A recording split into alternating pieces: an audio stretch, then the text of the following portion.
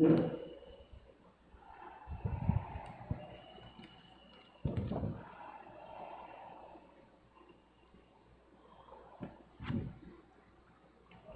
Belizean Prayer.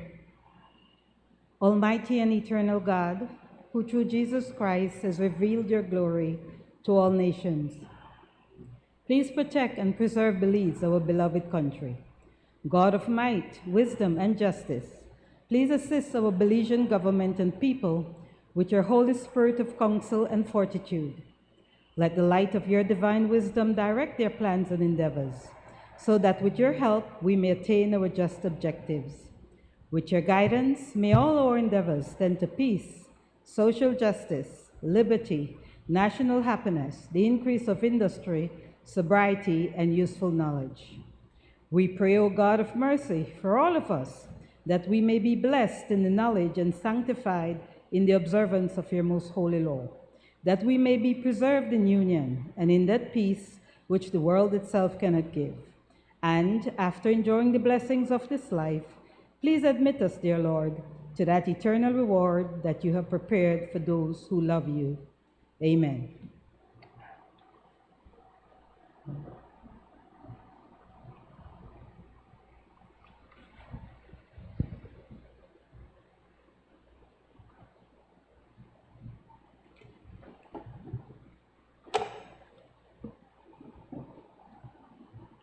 Announcement by the President. Good morning. First, I am using this opportunity to remind you of the upcoming post-election seminar to be held next week, May 3rd, 5th, and 7th. The purpose of this seminar is to enhance the knowledge of parliamentary practice and procedure, particularly for first-time parliamentarians, through the sharing of best practices with experienced parliamentarians on a range of issues, including, but not limited to, the opportunities and challenges of being a new parliamentarian, the relationship between the parliament and the executive, parliamentary resources, ethics, standards, and code of conduct, modernizing the standing orders, the importance of parliamentary scrutiny and oversight, technological innovation and COVID-19, public outreach, representation, and education, and the multiple tools and platforms that are at your disposal to raise issues that are of importance to the Parliament and to your role as a parliamentarian. I want to thank Senator Aldo Salazar, who has agreed to be one of the presenters in this seminar to share his experience as a parliamentarian. Second, be reminded also of adhering to the COVID-19 safety protocols that are in effect during this meeting. As was shared with you, your mask may be removed when you are speaking. Honorable members, by letter dated 23rd April 2021, Cabinet's recommendation has been signified to the following.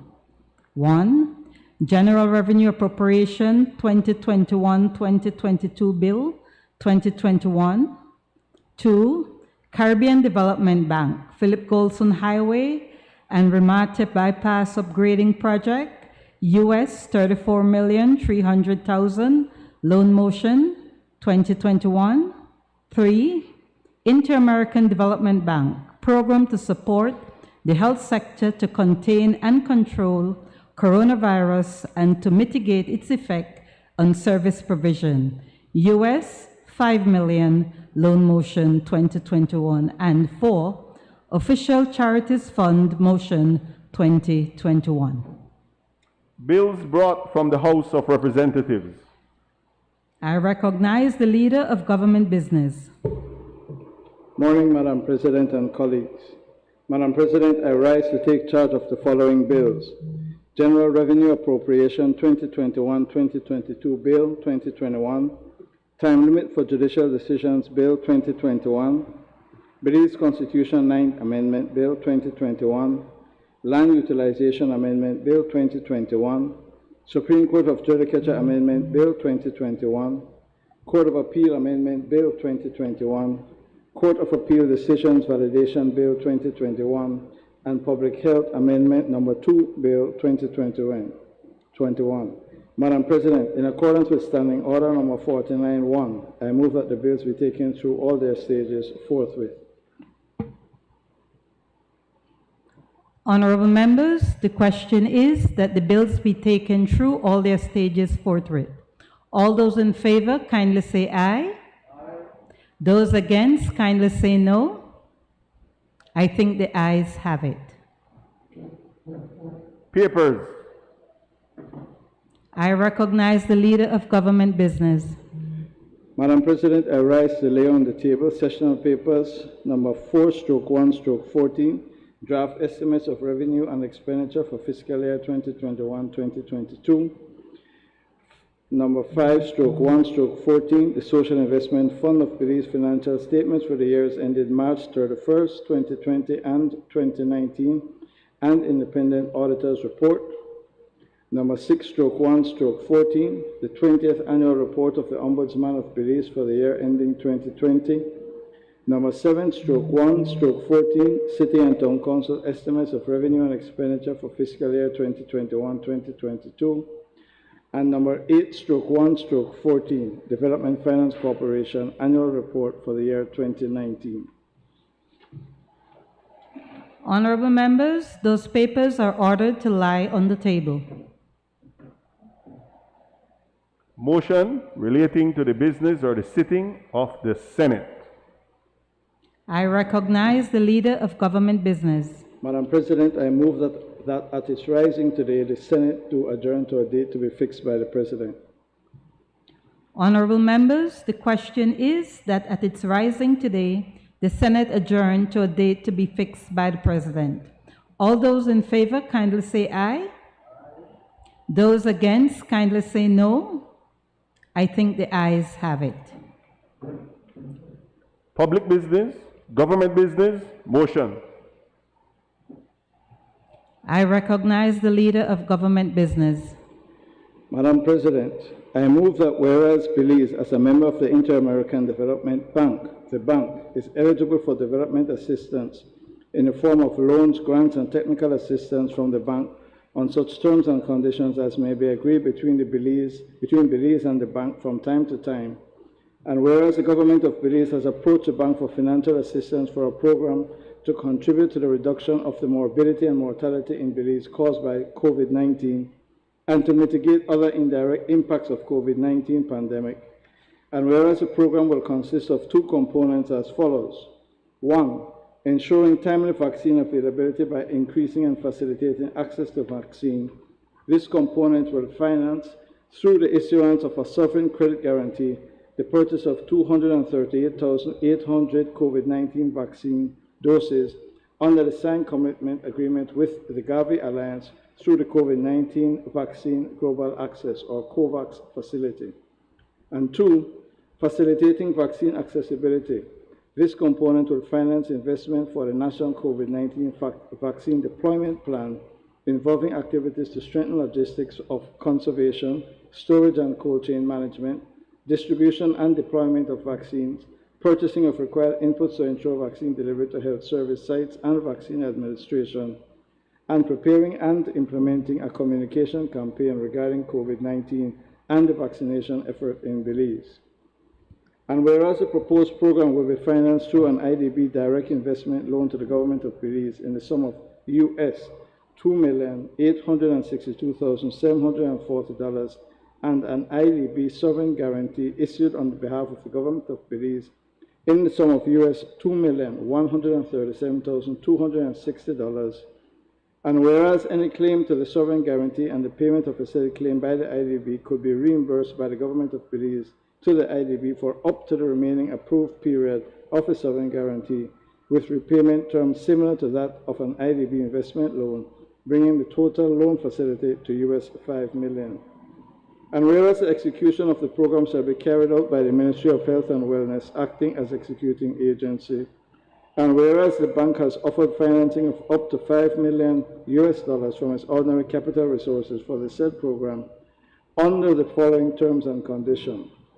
Loan principal amount, US $5 million comprised of US $2,862,740 under the flexible financing facility and US $2,137,260 under the flexible credit guarantee instrument.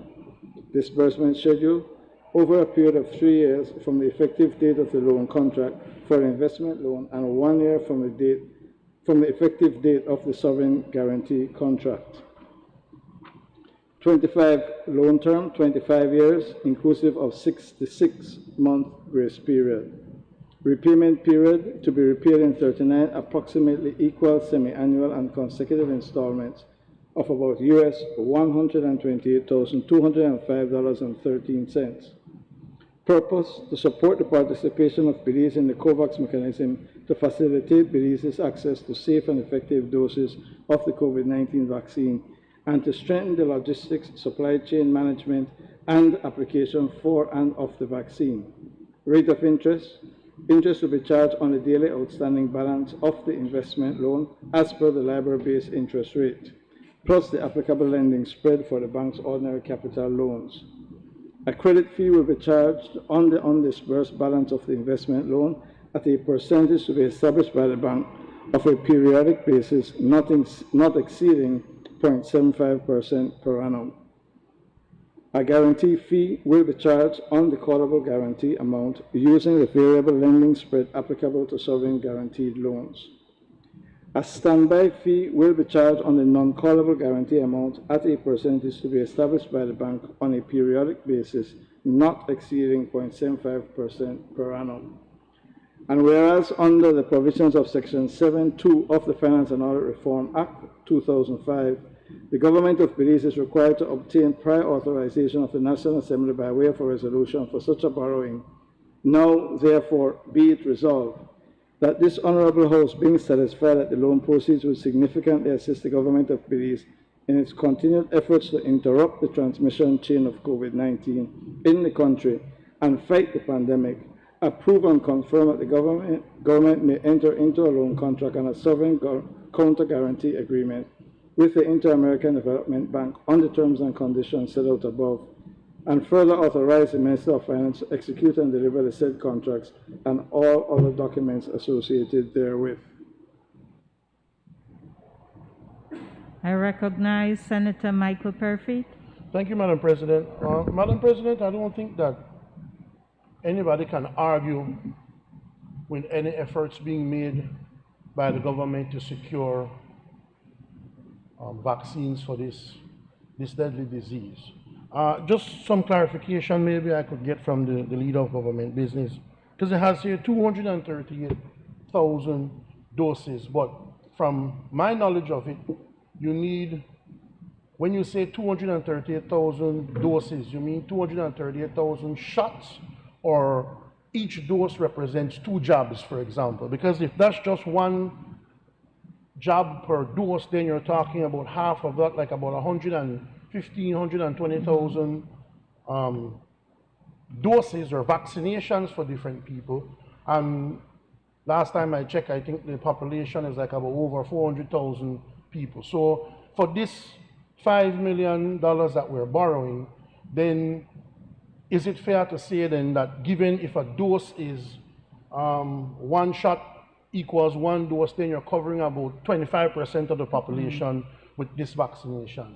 And then, correct me if I'm wrong again, Minister for Foreign Affairs, but my information is that vaccinations are plentiful all over the world. Some countries have enough vaccinations to vaccinate their people 2-3 times over. What efforts were made to deal with our counterparts, to deal with our friends? We see in the Caribbean, Barbados got so much they were able to give us some all these people are getting vaccinations. Are there any grants out there by people to give vaccinations, since for the most part the people in the first world countries where the vaccinations are being produced, they're not excited about taking the vaccines.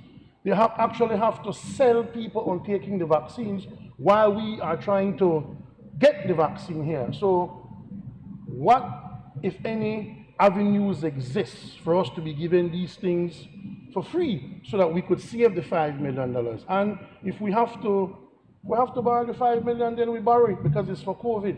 But how many people would this actually cover? That was just my query. I recognize Senator Osmani Salas.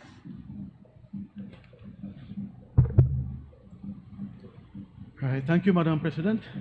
I want to join and associate myself with the comments that were just stated by my colleague before me. I had some of the same questions, so I look forward to the responses on those as well. And if we know that we need to borrow such money, there is no way that we could not support it, because this is a matter of urgent national need and importance. I do want to highlight one point, that this loan is supposed to help us with in relation to facilitating vaccine accessibility. And it's the matter of the communication campaign. I am happy to see it in here, and I want to emphasize how important that is. I know from experience, from people I know in my community that still have doubts about getting the vaccine, that have said that they would not want to get, with everything that they read outside. So we need to embark on a concerted campaign to educate the people about why it is important that every single Belizean that qualifies for the vaccine, understand for now it's 18 years and up, get the vaccine when their turn arrives.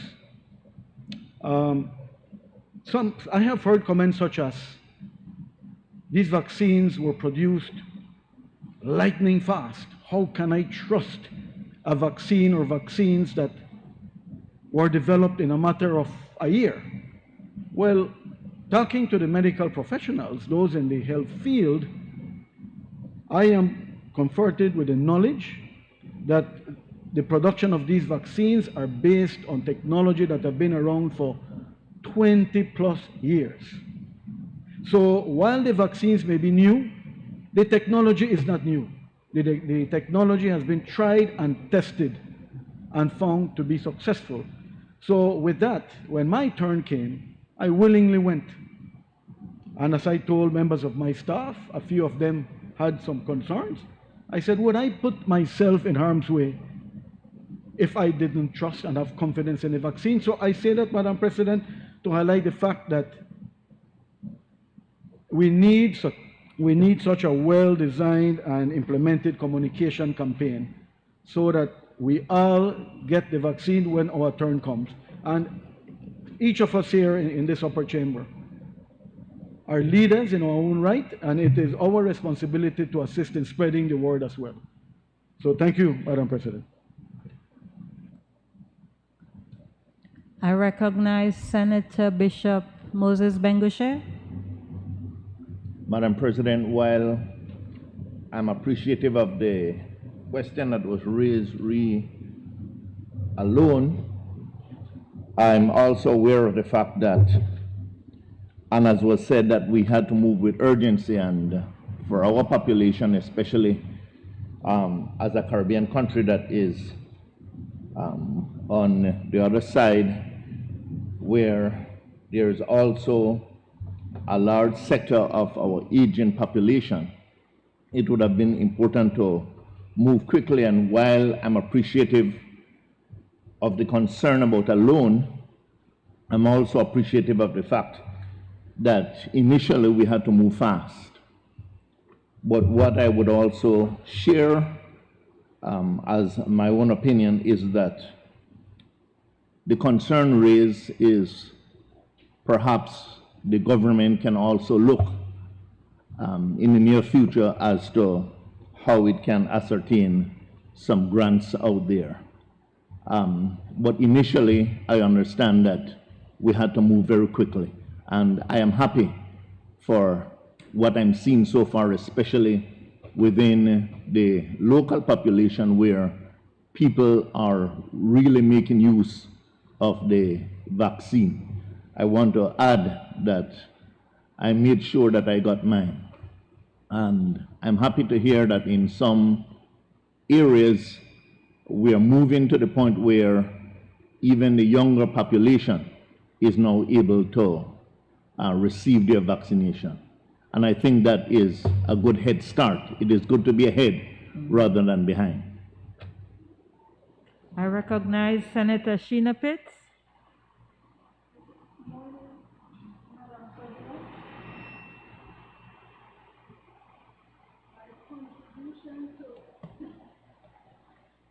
This is to associate myself with both Senator Harafi and Senator Sala. I also associate myself with Senator Bengoshe. But what I would like to ask is, and perhaps I might have missed it, and if I missed it, I am sure. The Honorable We're not Senator. hearing you.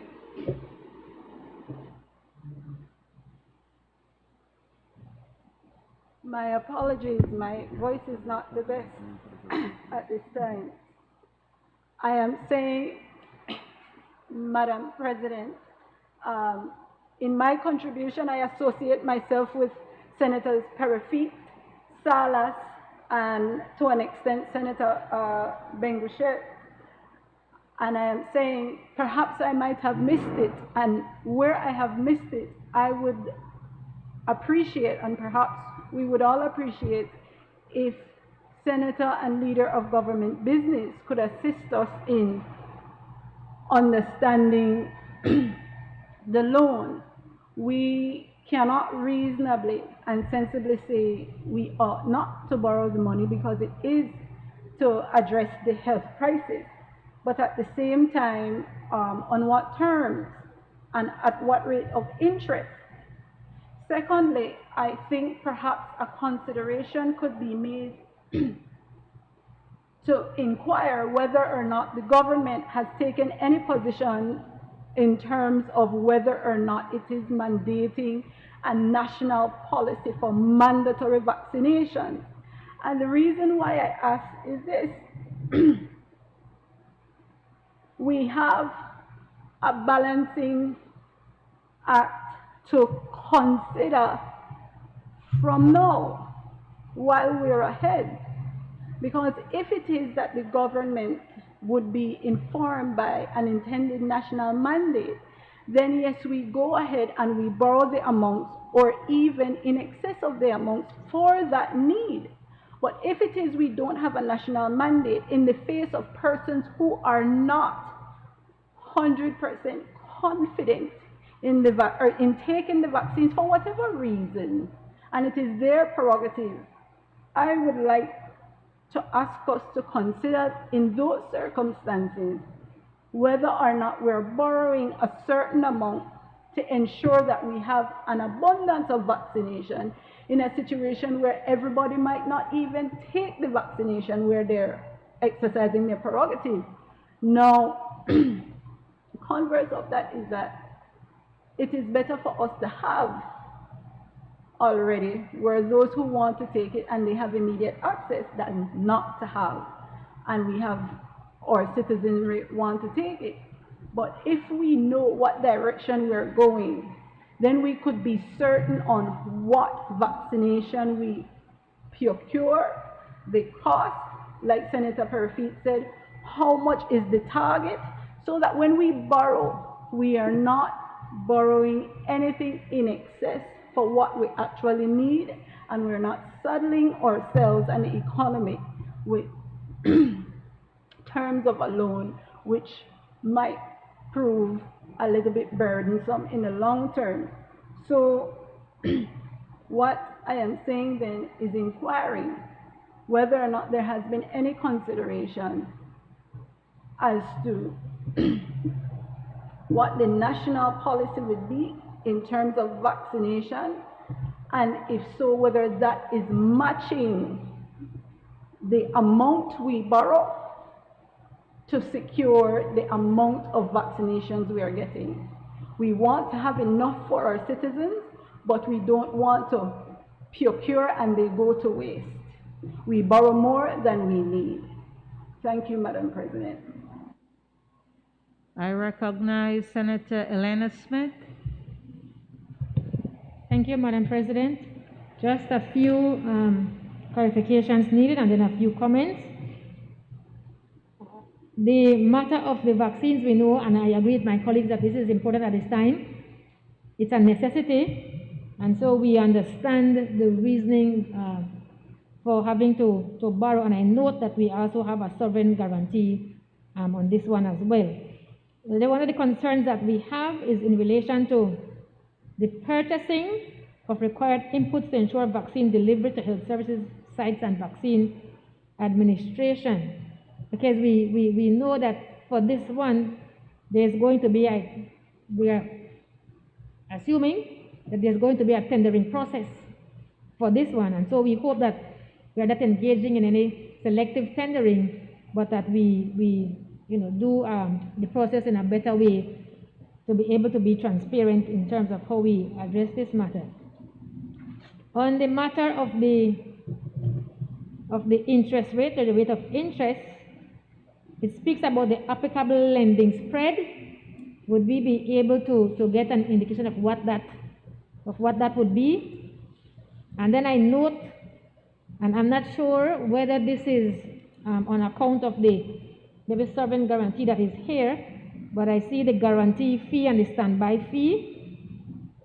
Just an indication of what would be the cost to us in this area as well. And so those would be for us the clarifications that we would need on this matter. Thank you, Madam President.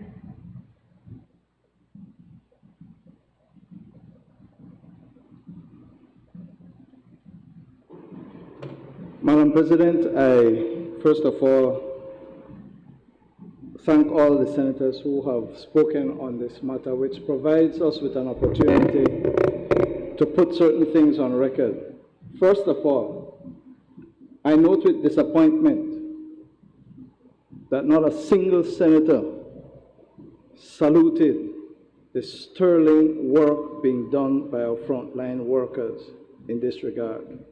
And on behalf of the government of Belize and senators on this side, I would like to record our congratulations, solidarity, and thanks for the work that is being done by the frontline workers in the fight against COVID. Secondly, Madam President, it is noticeable that not a single senator recognized the result of the policies adopted by the Prime Minister Briceño government, which has resulted with the work of our frontline workers, our experts who listened to the science, with a dramatic fall in the spread and deaths of persons as a result of COVID-19. And we say we will continue to be driven by the science and ensure as best we can that people are able to work and live safely.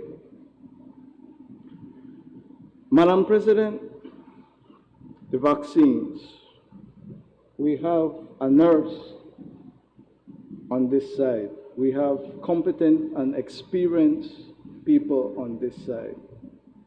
So the question from Senator Perry, 238,800 doses, that, Senator Perry, is equal to 716,400 vaccines. There are 3 jabs in each dose.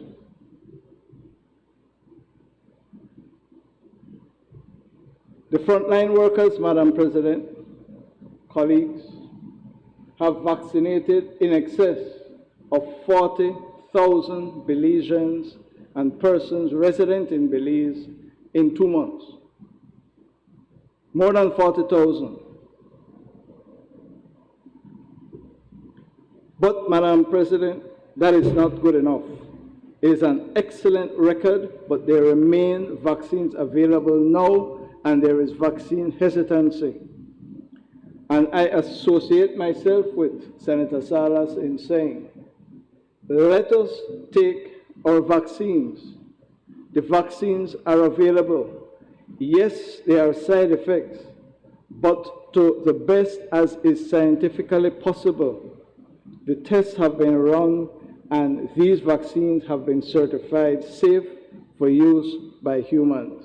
And so I encourage every Belizean over 18 years to go to the places where vaccines are being administered and get their vaccinations.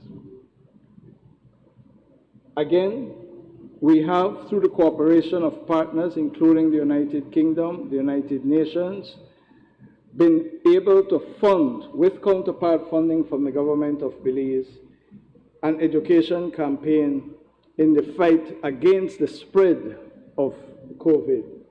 And Madam President and Senators, the campaign that will be designed under this loan motion is not only to discourage the spread or to assist in the fight against the spread, but also in the encouragement of taking the vaccine and educating people about the risks and encouraging them to take the vaccine. But this gives me an opportunity, Madam President.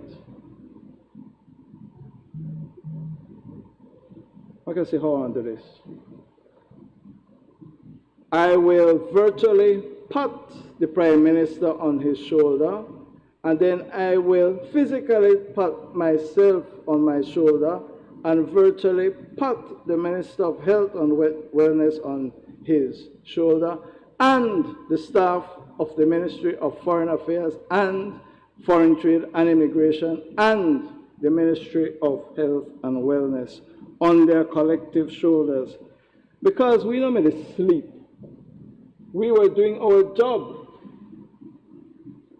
We have joined, Madam President, with other governments, other foreign ministers in CARICOM to condemn in the strongest possible terms vaccine nationalism that has been and continues unjustly to be exercised by sovereign countries in their own right. We say it is morally wrong to have an oversupply of vaccines when there are countries like Belize, countries in CARICOM, that a few thousand doses can go a long way. We have made our case. We have made it very clear last week to Secretary Blinken of the United States of America. We have made it very clear to Foreign Minister Garneau of Canada. We have made it very clear to Lord Ahmad of the United Kingdom. We have made it very clear, Madam Speaker, in the CARICOM resolution at the intersessional held in February of this year, when under the leadership of Prime Minister Rowley, we called on the United Nations and the world, the WHO, to have a summit, a world summit, on the question of the fair and equitable distribution of vaccines. That is the cry of the people of Belize. That is the cry of the people of the Caribbean. Indeed, it is the cry of the people of the developing world. To be specific, we got vaccines from Barbados and exercised, Madam President, in CARICOM solidarity. Out of 100,000 doses that Barbados got from India, they shared with us, and we communicated to Prime Minister Motley and the people of Barbados our thanks. I spoke to the Foreign Minister, Jaishankar of India, pleading for a donation of vaccines. The Honorable Prime Minister wrote to Prime Minister Modi of India, appealing for justice and for a donation of vaccine. And it bore fruit. When the Indian ambassador from Mexico came and we had our bilateral, we made our case for vaccines for the Belizean people. And we have a pledge of 100,000 vaccines.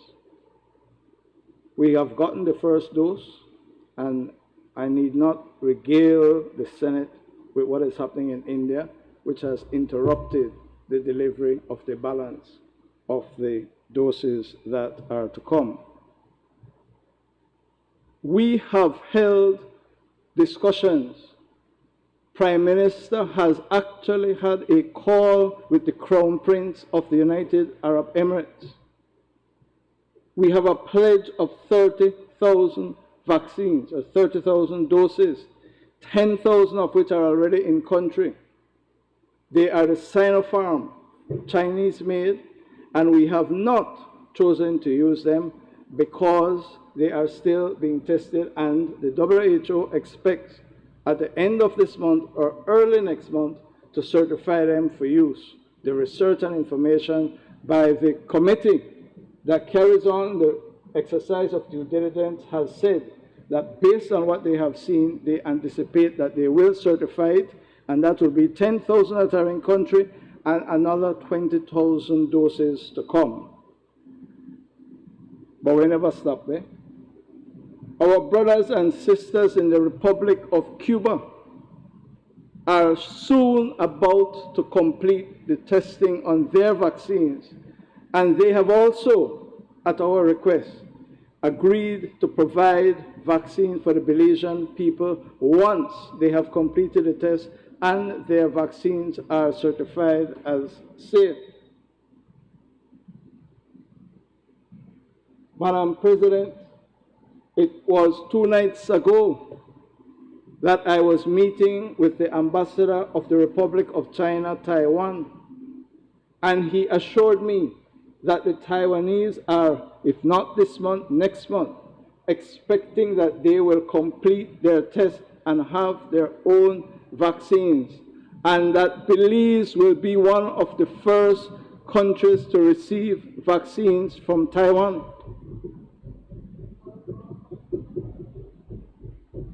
You say Senator Perafit is over there saying, so what will they borrow $5 million for?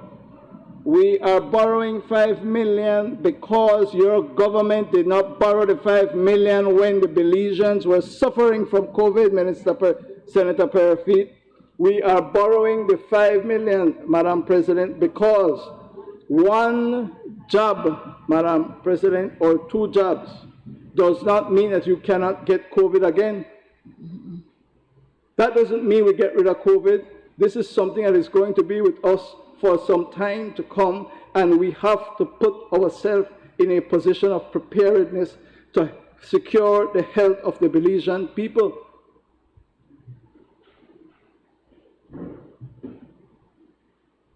Madam President, we will debate the budget shortly. We don't come here with any joy having to borrow yet again. But this is absolutely necessary for the health of the Belizean people. And that is why it is here. And I thank the senators who have so far said that they understand and appreciate the necessity for the loan. Finally, Senator Smith has raised the question of the fees associated with the loan. As I understand it, Senator, the credit fee, the guarantee fee, and the standby fee are not yet determined because the document has to be signed and the interest rate fluctuates every day.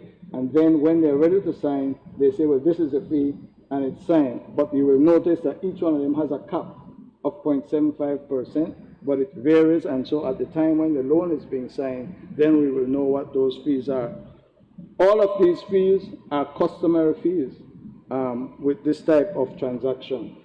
So I end, Madam President of the Senate, by saying, and quoting the words of the distinguished Prime Minister of St. Vincent and the Grenadines, Dr. Ralph Gonsalves, this motion is about jobs, and justice. jobs for the people, and justice in the distribution and access to vaccines for people in Belize and around the world. And I commend this motion to the Senate, Madam President. I thank you. Honorable members, the question is, now therefore be it resolved that this Honorable House, being satisfied that the loan proceeds would significantly assist the government of Belize in its continued efforts to interrupt the transmission chain of COVID-19 in the country and fight the pandemic, approve and confirm that the government may enter into a loan contract and a sovereign counter guarantee agreement with the Inter-American Development Bank on the terms and conditions set out above, and further authorize the Minister of Finance to execute and deliver the said contracts and all other documents associated therewith. All those in favor, kindly say aye. Aye. Those against, kindly say no. I think the ayes have it. I recognize the Leader of Government Business. Madam President, I move that whereas Section 3.1 of the Loans Caribbean Development Bank Act, Chapter 74 of the Substantive Laws of Belize, Revised Edition 2011, provides that, subject to such conditions as may be agreed between the government and the Caribbean Development Bank, the government may borrow from the bank from time to time such sums as may be required by the government. And whereas Section 3.2 of the said Act further provides that no agreement in respect of sums borrowed under the powers conferred by Section 3.1 shall be executed unless the terms and conditions thereof have been first approved by a resolution of the House of Representatives to that effect. And whereas the Board of Directors of the bank has recently approved a loan to the government of Belize in the sum of US $34,300,000, and whereas the Board of Directors of the bank has recently approved a grant to the government of Belize of an amount not exceeding the equivalent of US $18,675,450 from CDP, acting as administrator of the UK Caribbean Infrastructure Partnership Fund grant to assist in financing the project. And whereas the purpose of the loan is to provide assistance in financing major road rehabilitation and upgrade work to approximately 125 kilometers of roadway of the Philip Golson Highway and the Ramata Bypass. And whereas this road upgrading project consists of the following components: project preparation assistance, including a consultancy for the preparation of a feasibility study and detailed designs undertaken with grant funding from the UK SIF.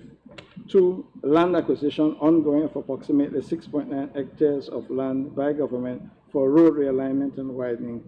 3, major and minor works for road rehabilitation and upgrade work to approximately 125 kilometers of roadway to be undertaken in 4 lots. 4, engineering and construction related services for the construction supervision of major works and for the design and construction supervision of minor works associated with the creation of safe school zones. 5, other project support services targeting the communities along the project corridor. 6, project management, including the current project execution unit, additional personnel consultants to supplement the PEU. 2, project management vehicles and furniture and equipment for the project execution unit. And whereas the expected outcomes of the project are increased safety, accessibility, efficiency, and resilience of the Philip Golson Highway, miles 24.5 to 92, and the Ramata Bypass, and improved capacity for informed decision-making for livelihood enhancement along the Philip Golson Highway and Ramata Bypass. And whereas the entire project is estimated to cost some US $59.8 million, including some $8.8 million US in counterpart financing. And whereas the bank has offered to lend the government the sum of US $34,300,000 to finance the project on the following terms and conditions. A, US $21,300,000 ordinary capital resources to be repaid in 48 equal or approximately equal and consecutive quarterly installments commencing 5 years after the date of the loan agreement. Interest at the rate of 3.75% per annum to be paid quarterly on the outstanding ordinary capital resources portion of the loan, a commitment fee of 1% to be paid quarterly on the unwithdrawn portion of the loan from time to time to accrue from the 60th day after the date of the loan agreement. Special resources portion, US 13 million special fund resources to be repaid in 80 equal or approximately equal and consecutive quarterly installments commencing 5 years after the date of the loan agreement. Interest at the rate of 1% per annum to be paid quarterly on the outstanding SFR portion of the loan. The loan shall be fully disbursed by December 31st, 2024, or such later date as the bank may specify in writing. Now therefore be it resolved that this Honorable House, being satisfied that the loan proceeds will significantly assist the government of Belize in its endeavor to increase safety, accessibility, efficiency, and resilience of the Philip Wilson Highway miles 24.5 to 92 and the Ramata bypass, and improve capacity for informed decision-making for livelihood enhancement along the Philip Wilson Highway and the Ramata bypass, approves and confirms that the government may enter into a loan agreement with the Caribbean Development Bank on the terms and conditions set out above, and further authorizes the Minister of Finance to execute and deliver the said agreement and all other documents associated therewith.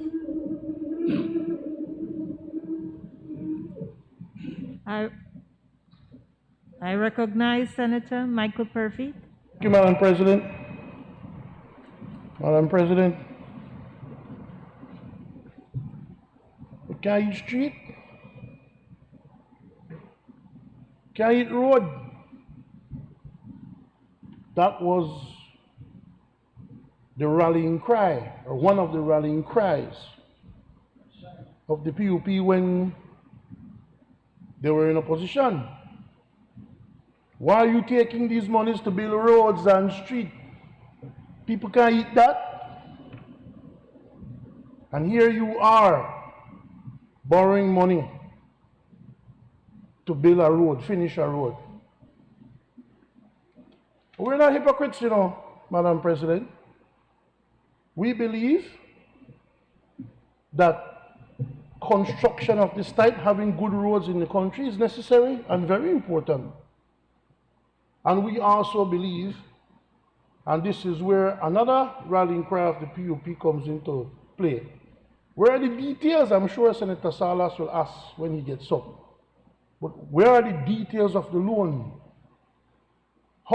What all does it cover? If you're telling me that we're borrowing $34 million and that will lead to a couple thousand jobs so people can earn money and buy food, then you have no quarrel from us. None at all.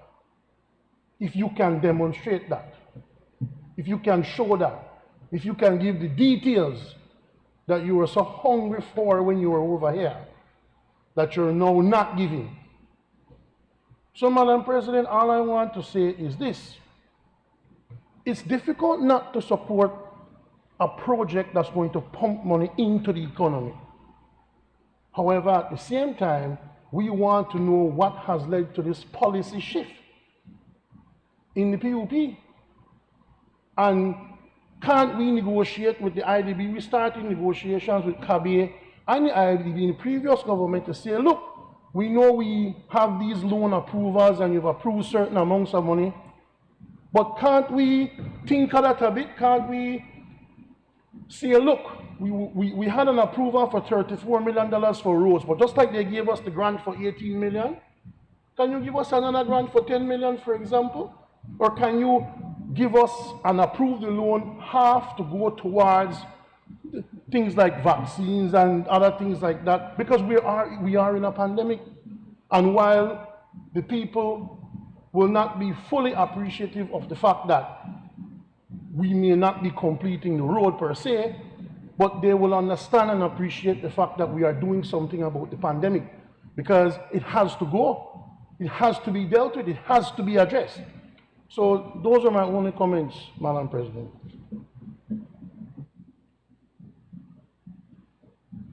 Madam President, fortunately I can be brief. One, Senator Purfeet very well knows, that this loan agreement was negotiated by the United Democratic Party government. So don't come here saying, I want to know the details, tell me the details. You know the details. Tell the people that you know the details, don't come and grandstand. First point.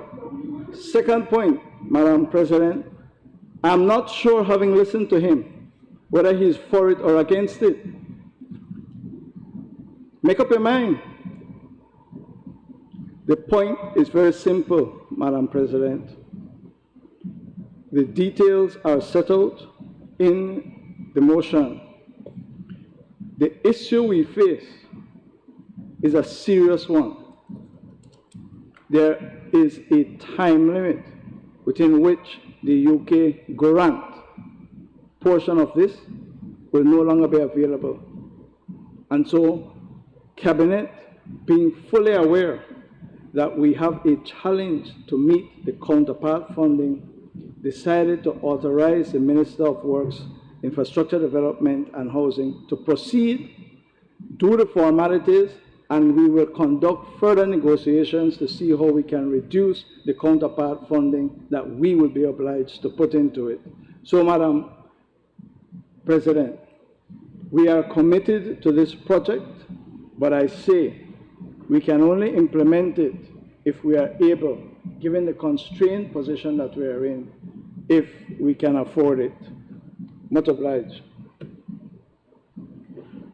Honorable members, the question is, now therefore be it resolved that this honorable House, being satisfied that the loan proceeds would significantly assist the government of Belize in its endeavor to increase safety, accessibility, efficiency, and resilience of the Philip Golson Highway, miles 24.5 to 92, and the Ramate bypass, and improve capacity for informed decision-making for livelihood enhancement along the Philip Golson Highway and the Ramate bypass, approves and confirms that the government may enter into a loan agreement with the Caribbean Development Bank on the terms and conditions set out above, and further authorizes the Minister of Finance to execute and deliver the said agreement with all other documents associated therewith. All those in favor, kindly say aye. Those against, kindly say no. I think the ayes have it. I recognize the Leader of Government Business. Madam President, I move, be it resolved that this Honorable House approves the expenditure of $2,385,089 from the Official Charities Fund as detailed in Appendix A of the draft estimates of revenue and expenditure for the year ending 31st March 2022.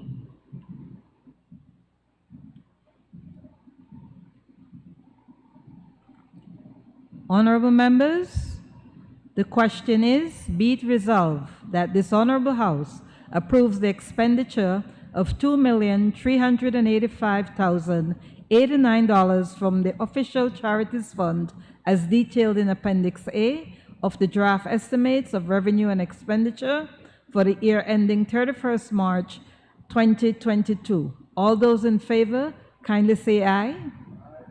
Those against, kindly say no. I think the ayes have it. I recognize the Leader of Government Business. Madam President, I move that whereas on the 9th April 2021, the House of Representatives approved an amendment of its standing orders to constitute a Joint Public Accounts Committee, and whereas Section 73A of the Standing Orders of the House of Representatives provides that the Joint Public Accounts Committee shall consist of 9 members as follows. A, 6 members nominated by a committee of selection to consist of 4 members who support the government and 2 members who do not support the government unless there are no members or insufficient members of the House of Representatives who do not support the government, and 3 members nominated by the President of the Senate from among the social partner members of the Senate. Whereas Section 71(1) of the Standing Orders of the Senate provides that the Senate may, for the purpose of any select committee, appoint not more than 6 members to sit with members of the House of Representatives as a joint select committee.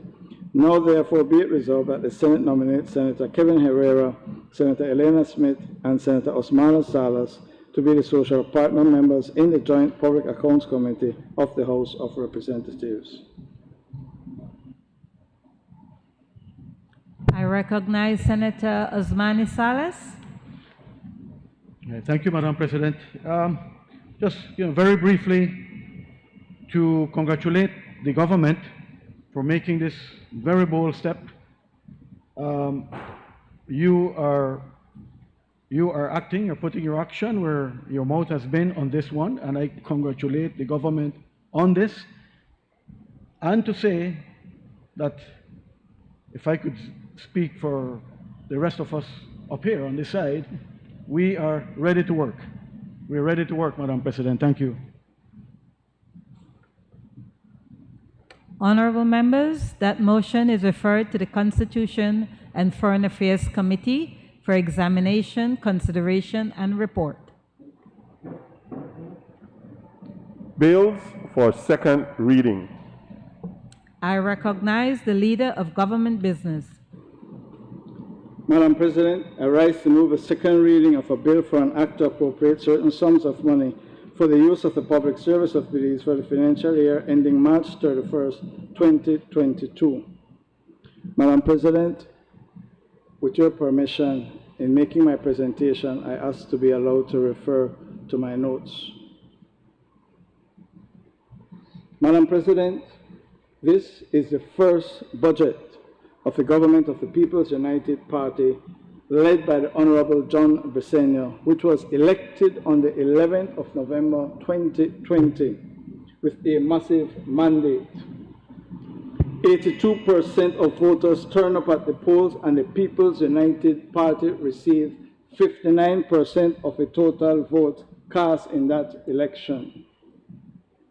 There can be no doubt, Madam President, that the Belizean people had said, enough is enough. They voted to end business as usual, and they voted against chronic mismanagement, endemic corruption, and widespread criminality by the United Democratic Party. The mandate was affirmed by elections held in municipalities across the length and breadth of this country on the 3rd of March 2021, Madam President. And in those elections, Madam President, the People's United Party won 97% of the seats, 65 out of 67 seats in the municipal governments of this country. This seismic political shift, Madam President, was a massive endorsement of Plan Belize, a plan that is bold, that is brilliant, and that is Belizean. A plan that is designed to reinvigorate the economy, to create jobs, reduce poverty, rebuild the social sector, reduce crime, restore good governance, and, Madam President, our mission and the budget we debate today is the beginning of a new path for a better and stronger Belize. And so, Madam President, the question is, what is today about? Well, today is about the truth. A day of reckoning, a day of taking account of the perilous state in which we find the nation's finances. Today, Madam President, this Senate will have a reality check. There is no doubt that what we have before us is an austerity budget. And Madam President, a fair question to be asked by the Belizean people, to be asked by senators, is why was Prime Minister Briceño forced to present an austerity budget? The answer is as clear as day. We on this side, Madam President, had three choices. Continue the reckless, unconstitutional, illegal, and unlawful spending as was done by the United Democratic Party, and we rejected that. Go to the IMF and enter into a program. And I think it is important, Madam President, that I read from the concluding statement that was issued by the fund on the 12th of March 2021, so that the Belizean people know very clearly what the fund recommends and why this side rejected it. I quote, Madam President, "Fiscal adjustment should rely on both expenditure and revenue measures.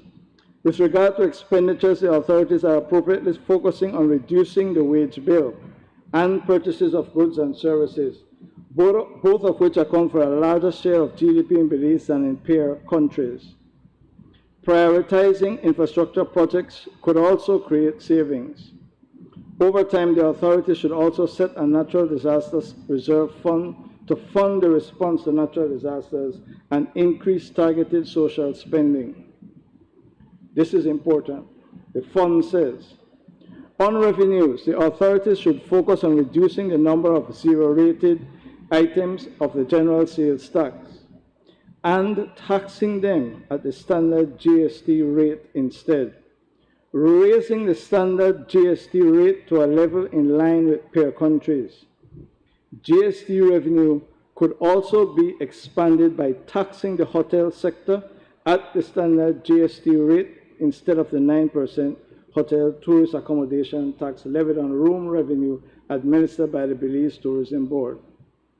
Other options to mobilize resources include lowering the threshold for exemption in personal income tax, increasing excise tax, and enhancing revenue and customs administration. A less ambitious fiscal consolidation effort will require larger efforts in other areas, while failure to restore debt sustainability will put the fiscal position and the currency peg at risk of disorderly adjustment." Madam President, members of the Senate, the prescription proposed by the IMF is to reduce the number of zero-rated GST items and to tax them at the rate of GST, increase the GST. They don't say it here, but it is 19% that they're advocating. They go further to say reduce the exemptions from business tax and in fact tax the hotel sector, and to go ahead and look for other areas where we can impose more taxes. Let's not misunderstand their coded language. Reduce the wage bill. That is not only a cut, but they are also advocating a cut in the number of persons employed in the public sector. And they have warned, Madam President, that unless something is done, there will be a disorderly adjustment to the pay. That means devaluation. The Honorable Prime Minister, the Cabinet, rejected the IMF road, and we have chosen, Madam President, to adopt a carefully calibrated and designed plan that is homegrown and we believe will get us to a better Belize. We have found a state of public finances that can be described as a national crisis. And I say very quickly, Madam President, 4.2 billion of government debt, that is 10,000 per citizen, 130% of debt to GDP, 700 million borrowed by the United Democratic Party in the last 2 years, a 30% drop in revenues, government revenues, because of the pandemic, a 14% contraction in the national economy in 2020, 29% unemployment, and 64,000 Belizeans losing their jobs in 2020. The United Democratic Party left this country as the 6th most indebted nation, and we experienced the 5th worst economic crash of 2020 under the United Democratic Party. That is what we are facing, Madam President. And so it is time that we reckon and take account of where we are. Let us not forget that $450 million from Petrocarib was squandered by the United Democratic Party, which has still to this day not been audited. $600 million from oil revenues spent, bad spent, in fact, by the United Democratic Party. That is a separate and additional $1 billion. And so as we stand here, as we sit here, as we meet to debate, Madam President, we have Belize defense soldiers on the front line. Belize defense soldiers who have insufficient bullets to do target practice. BDF soldiers who do not have proper kit, proper uniforms and boots to patrol our borders and to defend our country.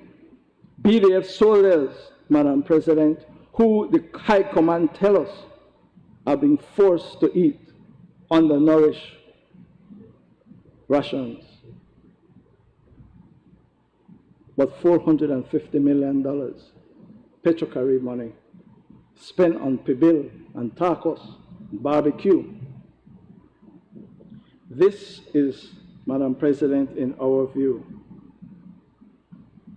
the legacy of the United Democratic Party and Dean Barrow. Let us not forget that Dean Oliver Barrow has the stain of being the only Prime Minister where the Chief Justice of this country has said, you spent $1.5 billion unlawfully and unconstitutionally.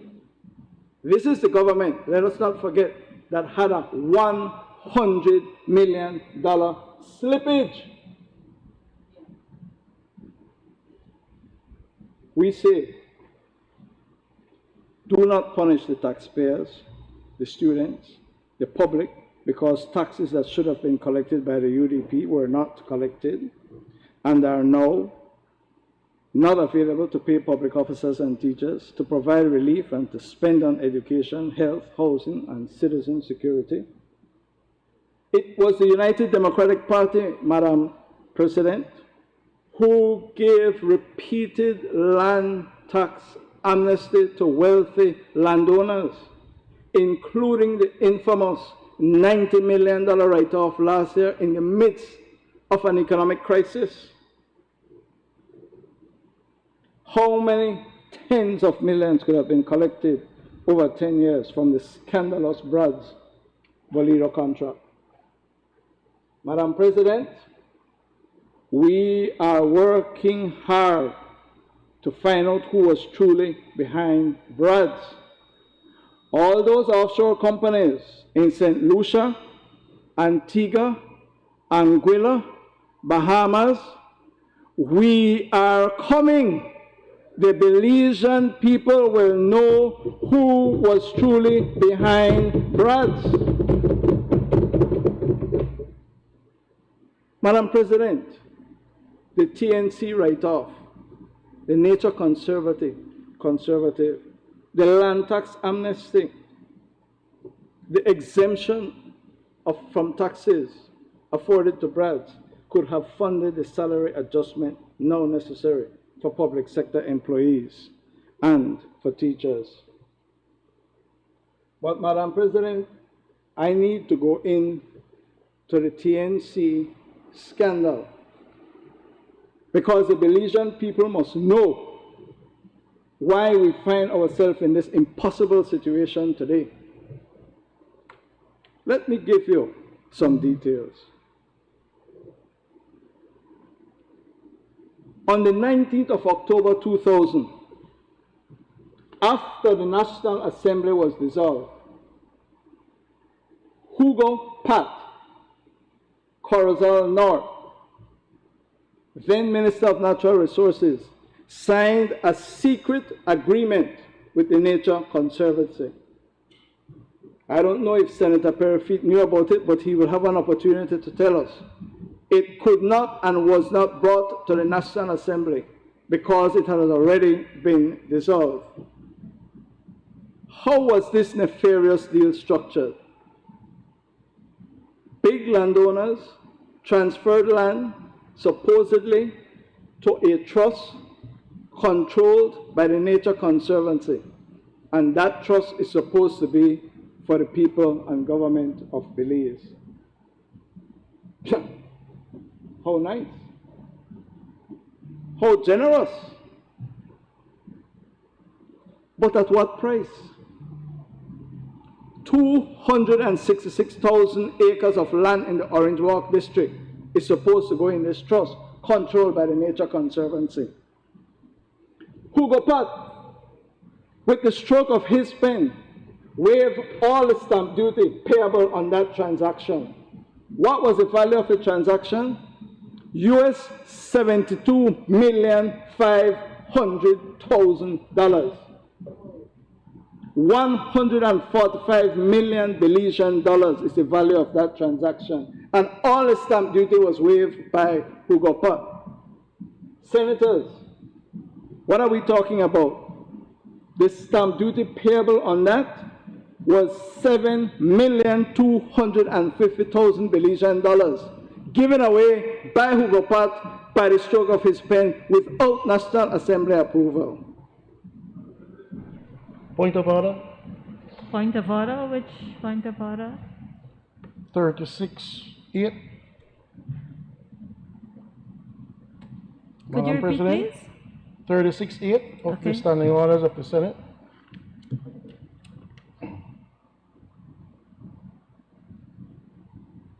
The conduct of Her Majesty, members of the royal family, the Governor General, members of the Senate or the House of Representatives, or of judges or other persons engaged in the administration of justice shall not be raised except upon a substantive motion moved for the purpose. And in any amendment, question to a minister, or debate on a motion dealing with any other subject, any reference to the conduct of any such person as aforesaid shall be out of order. Now, I hear Senator Courtney keep saying Hugo Pat. Very disrespectful, Madam President. The Honorable Hugo Pat is the member of the House for Corazon North. If he wants to discuss the conduct of the Honorable member from Corazon North, he needs to bring a substantive motion to that effect, and we can talk about it then. We can debate it then. I can tell you what I know about it then. But you cannot bring up the conduct of a member of the House in a budget debate as to his behavior supposedly in the past administration. The rules are clear, Madam President. President, Mr. Senator Perfit can defend the Honorable Hugo Pat all he wants. When I say the UDP, Belizean people, I'm speaking about Hugo Pat. The UDP government, under the minister responsible, gave away $7,250,000. May I have your ruling on that, Madam President? Could I? May I have your ruling on that, Yes, please? please. Madam President, I won't refer to the man's name. One moment, Senator, please.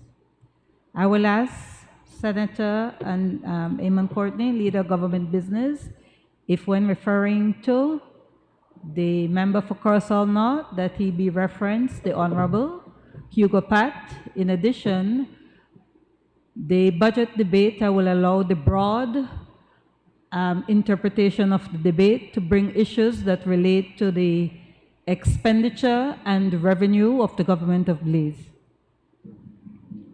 Much obliged, Madam President.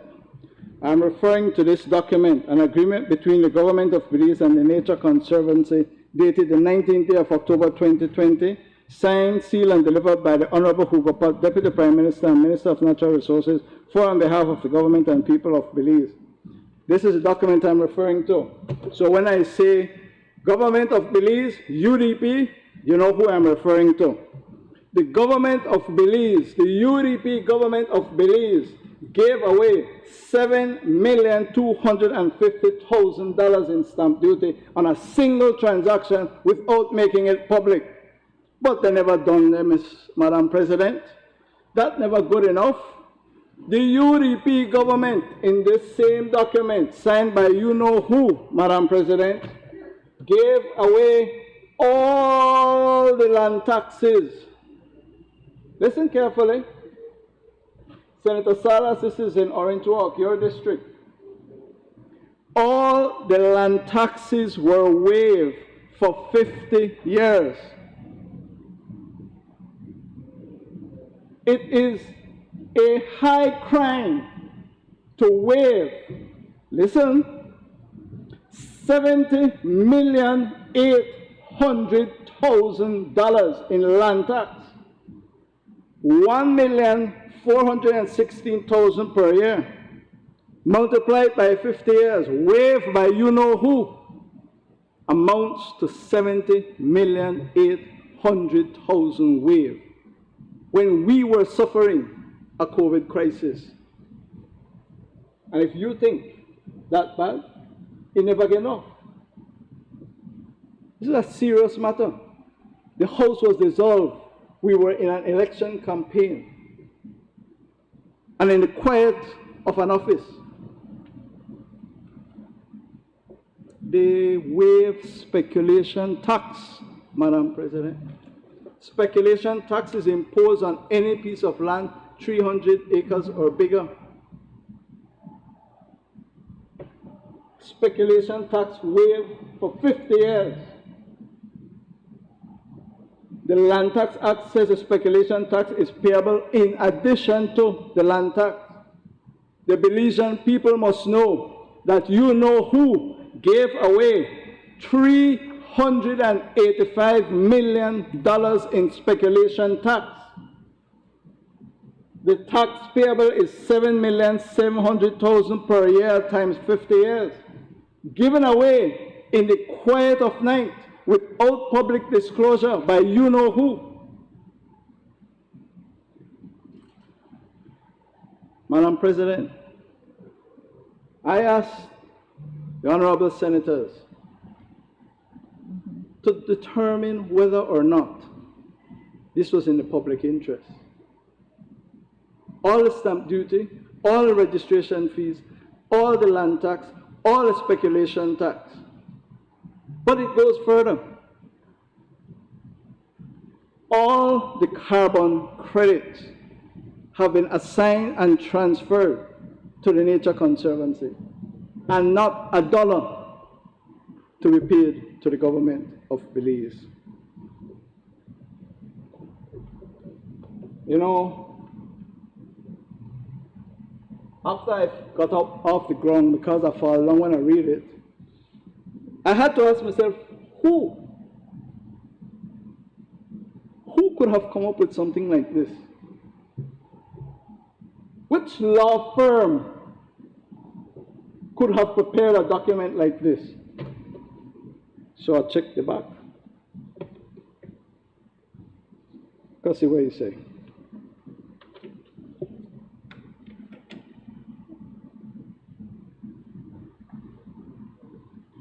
We, Barrow and Williams, LLP, attorneys at law of Equity House, 84 Albert Street, Belize City, Belize, hereby certify that this document was prepared and drawn by us in our office as attorney at law for TNC. Barrow and Williams, the law firm of the Prime Minister, the same law firm that drew up the infamous telemedia giveaway, drew up this one. So the Prime Minister can't say no. The Attorney General will tell us whether he approves of this. He will tell us. And we know, Madam President, that it was an outrageous giveaway at a time when we did not have enough money for people to get unemployment relief. We did not have enough money to buy vaccines. We did not have enough money to pay overtime to frontline workers. When at that time we could not pay the Superbond and kick it down the road, we gave to the Nature Conservancy hundreds of millions in dollars in taxes. That is why we are here where we are. That is why we are in this absolutely perilous state. And that, Madam President, is a legacy of the United Democratic Party. But it is worse because no one is happy about the tax cut. No one is happy about the salary adjustment, the increment freeze. Absolutely no one. But as I said, today is a day of reckoning. Because this government comes into office on the 12th of November 2020. And one of the first things is to look at the revenue due and payable to the country and people of Belize. And we were astounded, Madam President, to learn from the director of the Belize Tax Services that her estimate of taxes not collected by the Dean Barrow administration amounts to $500 million. Under the United Democratic Party, ruled for too long. This is what they gave us. The details are important. Business tax arrears, collectible $70,065,689.26. Uncollectible $32,491,449.91. A total of $102,557,139.17. GST arrears, $32 million collectible, $17 million uncollectible, a total of $50,522,370 in GST arrears. Land tax, $346,030,906.6 million, for a grand total of $499 million.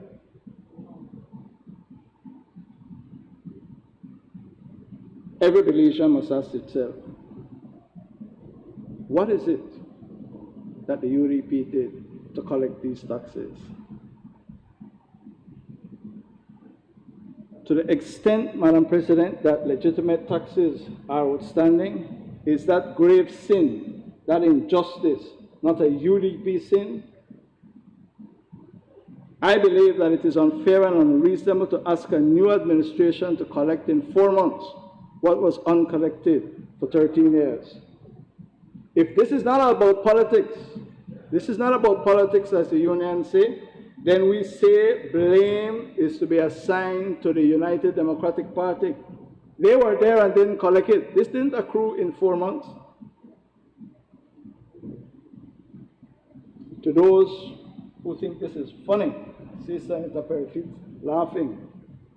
And those who think that John Vicena and the POP is looking for sympathy, I say hell no. Hell to the no. It was not the PUP that was to collect these taxes over the last 13 years, but it is the People's United Party that has solemnly pledged to establish a special tax collection unit to pursue the payment of these taxes, and that we will do.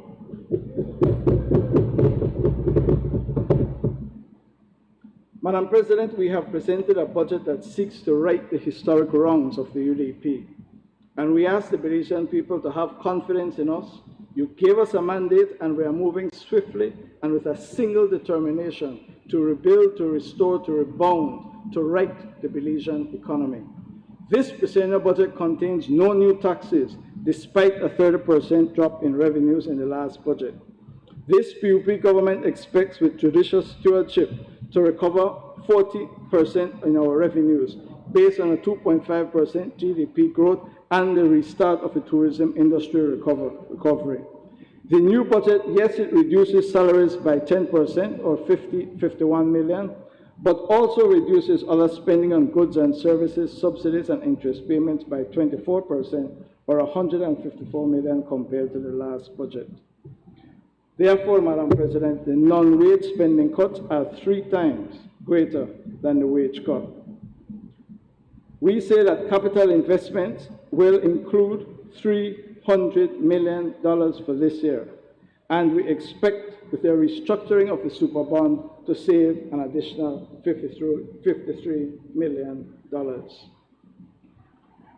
Madam President, government proposed a freezing of the recurrent spending, wages, goods and services and subsidies for a period of 3 years to allow the economy and the public finances to recover.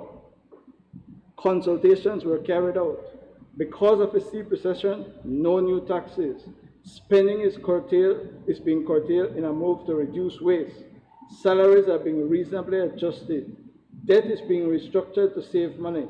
Capital spending is being preserved to protect jobs and honor contracts.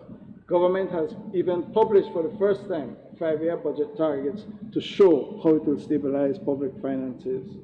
In my respectful opinion, Madam President, objections to the budget can only be based on self-interest and opportunism.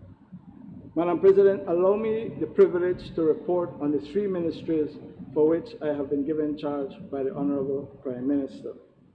Let me begin by saying that the work that the People's United Party has been doing Madam President, has been done in furtherance of the people's business. In foreign affairs, stellar new ambassadors have been appointed and are proceeding to post to represent Belize and Belizeans. We have held virtual meetings with the United States of America, the United Kingdom, the European Union, CARICOM, SICA, multiple UN agencies, and other friendly nations. We are rebuilding Belize's image as a serious player on the international stage. We now serve as chairman of CARICOM's Council for Foreign and Community Affairs and Relations and intend to lead an active agenda. Meetings have been held, Madam President, and are scheduled with new partners in the Gulf states, and the Prime Minister will lead a delegation at the invitation of the Crown Prince to the United Arab Emirates later this year. The Prime Minister has also been invited to Mexico and to Guatemala and will be traveling shortly to these neighbors to renew and strengthen our historic relations. We have negotiated a new Memorandum of Understanding with the Republic of China, Taiwan, which provides generous cooperation for the next 5 years. This MOU is unprecedented, and we salute the extraordinary solidarity of the Republic of China. Later this year, we will underscore this deepened relationship by visits to Taiwan. We are working diligently with our legal team to prepare our counter memorial in response to the unfounded Guatemalan claim. Madam President, I was stunned to listen to the temporary embattled leader of the opposition, Honorable Patrick Faber. Happy? The honorable leader of the opposition. This is what he said about the legal fees budgeted for the legal team. Quote, in short, the budget allocates less money for salaries, for services, for scholarships, for good governance, and for reform, but allocates more money for legal fees and travel. Madam President, the money budgeted for legal fees are to pay the legal fees for the lawyers contracted by the United Democratic Party. They are preparing our counter memorial. It is an expensive undertaking, and it is a shame and disgrace that the leader of the opposition regards that as wasteful spending. Madam President, we will win that case at the ICJ. In the Ministry of Foreign Affairs, under the leadership of Prime Minister Briceño, and together with the Minister of Health, we have worked ceaselessly, as I have just reported, to procure vaccines to fight the COVID-19 virus. Turning to foreign trade, we have hit the ground running. We collaborated with the Ministry of Agriculture to resume trade in cattle, earning much-needed foreign exchange and saving the cattle industry that was threatened by a stupid UDP decision. Along with the Minister of Agriculture, we led the efforts for the first ever sale of chicken into Grenada, and we are fighting in CARICOM to maintain assured market access for Belizean sugar. Madam President, we are engaged in serious negotiations to establish a monitoring mechanism to stop the unlawful import of extra-regional sugar into CARICOM. Belize made history by filing the first case in the CCJ against another member state. We sued St. Kitts and Nevis and Trinidad and Tobago, and we successfully settled the case with St. Kitts and Nevis and ensured that sugar can continue to be sold in that market. The case against Trinidad and Tobago continues, and in this regard, we are defending our sugarcane farmers. In consultation with the private sector, we will improve the partial scope agreement with Guatemala, allowing greater access for Belizean products, and we expect to initiate negotiations of a partial scope agreement with Mexico. Cabinet, Madam President, has authorized the establishment of the National Trade Negotiating Commission, which the UDP abandoned, and we will have the first meeting in the mid-May. Madam President, this government has put the productive sector front and center. Turning to immigration, Madam President, we met a disgraceful state of affairs. The Refugee Department's database shows 2,420 applications, or some 4,062 persons, accepted as at 31st December 2020. Of this, the Refugee Eligibility Committee, Madam President, made recommendations to recognize 636 persons. However, the final step in this process, the Minister's confirmation, is still pending for 592 people. Over the last 5 years, the previous administration never validated some 529 persons. as per Belize national law requires. The system was broken by the previous administration as a result of inaction. These 529 persons, Madam President, are in Belize in legal limbo. They have been recommended but not confirmed. In March 2020, the Cabinet approved the recommendation that these asylum seekers have their status regularized and allowed to legally work, and we are about to finalize this with the advice of the Attorney General's chambers. When we turn to nationality very quickly, Madam President, 803 persons, including 297 Guatemalans, were approved and the nationality certificates signed, and they have been lingering in storage at the immigration for many, many years. They have been approved and signed but not issued with certificates, which represents a breakdown in the process and a loss of over $250,000 in revenue. The intention is to try to complete this process as quickly as possible in order to recover this amount of money. Madam President, very quickly, we were told upon assuming office that in 2017, a cabinet paper was taken to cabinet that disclosed that the passport system of this country is near collapse. Near collapse. As it is right now, we cannot even capture data in Punta Gorda. We cannot capture data in Taiwan. We are told by the Director of Nationality and the technical people that they have basically taped that passport system together. That was reported to the Cabinet in 2017, and not a single thing was done to correct the situation. Prime Minister Briceño and his Cabinet have approved the purchase of a new biometric passport system, which will have an e-passport with a digital passport with a chip embedded in it, Madam President. The purpose of this is to facilitate traveling, and I can assure you that we received on the 27th of April 2021 a letter from the European Commission acknowledging that once we get this in place, quote, Belize will be included in the process. I can assure you that the request by Belize will be duly taken into account. We expect to have visa-free travel to the European Union and other countries. Very quickly, Madam President, with respect to border management, one, we have deployed the Advanced Passenger Information System, and we have improved the MIDA system. We continue, Madam President, since the opening of the Philip Wilson International Airport, we have seen 67,727 persons arrive. And we are moving with the IT department to introduce a new border crossing card. This will allow Mexicans to come across using a card, and now they're allowed to come into the Corozal district, Madam President, for 3 days. We intend to carry that to 7 days and to extend it to include San Pedro Amberguesqui and the Orange Walk district. Since the reopening of the free zone, some 60,000 persons have gone into the free zone. Working with the Ministry of Tourism and Diaspora Relations, the Ministry of Health and Wellness, we introduced a long-stay visitor program, and we amended the legislation in order to achieve that. This will target digital nomads, freelancers, and self-employed professionals, winter visitors who wish to come and reside in Belize for a long stay because of the pandemic.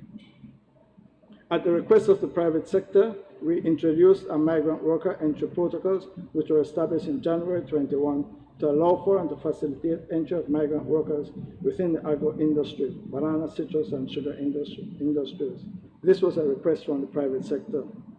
We have established protocols to allow for the movement across the northern border for persons going into the free zone and now with the casinos.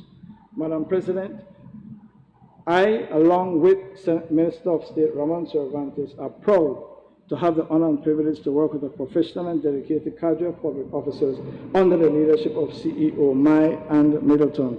And we continue to stress professional service delivery, and we are excited to meet the challenges ahead. Madam President, I want to conclude by turning to the question of good governance, because like most people, we believe, and it is a part of the Plan Belize agenda, we believe that good governance is at the heart of responsible government.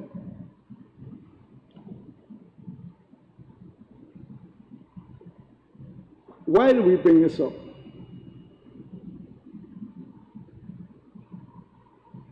I have to cite but one example, and Senator Perfit will jump up. Where we have found out, Madam President, a sick and sordid transaction that took place at the National Institute of Culture and History.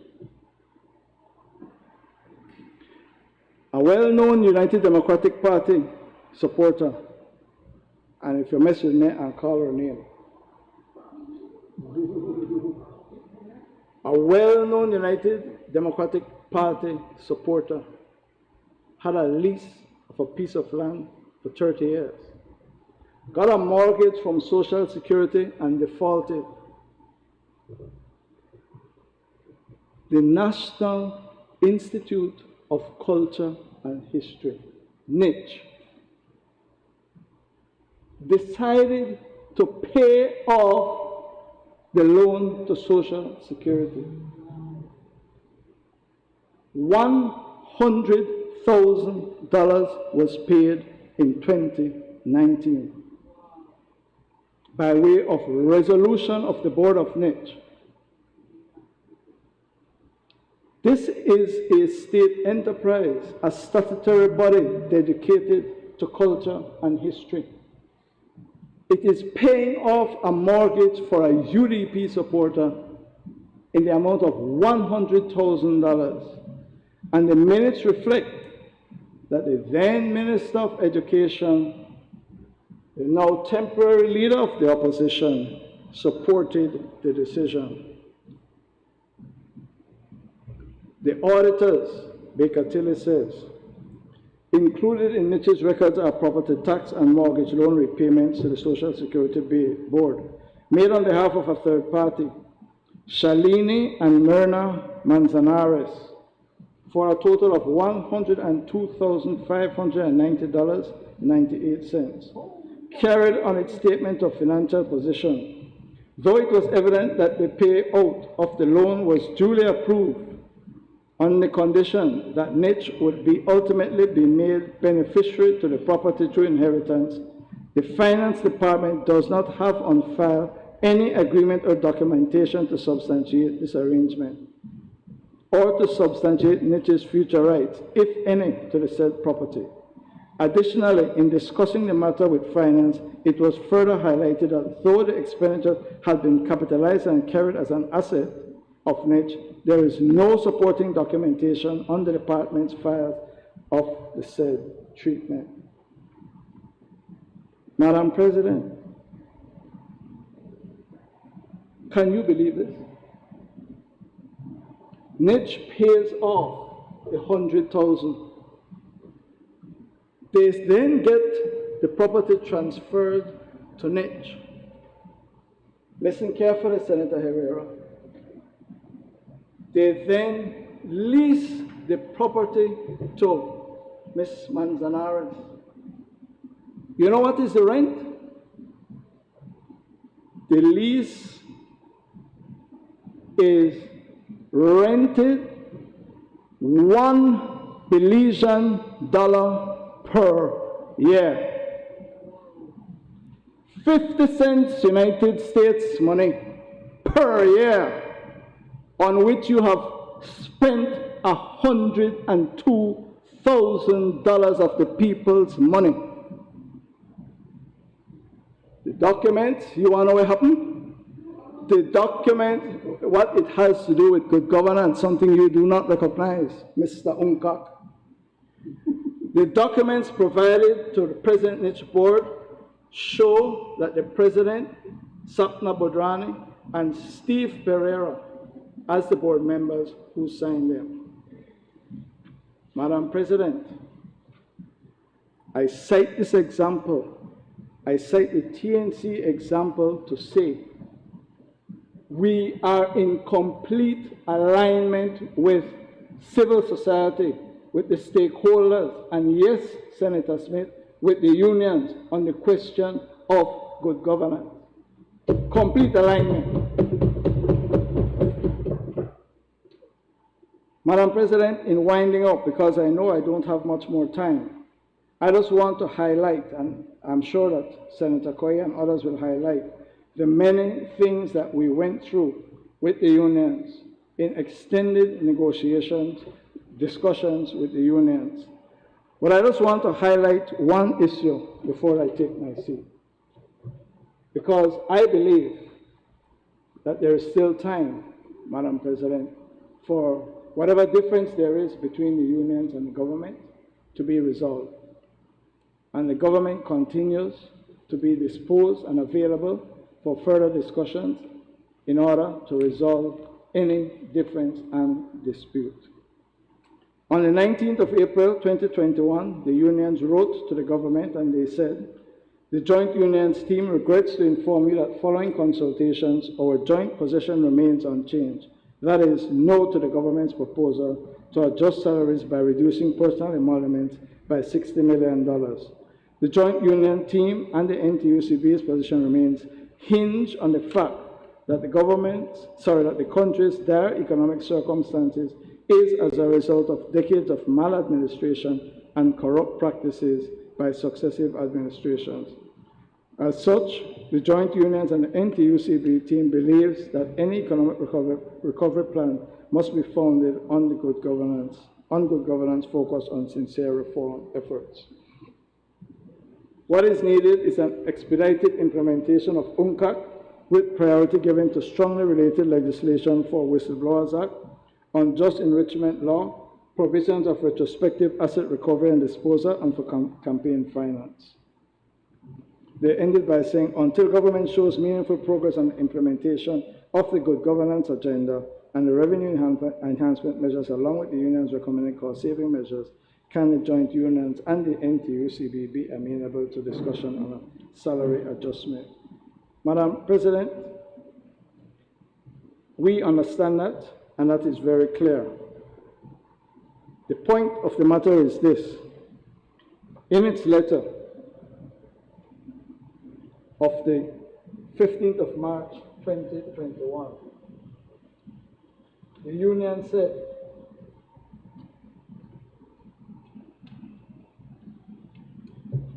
I don't want to misquote them,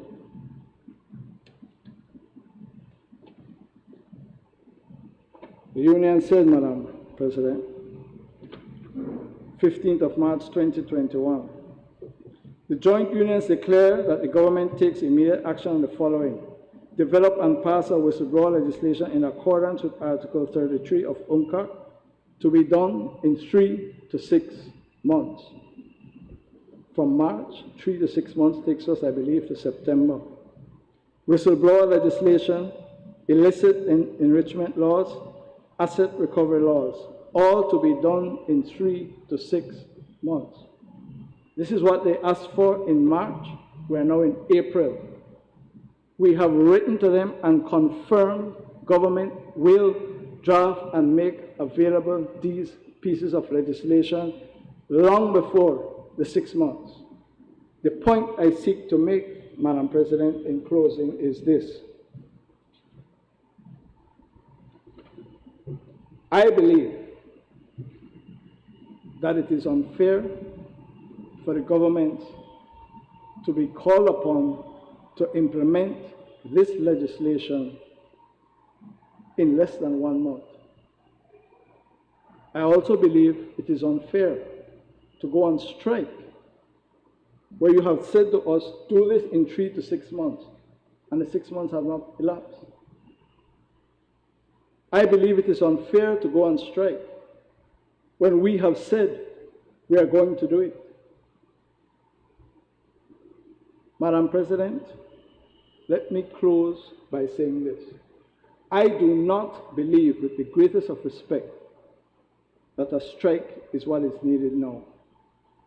We need a singularity of purpose. We need consultation, collaboration, and cooperation to rescue this country from the precipice. When the Financial Secretary was asked by the Cabinet, how close to the edge are we? He said, we have gone over the cliff. I want to make good that point, Madam President. I have in my hand an email dated the 6th of April. And this email starts with an email from the central bank. It's addressed to the financial secretary. It says, attached is the government of Belize current account daily statement as at 1st April 2021. Attached to it were the accounts of the government of Belize. The financial secretary, 6th of April, 10:52 a.m., forwarded the email to the senior staff in the Ministry of Finance. This is what he said, quote, dear colleagues, the balance, quote unquote, in the account will be all taken up by the mid-month payroll. At this rate, we will have to borrow again to meet end-of-month payroll. We really can't keep this up much longer. Joseph Wade. Madam President, members of this Senate, whether you are a United Democratic Party supporter, whether you're a People's United Party supporter, whether you are a representative of any sector of civil society, we are facing a financial crisis as severe as no other time in our history.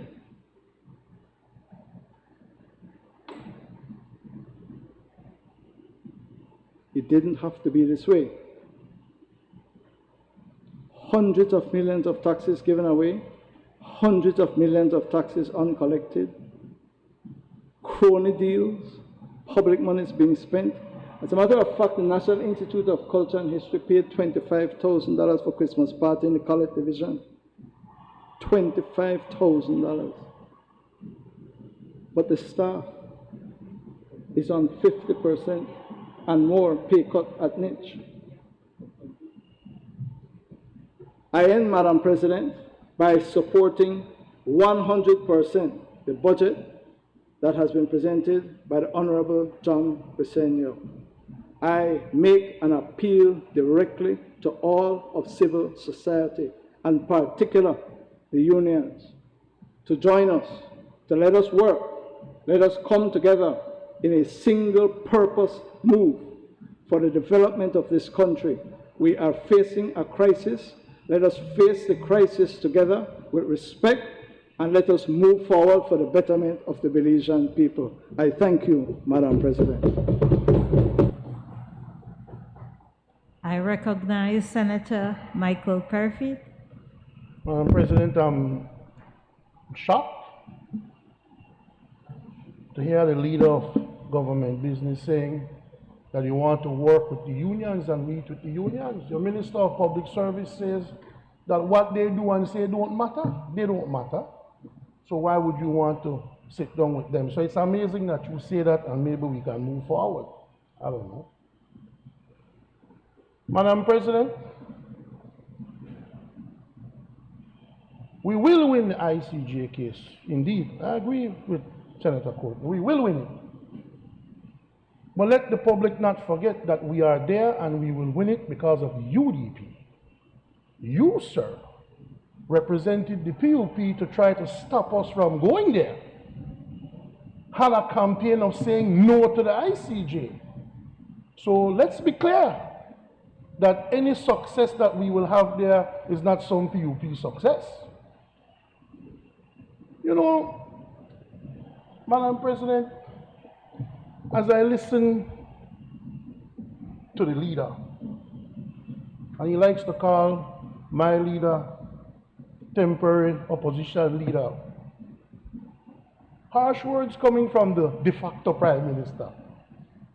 You know, Madam President, he spoke for more than 45 minutes, and I didn't jump up to stop him, because I believe that there is a lot of weight on his shoulders to try and fix things coming from the House of Representatives. And that's a Herculean task. You talk about taxes not being collected, taxes not being paid. We can go tit for tat all day, you know. The Prime Minister came on TV and said his sister for her company won't pay the taxes. So we could go all day, you know. You don't want to collect taxes, tell your people to pay their taxes? Or is it that only the poor pays taxes? Madam President, let me say this, because it's important for us to know what's happening in the Senate.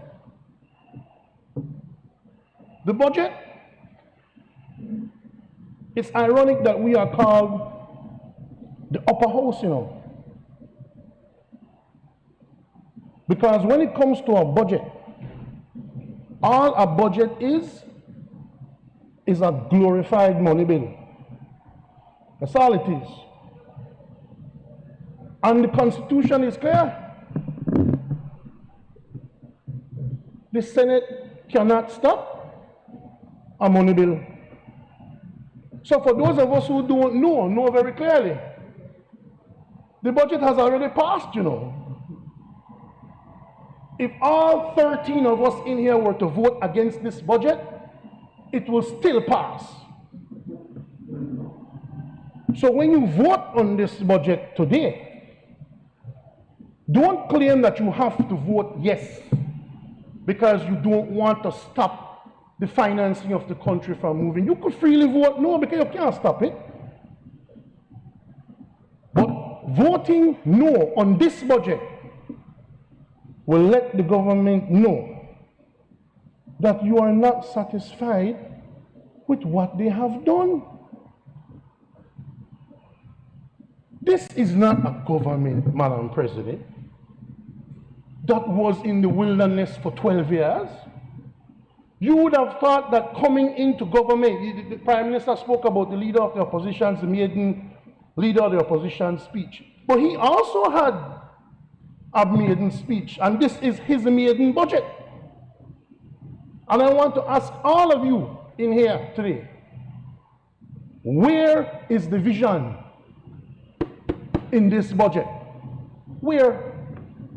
What is in here other than changing the topics from Ministry of Foreign Affairs, for example, to Ministry of Foreign Affairs, Immigration and Foreign Trade? Nothing. Cut and paste.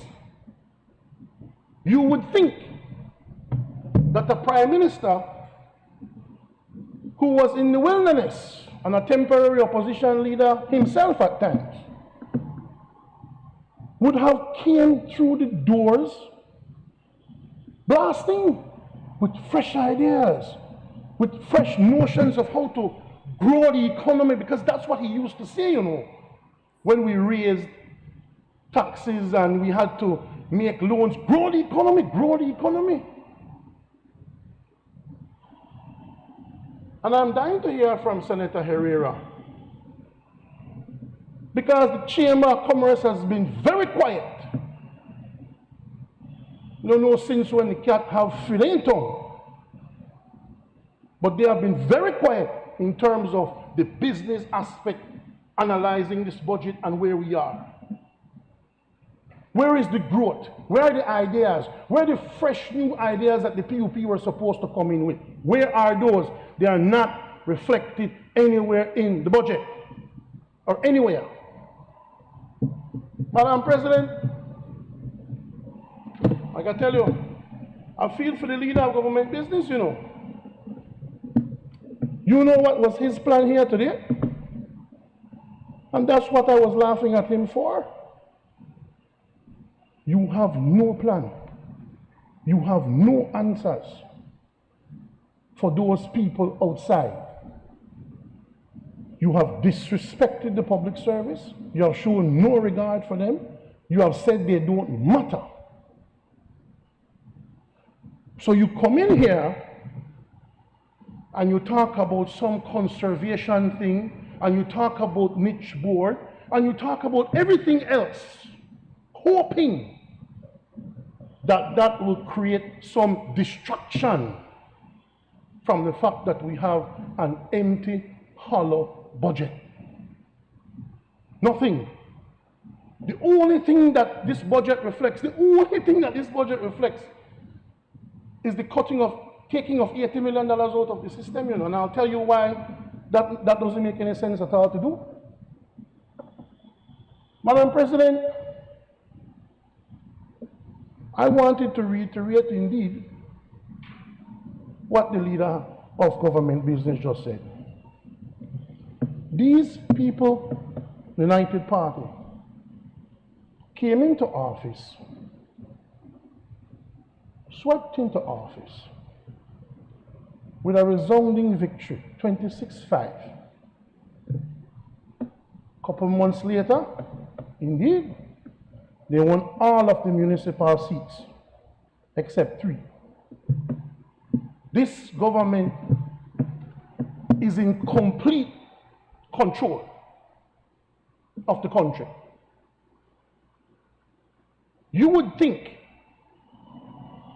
you see these people out there who are making noise, you see the unions, most of them out there and most of the people, they voted for you, you know. They voted for PUP. And they voted for you because at the very least, they thought that you would give them some hope. Some hope. You said you could fix it. You said you could come in and do this and do that and you could fix it. And you don't have to cut this and you don't have to cut that. Just grow the economy, he said. A special task force was even set up, Madam President, about 15 of top business people in Belize who were supposed to sit down and come up with ideas. Isn't that so? Have they produced nothing? No idea as to what we should do? No idea as to how to grow the economy? The level of analysis that you all have reached is just increasing the price on fuel and cutting pay. That's it. That's the plan. Because other than that, Madam President, what this PUP is good at is just doom and gloom. Chicken little, the sky is falling in. You read the Prime Minister's address on the budget.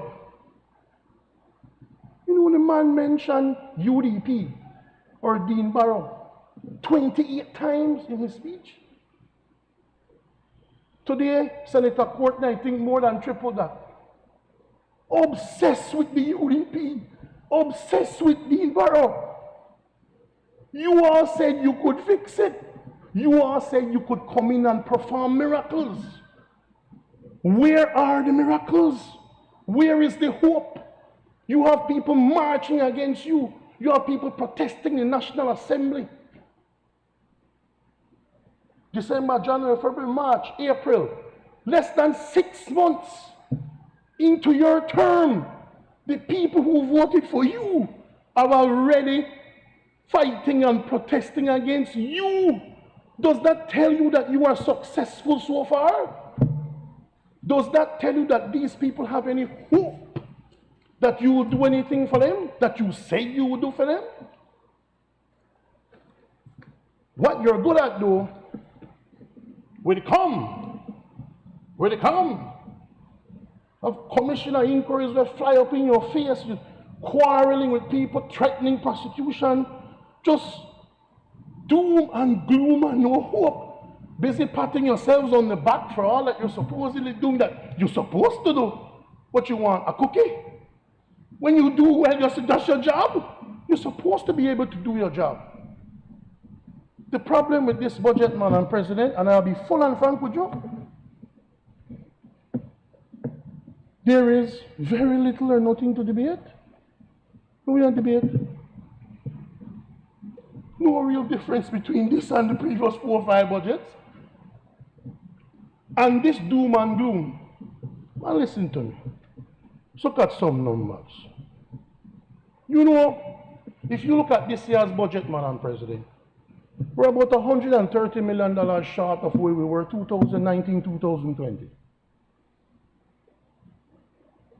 The Taiwanese have pledged that for this year alone, they will give us $80 million. So then, as a government, as a sovereign nation with all the power, all you need to do is to bridge $50 million for this year, and you will have the same budget as you had 2019, 2020.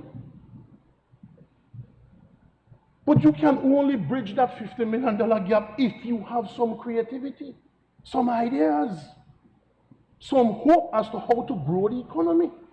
You could talk debt to GDP ratio, you could all that want of foolishness. Because if your GDP is not performing, then how will you pay the debt? How do you pay the debt? You pay the debt from tax revenue from other places, and you can only do that in a growing economy. No steps have been taken to grow the economy in this budget. You don't want to see no book, 400 or 500 pages with a bunch of numbers when don't mean nothing. Where are the ideas? You know, Madam President,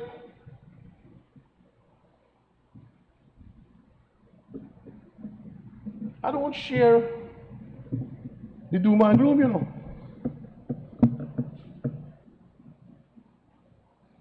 I'm not going to play Nostradamus, but in a year's time, with the vaccinations that we should have and the access to medical care that we have, one of two things will happen. The pandemic will be in the past, will be behind us, or we will have found successful and effective ways to live with it. One or two things will happen. So you know what? Let me say 1 year. Let me say 2 years. 2 years. All we need to do, Madam President, all this government needs to do is to find a bridge. Find a bridge between now and 2 years from now to keep us afloat, to keep us going. When you cut people's pay, you can imagine the multiplier effect of $80 million taken out of the economy by the government, the #1 employer and spender in the country.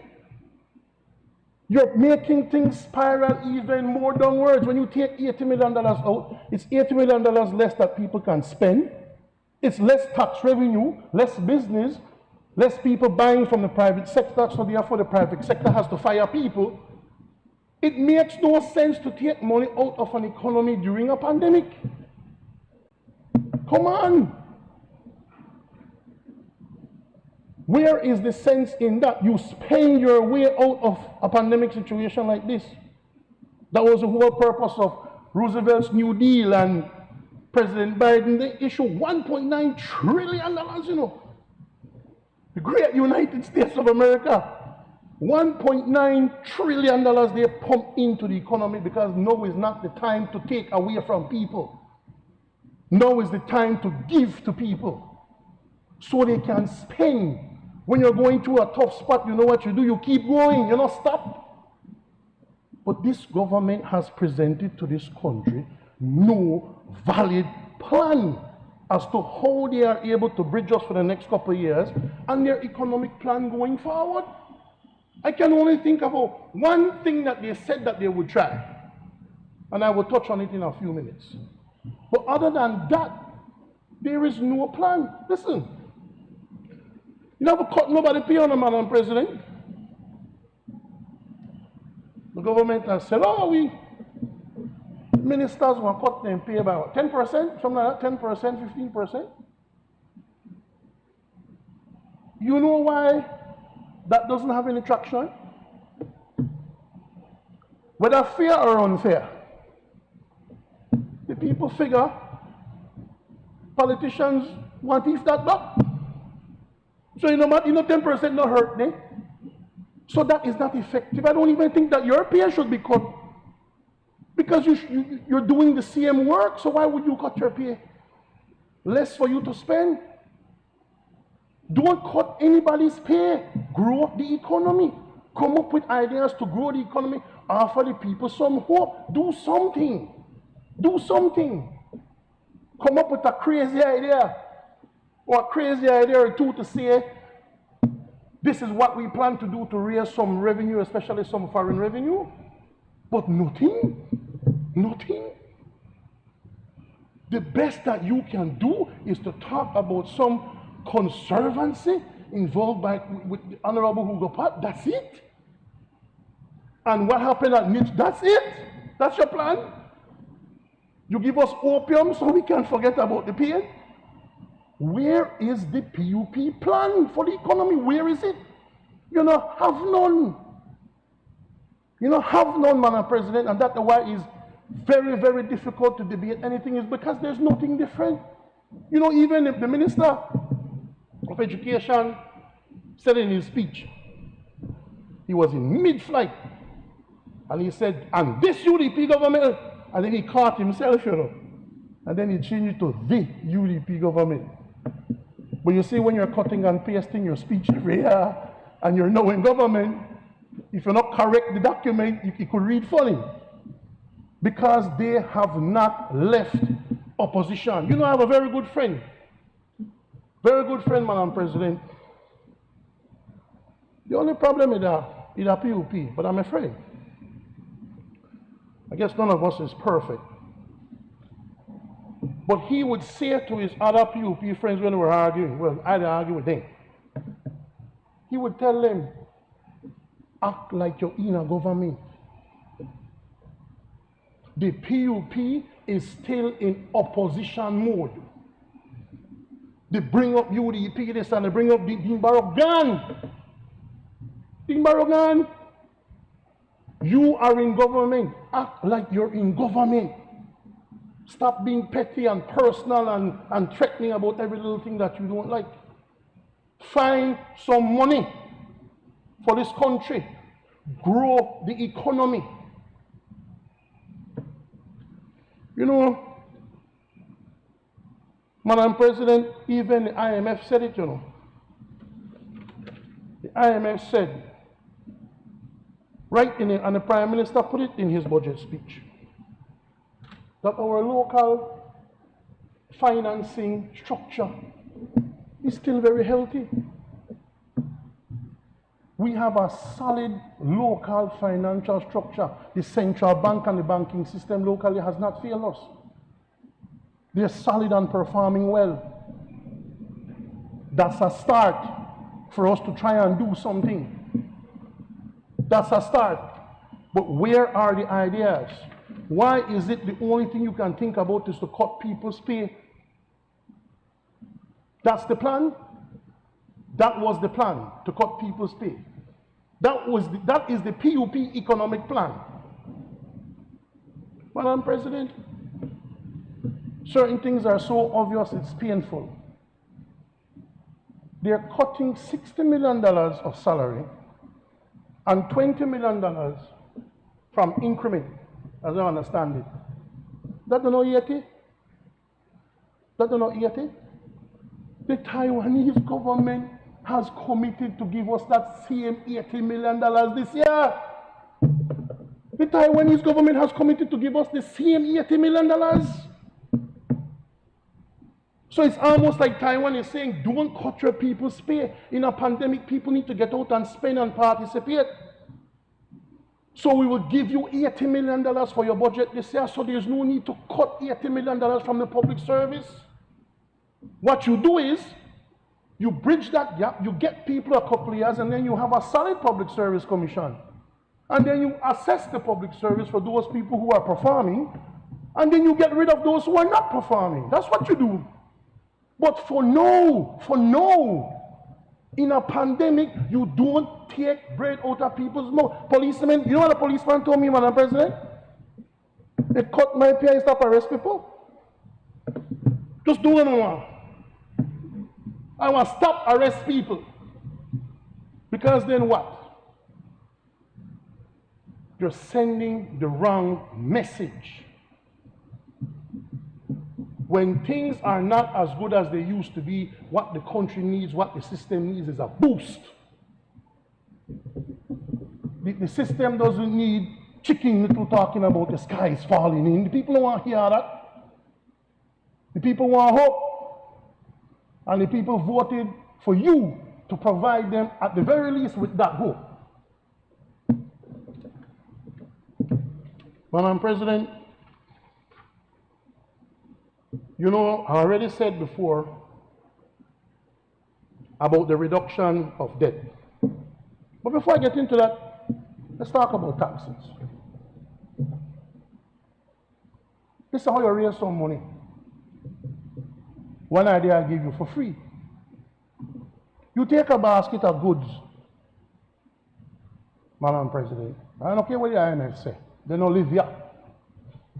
You take a basket of goods that's basic goods, and you tell the country, as long as you buy these within the pandemic, they will be zero rated. No taxes on these, because these are essentials for you to have. We want you to keep your pay, keep your money, and buy these goods and services. If you choose to buy luxury items, liquor, alcohol, because I believe if I'm beer at $10, I want still buy one. That's just how good beer is. If you choose to buy those things, then you pay the taxes, and those are the people who will be paying the taxes. People who choose to not buy basic goods. I see in this budget, the government collects $6.4 million from property.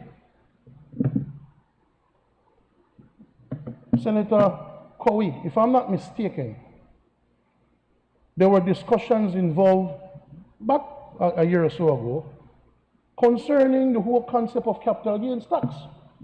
We're one of the few countries in the world, Madam President, where I can buy a property for $1 million, sell it for $5 million, and pay no taxes on the $4 million I have gained. We need to look into, and the Americans who are buying those lands for those high prices, they're laughing at us. They're laughing at us. So that is an idea. What? Who said 13 years? Oh yes, but we're here, you're still to go back. I think you have an unhealthy obsession with Dean Barrow, you know. We're still going, why are you looking back? You know, a big POP financier also likes to say, you know, forward, man, forward, forward. Let's do it now. Look into some capital gains tax where you can make some money. Land sale is a big deal in Belize, where people who are buying lands and stuff like that, especially when the money is moving abroad. Senator Cowie, you know that. We get no benefit of that foreign exchange. We get no capital gains tax. We're losing a lot of money off the sale of lands commercially. The fact that we're collecting $6.4 million of that in the budget, that's an area that we can increase revenue. And there are so many other areas. There's so many other areas for us to increase revenue and stop taking the lazy route of just, you know, we have to take 10% for everybody, because it creates no work. It creates no thinking.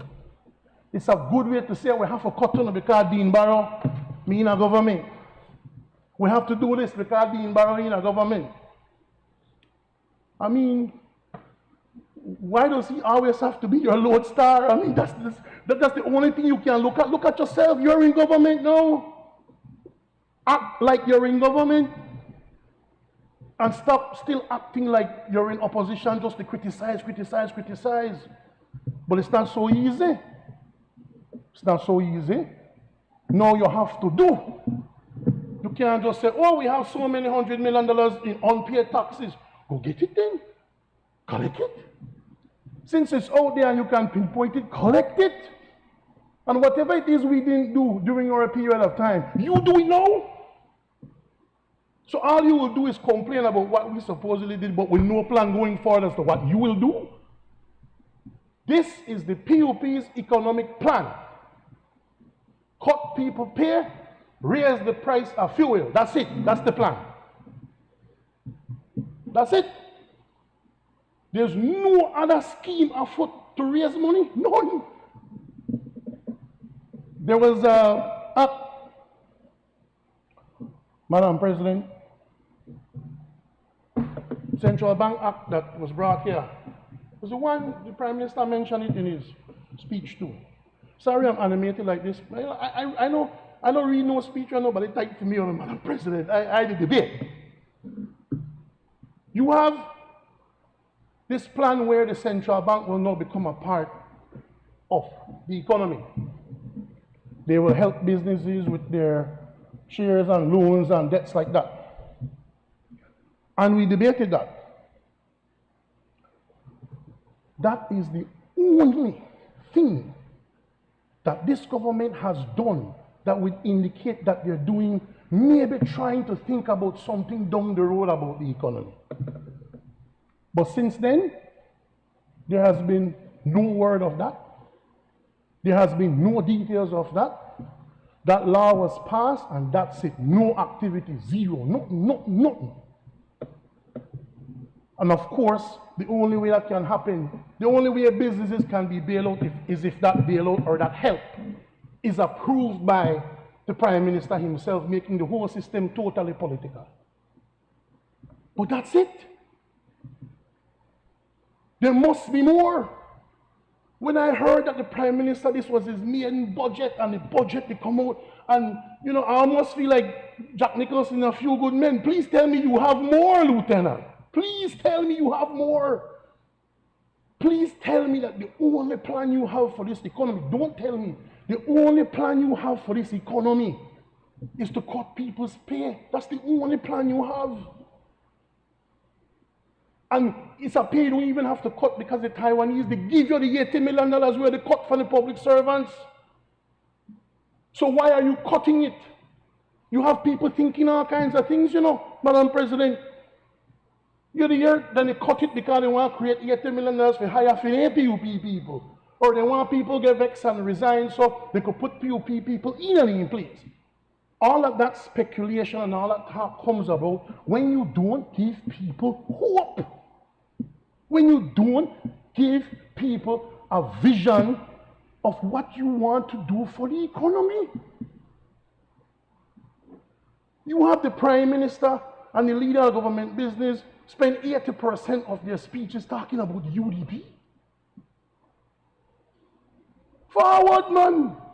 Forward! What one of your major financiers said, you asked for the job, you know. You asked for the job. If you couldn't handle it, you shouldn't have asked for the job. And if you realize the job too big for you, well then resign. But don't come and what, for the next 5 years, 4.5 years, all you hear about the Deanborough UDP, Deanborough UDP, every time so. And when you can't speak on the issue that's at hand, when you cannot address the lack of budgetary vision, you have to come up with red herrings about some conservation deal and some niche board thing or whatever, in the hope that we will talk about that instead of talking about the real issues that are facing this economy. Where is the vision? Where is the process to get us back to full throttle, to full financial stability? The unions are upset with you not because you're asking them to make a sacrifice. They're upset with you because you're asking them to make a sacrifice and they see no vision of how that sacrifice will benefit them. You have provided them with nothing to say to them, take the 10% now because this is how that will benefit you in the future. And nothing like that you provide. You just 10 or nothing. And I don't know when they drive wrong for. They only burn gas, but that's good because of more tax revenue for week we raise the price of fuel. That's your response. And I don't know why they come on TV and do this and do that, because what they say, like they matter. That's the response of the government. To the people who put you here. To the people who, after less than 6 months, don't tired of one already. That is something you need to think about the next time you bring a budget to this National Assembly. Bring a budget that says something. Bring a budget that does something. Bring a budget that can give the people hope. You know, Madam President, I have been tasked by the leader of the opposition to look at foreign affairs. When you look at the budget for foreign affairs, there's nothing that jumps out at you from a budgetary standpoint. It's pretty much the same thing. What I need to point out is that even though for policy management and overseas representation, last year it was budgeted for 9 million, but we had a supplementary budget where we reduced that to 3 million. I say that because I've heard several people in the House talk about the fact that the UDP made no cuts, made no adjustments to their spending, and that is not true. That is one line item alone that tells you we cut it by $6 million in less than a year. No. Mr. Minister of Foreign Affairs, when your budget for overseas postings and policy management, just foreign affairs, Madam President, that is an extremely important ministry, but it has the unenviable reputation that you don't produce a lot of what you see. You don't see it. You feel the results of good diplomacy and foreign affairs work, but you don't feel it. Madam President, the budget for that is $25 million, more or less. The famous law professor Derek McCoy would tell me, don't kill me for a few million, don't kill me for a few million. $25 million for foreign affairs, overseas deployment. And I think we have embassies in Mexico, in the US, England, Belgium, or at least those are the big four. And we see that they are taking some movements like opening up a new office in Geneva for the World Trade Organization. So several things that were started under the UDP. But two things I want to say about foreign affairs that we need to look at, and we need to at least assess from a cost standpoint as well. One, Madam President, sorry. Our foreign embassies, the time has come, Madam President, for them to justify materially their postings abroad. You know, you have 25 million allotted to foreign affairs. You know how much is allotted to the Supreme Court? 8 million, not to the court system, Court of Appeal, Supreme Court, everything in this budget, $8 million. $8 million. So overseas posting and just policy and management in terms of traveling and stuff like that's necessary for foreign affairs, it's still 3 times that of the entire judiciary. No. In a pandemic, people are suffering. They're cutting their pay. Madam President, this country needs to support the move to task those people who work at foreign affairs, especially abroad, task them to produce some results. I see we have a motion here earlier, $5 million to buy masks, or to buy vaccines, sorry. Madam President, and I won't go too hard because they are new. We have new ones everywhere. $5 million? No, I can't dream, but ever see $5 million in my life. But when you look at national budgets, unlike Senator Courtney represent smaller budget clients. So you have $5 million that we are borrowing to buy vaccines. Man, and I prefaced what I said to say this. Man, we must go to hustle and leave $5 million for somebody, Madam President. Must go to hustle and leave $5 million, man. You have the United States, the give away to them people 1.9 trillion. Can't give a trillion in money talk, you know. One few politicians said billion with a B, it's a trillion with a T. Trillion, you know. We need to up our lobbying efforts to raise money and to raise goods and services for our people by the Ministry of Foreign Affairs officials. The amount that I saw in the news today of AstraZeneca vaccine that Europe bought, but they're now switching to Pfizer. And all the AstraZeneca vaccines that they have there, we could get some of that, man. We'll see ourselves have to borrow $5 million. Honorary councils. You have some honorary councils, you only hear from them when the time for them renew their diplomatic passport, you know, Madam President. The honorary councils who represent Belize abroad and get benefits for representing Belize abroad, like free vehicle, diplomatic passport, tax breaks and stuff, they need to start to produce for us. So if we have honorary council at Panama, went to Panama one time for a week on behalf of the Prime Minister, I know see the honorary council the whole time we did there. Straight to voicemail, but he found us easily when it was time for him to renew his passport. These people need to start to produce. And some of them are very wealthy people, so if they want to keep their postings abroad and they want to keep the privileges that they get from being Belizean diplomats, then they need to start to justify their presence. They need to start to justify their revenue.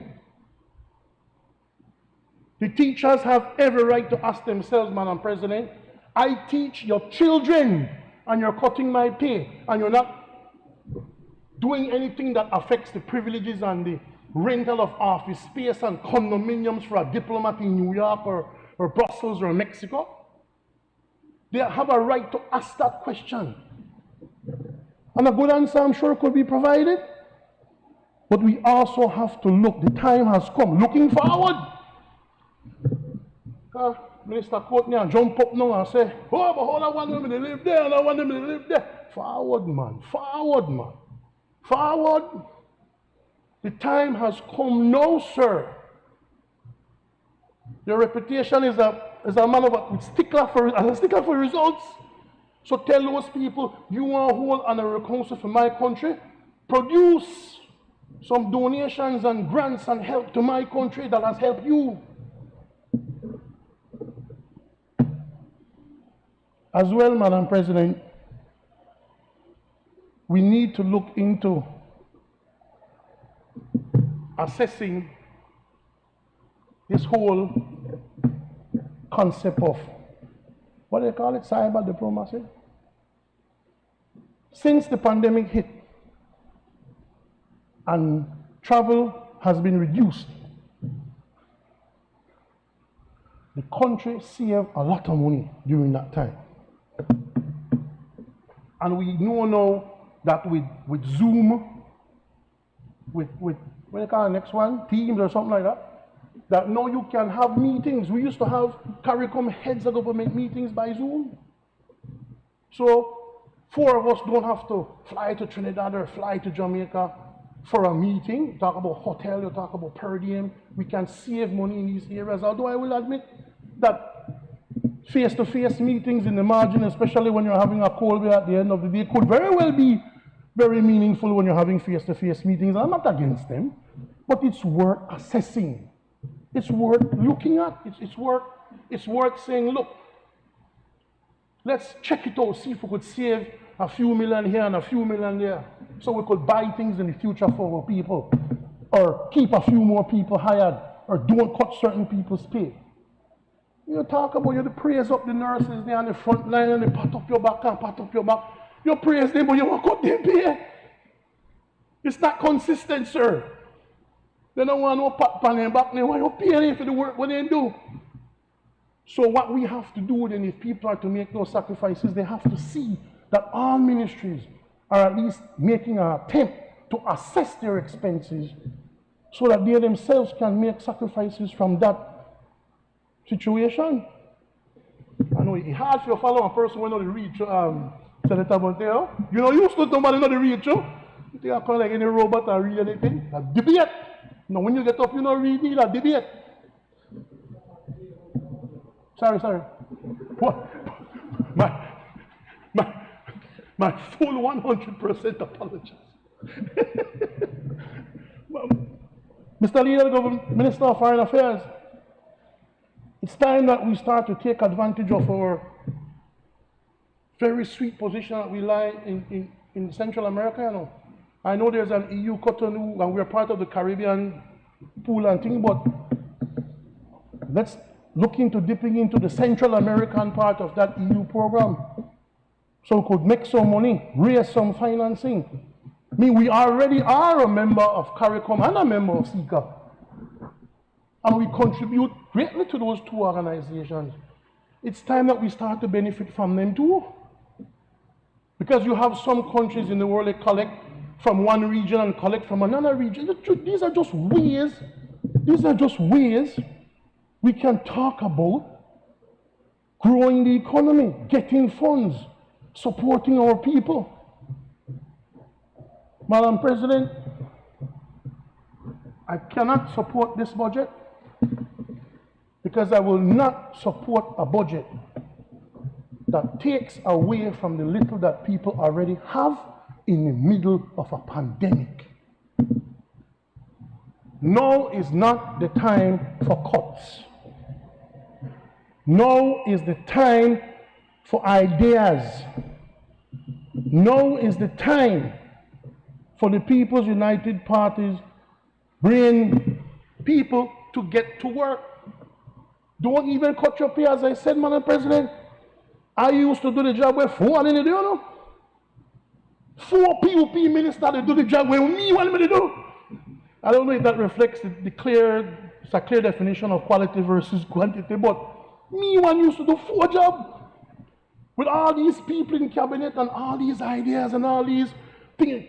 Come up with some ideas to grow the economy. You're talking about debt restructuring. And the Prime Minister talked about he expected those negotiations to be ending by May. Well, good luck, Prime Minister. That's not going to end by May. That's what he said in the budget speech. That's not going to end by May. It's a process. And even if they give you a haircut, or even if you capitalize interest and all the derivative thing and all the fancy words, you need to find the money to pay the debt. And how do you find the money to pay the debt? You have to grow the economy. You have to attract some business in this country. We have to attract some serious foreign direct investment, and we have to encourage people to spend within the economy. But how can they spend if you're cutting their pay? Madam President, I will close with this. The only thing that this budget is about is cutting $80 million out of the economy. That's not a budget that we can support, especially since the Taiwanese have said that they would give us that $80 million this year. Madam President, this PUP government was elected to do what they said they would do, because certain things they do very fast. Some people get approvals quick for the things they want. Things fly through the Senate for foreign interests. So don't tell me that you don't have the desire to want to do things. Stop giving this country and these people doom and gloom. Leave the UDP alone. Try to create your own legacy. Let's see what you can do. Huh? That's like saying, Madam President, you go home with your test. I mean, I used to try it. I tried it once. I know it's very painful. You get lash. I remember say, but how you get C on this test? I said, but man, you can't blame me because nobody get more than C. That not got nothing to do with you and me. So your justification for your failure is that everybody else may fail too. That's not a justification. You cannot justify your inaction, your lack of ideas, your lack of vision by saying, look how bad the UDP may bad. That's not a formula. That's not a winning formula, sir. Get to work. Give people hope. Stop with the doom and gloom. Thank you, Madam President.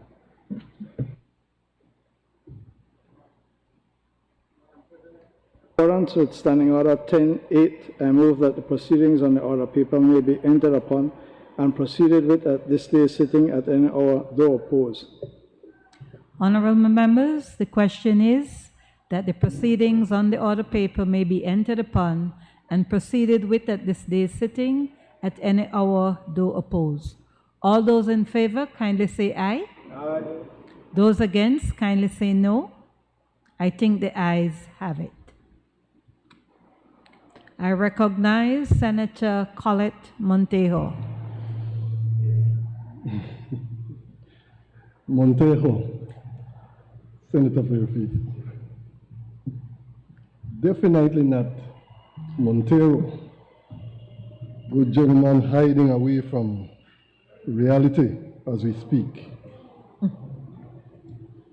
Madam President, as I rise to support this, or to make my contribution to this debate of the draft estimates of revenues, this tick book for fiscal year 2021-2022.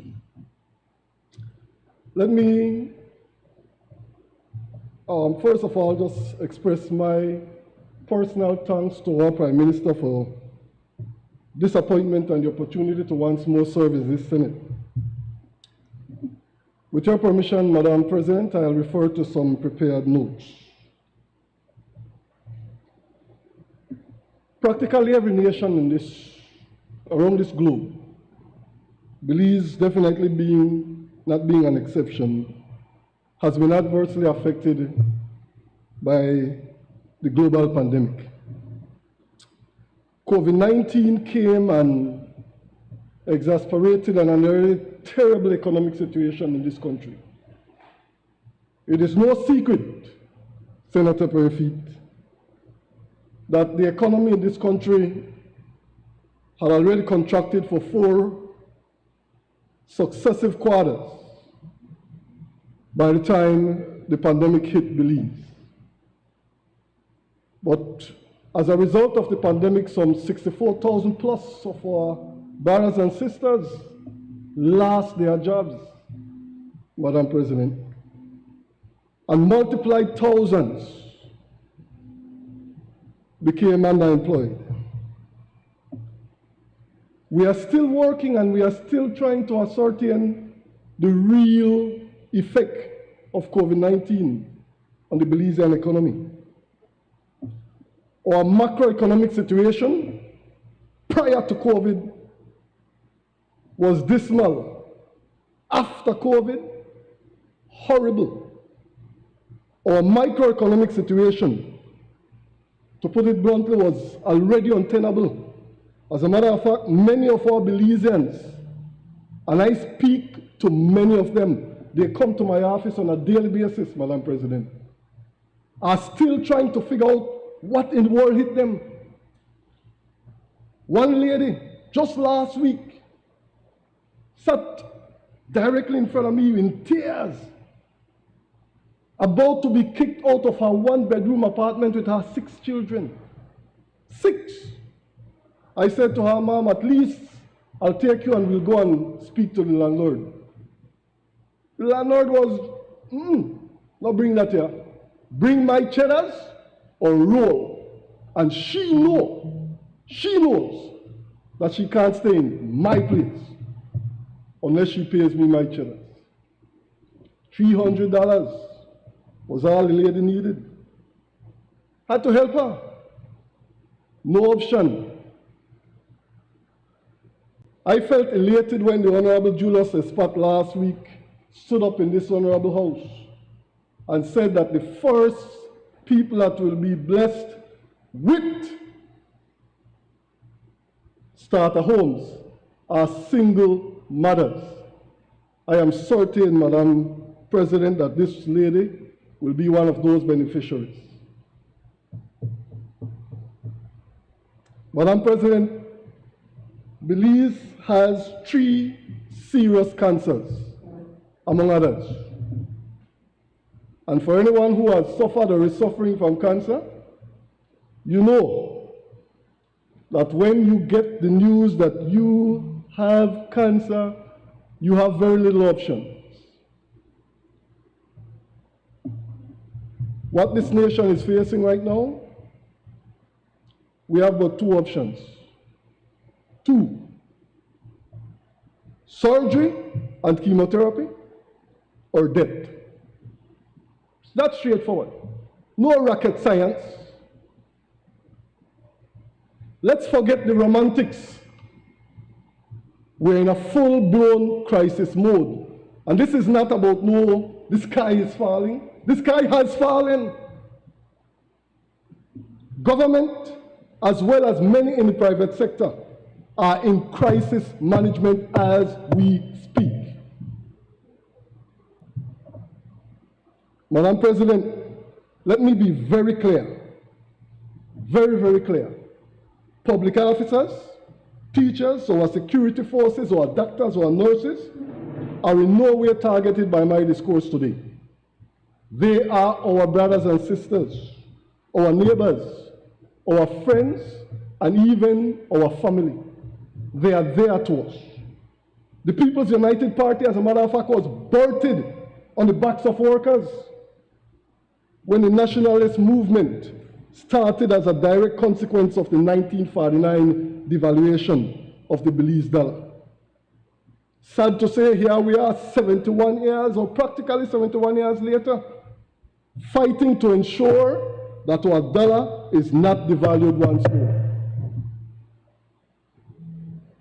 We may experience lapses here and there with our spending power, because there's fluctuations here and there in the cost of living, but maintaining our 2-to-1 peg with the US dollar is key. And our Prime Minister, the Honorable John Briceño, has gone on record and indicated that as long as he's at the helm, he will ensure that our dollar is not devalued. Nobody wants that, right? He's not alone in this struggle, Madam President. I know that none of our social partners, none on the opposition side, and certainly none on the government side, wants to see that happen. We are all in this together. That's important. We are all in this together. Madam President, let me hit quickly on those 3 cancers. The wage bill. The wage bill is the first. The national debt is the second. And corruption is the third. Similar to any cancer, the treatment options are never easy. There will be pain. In some instances, a lot more than many of us can even imagine. For us to delude ourselves, Senator Perifete, into thinking that all of a sudden, in 5 months, this government will fix 13 years of UDP screw-up, borders on insanity. And for us to think that some doctor or some magician will fly out of the sky from somewhere or from some international source and drop money in our lap. Everybody all over this world is suffering as a result of this pandemic, and you know that. We have to deal with our own issues here.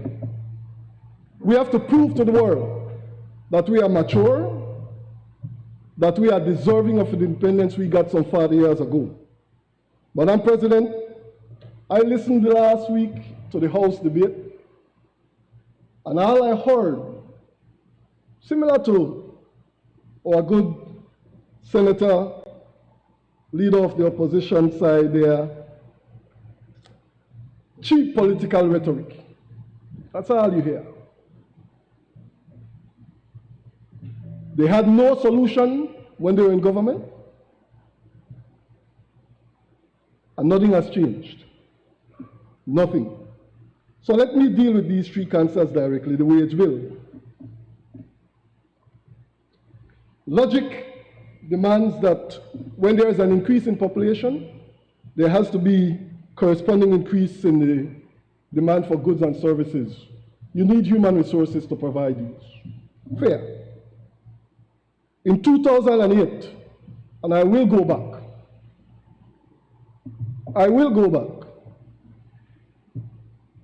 after all, unless we suffer from amnesia, Senator, the UDP government, their cry for years, this was even into their third term, super bond. In their third term. So let's go back. In 2008, our population stood at roughly 306, a little over 306,000 people. Our wage bill at that time, the government public sector wage bill, was 234 million, and pension was 42.3 million. Combine the two together, they reflected 40.7%. Let's get down to the numbers, because that's what the budget is about, the numbers, not the rhetoric, the numbers. And one thing numbers don't do is lie. 40.7% of our total revenues, which at that time stood at 678 million, a little over 678 million. By 2011, 3 years, only 3 years into the UDP administration, that number went from 40.7% to 42.8% of our revenues. Madam, in 2013, the IDB released a comprehensive study on Belize. That study was entitled Public Employment and Pay Policy in Belize. I'm going to quote directly from that study. Personnel expenditure as a percentage of GDP have been growing steadily over the past 5 years. That's over from the time the UDP took power in 2008 through to 2013 when the study was done. In 2008, it reflected 10.3% of every penny produced by both the public and private sector. 10.3% in 2008.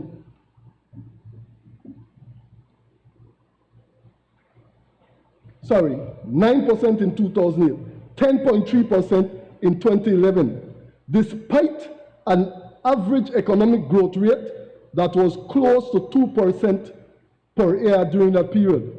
The higher wage bill was driven by an increase in the numbers of employees. Talk about growing the economy. You should be the last person to talk about that. In 2008, when you took over, all you did was hire new people in the government service instead of growing the private sector, which is and should be the vehicle to drive employment. But I'm going to solutions. Listen and learn. The same report went on to say, despite fiscal adjustment efforts carried out by the government of Belize, the wage bill continued to pose a threat to long-term fiscal sustainability, and it crowded out public investment. In other words, government had no money to do anything else. This was 2013.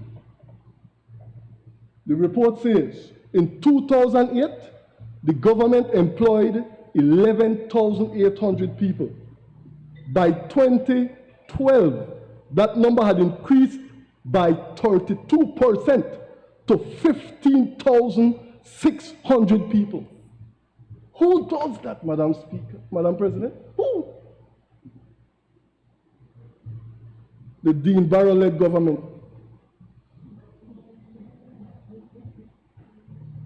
There's a story, March 13th, 2013. March 13th happens to be my twin's birthday. You know? March 13th, 2013, Channel 5, the staggering government wage bill. That was the story. 2013. That's 8 years ago. 8. This is no new problem.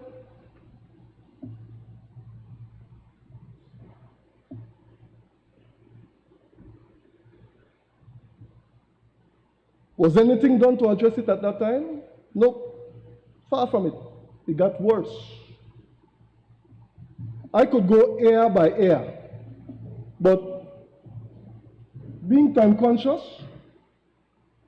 and in respect to my colleagues here, I'll just fast forward to 2020. At that time, population 400,000. All right?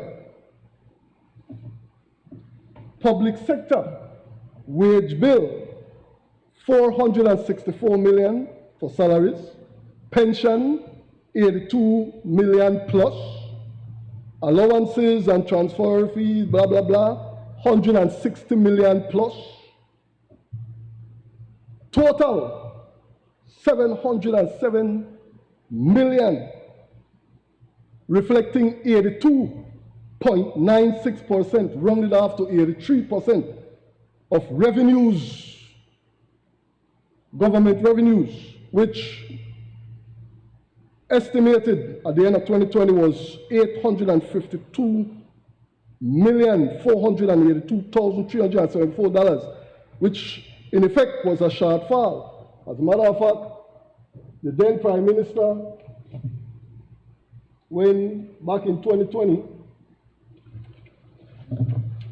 Channel 7 said in May 14, 2020,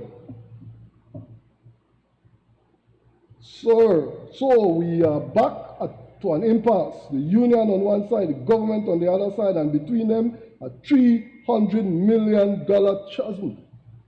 That's right.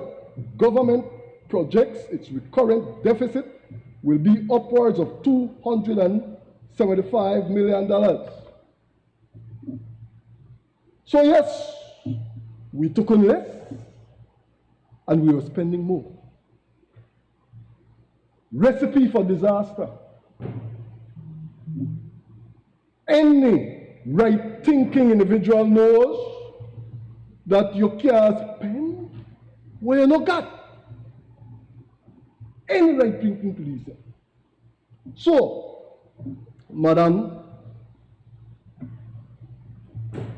we took in 386 million less than had been budgeted or projected.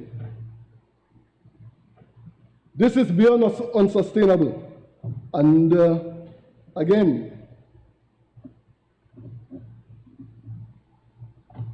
when you talk to those on the other side in secret, because they don't come out publicly and tell you,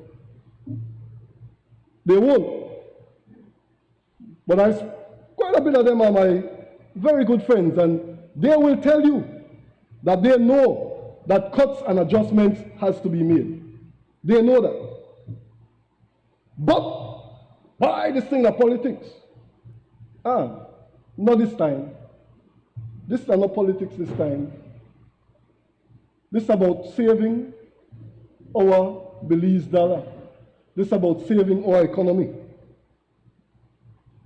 Madam Speaker, President, sorry, when wages, pensions, allowances are paid, the government is left with 177 million to take care of everything else.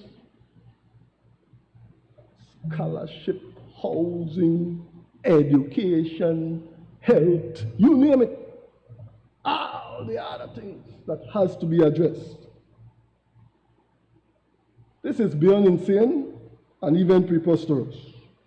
According to the World Bank, and I will quote them, the heaviest fiscal weight of the central government wage bill is in the Middle East. 9.8%. 9.8%. Africa, 6.7%. Asia, Latin America, 4.5% to 5% respectively. The lowest is in Russia and Europe. Madam President, the World Bank might have overlooked Belize. We know the accepted norm, according to the World Bank, is 10% of GDP, your wage bill, 10%. On the higher end, 11%. In Belize in 2020, our public sector wage bill, and I'm talking only salaries, nothing else, 18.8% of GDP. If you add up pension, allowances, etc., it balloons to 23% of GDP. This is mind-boggling. This is, as I did my research, and I'm like, what? Somebody was at the very verge of criminality in this country, man. You don't do that to your country. If you love this country, how can you take the wage bill to a point where it is beyond unsustainable?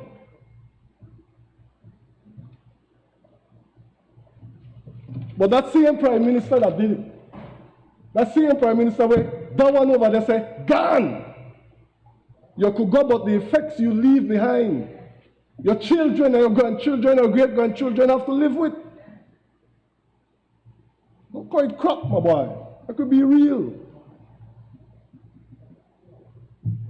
Listen what the prime minister said at that time. Who comes next will have to talk to the IMF. I'll only read a couple of his statements.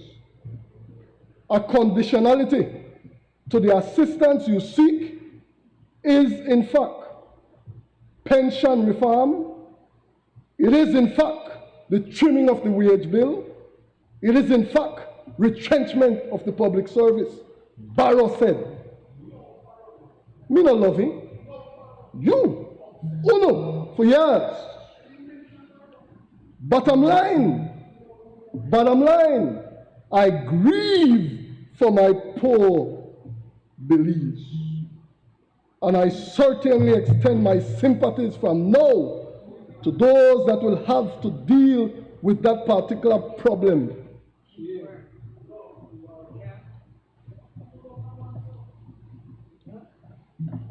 Madam President, our Prime Minister, the Honorable John Briceño, has gone on record to indicate that he does not consider retrenchment as a viable option.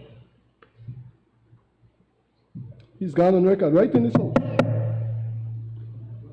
We implore all to give these homegrown measures time to operate and to rescue our economy from this abyss.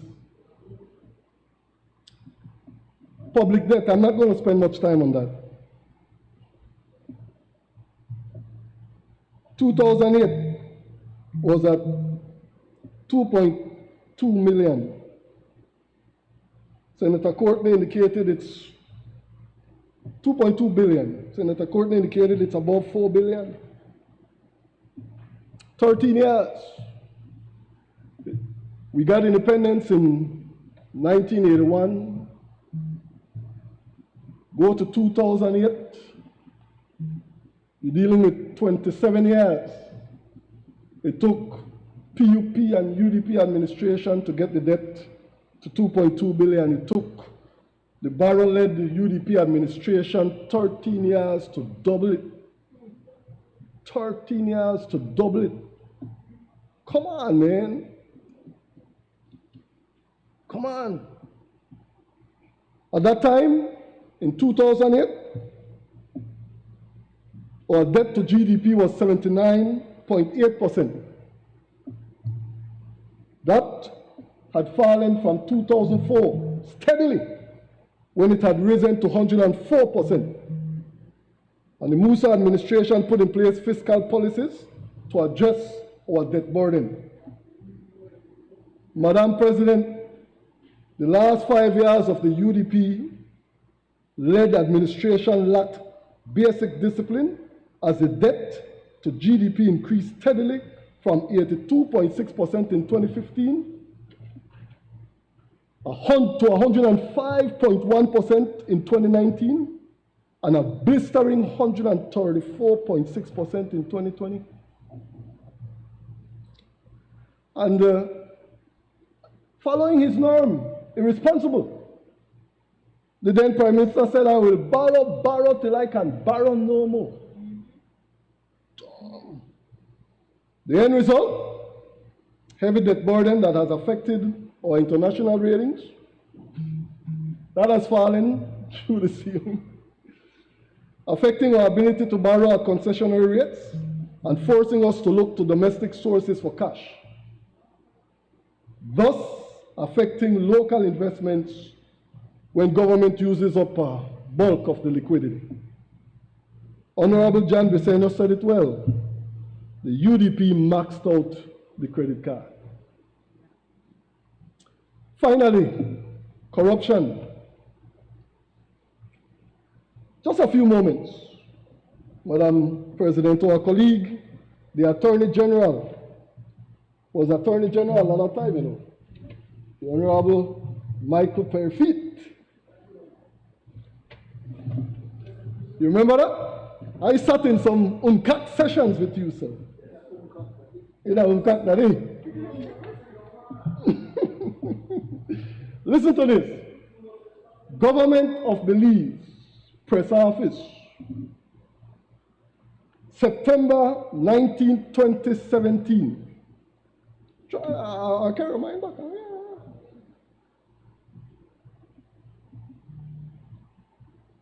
On the 12th of December 2016, Belize and Barrow run for now, and remember that when he run again, the states and make the Honorable Patrick Faber do the honors. You remember that?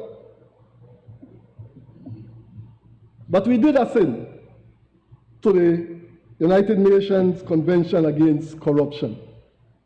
December 12, 2016, right?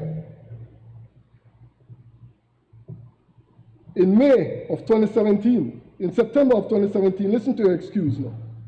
Continually, Belize is considered as a country with an economy in transition.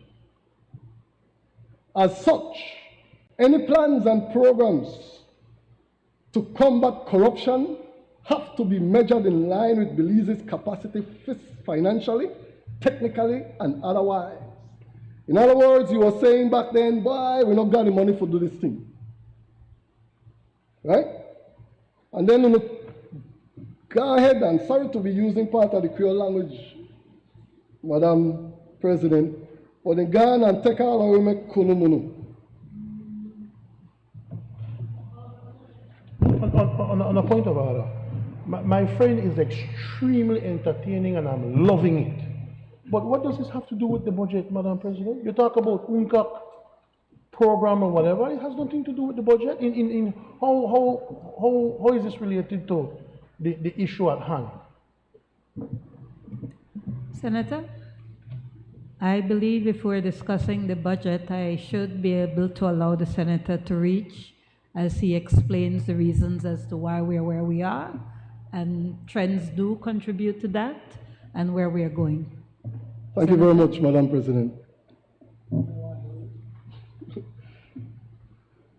there will be a country visit to Belize by government experts from one of the most corrupt nations in the world, Haiti, and Tuvalu. I can assure you, Madam President, that if you ask 100 Belizeans out there where in the world is Tuvalu, maybe one could tell you. Take we make kunumuno.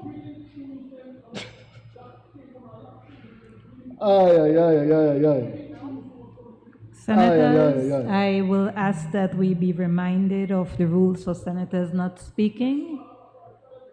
And I ask that we try as best to maintain silence. I will allow a little cross conversation, but if we can try to keep it to a minimum.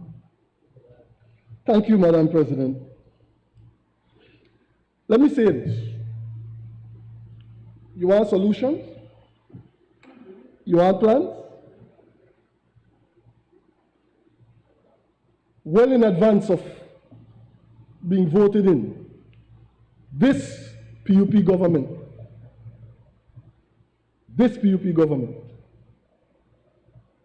passed a motion, passed a resolution to address the governance issue that was plaguing this country.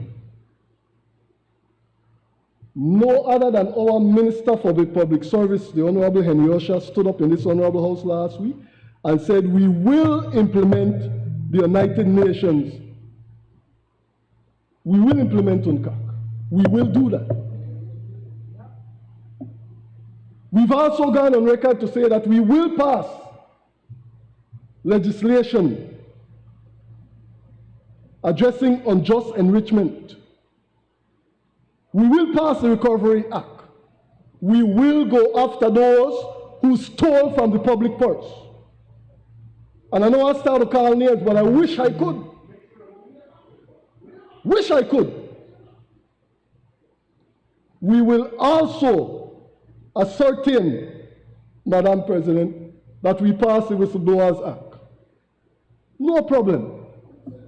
No problem. So, Madam President,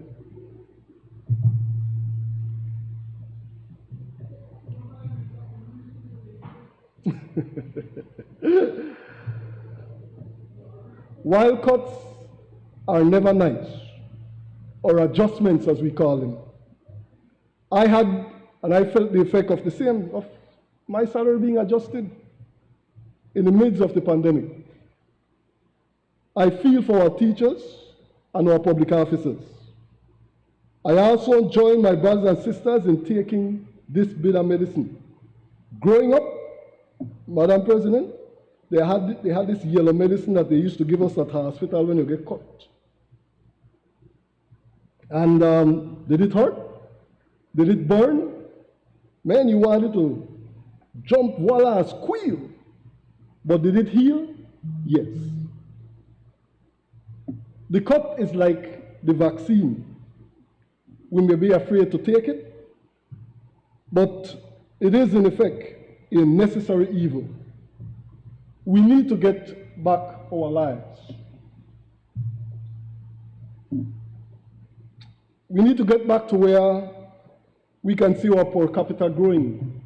And boy, Anna, these guys, it shrunk. It shrunk. We need to get back to where at least 50% of those 60,000 plus people that are currently unemployed are back in full-time jobs. We need to ensure that the private sector becomes the engine of real economic growth and the vehicle that drives the job market. Madam President, not think that any of this easy. We never said it was easy.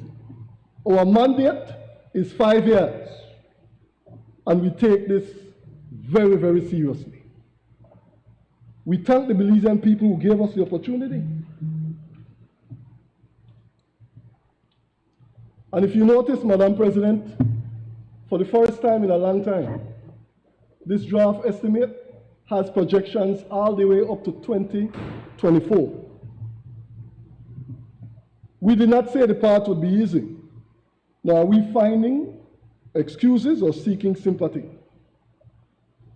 I come from the old BTC background, deeds, not words. And what this PUP government has done, man, the list can go on and on, but I'm only going to focus quickly on just a few extras in agriculture.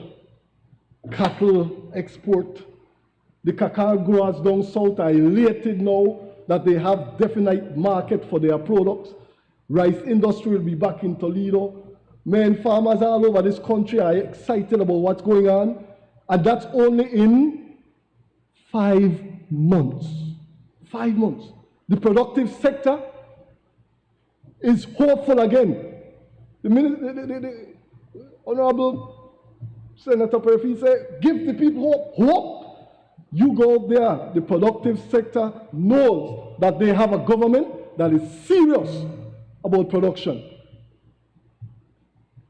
So let me close by going back to a May 19, 2020 discourse with our colleague Senator for the representative for the Union, Hipólito Novello, the Prime Minister. He said that any chance of further commercial borrowing is shut. And so whoever comes after him will need to talk to the IMF, IFIs to see if any loan or any economic recovery can happen. And those financial institutions, in his words, collect or extract their pound of flesh. He said that they will not give the assistance that the government would require except if they say you will no longer be able to proceed as though you are heedless. Senator Smith responded, exactly. Which government was that for the past 12 years? It was under the UDP government, your government, and now that you know that you will be leaving, you are telling us, I am sorry for you. I will pray for you. I pity you because of what will come. But what will come also has to do with you for the 12 years that you were there. 12 years, now 13.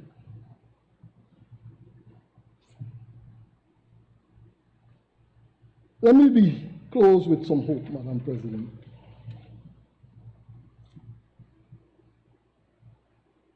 For those who don't know John Briceño,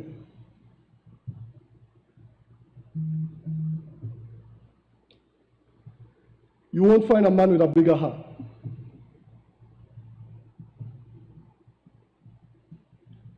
John Briceño has an open door policy. As a matter of fact, he runs an open government. John Briceño is a man that listens.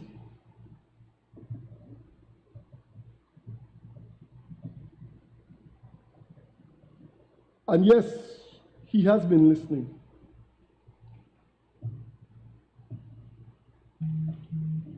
I've been working with our now Prime Minister for quite a while now. And I'm always comforted by the fact that the Right Honorable George Cale Price brought this country in 1981. Roughly 40 years ago, we had the Heads of Agreement in April. Remember that, Madam President? 40 years ago. But we attained peaceful, constructive Belizean revolution, attained our political independence without the shedding of blood. One of the few nations in the world that can boast such a feat. Knowing the Honorable John Briceño, I have full confidence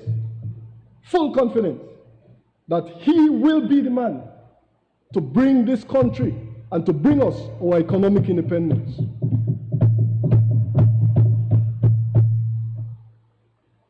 We will fix this economy. We will get this country back on track. Plan Belize will work. Everybody will win. Madam Spirit President, I fully 100% support this budget.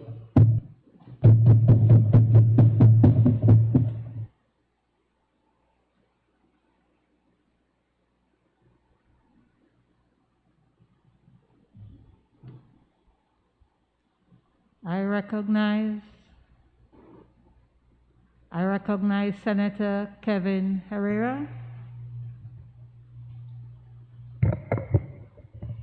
Thank you, Madam President. Madam President, I rise to make my contribution on the budget 2021-2022 and as well request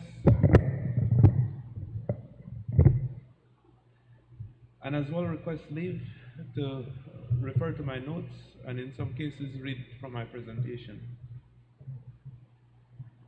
Before I get into the core of my presentation, Madam President, I draw your attention to the recurrent revenue section of the budget under subhead 10101.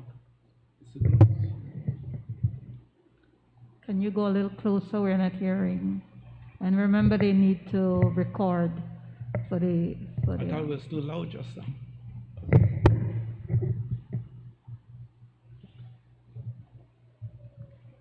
As I was saying, Madam President, I draw your attention to the recurrent revenue section of the budget under subhead 10101 PAYE.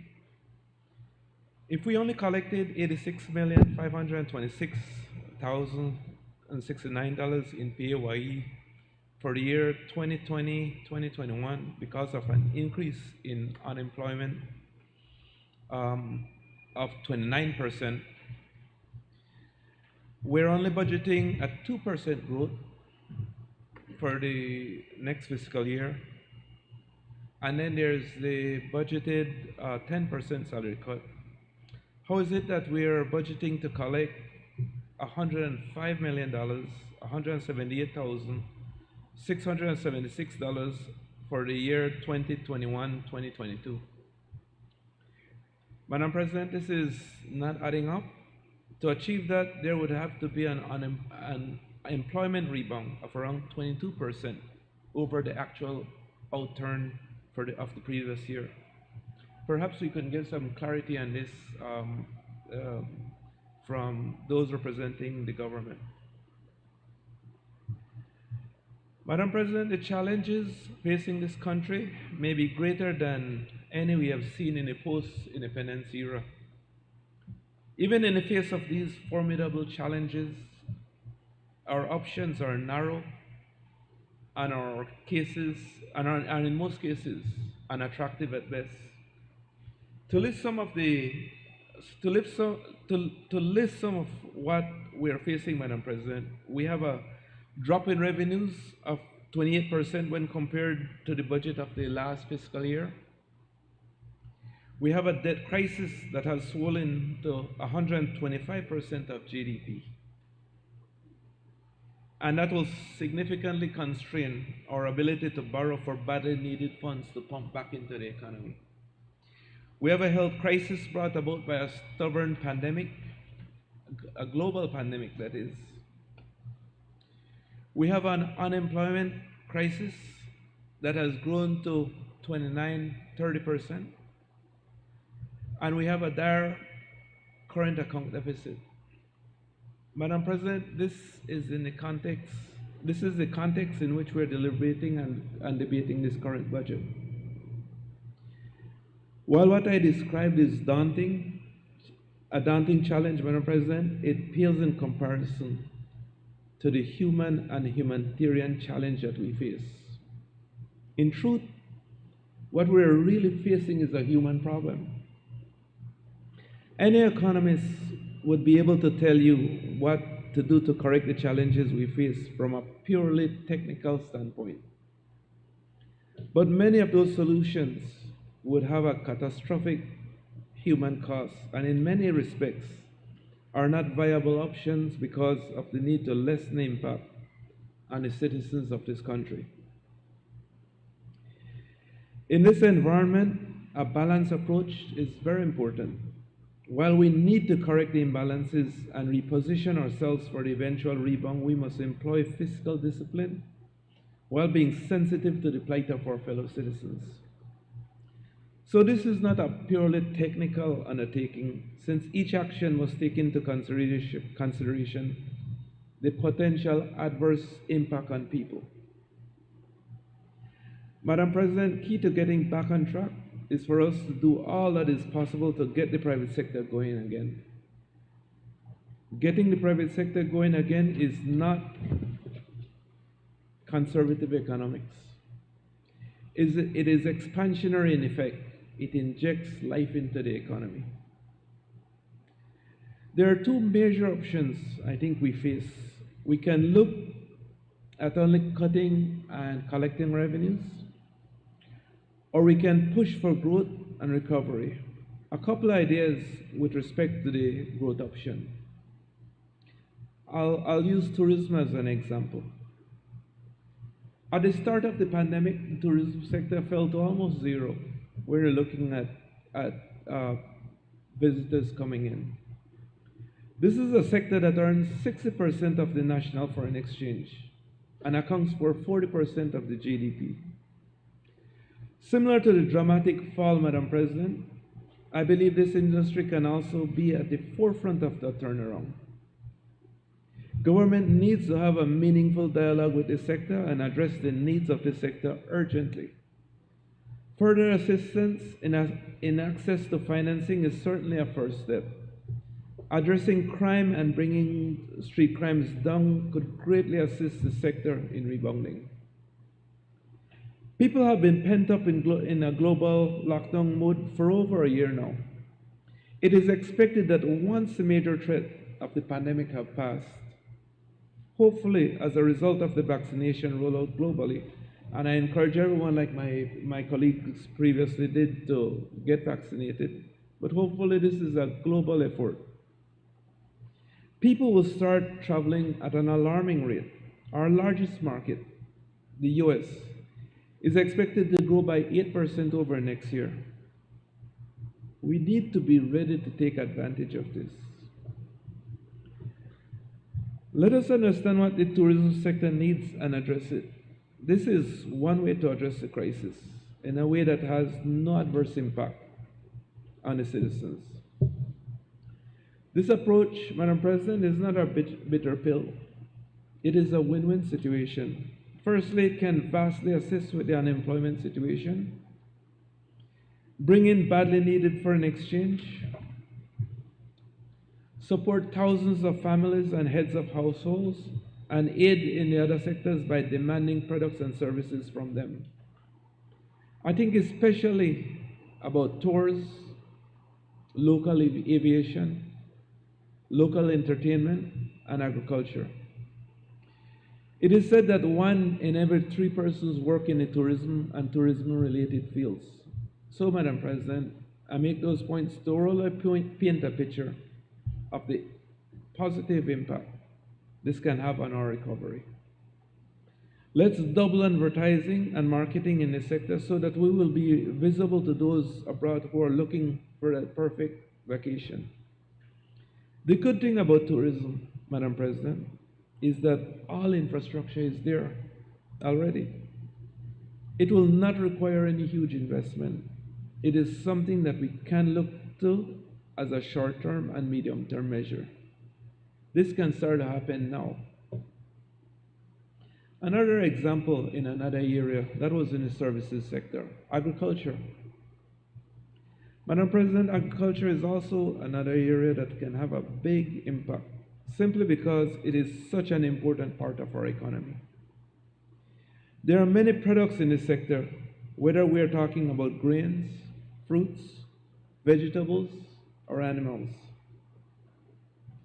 I have already mentioned that this sector is closely tied to tourism. As tourism grows, so too will the demand for agricultural products. To make the point, Madam President, I want to briefly touch on the beef industry. This is an industry that already has a lot of the infrastructure in place. I believe that there should be an immediate outreach to assist farmers in doubling or tripling the carrying capacity of their acreages. This can be done by simply improved pastures and improved herd management. To put it simply, assist farmers to transition away from the natural grass that grows on cleared fields and plant improved grass varieties. The effect of this, like I mentioned, can double and perhaps triple production with minimal additional investment. I say this, Madam President, because a lot of the investment has already been made in this sector in land clearing, fencing, stocking. With improved pastures, the animals will reproduce at a much faster rate. And like I mentioned, we could produce a lot more with less. This could easily be achieved within the next 3 to 5 years, and it should begin now. Another area that and these are just simple, these are just a few examples that I'm mentioning, but I try to pick a couple examples from different areas, Madam President. The other example I want to raise is the music industry. It's certainly an untapped area. There is so much more that can be done in the music industry. We can do a lot more to develop this industry, its cultural significance, and its importance to the economy. It is well known that music is one of the drivers of tourism in many destinations. We can use the Jamaican example, Madam President. Who would not have heard about Shaggy, Bob Marley, and the likes? Who would not have known that they came from Jamaica? With streaming, audiences can be reached that were not reachable before. Anyone so inclined could be developing music and marketing them on various platforms. The sales from these creations can support an entire sector, publicize the country, and create music entrepreneurs. Music festivals draw millions of travelers every year. We only have to look at tours from musicians from time to time and look at how many people cross the borders to have that experience. Madam President, there are many positives that can come out of further development of an industry such as music. There are things that the government can do to encourage and perhaps even steer development in this area. Efforts can be made to work with musicians to develop them in technical areas and techniques. Efforts can be made to build a strong marketing campaign, brand development, and brand identity. Legislate mechanisms that would allow companies to claim benefits from supporting that industry. Work more to tie tourism and music into a joint offering. Madam President, you will note that the few examples stated are very doable. With minimal additional investments, the impact can be great. Those are merely a few examples of the opportunity areas. There are many more that exist. The private sector can rebound, and it will rebound. The challenge is to keep the system together until that happens. These are only a few examples, like I mentioned, but we need to maintain fiscal discipline. We need to get that bridge, like what Senator Perifeet mentioned, and we need to keep hope. Thank you, Madam President.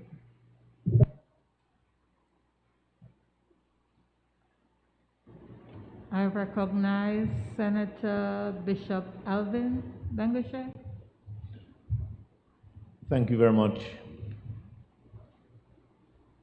Madam Speaker, I rise to speak on the General Revenue Appropriation Bill 2021. And I want to begin simply by stating, as I have shared in different forums, that while perhaps the government is engaged in perhaps communicating and raising issues with different stakeholders, including the unions,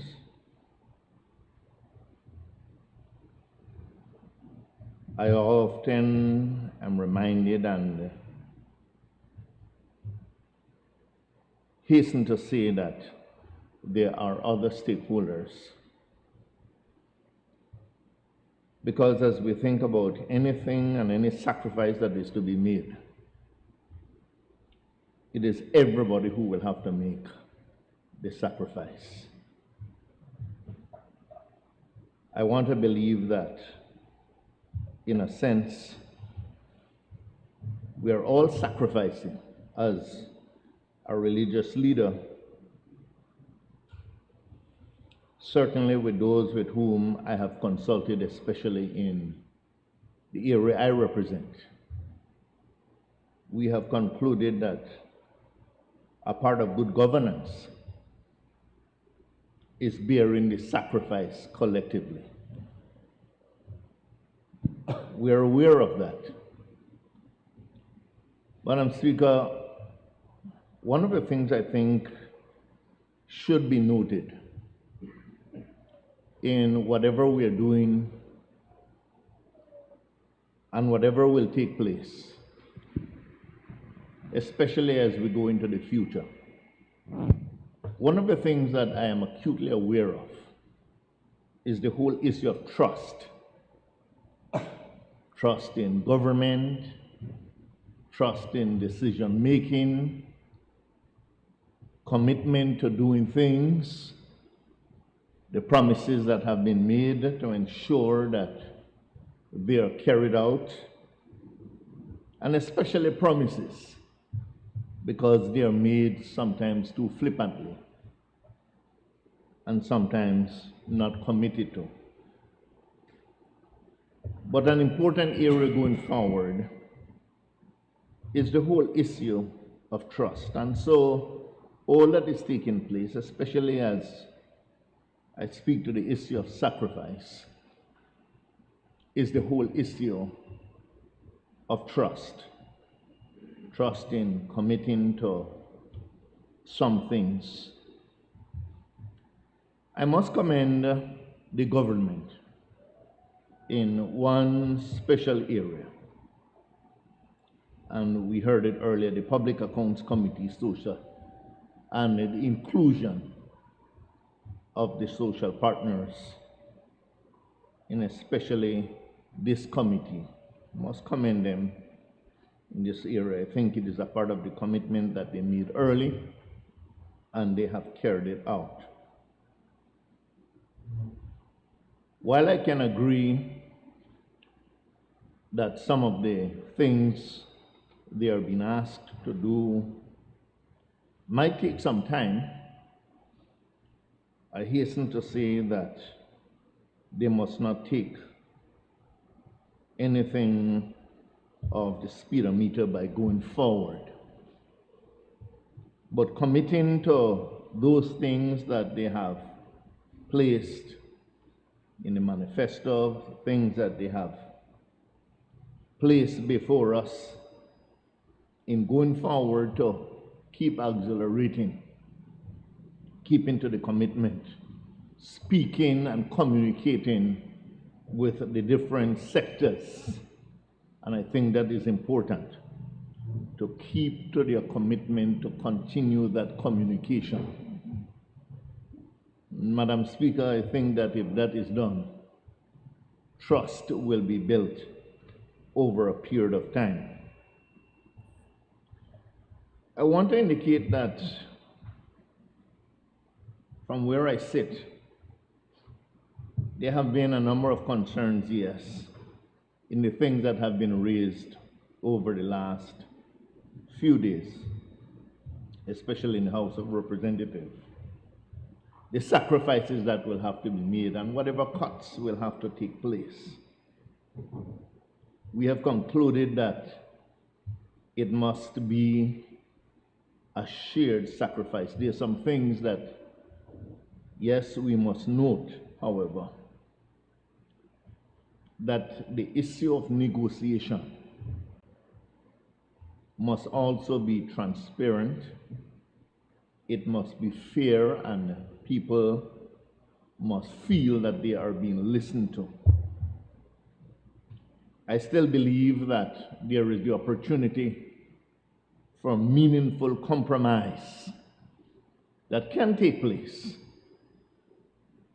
The subject of sacrifice, I believe, also means that some compromise must take place. People must feel that you're hearing me, but not only are you hearing me, you are feeling with me.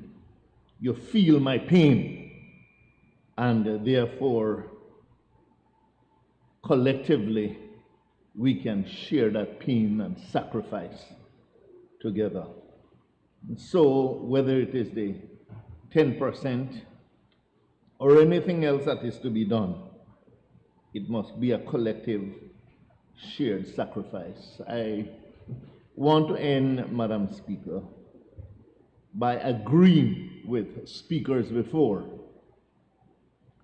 that yes, people want to experience and they want to hear that hope, because in this country today we all need that hope. As a spiritual leader, I have to share, as I said before, the whole understanding of hope.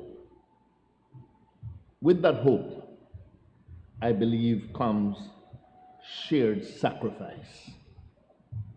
And it is that I must indicate from where I sit we are prepared to do in whatever sacrifices that are to be made. And so I stand here today to support what is before us and just to remind the government that this shared sacrifice must mean everybody with the understanding of shared hope to come down the road. I thank you very much. I recognize Senator Erica Jang.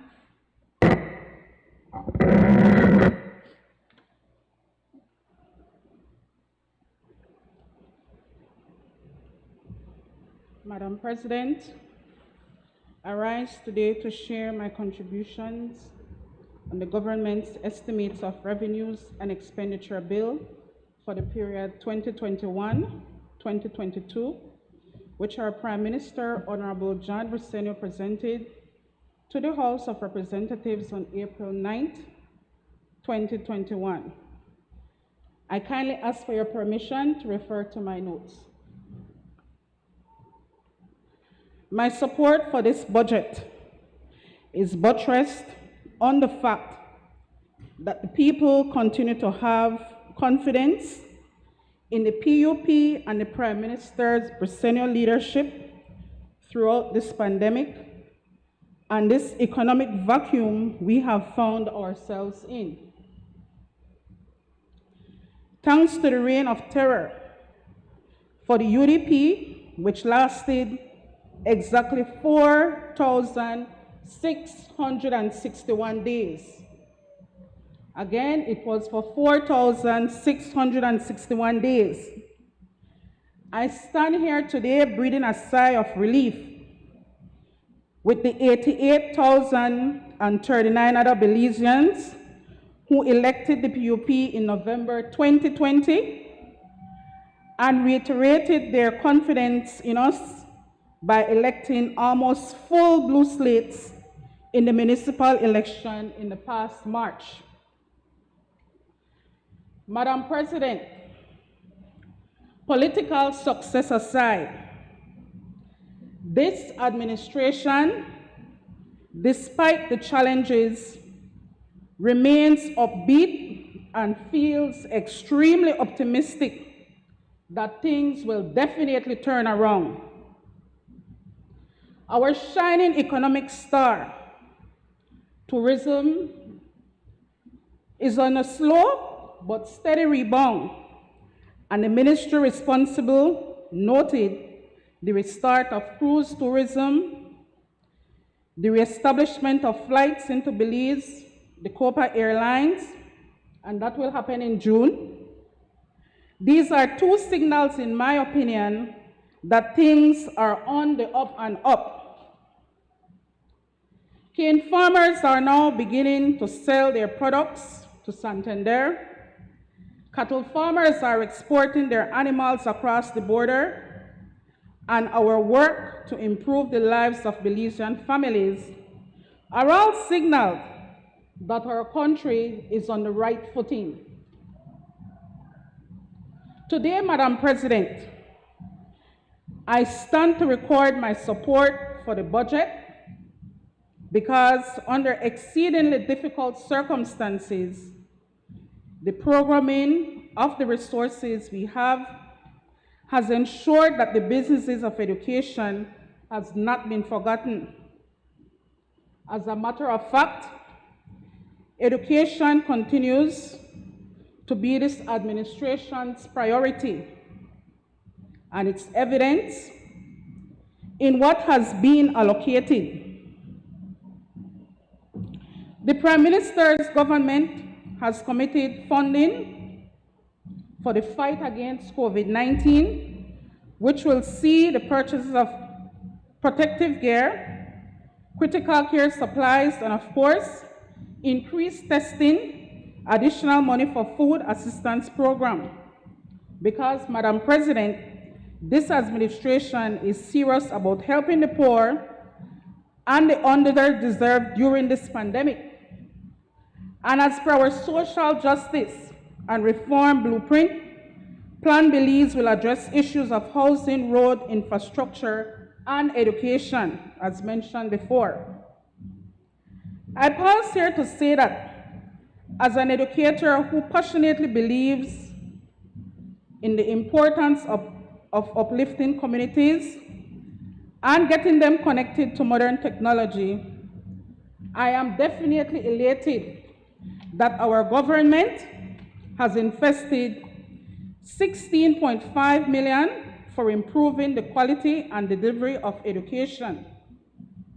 We're going to provide this using state-of-the-art ICT platform, DigiLearn. This way we connect to our students to contemporary learning that meet their ever-growing and ever-changing needs. We will also equip them with the requisite skills that will catapult them into opportunities to earn and learn in this fast-paced world. In the same vein, Madam President, I reiterate my support for the budget because this administration is serious about improving the lives of all Belizeans, and to this end, the Basic Needs Trust Fund and the Caribbean Development Bank is helping us to realize some of these goals. For example, through SIF, we will be able to get more communities outfitted and provided with portable water. This is also needed in rural schools, Madam President. I am also happy when I saw on Love FM children return in the classroom. This allowed me to realize that this government is playing no joke, and we are serious about our intentions of educating citizens of this country.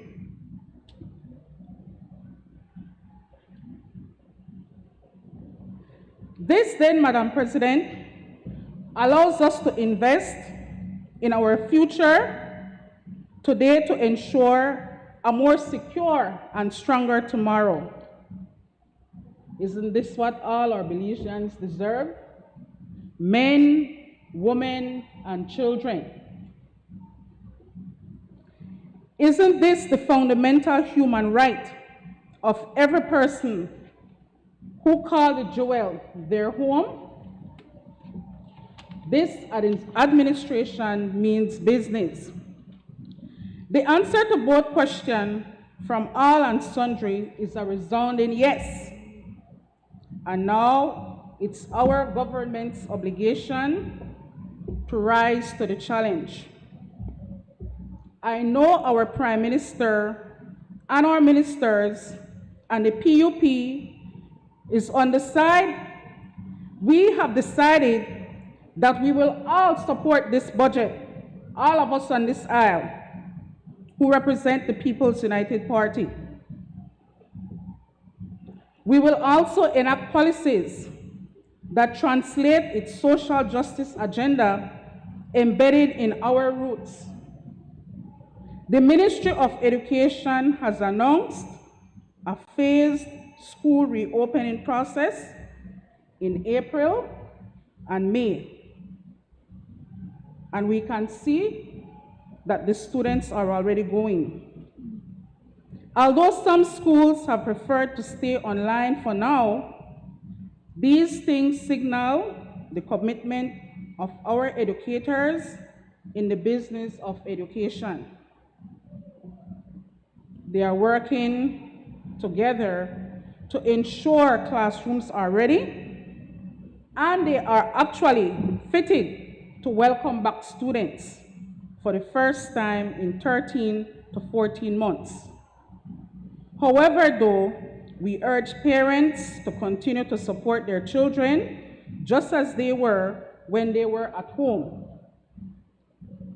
I also pause here to remind teachers to get vaccinated against COVID-19, not only to protect the students, but also to protect themselves.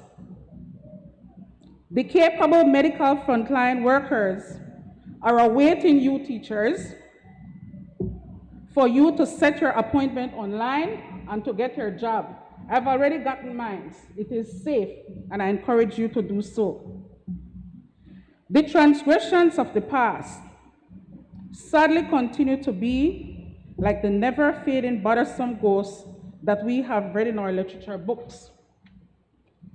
But thank goodness, the Deputy Prime Minister, the Minister of Natural Resources, is awake at the wheel, determined more than ever to ensure that there is equity in the land distribution system of this country. It is an enactment on the last government to have allowed just 464 people or companies to own or control more than 3.2 million acres of our land. Not only is it difficult to understand, but it is also shameful, disgraceful, utterly disrespectful that this has happened to our Belizean people. And not only were these people left there by the neglect of the UDP's behavior, they add insult to injury by simply refusing to pay their taxes. And hence, to this day, we can't say we're going to forget about the UDP. They need to be at the back of our heads. We can't forget about it. We must remember what you have done. Madam Speaker, the Bible said, "Render unto Caesar what is Caesar, and unto God what is God's." This simply tells us which are Caesar's, and unto God, we need to do it. We need to give it. Pay our taxes. It's our obligation. But these people behave as if the country belongs to them. They can do whatever they want. Not true. This country belongs to us.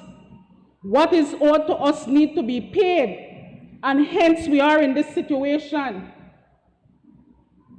Moving forward is difficult, Madam Speaker. It is going to be difficult. Most of the time, I listened to Senator Perry-Feet, and he said, you know what? Ono say ono could do better. Do it. He also said, why are you crying? Just go ahead and do the job. Before we move on, if there is a foundation that was weakened Madam Speaker. There is no way to build on top of it.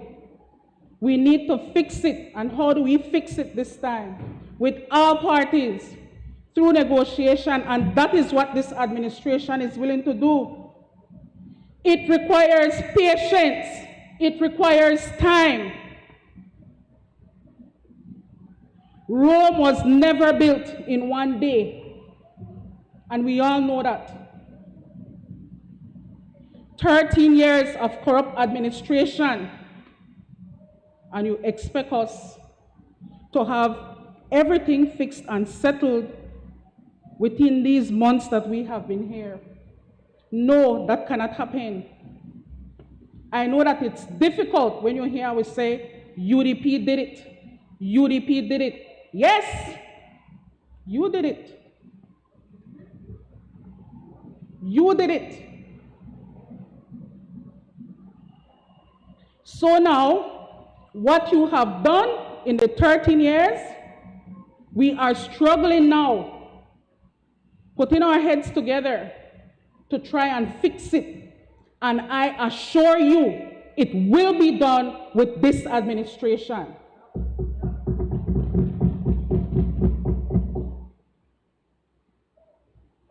I support the DPM's call for those who owe to pay tax to pay up. And if they do not, the ministry can get back the land so that we may distribute them to people who are first-time landowners.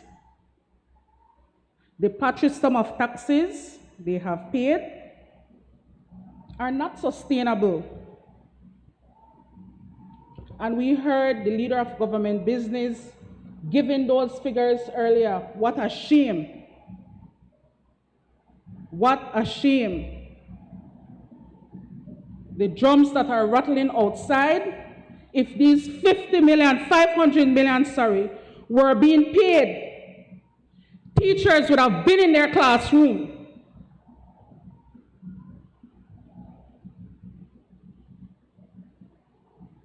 Come on, man.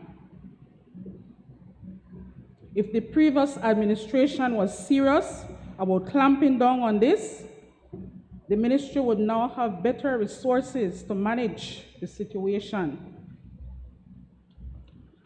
What I am particularly pleased about, however, is the commitment from the ministry to be more welcoming to the public, responding to their serious concerns, and addressing them in a meaningful and speedy manner.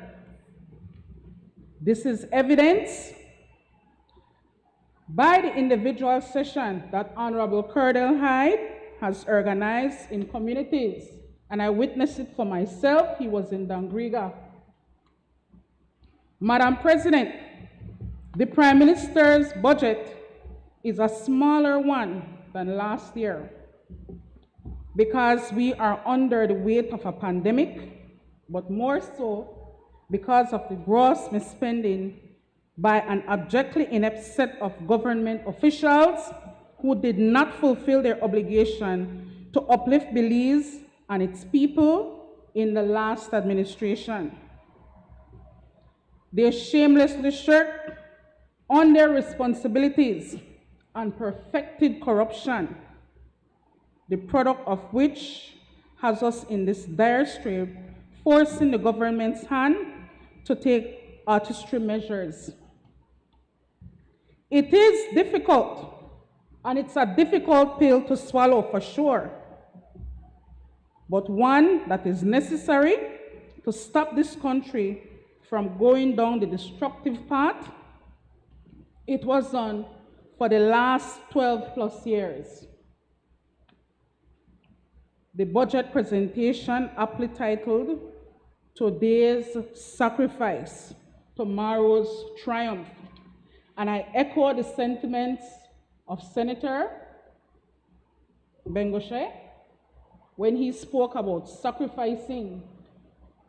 All of us, if we want to get to where we're going, then we need to put all heads on board. We sacrifice, we communicate, and we move together. This will look at the most vulnerable, the government has committed to bolster the efforts of the National AIDS Commission and Restore Belize, designed to fulfill each of these organization mandates to provide hope and opportunities for sectors of society that are not forgotten. Restore Belize will specifically continue to provide educational opportunities so that the recipients are equipped to take on the world's challenges head on, and that their roles in the world will be transformative and rewarding. When we keep complaining of what the previous administration did, this doesn't signal this administration's weakness, but it allows us to realize that something wrong happened. Something wrong happened, and it did not happen overnight. It was for a period of 13 years.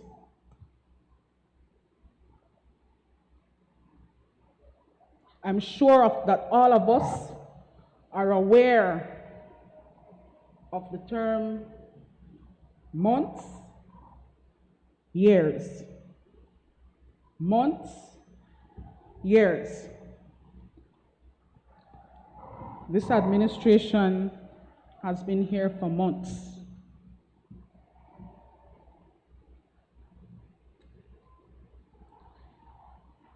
It is rather challenging.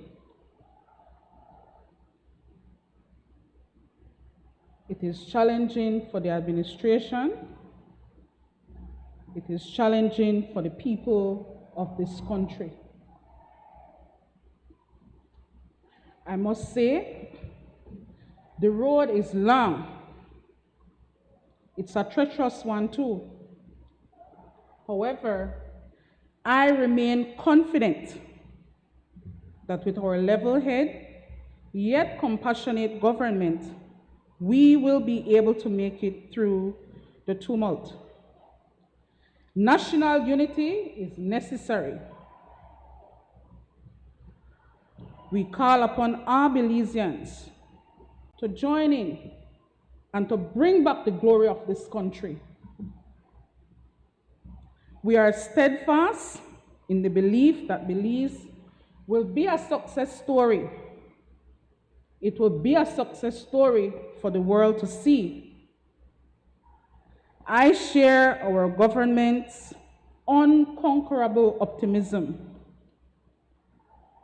I share the government's unending drive for success.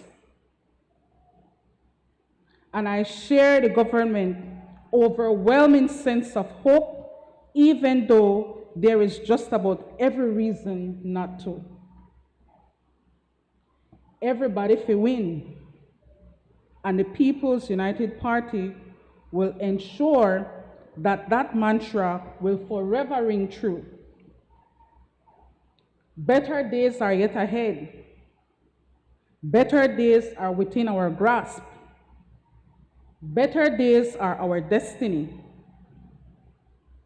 To prepare us for those good days, we build and rebuild, uplift and transform. We remain resilient and unflinching our determination to succeed. That success is possible with this budget, and that is my reason, Madam President, I am supporting it wholeheartedly. Thank you. I recognize Senator Aldo Salazar. Obliged, Madam President.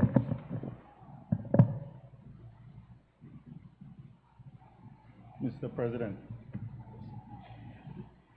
I've had a few debates now under my belt, and every year we come here, and since I've been here, we've had a critical look at the numbers here.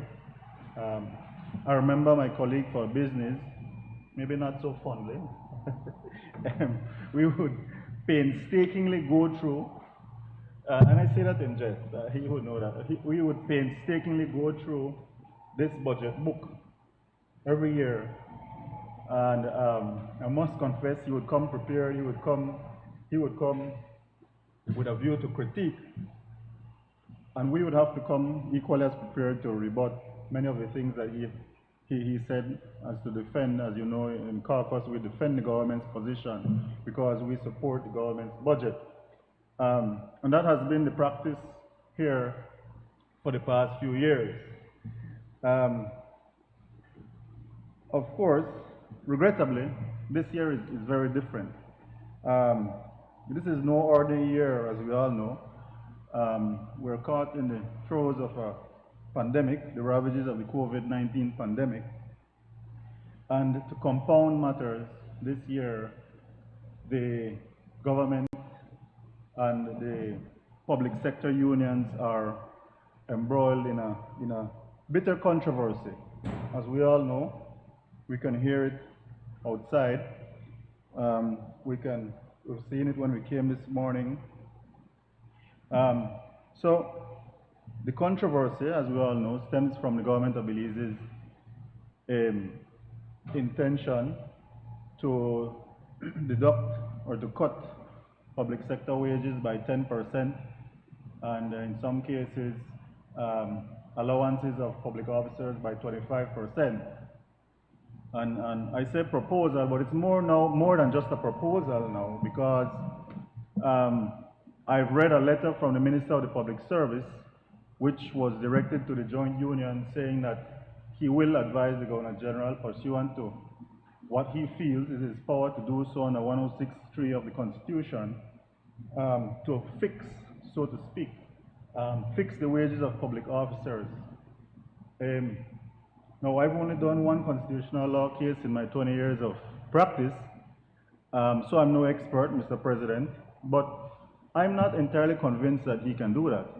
I'm not entirely convinced that that argument is sound, and my colleague, Senator Smith from the BNTU, is not here, but I would caution them. I don't want to be said to be giving advice, but I would caution them that, you know, perhaps they should take a stronger and better look at that intent to use that section of the Constitution, because I'm not sure that Section 106.3 is supposed to be used in this manner.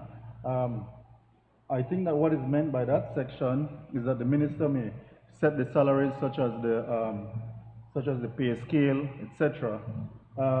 But I don't think that he can do so to materially affect the wages that already exist. I don't think that he has the power to do so, to take away something that they already benefit from. And in fact, the section actually refers to, and I'm quoting, making regulations relating to the fixing of salaries. As I said, I'm not a constitutional law expert, but I think that that deserves a very long and hard look, because I'm not convinced at first glance that this is appropriate or within the power of the government to do. Nevertheless, the point is this, that there's very little that can be addressed by way of a debate of these figures here without addressing the elephant in the room, which is the 10% cut or proposed, or now that is supposed to be in effect of public sector wages. It is safe to say that the relationship between the government and the public sector unions has soured, and it has soured considerably over the past few weeks. And I must say that the reason for this deterioration in relationship should fall squarely in the laps of the government of Belize, in the lap of the government of Belize. It is the government's fault why there is now this situation of where the two sides are really locked into a position and there's this dispute. If we study this issue, if we've been following it over the media, we've heard the union leaders speak generally about corruption about issues of wastage and government spending and cronyism and that sort of thing generally on both sides of the political divide. This has been a constant criticism from members of the public sector unions. And it is really the government that has plunged this entire debate into the ad hominem, into the realm of the ad hominem. Because, Mr. President, I really don't listen to the radio a lot. When I do, it is usually because I'm driving in my car. It's either because I'm going to run an errand or I am dropping off my children or picking them up from school. But on the few occasions that I listen to the radio, I usually listen to wave radio, of course, or I'd listen to Love FM. And what I've heard on Love FM is a blistering, scorched earth, desert storm type campaign aimed directly at personalities within the union, at the leadership of the union. I am mystified. I am stupefied. Who came up with this? I can't understand how any responsible politician could come up with this idea. And I know my colleagues, well, I know some of my colleagues on the other side, and I know them to be sober, reasonable, intelligent persons, and I know this is not coming from them. It has to be coming from somebody who has a political misconception, because I don't understand how any sober political advisor in a civilized society could be attacking its trade union leadership. It's like the story of the emperor's new clothes. If nobody tells you you're naked, you won't know you're naked. You believe that you have on clothes. Well, Mr. Government, I'm here to tell you that you are naked. This is not an advisable course of action that you're on. And I call upon members of the media. The media likes to call themselves the Fourth Estate. I call upon you, members of the media, not to tolerate this. Act with the decency that is required of the Fourth Estate. Would you have accepted to run commercials that were equally as critical of the personalities in government? The things that I've heard about the leadership of the unions, that they are guided by personal political ambition, that they're not genuine, and much more. And one of the things that irks me is that one of the personalities that we're attacking is a member of our judiciary, a senior member of the judiciary. This is uncivilized.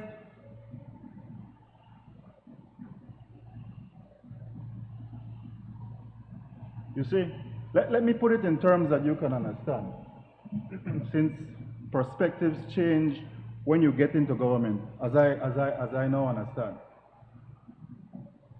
You see, when the UDP government took one of those policy or political decisions when you are in opposition, and you scratch your head and you say, that what anybody think? Well, this sustained attack on our unions, on the people outside, for defending 10% is 10 times worse than anything that you could have scratched your head about.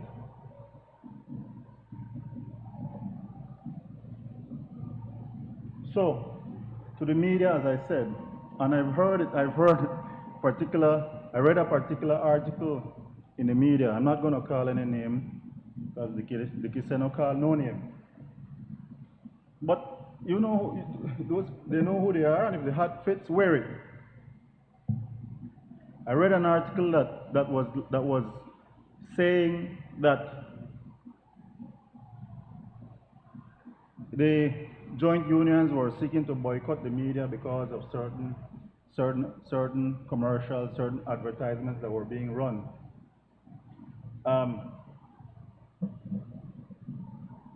And then in the same article it said, but you should remember that we're the ones who gave you the first platform when you started to air your discontent and so on. Well, you know what?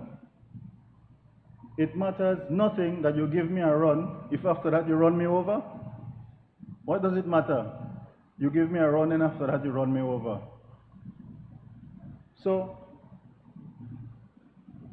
in this situation, I would borrow from my friends at the Rotary and say, you in the media should apply the four-way test when you run these campaigns, these ad hominem campaigns. Is it the truth?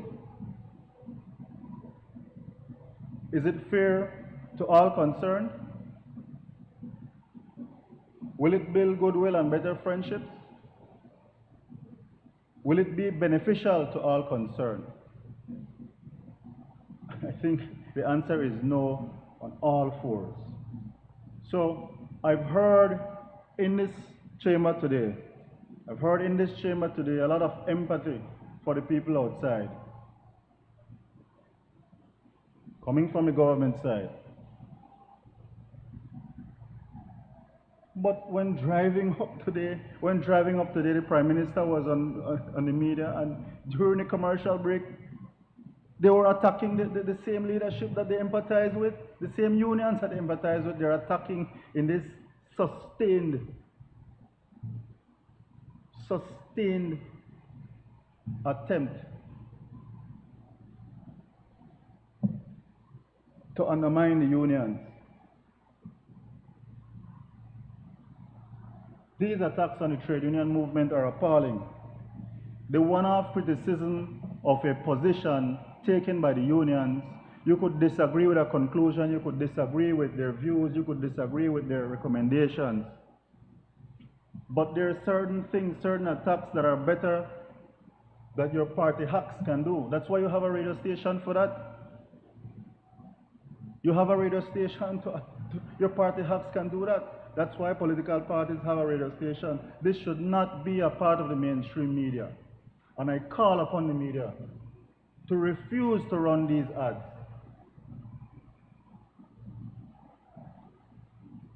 You know why?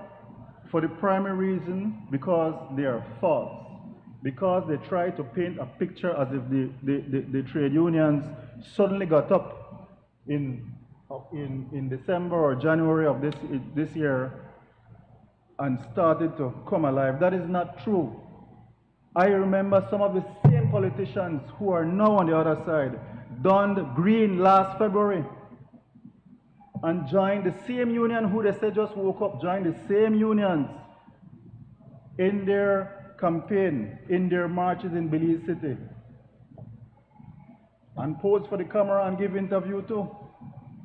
The same unions that they're now attacking. Come on, man. This is not right. This is not right.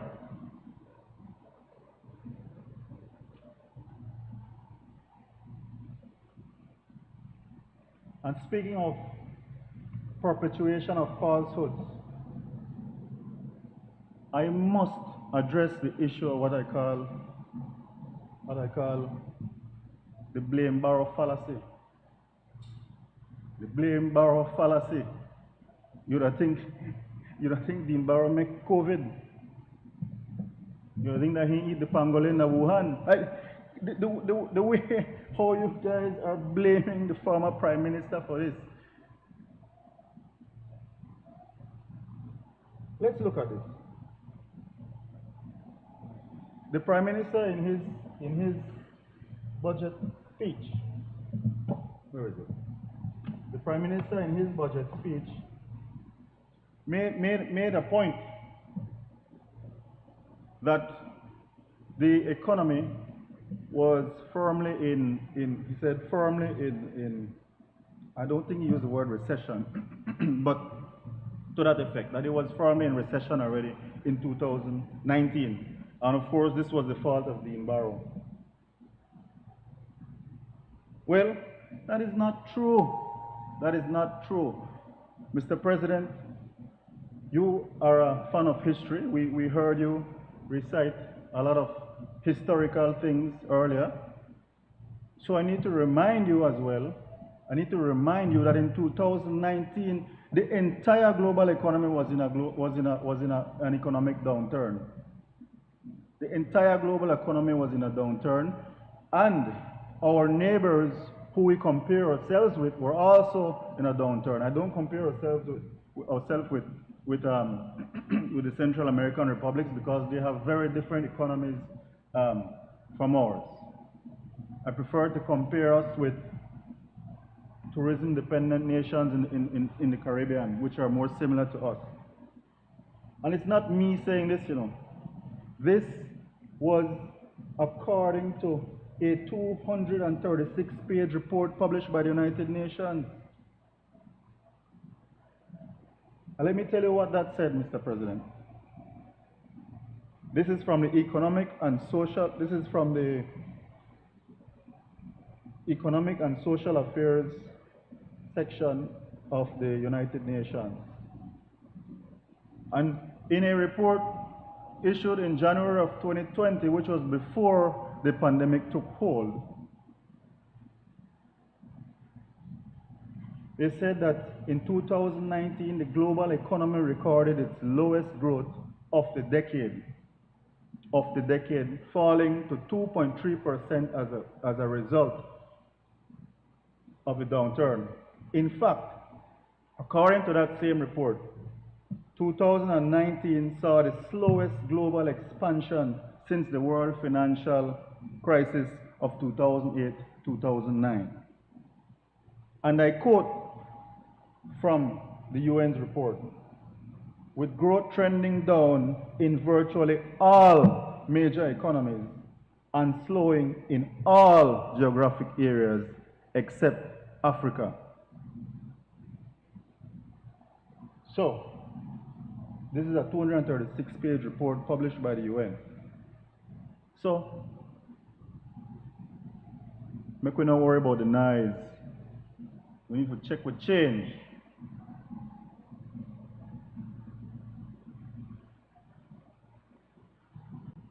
If you look at our fellow Caribbean countries, Barbados was in recession, worse than Belize. Jamaica also had an economic downturn. St. Lucia has similar size GDP as ours. They were in an economic downturn. St. Vincent was in an economic downturn. Grenada was in a downturn. So when you say to me that in 2019 our economy was already in a downturn, that's one thing if you take that in a vacuum. But when we look at the fact that this was actually a global trend, then the truth starts to emerge, because you could paint any picture you want if you look at it with a small little lens. The other thing that is being perpetuated here is that Belize has suffered more at the hands of COVID. Belize has suffered more at the hands of COVID because of Mr. Barrow and the UEP. As the PM put it in his speech, we were among 5 of the worst impacted nations, among the worst in the world, at 13.3%. Well, the Caribbean Development Bank stated in a release on March 2nd of this year that on average, its 19 borrowing members saw a GDP decline average of 12.8%. So,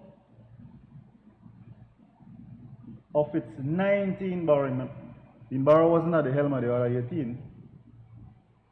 Of the 19, an average of 12.8% decline, with the majority registering double-digit declines in GDP as a result of the pandemic.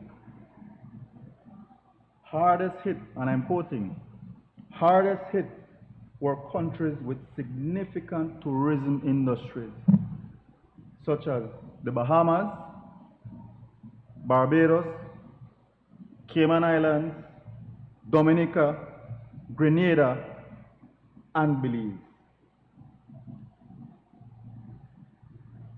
So you see, Belize is not alone. Belize is not alone. It is true that what we have before us is a dire economic picture. What is not true, we need to pick sense from nonsense. What is not true is that this was as a result of fiscal mismanagement, because we are in the same position as other countries in the region.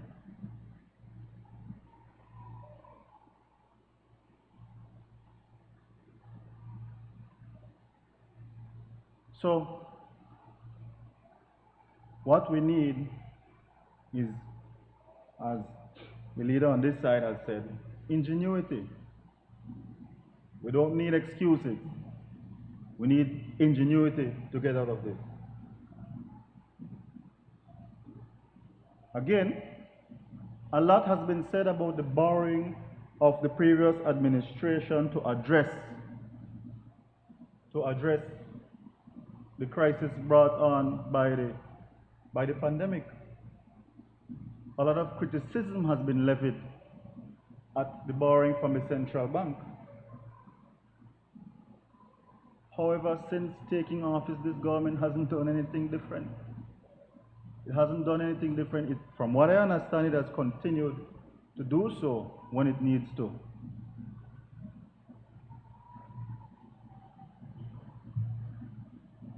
So,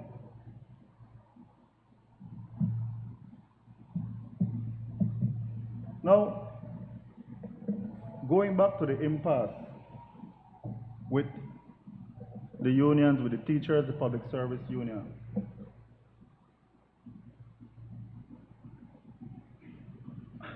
I think, and I am honestly saying this, I think that government has been caught in a situation where it is going after the low-lying fruit, where it has locked in, like when you see in a movie when you watch Top Gun and the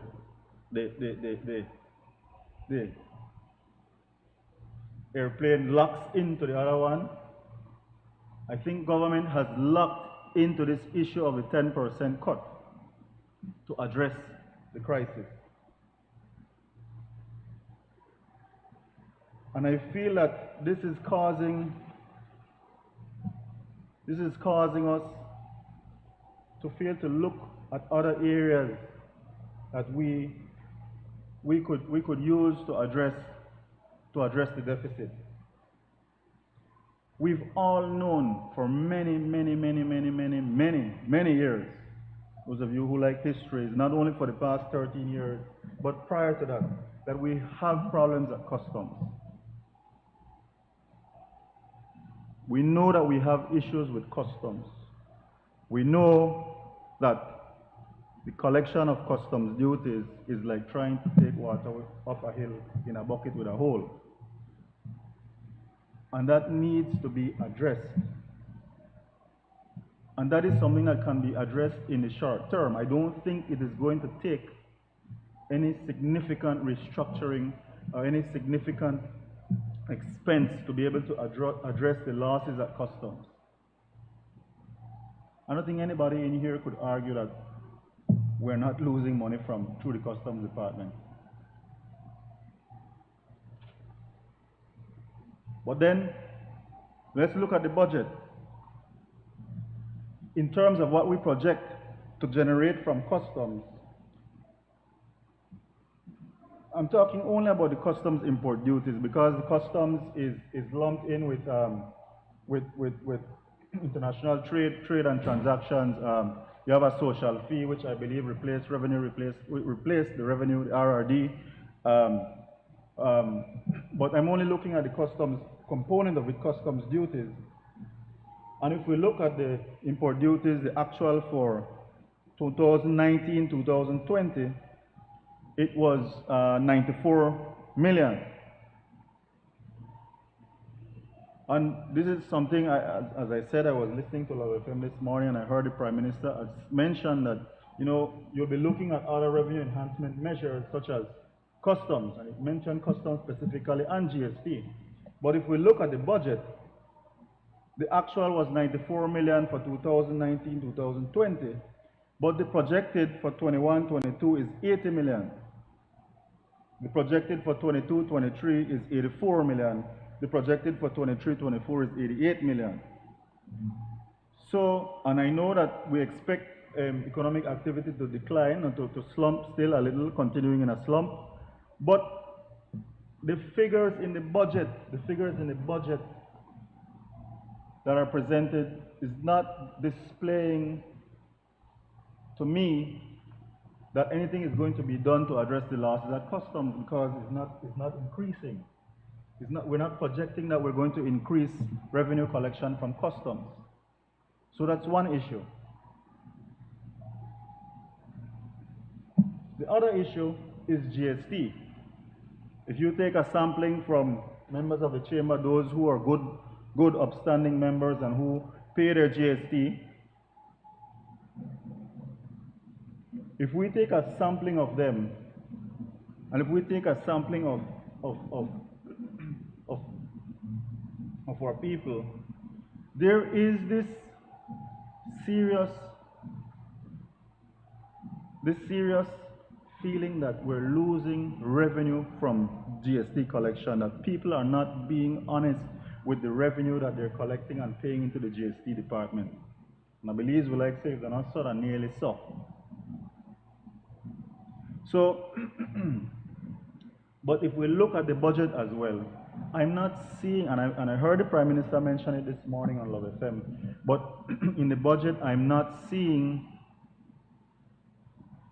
the intention or the hope that we're going to be generating more revenue from GST, that GST collections are going to improve. Because if we look at those figures, the actual for 2019 and 2020 was 322 million. The budget for 21-22 is 247 million, 22-23, 276 million, 23-24, 290 million. So we're not expecting to increase our collections from GST either. Now I could understand a projection for a slump because of the economic activity that's going down. But for the years after that, the next 2 years after this year, there's still not a projection to increase revenue from GST. So then, we're not enhancing revenue collection in GST nor customs. I'm not the one saying it, it's in here. We're not looking to enhance collection from GST and from customs, which is the place where we know that we've been losing a lot of our tax revenue. So I would urge government,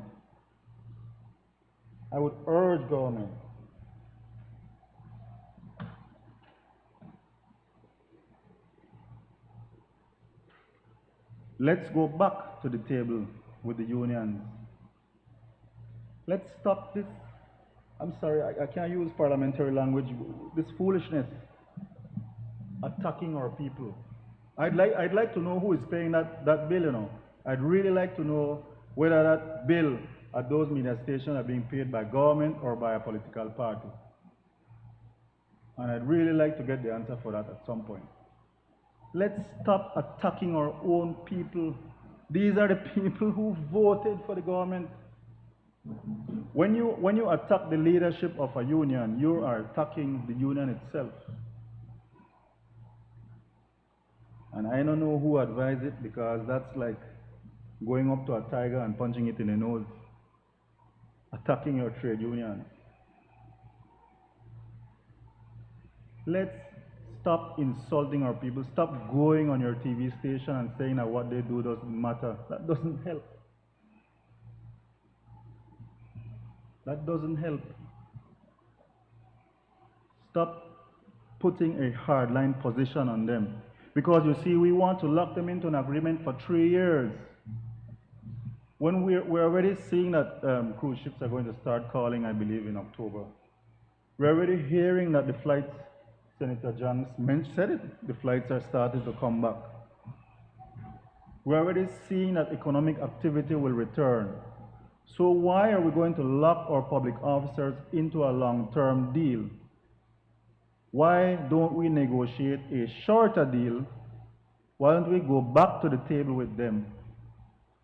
Stop insulting them, go back to the table with them, and work out something that's not as long-term. Give us some concrete ways in which you're going to enhance revenue collection. And not from the ones who are already paying, you know. Because there is this tendency to harass people who are already paying. Look for those who are not paying. There are other things that can be done. There is a lot of money lost in this country through real estate transactions. I know it from practice. We can see where the money does not come into the country from real estate. Let's look at this industry. There's no law regulating realtors in Belize. There's no requirement, well, there is, but there's more teeth than we can put into legislation requiring that money to come to Belize. And I know people have their US dollars invested here, and if you invest it, you're supposed to get it back. But a lot of money is being lost through real estate transactions in this country. And so, let's try one of the whole Soviet words, well, during the whole Soviet rapprochement. Let's go back to the unions, sit with them, make us stop fight. The flag was flying upside down today.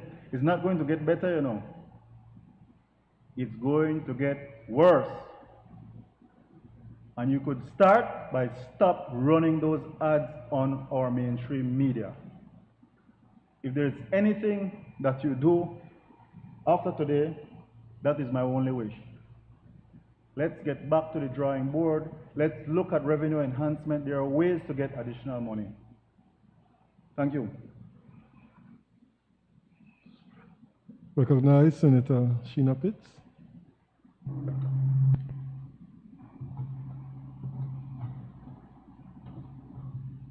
Thank you, Mr. President. I would like to first crave the indulgence of all my colleagues, and I apologize now because I anticipate that at some point the condition I find myself in today and my voice may be a little bit much. And so I apologize for sounding like this, but I'm not all well. And if you could bear with me. And because of that, even though I am realizing over time that true to form of being BQ Pitts' daughter, I am being told that I can be long-winded, which means I can talk long. I don't want to do that today because I have my voice that I'm fighting with, I have my body that I'm fighting with. and other things. So I'll be as short as I can and as pointed as I can. And I will start first by stating that we came here and we started promptly at 9, and it took only until Senator Young's presentation that we properly recognized the competing noise outside and who it was coming from. It was only until then, and then we're hearing it now from my colleague on this side. And with that, I say this: in presenting this budget, we took long to address the elephant outside, and what I intend to not ignore is the elephant that came in through the side doors by the presentation of Senator Courtney. And it needs addressing because we cannot ignore it. And in saying that, I've been hearing, listening, and I hear our respective contributions in relation to what the position of the union is. And at some point, perhaps I am just too sensitive, and if that is what it is, respectfully so, I apologize, but I don't think I am. But at some point, it sounded to me that through the presentation, there was a collective of voice and position that we must look at the position of the union and not respect their position and not hear their cries. And so I am asking us, the drums are loud outside. Those are the drums in the culture of the Garifuna, the drums of their fathers, but those drums I want to continue going so that they string sinews together in the union and make nerve and flesh impregnable, so that the union can continue independently without the kind of derisive criticism that we've heard Senator Salazar refer to, with the respect they command, and continue their fight. Now I am aware the union does not need any defense from anybody else. They have been representing themselves well. But what we cannot bring into the chambers is the collective approach outside the chambers of ganging up against the union. I think, Mr. President, that is unfortunate. And so I say, we can all disagree, respectfully so. We can all criticize, respectfully so. But let us not forget that which ought to guide us. And I say that to come to this. Leader of government business, Senator Courtney, is aware of a bit my present condition. I've spoken to him personally, and from him I receive compassion, and I thank him. And so I know that he is a human being of good quality to extend to me at a time when I did not look out to receive it from him, to follow up with me and make inquiries. I respect that. I appreciate that. And it is an indication that should the leader of government business direct that same compassion to the government, the government can benefit in how they're handling the union. I have had the privilege of practicing law on the other side of Senator Courtney.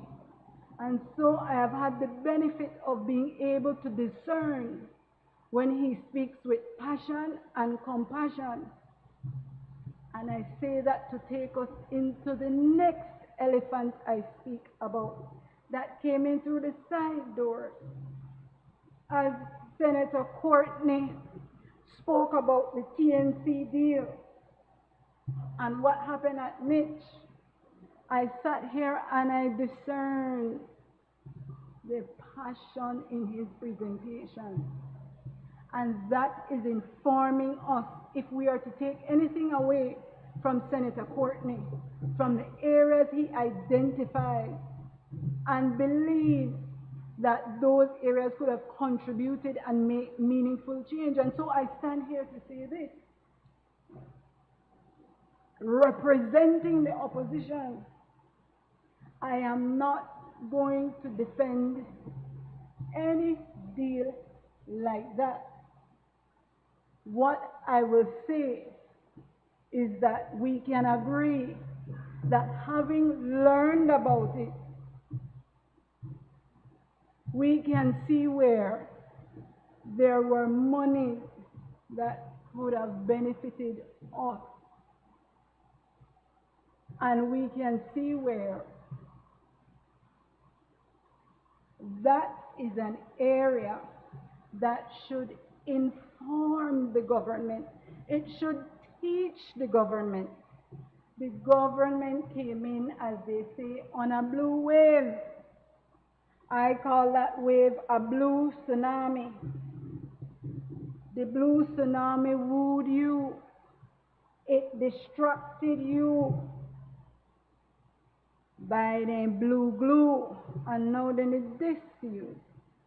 And when I say you, I don't mean you, Mr. President. You include all of us. Because those things in Plan Belize, if you notice, were people-centered. The government now at that time crafted a manifesto that redirected the energies on the people, because they saw at that time perhaps that was a weakness that helped install them into government. And so, being in government now, we have the good governance motion. The first thing they did, you know why I like it, Mr. President? Because it sets the bar meter. If you would recall on occasions before, I said, this is not the time for obnoxious relativity. This is not the time to sit down and say, you did this, or I did this, or you did that, and I did that. Because it takes us nowhere further to any meaningful solution. And I said that I'm saying now why I like the good governance. It set the bar meter so high. In the government's view, at that time, they recognized things that they said was not being done well.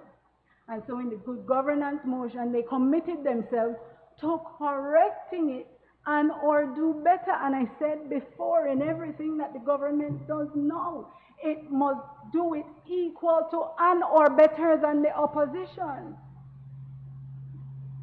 And so now, you know what this good governance motion does? It sets the bar meter so high. And I think about the quip, the higher monkey climb, the higher you expose it.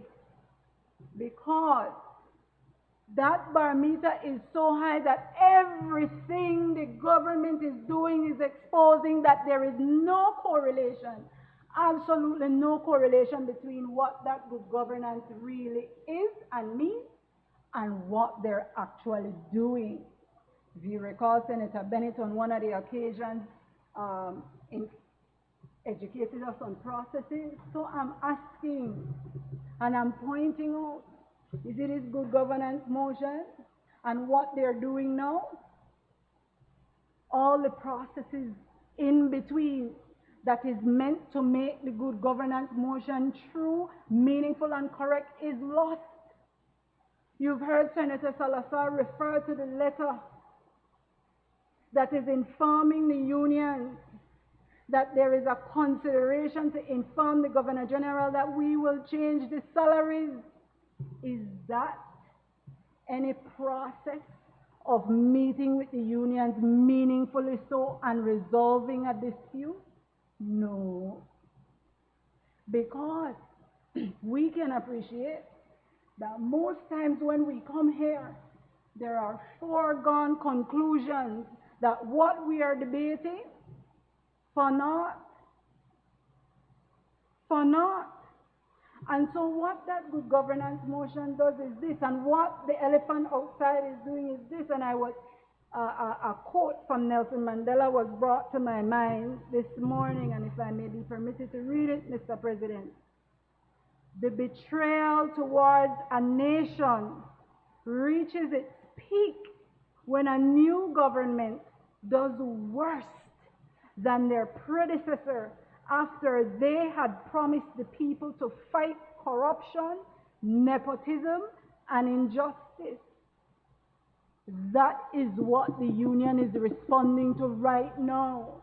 That is why they are outside beating those drums that strings sinews together to make nerve and flesh impregnable to keep them going on. On the issue of nepotism, if I am to take that squarely, we have to be informed by the general election.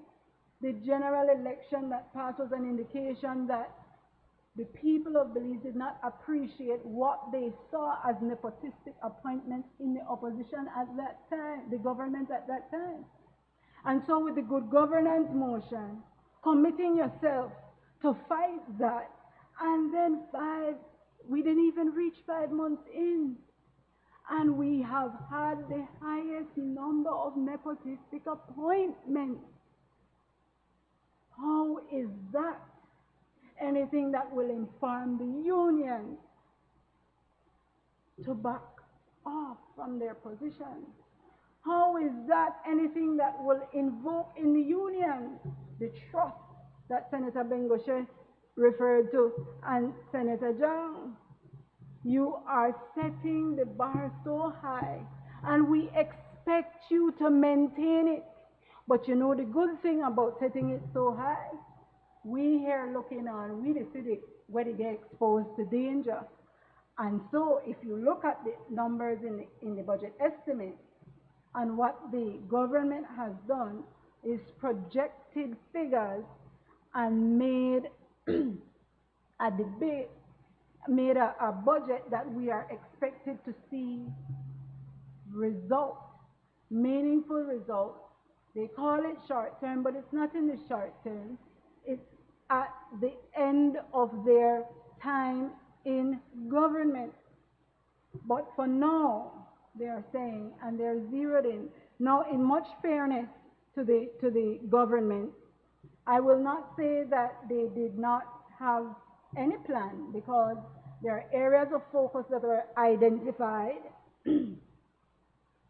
There are different priorities that were stated to be top priorities. And then there was an attempt at the exposition of how they intend to get done what they are saying in their 4-step plan. And why I have to join with my colleague, Senator Perifi, when he says that maybe the government has no plan, is because the only discernible mechanism that we're identifying at this present point that is being marshaled as a definite short-term solution that will ease the government is by doing the pay cut. Every other area that the government has identified, spending reduction in that bracket, it's the pay cut. Revenue enhancement, we've heard that the government plans to address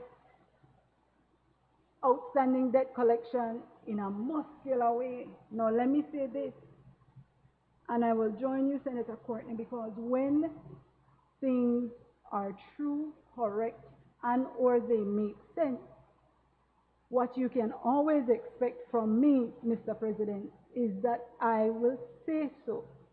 And if it is coming from the government, I will join them in doing that. So what I join Senator Courtney in saying is that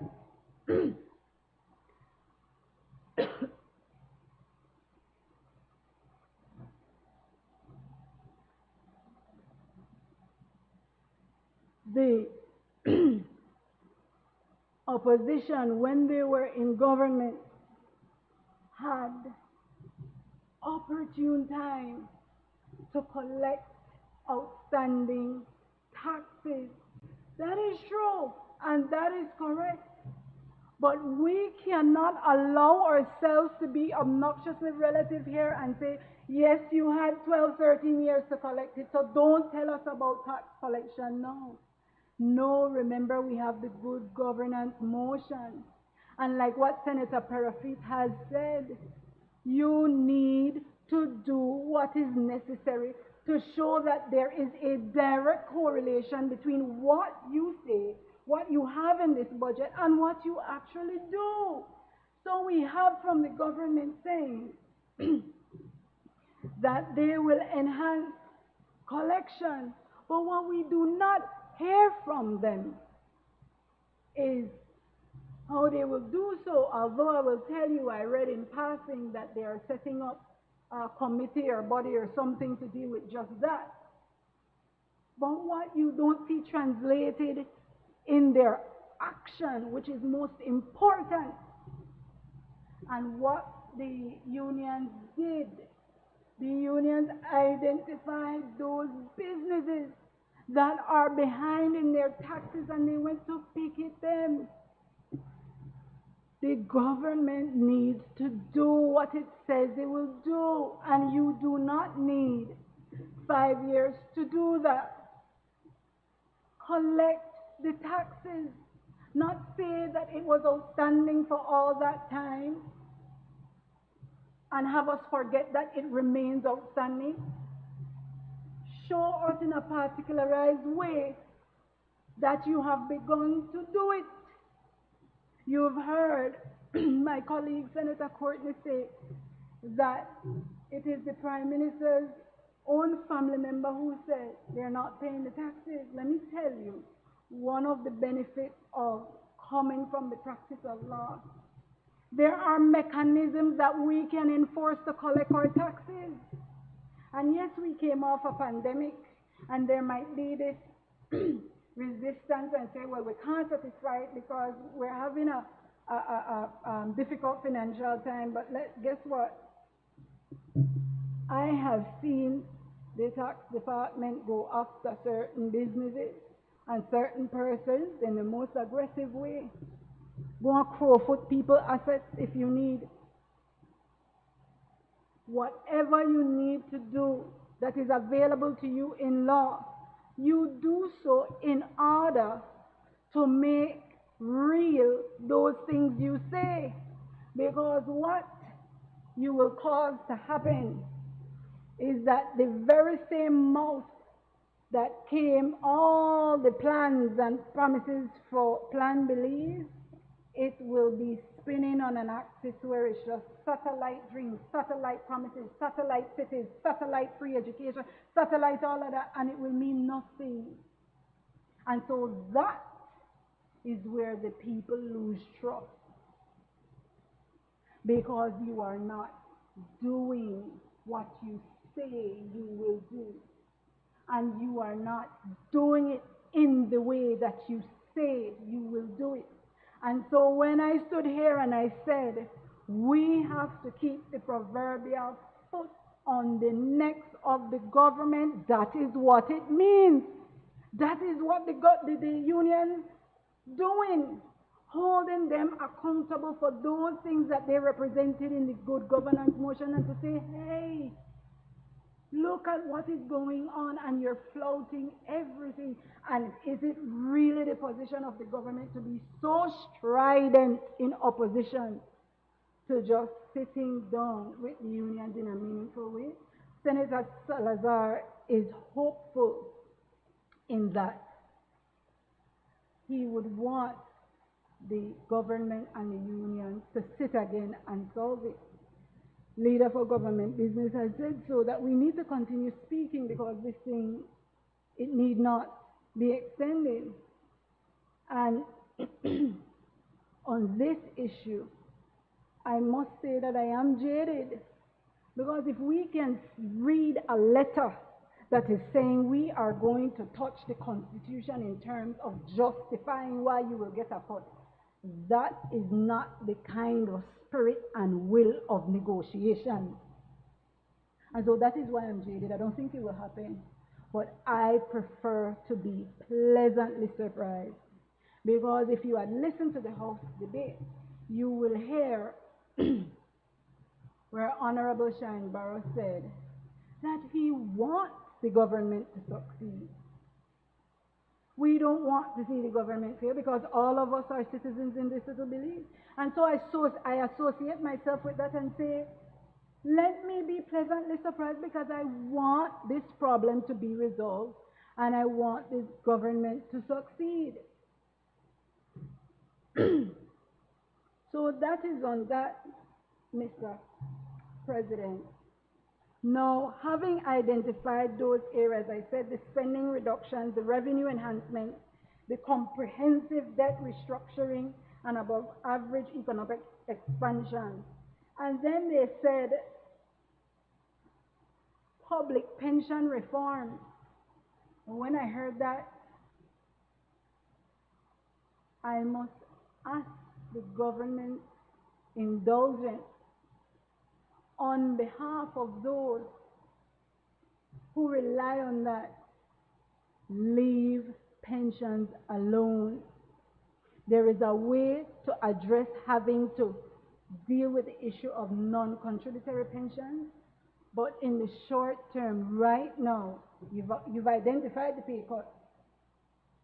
Please, I heard you, Mr. President, say you talk to your people talk to you, and they say certain things to you. And one of the disadvantages that I think we have in here, and perhaps it is what misinforms us sometimes, is because we have not suffered that rigor of walking in a constituency, of listening to people's plight, of having to deliver for them to have us installed in office. Us here, we are appointed. And I don't know if there's a disconnect between being appointed versus being elected. And the only reason why I say that is because on this issue of the unions, I would have at least expected to hear that in some sober, reasonable voice of reason, in more than one person, that they would have understood the premise on which the union stands and respect it. And that is not too much to ask. And so I say here publicly and put it on record, every employee that has been dismissed, I stand with, who is outside making noise and plan to make noise.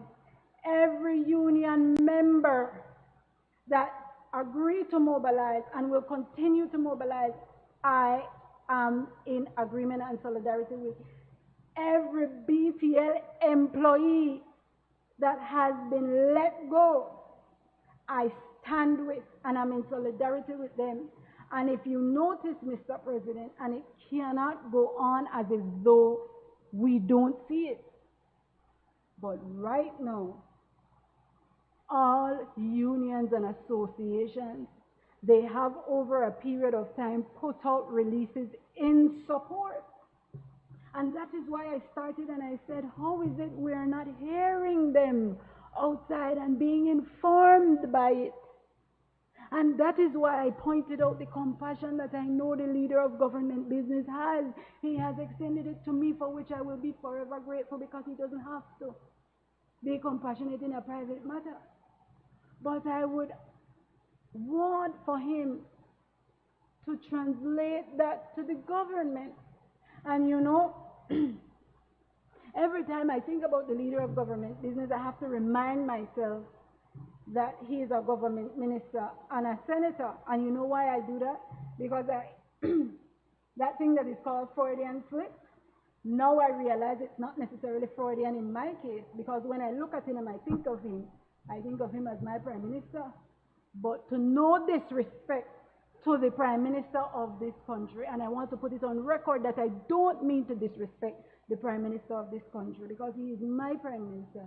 But in my view, and I say that, I said it on the last occasion, if there is no one else who can inform and have this government yield, if there is no one else that has this power, it is the leader of government business.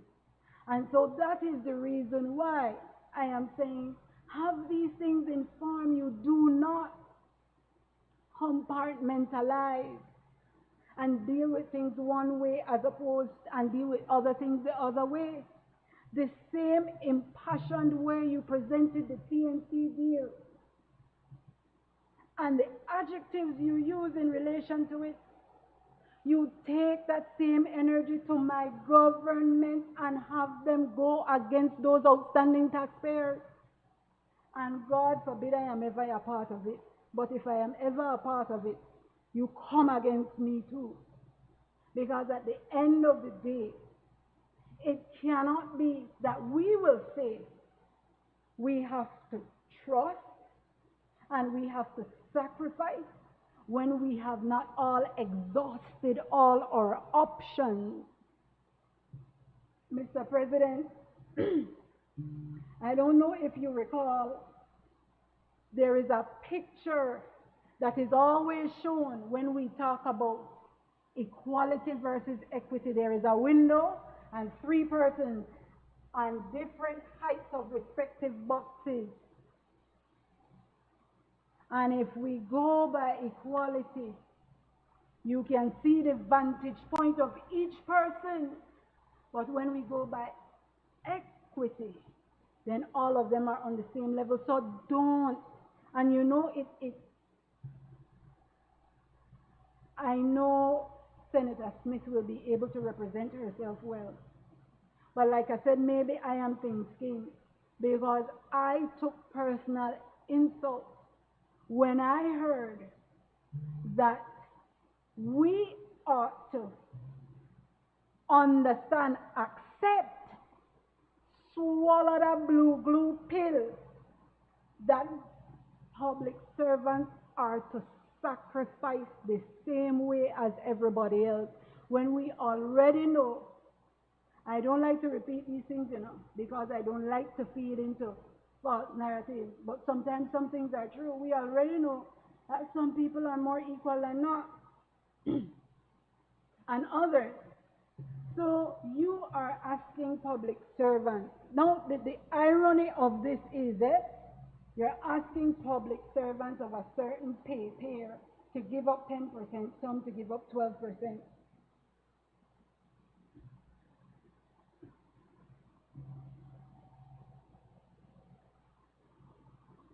The 10% that government ministers are foregoing,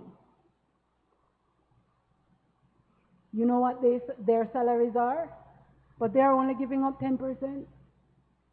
Only that now, prior to the pandemic, into the pandemic, before the change of government, we had the Ministry of Education, who was at that time vigorous in ensuring that the classes would have been ready to receive back students, and there were campaigns to clean and sanitize. Before the pandemic, teachers on their limited budget had to go in their personal pocket to find money to put up their own charts, to find money to ensure that they had the materials and resources so that there is a proper learning environment for our children. and the pandemic came along, and then the same teachers had to go back and find from their personal resources to assist in ensuring their classroom, because now each teacher is responsible for his or her classroom, that their classroom is ready to receive students. This is the same teacher being asked to forego 10%, that when that comes out of a pay scale 16 salary, that is the difference between being able to afford groceries, Mr. President. That is the difference between being able to pay your mortgage payment. That is the difference between being able to pay your rent. You made mention of having to deal with somebody on a rent issue. So though that person who you had to help, that situation cannot be mirrored and compared to the position teachers find themselves in. You see, a government minister, when they give up 10%, they still have their allowances.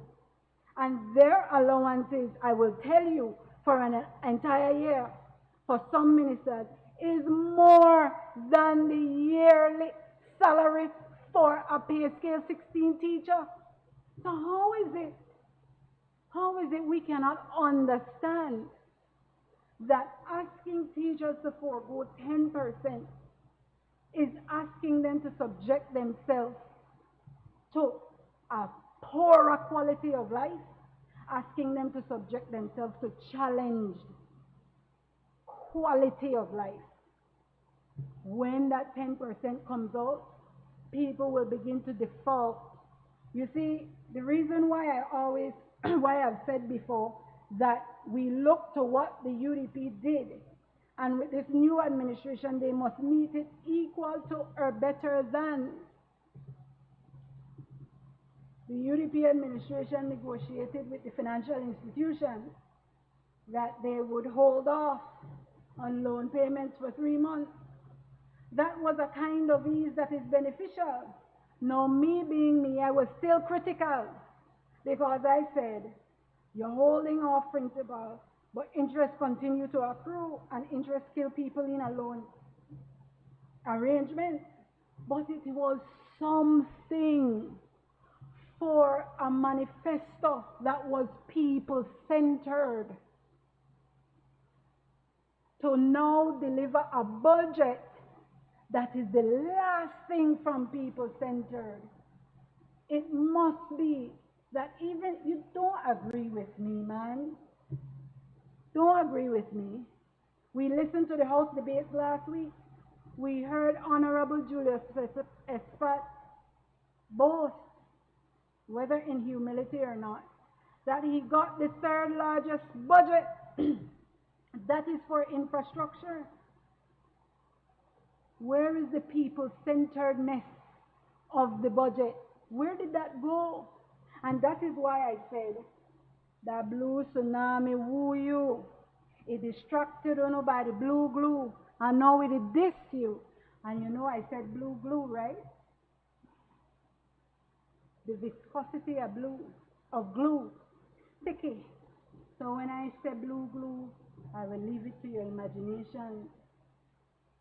But the good thing about the good governance motion is that when they are up high there on that barometer,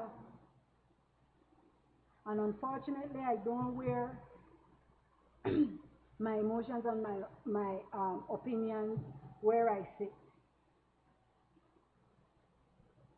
But when it begins to happen, where they sit will be exposed to the whole country. And you know that danger that I alluded to? When the time comes, if you notice, Belizeans, we don't vote in a government, we vote out a government. And the last thing, or you know what? I won't say the last thing, because you see I'm here on the opposition, and I have my role to play. And as much as I want the government to win, I am here on the sidelines waiting for when the government continue to expose it to danger and they are voted out. Because the very premise on which they were voted in, being a people-centered approach, is the very thing we have seen in the 5 months that is completely untrue. The budget isn't people-friendly. Now, I go to dealing with an aspect which I think it needs some attention. My colleague and good friend, Orson Elrington, it is his position, and I agree with him, that at times you need to be able to recognize a narrative, being able to control the narrative, or being able to respond to a narrative in a way that when that narrative is perverse, you address it promptly. And the narrative I speak to right now, because right now I want us to question the narrative, I want us to challenge the narrative, and I want us to reject the narrative. And that narrative is, one, government broke. You know why I say I want us to question that narrative? If government is truly broke, and we are here in a position forcing the unions that public servants must take 10% cut and a 3-year increment freeze, how is it that we are here learning about spending for vehicles, about renting office spaces when there is no need to? And I can go on and on. But remember, Mr. President, I said I will be short, so I will not go on and on. I want to, like we would say in court, have it taken as read that the people who are listening to us here are aware of the many expenses being undertaken by the government at a time when they say they broke. Question the narrative. They broke and they still spend. And spend parting when I have no business to spend pan. Then they spend parting when I have nothing to do with the people. No, man. Challenge the narrative. That is what the union is doing. Come to us and show us that you have exhausted every option at addressing the crisis. And then and only then, we will be in a position to say, all right, now it's our turn, who are at the bottom end of the earning and equity ladder, to yield up 10% and 3-year increment freeze. In rejecting the narrative, we have to appreciate that where you not have money, you can't spend money. So that narrative that we brought is there. You hear Senator Salazar talk about the falsehood. Now, another narrative. Senator Salazar touched it. Senator Percy touched it. Somehow we got all hoodwinked into believing that the sole basis for the economic crisis is because of 13 years of continuous corruption, mismanagement, and maladministration. You know, for a minute, I said, I am not privy. And until I become privy, I will wait on the government's correlation between that assertion and the revelation of its truth. And so far, I don't have nothing. Remember, they have the commission ongoing to investigate the fire sale of government assets. And so I was waiting. Perhaps I need to continue to wait to hear of all those instances of sustained corruption where it has to do with fire sale of government assets, of mismanagement and maladministration when it comes to public assets. into the very inquiry, Mr. President, and it cannot be lost on your head, not you personally, the seat, and neither of our heads, that there was the revelation that while that is happening, and while we join the government momentarily to say, yes, there was fire sale, you know what happened?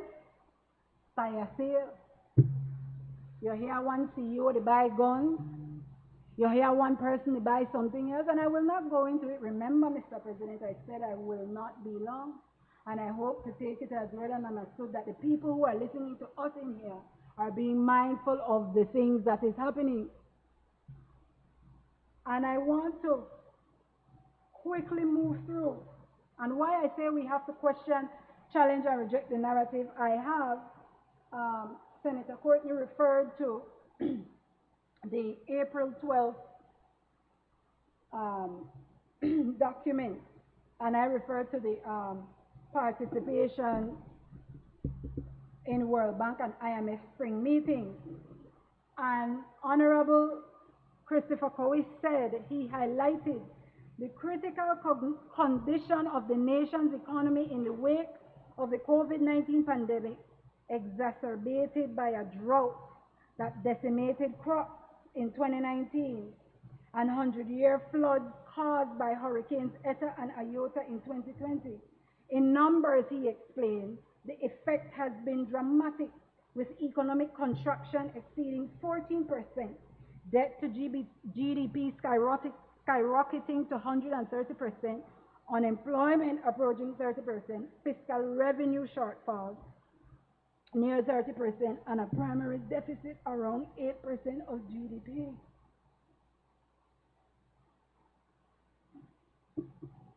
Mr. President, I did not hear or read 13 years sustained corruption, mismanagement, or maladministration as the cause there. Now, I will not stand here hypocritical to say that there weren't instances that things happened or were caused to be done, but I would prefer to isolate that to those persons. And it's a pity, but they say hindsight is 20/20, but I can tell you under the new leadership, anything that peeks its head out like that will be excised. And that is what restoring public confidence is about. Now, moving quickly through, we have the issue of how it is we expect the economy to rebound and what the government is proposing. And I've had the benefit of sitting with economists, because I will not stand here to pretend that I understand everything that is contained in these documents. And it's a pity the leader of government business did not meet with us to perhaps ascertain whether or not we needed any assistance. But I know that in the future, he will be sharp on that, because the leader of government business is sharp in solutions and results. But in any event, I would be most grateful if I am permitted. I want to speak on an area of particular interest quickly. At the beginning of the judicial year, the acting Chief Justice made some scathing remarks. And Senator Courtney can tell you, the acting Chief Justice is a cool judge. And for her to say those things is telling. The Attorney General, in reply, said certain things, but when you go to the budget does not assist the judiciary in any way in being properly funded or resourced. Now, we heard talks of hope and gloom and doom and this and that, but I'm saying any leader of any sports team, any government, anything, they must be in a position to motivate, to inspire, and to provoke cooperation.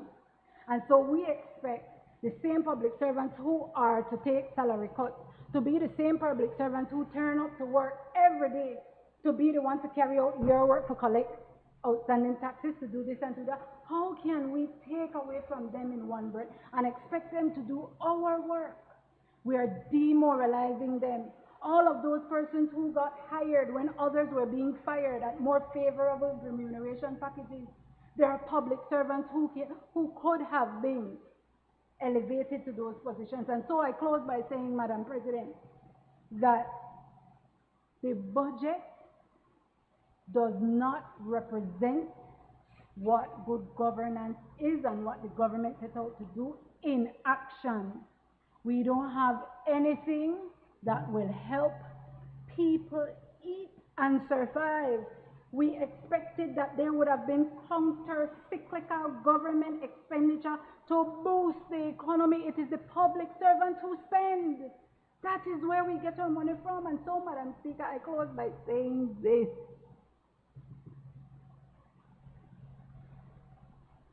Let us respect the unions and identify and appreciate that what they are doing is what we all should do.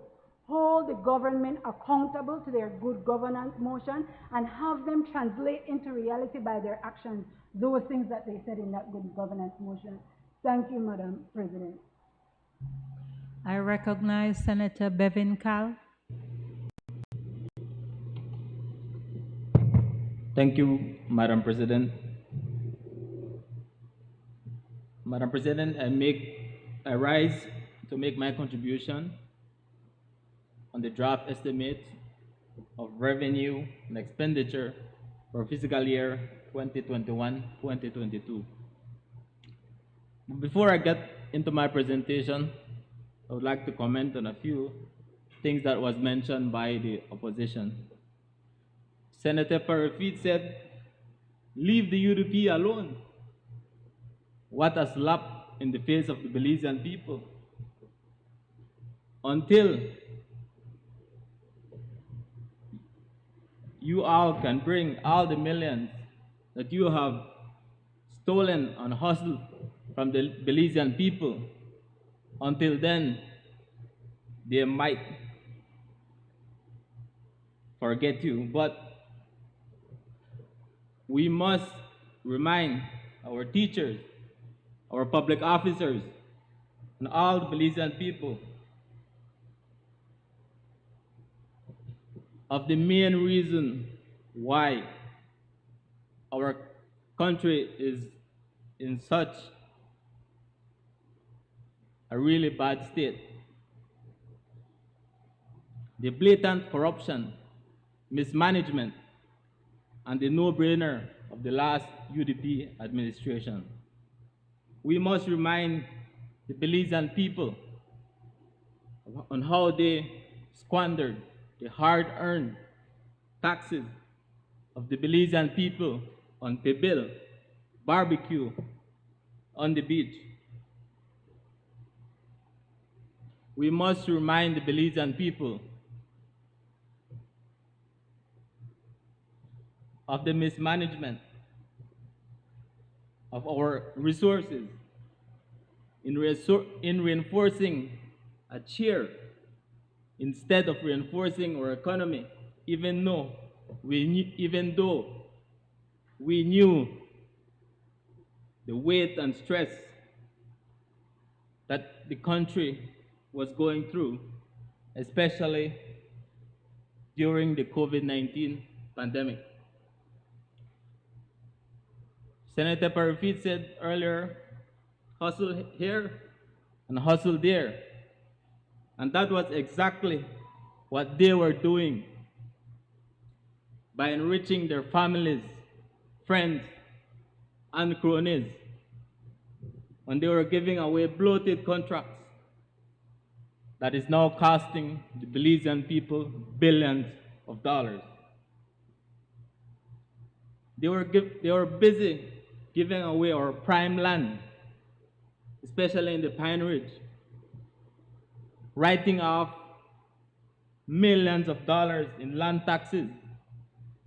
And the leader of government business just alluded to one, the TNC, millions of dollars from land taxes that was written off by the past UDP administration. While our young people and normal Belizeans cannot get a piece of land,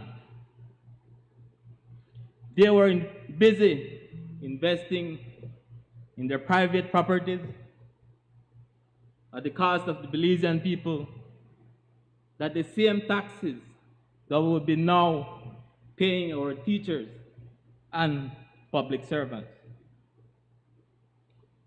Madam President, they have the audacity to come here and criticize this new government that is trying to fix all the mess that they have left behind. They fail to have the courage or the manhood to tell the Belizean people the harsh truth about our economy, and they failed to take strong steps to fix it.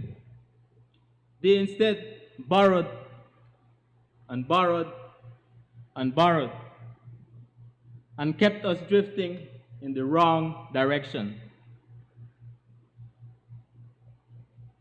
This drifting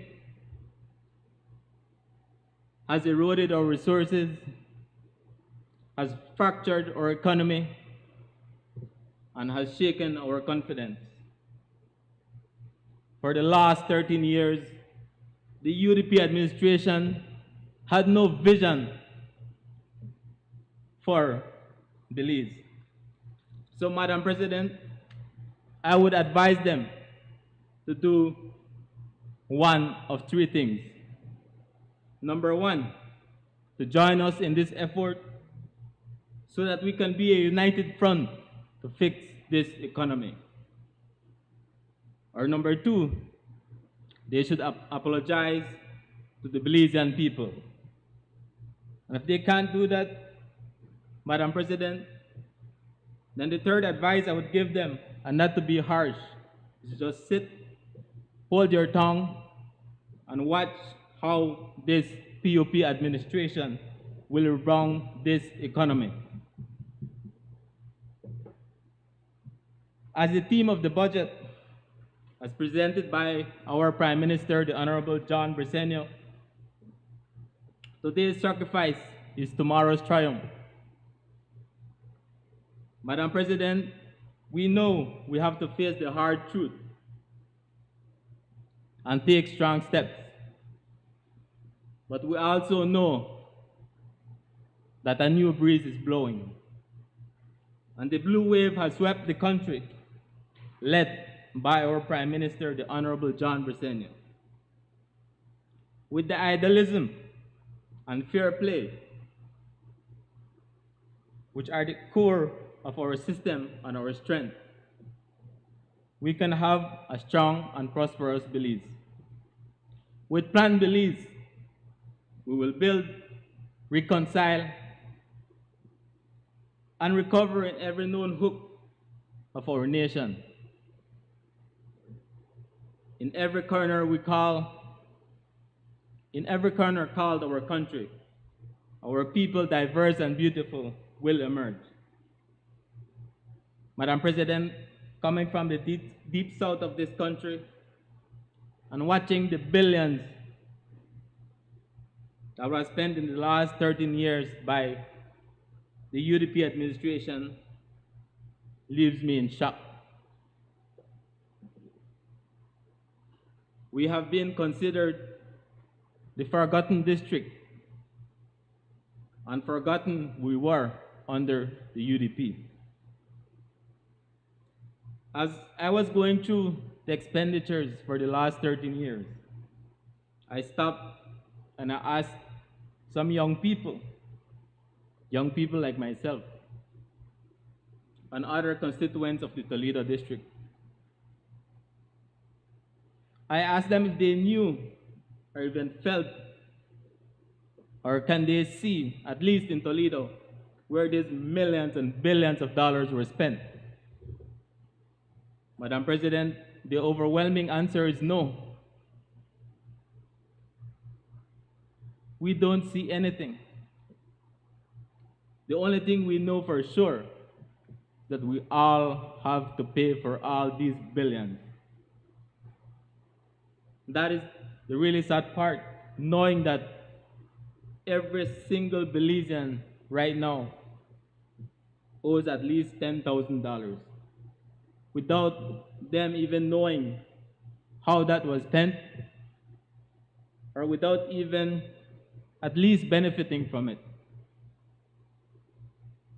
But I assure them, Madam President, that this POP administration will look after them. And immediately, I saw some smiles on their faces.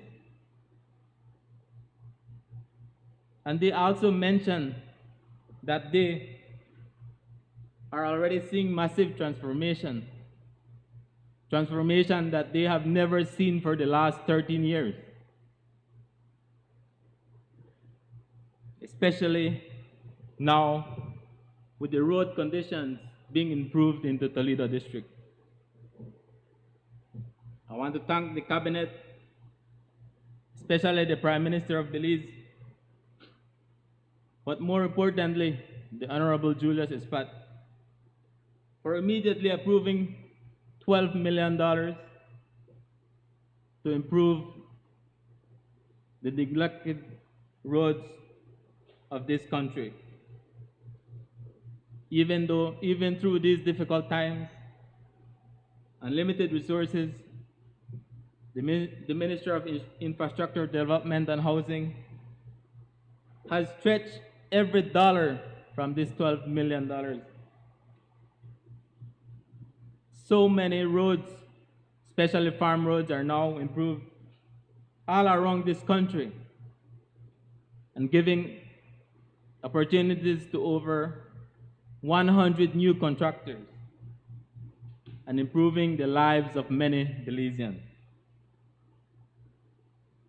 Again, in the Toledo district, just a few months ago, buses, horses, and carts are getting bagged in the middle of main roads in the communities of San Pedro, Colombia, Silver Creek, San Miguel, just to name a few.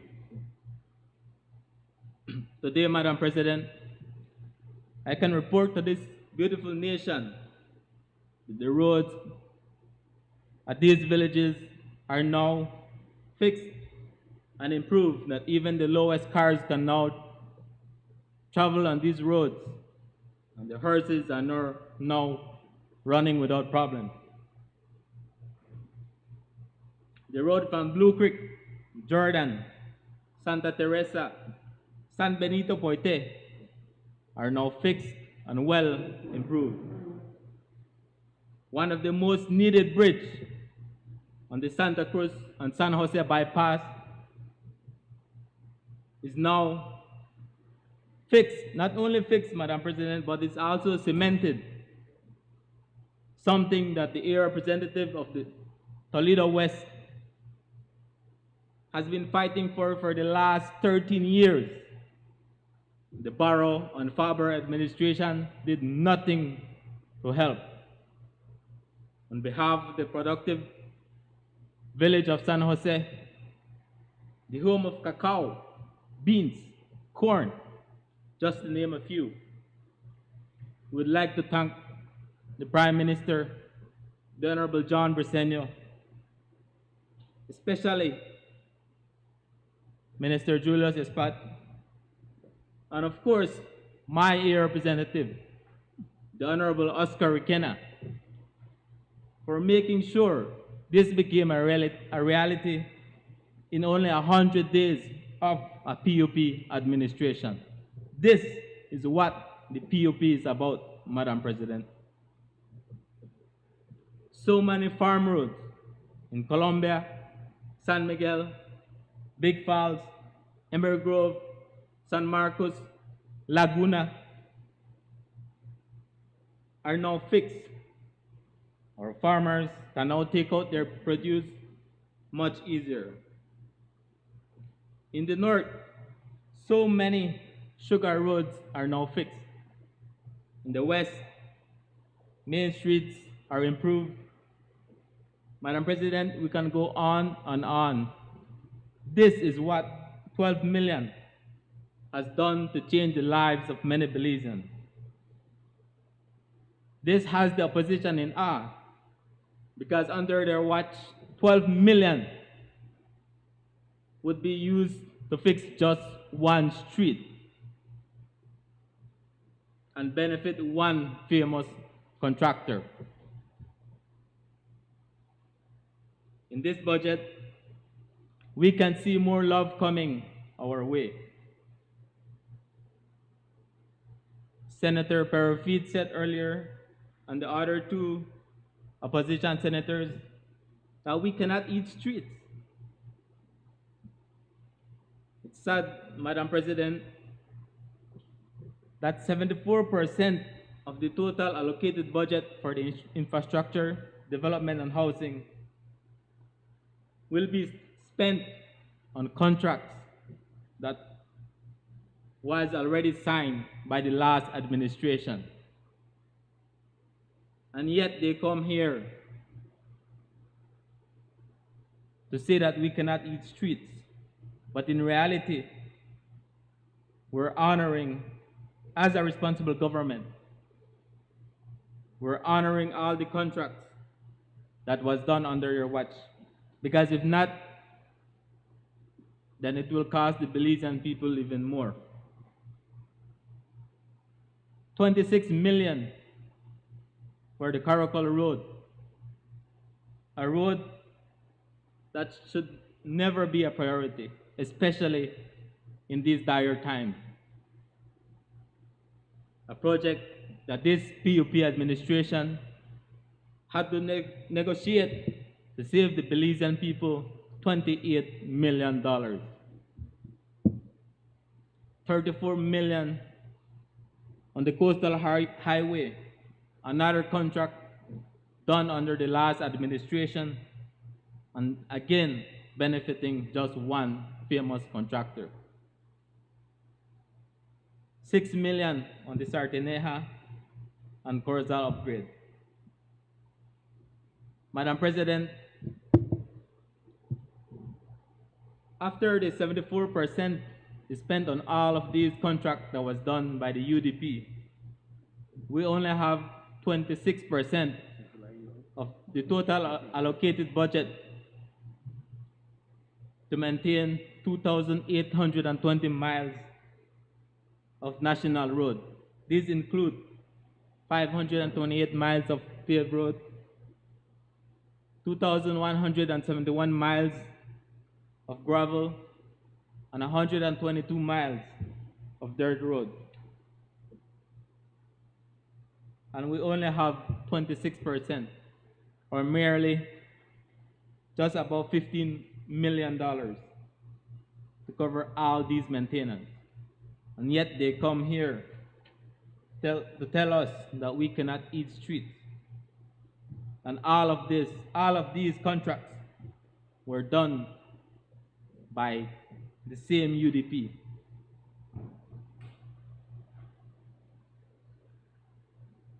But despite that, Madam President, we, as a responsible government, will make use of that limited resources. And we can assure you that this will reach as much, and this will benefit as much Belizeans. Madam President, you may recall one of the media houses went in the deep south, close to the border, to a village called Machakilha, a village that has been abandoned, and the terrible road condition that the children and community of Machakilha had to endure for the last 13 years. Now let me inform this nation that Machakilha Road will be fixed in the months ahead. This is good news for those children who have to walk from 4 o'clock in the morning just to board a bus to go to school. This is the type of work and priority that our PUP government is about.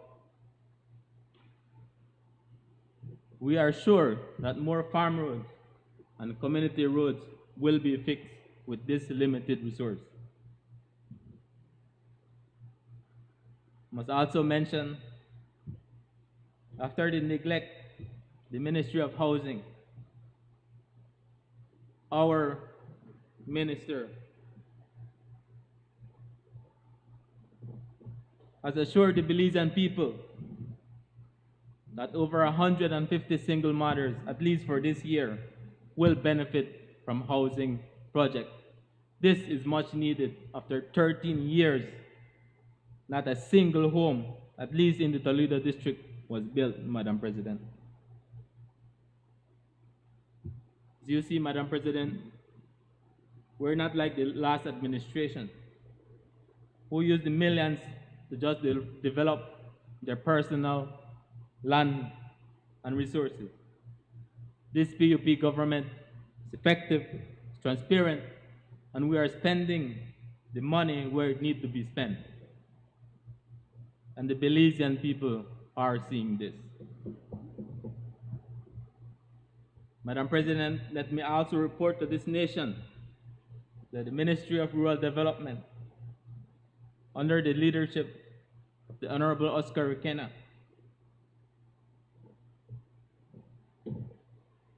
has now collaborated with the Belize Social Investment Fund to embark on the improvement of several rudimentary systems throughout the country. With funding from the CARICOM Development Fund, 4 villages are targeted with the allocation of about 1.6 million Belize dollars. These 4 villages, which are San Antonio in the Toledo district, Georgeville in the Cayo district, Mahogany Heights in the Belize district, and Shonosh in the Corozal district. With this project, it is expected that over 4,500 Belizeans will benefit from this initiative. Initiative that was abandoned by the last UDP administration. The ministry has already drilled a well for the better water source for over 1,500 residents in the San Antonio village in the Toledo district. Let me also remind you, Madam President, that this is the second largest community in the Toledo district. A community where the then UDP caretaker also lived, and he did not lift one finger to help these Belizeans. I want to thank my representative, the Honorable Oscar Requena, for delivering this in less than 5 months of a PUP government. In Bullet Tree Falls, a total investment of approximately $450,000 was done to improve the water supply. This included the installation of a filtration system. It also increased the water storage capacity by 110,000 liters. This also included the installation of a solar power to reduce the reliance on BEL power. The ministry have also signed a contract for the repairs and maintenance of the Sartaneja reverse osmosis water system. That, again, was abandoned by the last UDP administration. This repair, Madam President, is expected to be completed at the end of next month. Again, this will be done in only 6 months of a PUP administration. They come here to ask what we have been doing over the last 5 months. Going back to the south, Madam President, Medina Bank, 2 hand pumps were installed, benefit 237 residents. This should complement for the existing small water system in the community.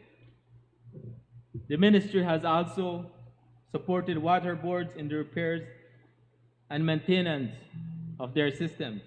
These include Silver Creek, San Roman, Silgrass, and Lucky Strike Village. They also assisted Midway, the village, with with a 10,000 liter water tank, and also contributed in the materials to construct the structure. Government of Belize has also donated $6,000 worth of PVC pipes and fittings to the Pueblo Viejo Water Board for water expansion. In support of local farmers and agribusiness, the ministry drilled a well for the Toledo Cows Growers Association. This new water supply will support their seedling nursery, museum, and packing facility. As you may see, Madam President, there is much love and a lot of work has been done in the Toledo district, the once abandoned district under the UDP.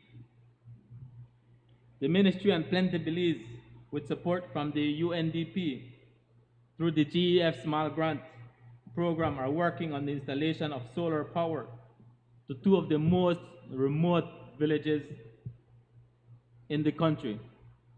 These villages are Machakilha and Graham Creek. The solar project of Indian Creek, Golden Stream, and Medina Bank has also commenced. Again, this was stalled by the last UDP administration. The solar project for the Corazon Village and the Corazon Technical High School has also commenced. This will improve the lives of so many Belizeans, and especially our students, Madam President. We can go on the list of work that this PUP administration has done in just 5 months. The neglect of the last UDP administration will take a lot of time and resources to fix, but as a responsible government, we are committed to fix and improve the lives of all Belizeans. While we may have limited resources, this budget will allow us to continue to uplift the lives of Belizeans. Madam President, we can assure the Belizean people that in the months ahead, they will continue to see more projects and development coming their way. This clearly shows the difference between a responsible POP government and a reckless UDP administration. Madam President, to wrap up, I would like to plead to the unions and the public servants to understand us and to work with us. I understand that the public trust has diminished for the last decade. But I can assure you that this POP administration is committed to build back that trust. We all know that nobody wants a pay cut. But we must also be mindful that we must put our country before self-interest. We are a new administration that presented the harsh truth and make the tough decisions, but we are doing it for Belize. Today we have more will than wallet, but will is what we need. We will make hard choices, looking at what we have and perhaps allocating it differently. making our decisions based on honest need and prudent safety. We must provide for our nation the way a family provides for its children. With every breath in our bronze-pounded chest, we'll raise this wounded nation into a wondrous Belize. Madam President, I support the tough but the wise decision that my Prime Minister, the Honorable John Briceño, has to take to save Belize so that our children, my daughter, can have a better future. Madam President, I fully support this budget. Thank you. I recognize Senator Elena Smith. Thank you, Madam President. I rise to make my contributions to the draft estimate of revenue and expenditure for fiscal year 2021-2022. Madam President, we are a few days away from celebrating the workers of this nation. On Saturday, we celebrate Labor Day. It is a day when we honor and thank our workers for their contribution to the nation.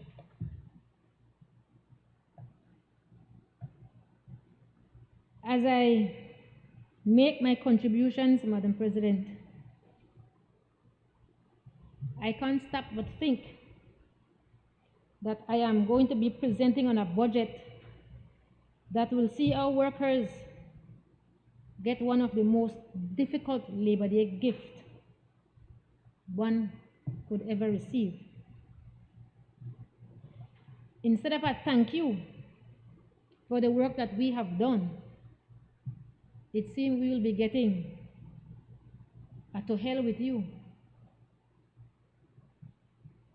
As I speak on behalf of the working class, Madam President, and as we address the persisting consequences of national economic mismanagement, which is now further aggravated by the pandemic,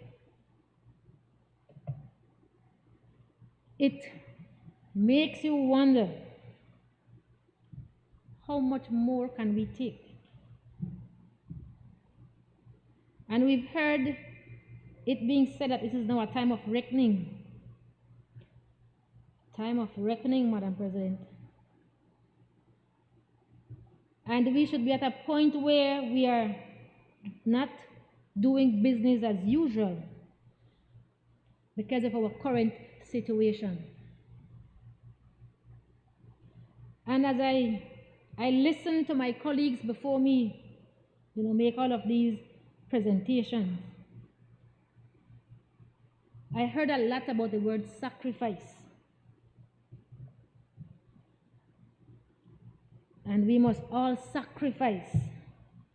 And we are all in this together. Madam President, please allow me to maybe drift a bit so that I may make my point based on what is before us today.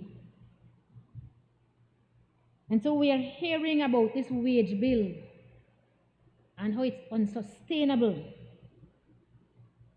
and why we cannot afford to continue down this path that we are on right now.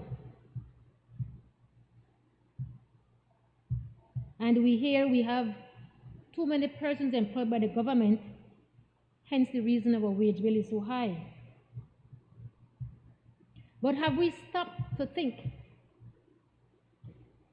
how are we now adding to this wage bill with the number of ministers, backbenchers, CEOs, etc. that we now have? Have we considered the fact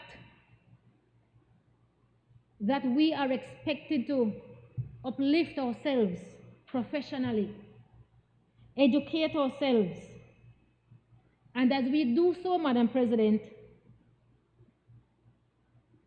it is expected that your salary will match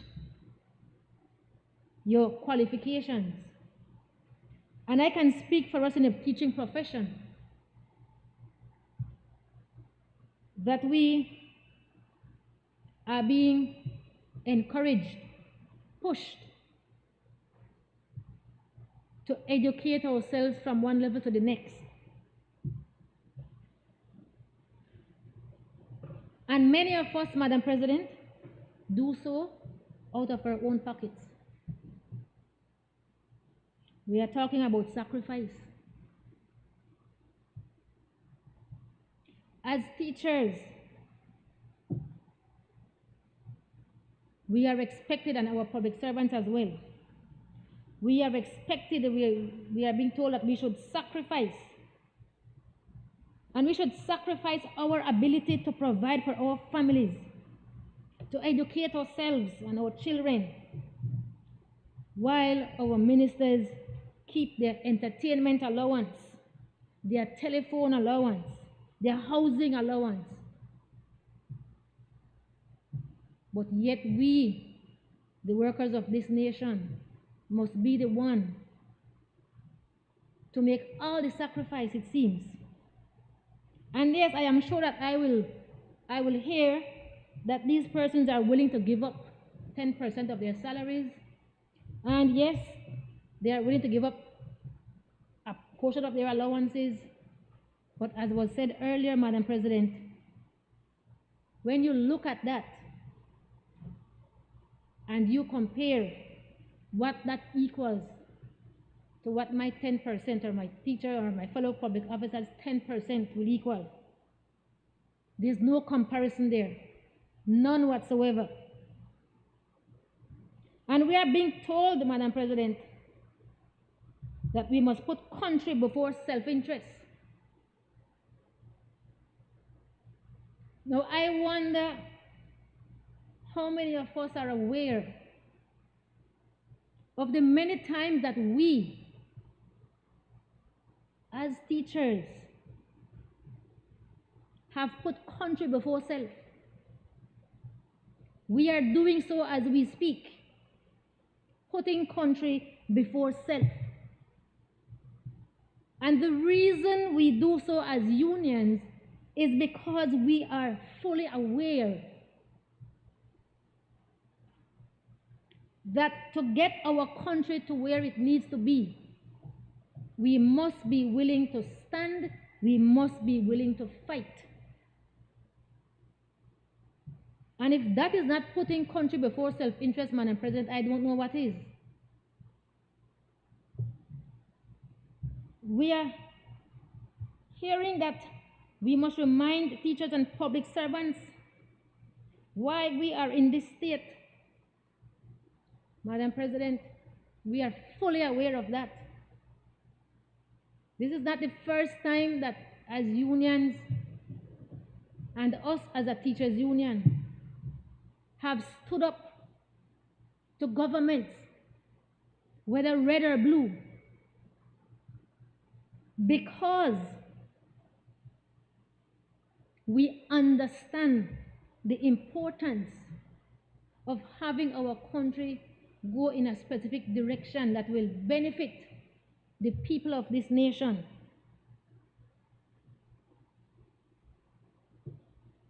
We look at, it's unfair, should not be doing this right now. This is not a time for this. Our country is going through a lot right now. Oh, we support our teachers and they work so hard, and we support our public officers. But Madam President, words must come with action. And telling me that you support me and telling me that you acknowledge and you recognize our contributions to this nation, but yet looking at me and telling me that I must cut my salary by 10%, which will leave me in a position that I will be unable to meet my bills. that I will be unable as a teacher to give to my students what I would normally provide for them. I can no longer afford to buy books and pencils and crayon and glue for my students. They are my children, not just my students, they are my children. I would no longer be able to purchase textbooks for those who need, who can't afford, because that is what we do as teachers. Every year we do that. Unfortunately, Madam President, with a cut to my salary, I won't be able to do that anymore. Who suffers? My immediate family suffers, but my students, who are also my children, will suffer. And their parents will suffer, because a lot of them depend on the goodness of our teachers to help their children through the school year with supplies and with food. I am fully aware, Madam President, that we are where we are, as I said before, because of continuous mismanagement of our funds. We are fully aware of that. We live here, we work here. But how do we get to see that change? And how do we ensure that the sacrifice that we are being asked to do right now is going to make a change for our country? And so we hear about good governance, and we look through the budget, Madam President, and we look at the areas that have to do with good governance issues.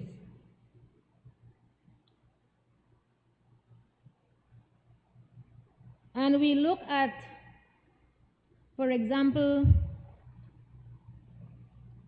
Integrity Commission, look at PAC, Ombudsman, Contractor General. And when we look at the Integrity Commission, Madam President, we note that there is no addition to staffing. The Integrity Commission is an important arm right now, but there's a lack of proper support. We clearly have a compliance issue, and it seems as if though we continue to fail in collecting these declarations, Madam President, we are at 18%. Now we understand that there are persons who may file late through no fault of theirs, because I can say from experience that there are times when our financial institutions will take a bit longer to provide us with the documents that we need to be able to file on time. But we know that there are those persons who simply refuse to file their declarations.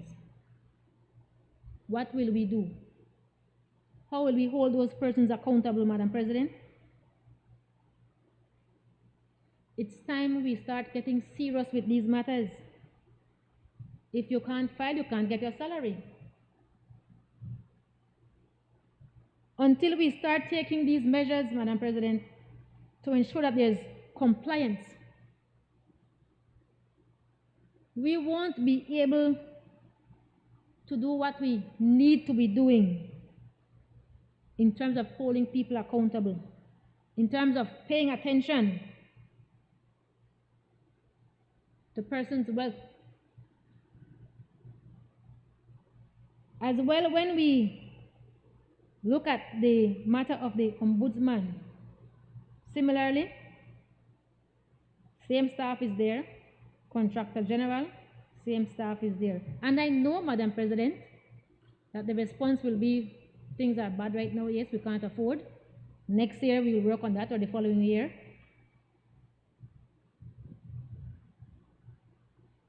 I am pointing out these specific areas because, as we've said, good governance is an issue that we are addressing right now. It's an important one for us. It's an important one for our nation. And as unions, we've always said that once we address these issues, we believe that other matters will fall in place. And it will put us in a better position. Now, we have been asking for certain legislation, whistleblowers legislation. But, Madam President, while we await that, our public officers are threatened with a memo. While we are saying to you that these things are important and we need to address them and we need to address them quickly, and we are agreeing, the government side is agreeing with us that we need to address these matters. Because the only way in which we are able to deal with those persons who are, for want of a better word, fleecing, is to enable our public officers to speak out, report these matters.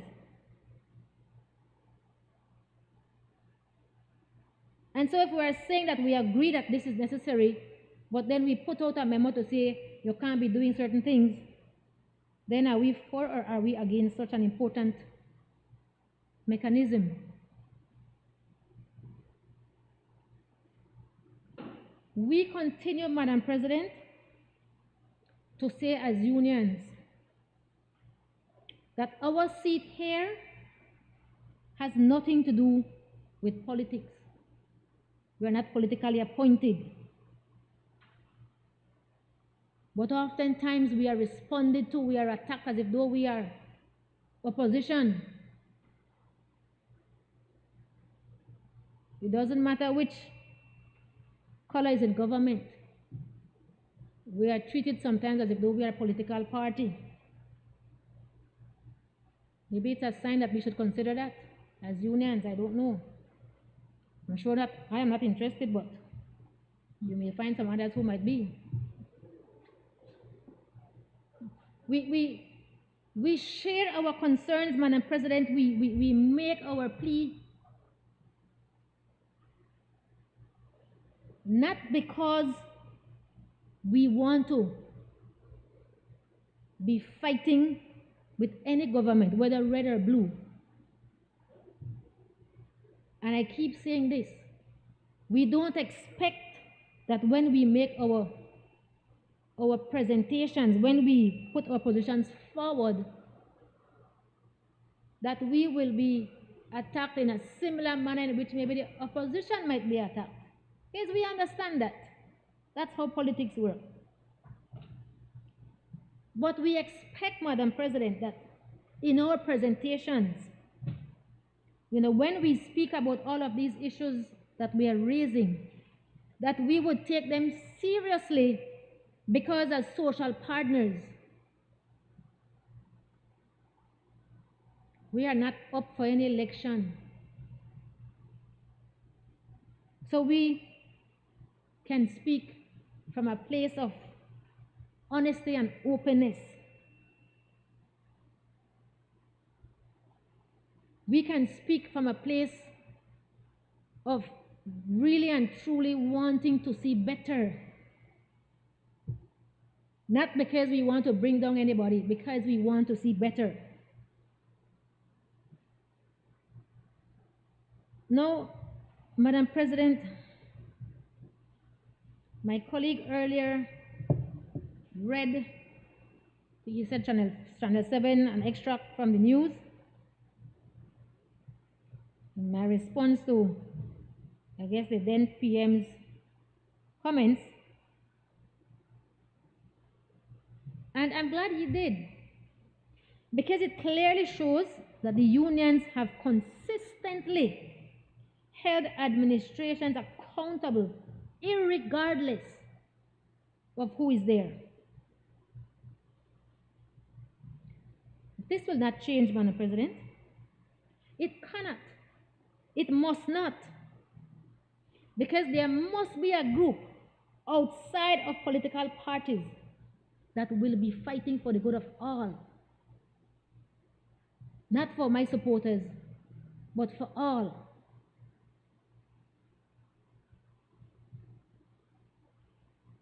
As we continue to sift through this budget, Madam President, the Auditor General's ministry would be seeing, department would be seeing 5 less auditors. We are cutting down. An important area like the Auditor General, because we hear of all of these things that have been happening. We hear about the issues in the lands department. We know about immigration. We know about all of these other areas. And so the Auditor General and her team play a critical role in helping the government to address forms of corruption that we know exist. Again, I know I might be told, well, there's no money there. Well, guess what, Madam President? We just passed a loan motion for the highway. And yes, I know we will say those things are important.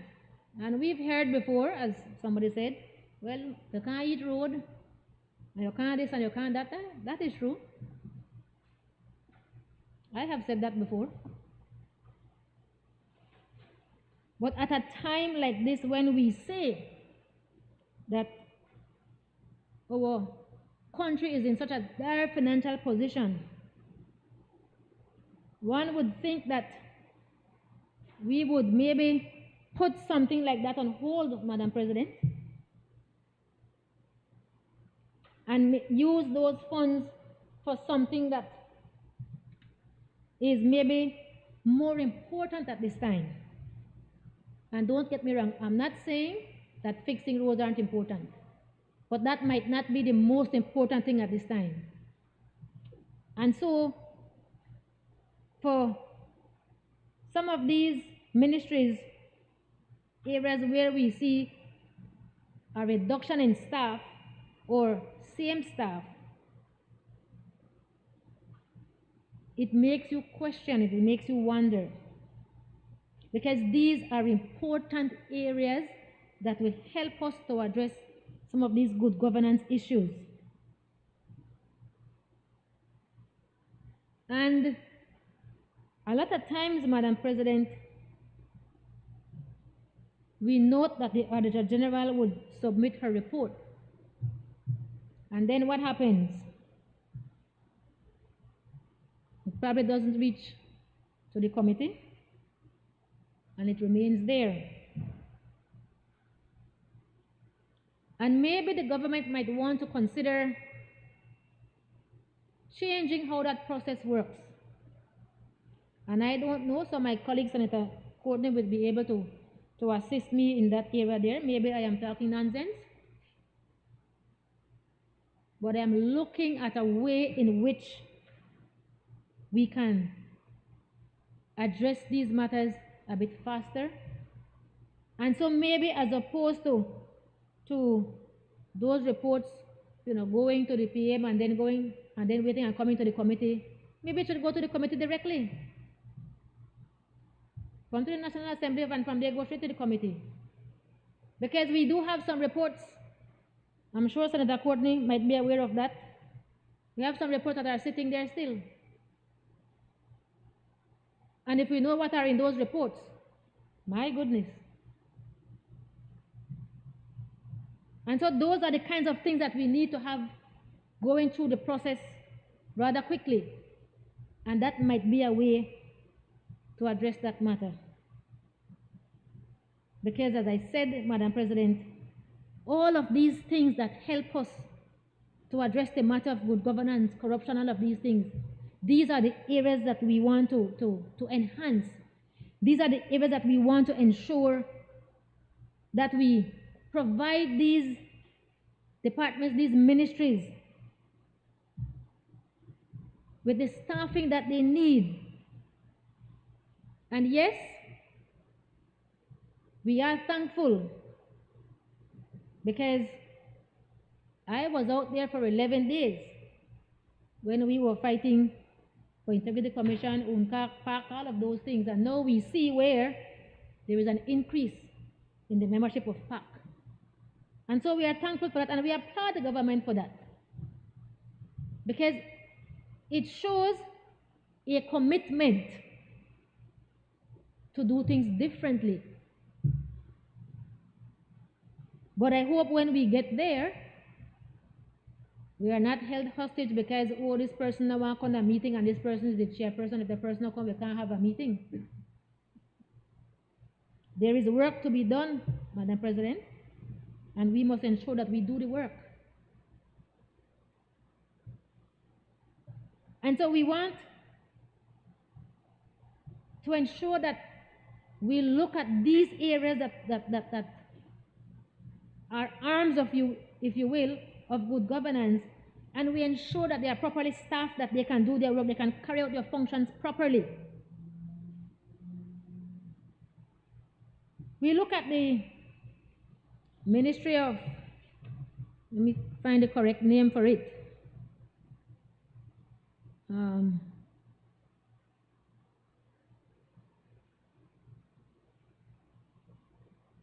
Public Service, Political and Constitutional Reform. We look at that ministry. But I don't know, Madam President, what, and somebody can help me here again, in terms of the political reform aspect of that ministry. What is there? What are we doing there?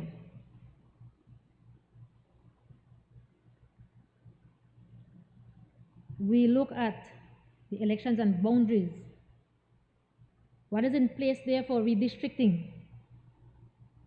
Are we looking at that? That's an important aspect as well. And then, Madam President, I want to look at Ministry of Education for a bit. And I'm not going to go into any details with these matters. I just want to make some quick comments on these areas. When we look at the Ministry of Education, and I look at areas, for example, like skills training program, and I see a 0 there, I'm concerned. I look at Belize Qualification and Quality Assurance Authority. I see a 0 there.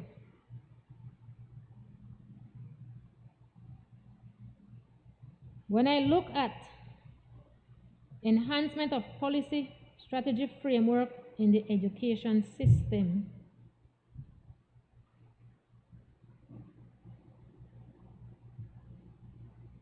that's an important area. Now I know that, and I see it has a hefty sum there. I know that the Ministry of Education has been talking about making some changes and maybe looking at going back to the old days when we spoke about the 3 R's, at least at the infant division. And so it could be, Madam President, that some of the things that we are seeing here would be changes. Because when I looked, for example, at the school feeding program, I saw 0 there. But then I was told that that that was renamed to National Healthy Start Feeding Program. And so then I see an amount at the bottom there. So some of these things might be just explanations that are needed so that we are able to properly read through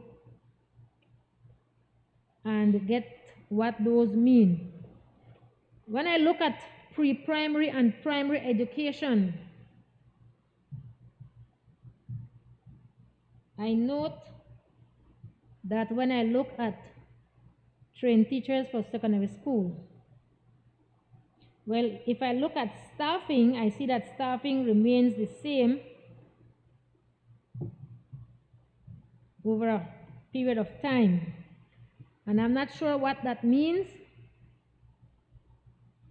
We are not expecting any growth. Is it that we can't afford any growth? When I look at trained secondary school teachers, I see we are projecting, what, an 80%, 5% growth. Transition rate from primary to secondary, we are up by 1.5%. But when I look at that, Madam President, and I think back to the plan that we want to provide free education, then I would have expected a little more increase in that area. Again, I may be told the current situation would not allow it, and so that might happen later down the road. When I look at tertiary education, and I look under grants there, University of Belize, we note there's a decrease there. And I think that was mentioned at some point. Madam President, I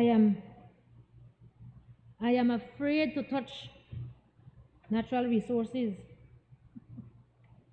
And my colleague, Senator Jang, spoke about all the ills in that ministry. And when we sit back and we think of the write-off that occurred, my colleagues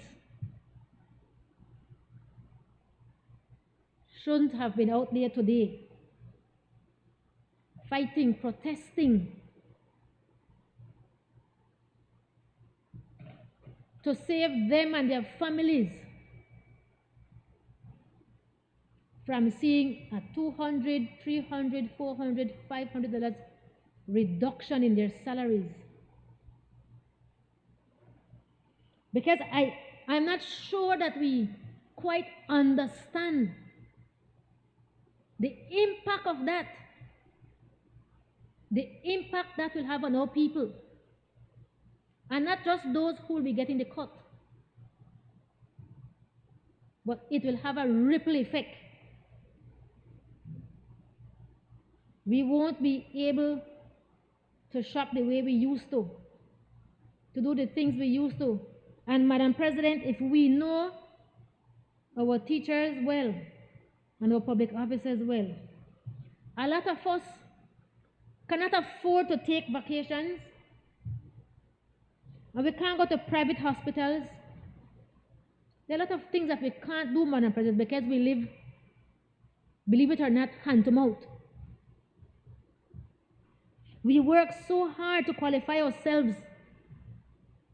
It has taken some of us over 30 years to reach to pay scale 16, which would be at the higher end of it about $4,000 per month. Imagine, Madam President, you work for 30 years to get $4,000 in salary with a master's degree. $4,000. And of that, you lose 25% right away. You have no choice. Absolutely none. Now you will lose 10% of your salary plus 2.5% that would have been your increment. Imagine.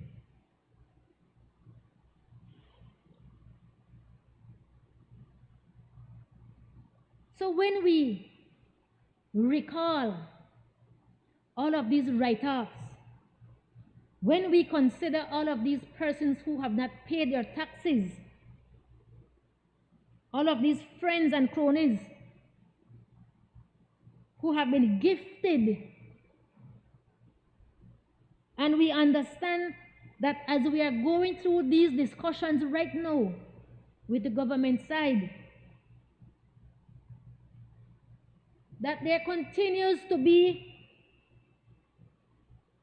some writing off, if you will, some persons are getting, I'm trying to be politically correct with my language, that I can go right now and I can get a little discount. As we speak right now, we are hearing that these things are continuing. Yet you are telling me that you must sacrifice. And the ones collecting 6, 8, 10, 12,000 barely wants to sacrifice. I must take the blunt of the stick. So you see, Madam President, these kinds of things are what irritates us. And these experiences might very well be a part of the reason for mistrust. And you can't blame us for that. If you keep getting bukut from every side, what do you expect?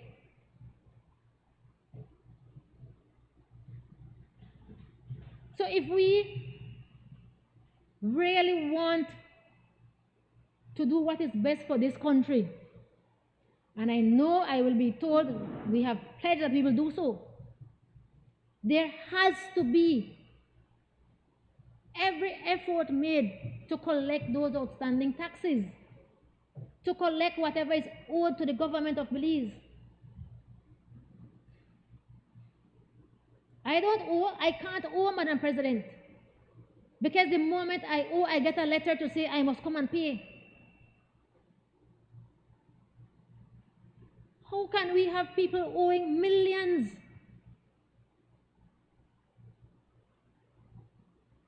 It is unfair. It is not right for our country, for our people. Our people are suffering. They need services. And they cannot get these services because of these write-offs. And these persons evading, not wanting to pay their taxes, their fair share.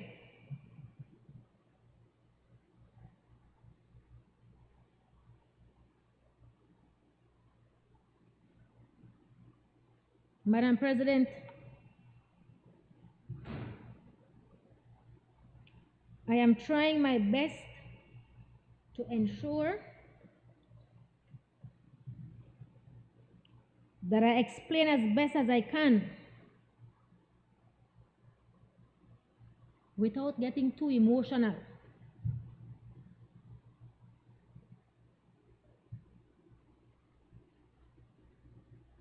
The reason why our people are having difficulty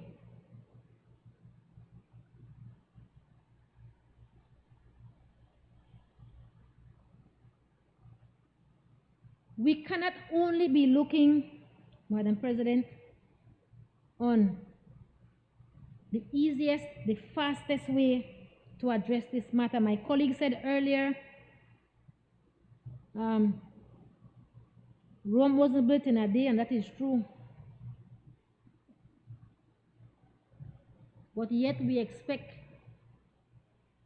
that even though we know that it took us years to get to where we are, we want to fix it right away. So we must take these measures, and you must suffer the consequences of these measures, because we must fix it now.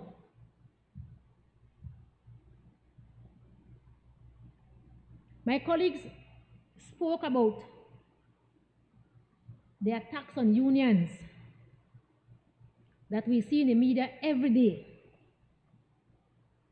Every half turn there's a new one.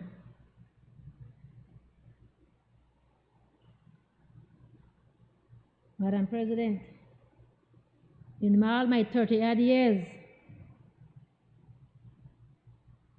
I have never seen this.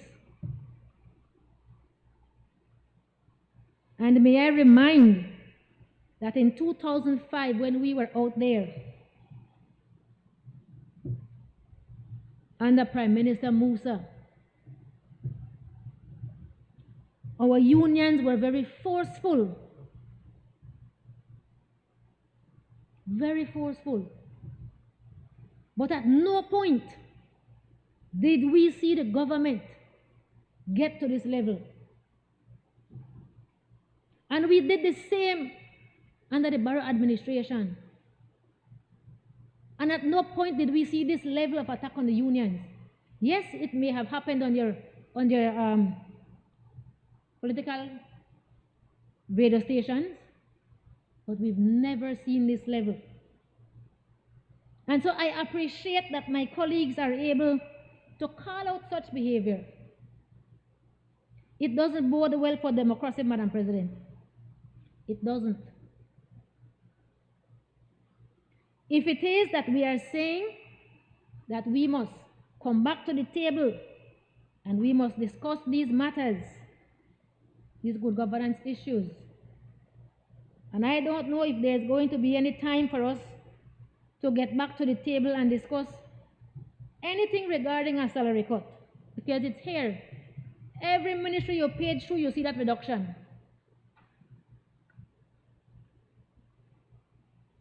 I am hoping, Madam President,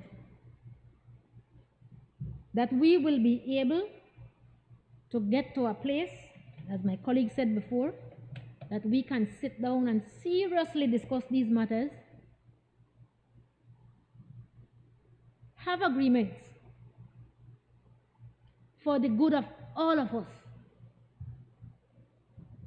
Because it cannot be that those who provide, those who keep the government running, those who educate our children, are the ones that must take the biggest sacrifice in all of this. I will repeat, it cannot be that those of us on the lower end of the scale who work to make our government run take the brunt of any sacrifice. I want to close, Madam President, by saying that we as unions expect constructive dialogue going forward for the good of this nation. This is not about self-interest. This is about our country. It has always been, it will always be. As unions, Madam President, I must remind, we have always done our share for the betterment of our people, even at the expense of ourselves. Because as our teachers were out there this morning, and as we are taking our actions, threats are coming from every angle.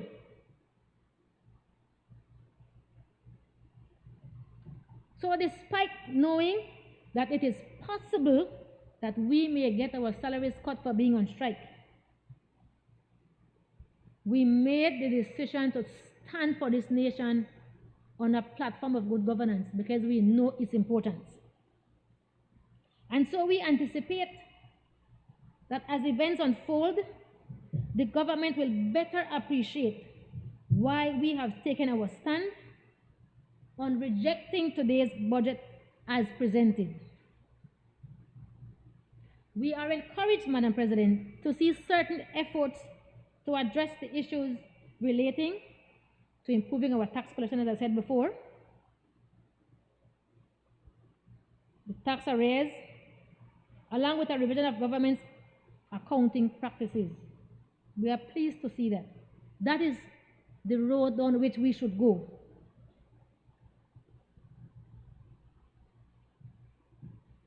We can only hope that with what was presented to us, that we will follow through with those promises. Because at the end of the day, the proof of the pudding is in the eating. And so we expect nothing less, Madam President. We expect that as we fight for this nation, that the promises made to the unions, that the government will make every effort to ensure that those are implemented, and they are done so very quickly. I thank you, Madam President. I recognize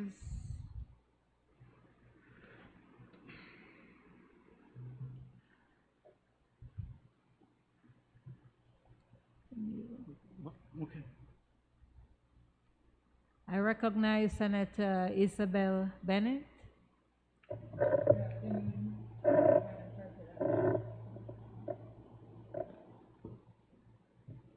Good afternoon, esteemed colleagues, Belizeans at home and abroad who are listening right now. We are here in this honorable chamber with great responsibilities as senators to be able to provide facts to the Belizean people as to why decisions are being made. And so today I stand to support the draft estimates of the revenue and expenditure for fiscal year 2021-2022. And I would like, there are so many things I would like to share really that is basically facts oriented, but with your permission, Madam President, I will need to refer to my notes. And if you will allow me to, I just need to make mention of two giant nurses who have passed, Ms. Malva Allen and Sister Lillian August. These two nurses have served our country for as long as I can remember being in the nursing profession. And so today, the nursing community mourns Sister August. And we have not really gotten over the passing of Nurse Malva Allen.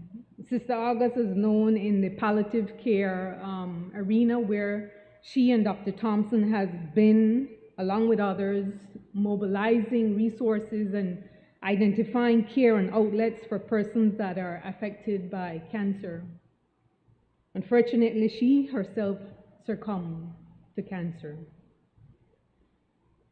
She was a dynamic woman, and she will be missed by her 3 children.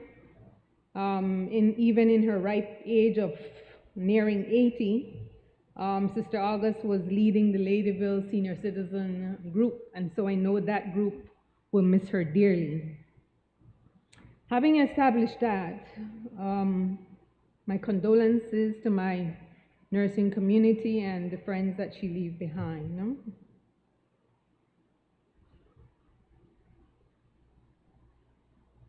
The General Revenue Appropriation Bill 2021-2022 was developed with much vision, innovation, and with a deep sense of care for the Belizean people. And I noted that Senator Sheena Pitts did mention, she did make that observation, that this bill, the plan that we have as a political party to lead the country into prosperity was built on a sense and a pillar of care for Belizeans. And not just the Belizean people, for the environment.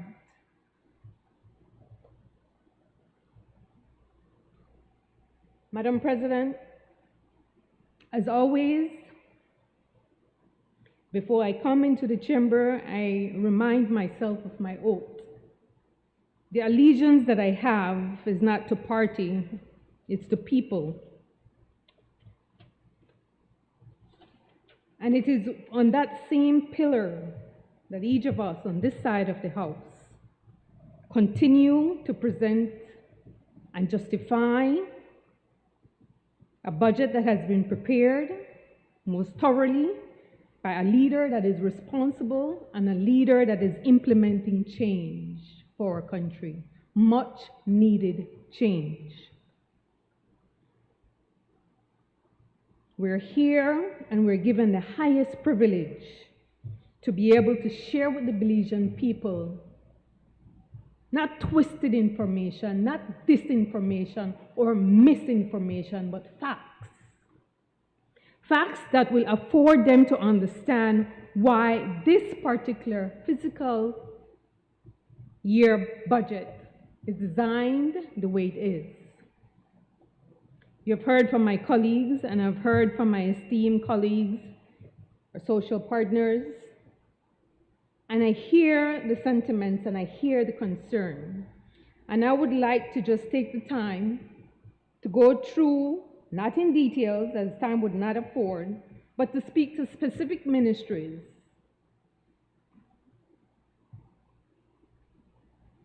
But before I do that, Madam President, there's some acknowledgement that I really need to make. I would like to acknowledge the Carl Kushner Memorial Hospital Union for being so assertive.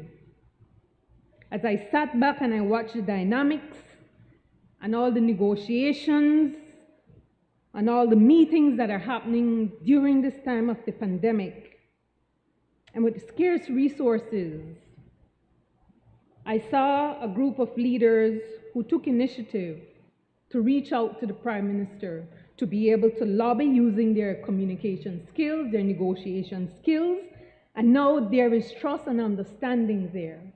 And so I commend this union, the leadership, the executive, for being assertive and for securing within this fragile time their concerns with the Prime Minister. And I must commend the Prime Minister in being so open. That's always one of his attributes. He's very open, always willing to listen. And this was one opportunity again where, as a leader, he took the time to listen. I must also commend the teachers, Madam Senator Elena Smith, because I can remember a time when I was on the other fence. And if I had left myself open, not educate myself, I probably would have taken sides to a certain extent. Meaning, there was a time when I too was the president of the Nurses Association and I instigated strike. But it was not during a time of a pandemic. But I understand that when you believe to your core that certain philosophies must stand, I respect the fact that you have chosen to be there to put on record the philosophies and the core values that you hold dear as being to you. And I commend you for that. I also must commend the teachers too, generally those who had participated in the surveys for the phasing in of the reopening of schools. There was a lot of critics as to whether we should move into that direction, knowing fully well that our teachers have been voicing that they're ready to go back into the classroom. Persons were very negative. No, we can't let the students go back. We don't have certain things. But the teacher informed the Ministry of Education, Culture, Science, and Technology that they were ready. And the feedback that we got from those surveys were overwhelming. And for those feedback, that data, it informed the decision of this particular ministry, and so we have now seen a reopening of certain schools. That is commendable. So even in the pandemic, we see that there is a willingness on the part of the teachers to be able to work through this particular time in world history. What I have observed, though, over the past year since I sat in this chamber, and I remember kind of being the whistleblower that COVID was coming. At this point, I was sitting over there on the opposition. And over here, the ruling party was so busy trying to stabilize themselves as a political party to see who will be their next leader. And they did not pay attention to the upcoming pandemic. The world itself was already sounding out that COVID was here from 2018, November 2018, November 2019.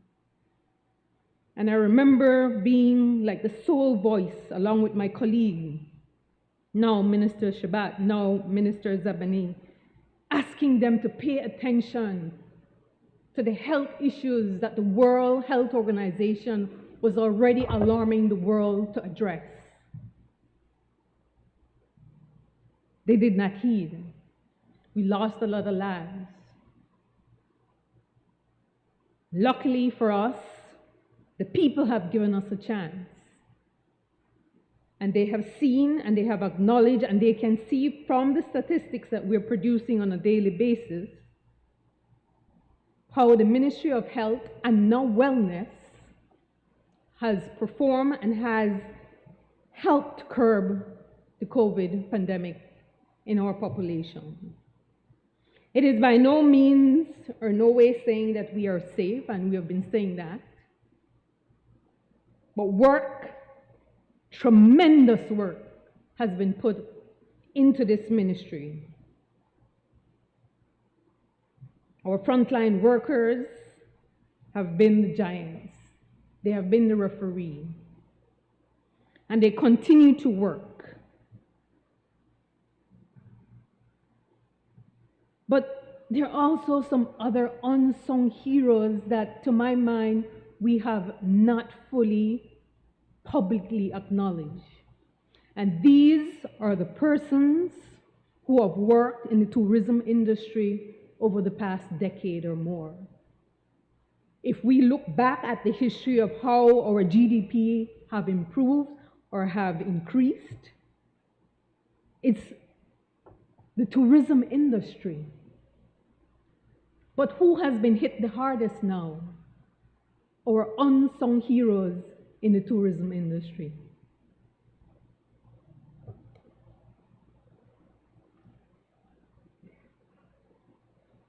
I must compose myself at this time, Madam President. As it is with this ministry that Belize have been able to navigate a lot of difficulties, but it's this population of our people that has been impacted the most. They have not gotten a 10% decrease or cut. Some have not even gotten a 40%. They're basically unemployed.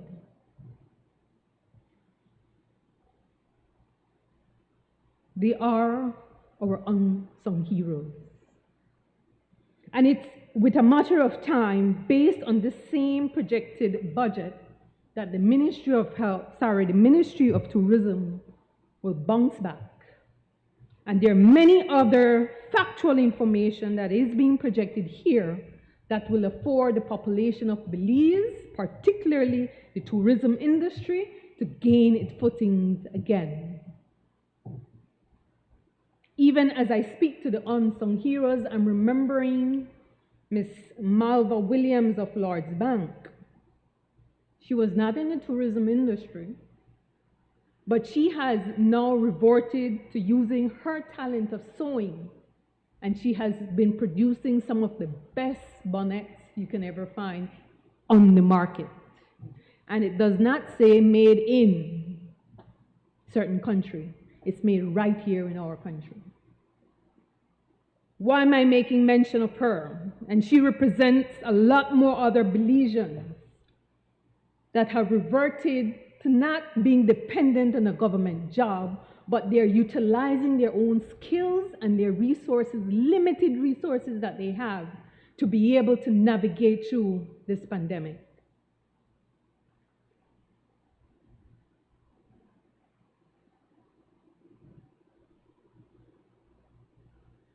I could take you back into world history of pandemics, and I'll do so just briefly.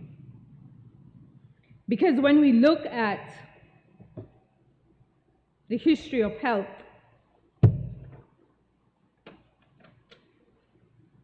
there was measles vaccine that was developed in 1963. There is a whole issue of the polio vaccine that was developed in 1950. Chickenpox vaccine was finally licensed to Japan and Korea in 1988, and in the US in 1995 for children that were less than 12 years old. Why am I making mention to this? We have a Ministry of Health and Wellness that is so focused on making every necessary movements, plans, policies, legislation to be able to safeguard the population of this country. While almost 1 year plus ago, when I cried out to the UDP administration that COVID was coming, had they heed, to my mind, I believe we would not have lost as many lives to COVID as we have as a country. And so now this government is doing all its endeavor best to ensure that the population of Belize is properly vaccinated. So I'm happy that the loan motion was supported. Yes, there were questions. And yes, there is a need for communication strategies, because oftentimes I'm asked, nurse, what do you think about the vaccine? I think it's a good choice to make. Why? Because we know that pandemics have occurred over the years, centuries. And as a people, the world have lost their lives. But with a vaccine, you tend to have a layer of protection than if you didn't have a vaccine.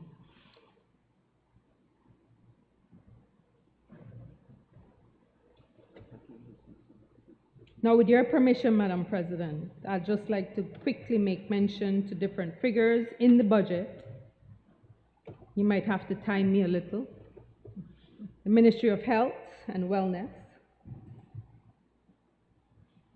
When I last looked at the two past budgets for primary care services, I have noted that this present government, senators, colleagues,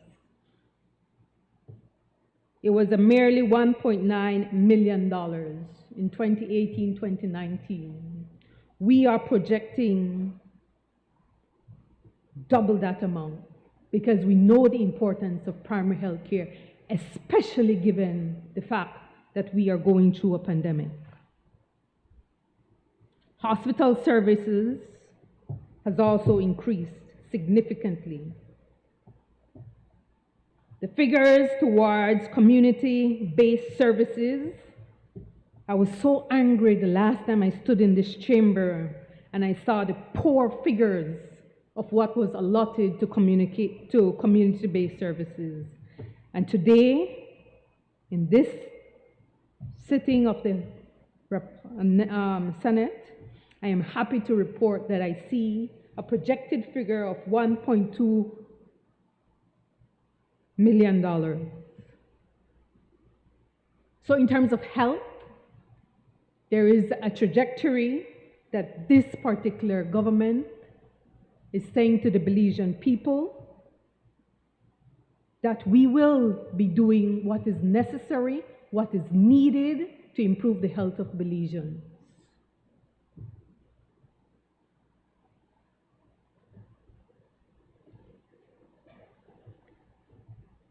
Interestingly enough, we are also projecting a $1.9 million in training compared to the measly amount that was actually estimated in 2018-2019.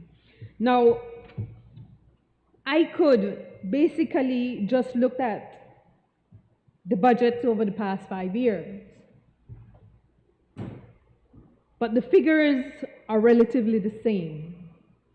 And so what we see under the Ministry of Health and Wellness is a projection with figures that will afford Belizeans to have proper health care.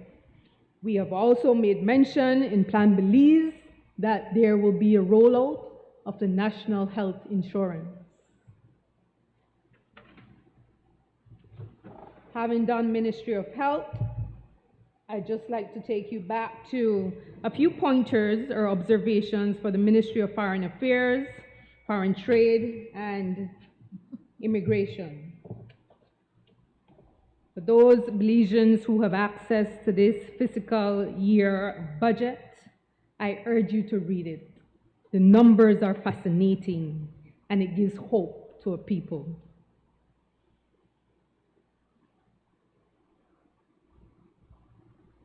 Senator Perfeet made mention of the fact there is a time to take away from, it is now not a time to take away from people.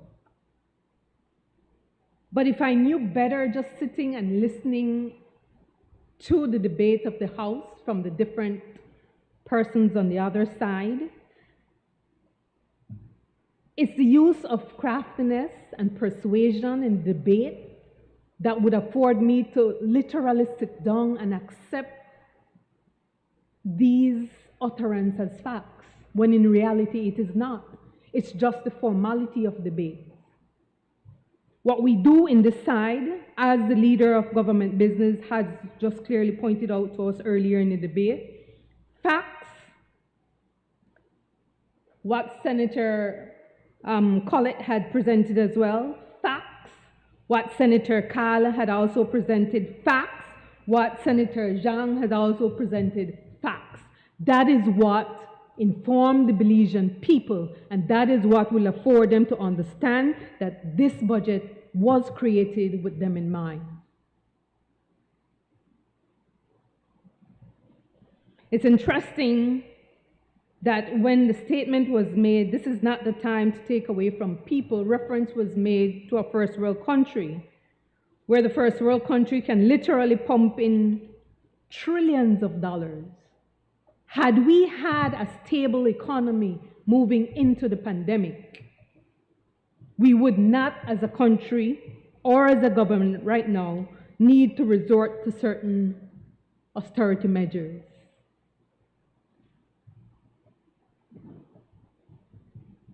We would have been left in a better position, and our people overall would not have been suffering, not just a projected salary cut. I hear the repeated mention, oh, we're going back to Dean Barrow gone. The reality is, change is a scientific process. So let's understand it. Change in management or organizational behavior affords for three scientific steps that the Prime Minister and his cabinet is utilizing. The change theory. The change theory simply states that we must do three things. One, we must unfreeze the present situation.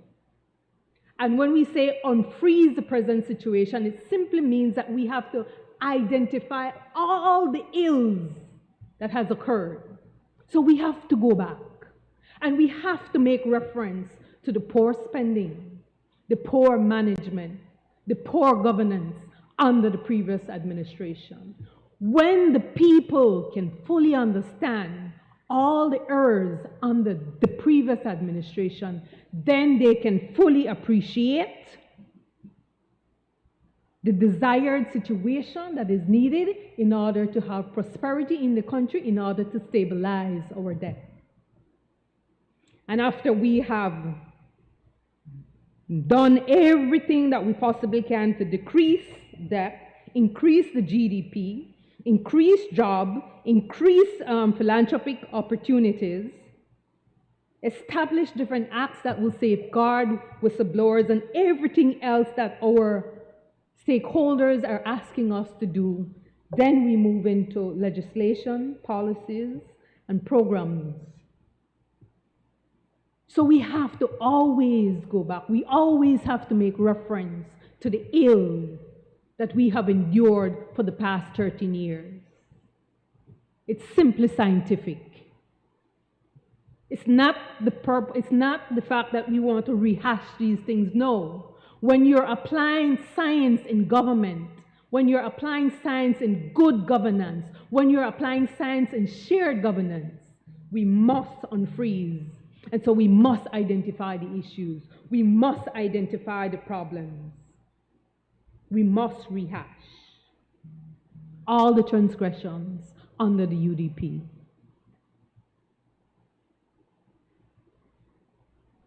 The issue identified, the land issue identified this morning by the leader of government business as it relates to niche, was just thrown aside. It seems like Senator Parafit didn't think that it was important. It was just a matter of fact kind of issue. When in reality, my heart goes out to our park rangers who are presently on almost, if I have my facts correct, 50% salary cut. But yet, niche could have funded the purchasing or the securing of a piece of land. Who wants change? All hands goes up. You want change against corruption. You want change against wastage. We want change against nepotism. Madam President, but the question is, who wants to change? If I was in government for 13 years, you best believe there would have been so much substantial change and such economic growth that the people of Belize right now would not have to be experiencing the hardship that we are experiencing right now. Instead, we had recession, and recession again, and recession again. And then it ballooned into how much is our national debt? For what, $1 billion? 13 years.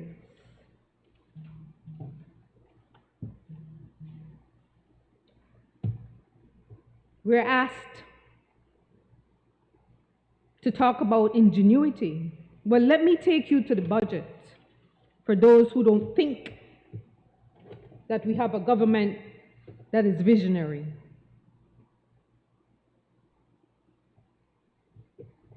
Under the Ministry of under the Ministry of Home Affairs and New Growth Industry. Please let me emphasize that. Ministry of Home Affairs and New Growth Industry. It's a new concept. And it's one that is very visionary. Why didn't we think of that before? Under this particular ministry, there are strategic priorities. Very, very creative strategic priorities.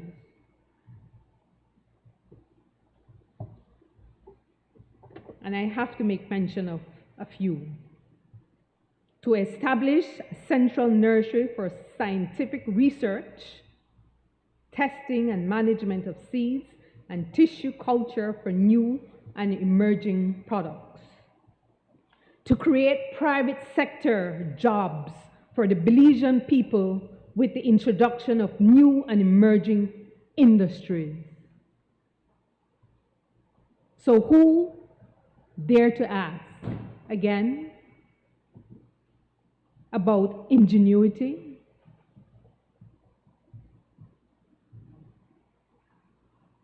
To engage local, regional, and international investors in the development and introduction of successful new and emerging industries in Belize.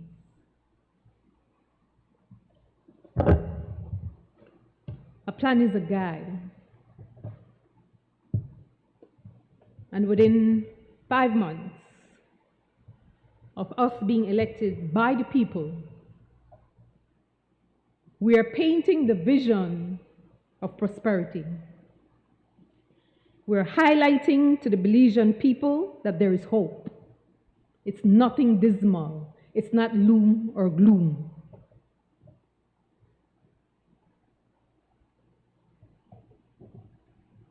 But wait, new growth industry was not enough for us. For those who didn't knew of the blue economy, well, I'm sure we're learning now. I didn't know. I just knew that there was a green economy, which means farmland.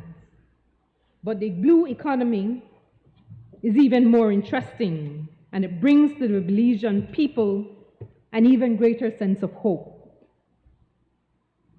It's being led by our Honorable Andre Pereira and his robust team of experts. This particular ministry is gauging at sustaining the use of ocean and sea resources for economic growth, improve livelihood and jobs, while preserving the health of the sea, the ocean, and the ocean economy. And we talk about lack of vision? No, that's never ever the People's United Party. That word could never describe us. So not only are we using scientific tools and theories to guide the trajectory, we're also being innovative, which is the application of innovation and diffusion theory. As I said earlier, I had no clue of what blue economy is, but my research has indicated that there are 14 countries in the Commonwealth that are presently actively participating in resolving ocean and sea-related problems, not just for jobs to be tackled, but also, Madam President, also to provide food security and to decrease poverty levels and much more. As a matter of fact, blue economy, the whole concept of blue economy has existed more than 2 decades. Why couldn't this have been introduced into the past administration? At least we could have sustained it now had they had the idea to establish the blue economy as a ministry. This new ministry is perfectly in line with the Sustainable Development Goals 14 through 17. But as always, the trend is, because of the fact that it provides for food security, stakeholders generally prefer to match the blue economy concept with Sustained Development Goal number 3, which is good health and well-being, as well as SGD 8, which is decent workforce and economic growth within the concept of the blue economy. And that is interesting. That is hopeful for me. So for persons who don't have a job right now, and you love the sea like I do, start to do your research. You have a ministry dedicated solely for this particular initiative. And Belize is not going to be slow because we boast the 2nd largest barrier reef in the world. Madam President, I wish I could just close my book right now and sit down. So I've made mention of the blue economy. We've made mention of the new industry area that is going to be developed, and those are 2 large areas. But within the structured ministries, and there are some mentions made regarding the Ministry of Foreign Affairs, Foreign Trade and Immigration, just to go back there a bit.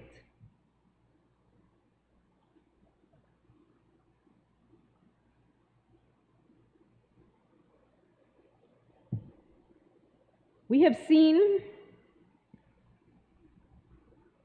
an increase in staffing for this particular ministry over a projected period of time. In 2018-2019, we're basically seeing staff numbering of 244. In this particular projected budget, we're increasing by a mere 4, but within the next 4 years, given the opportunity, we will see an increase in employees there in that particular ministry.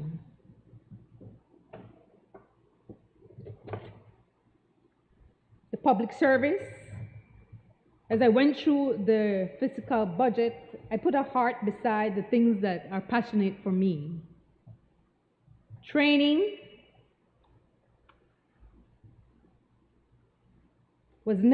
had never seemed to be of much priority to the UDP. As an educator, I know the importance of training public officers.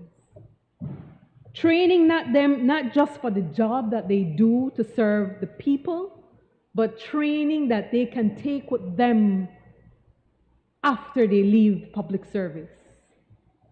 And I say that without any apology, that when we train our public officers, when we educate them, they will leave as citizens that can continue to inform the GDP because they will have skills and they will have knowledge base that they can continue on to make great income. And so I am very grateful to see the increase allotted towards training in the Ministry of Public Service, Constitution, and Political Reform. Another trend that I observed that I appreciate very much from this fiscal year budget is the fact that wages of the unestablished staff went up tremendously. And I can see time and time again in each of the ministries. When I get my documents, I sit and I comb through them. And I look for key things that will inform me that this is a government that is people-centered. And again, and time again, I see that there is an increase in figures allotted to unestablished staff, wages in particular. Madam President, it's not just the wages that had increased in terms of our projection with figures. Conferences and workshops, again speaking to training. And not just that, we often say public officers need to have the equipment that they need in order for them to be efficient and effective. You always hear the stories that public officers dragging themselves on Monday morning, and by Thursday then they basically close off their office. And this is not generally for all public officers, because you have public officers that are very, very efficient and effective. Now, given the fact that you have the equipment that you need, the people are supposed to be getting better services from you.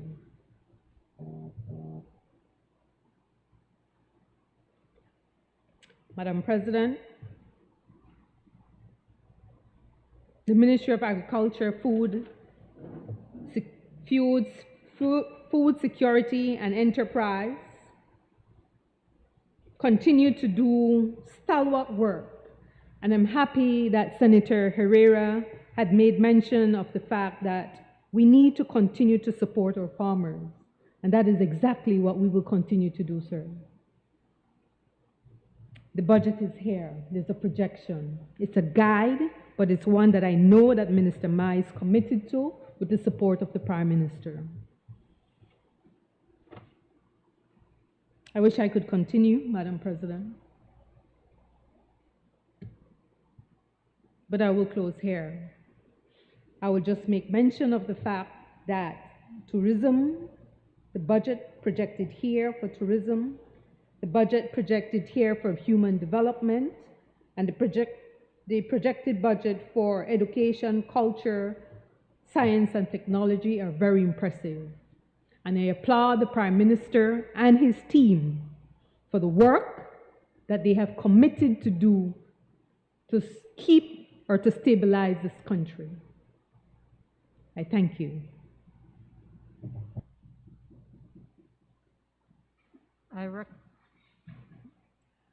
I recognize Senator Osmani Salas. I rise, Madam President, to give my comments on the draft estimates of revenue and expenditure fiscal year 2021-2022.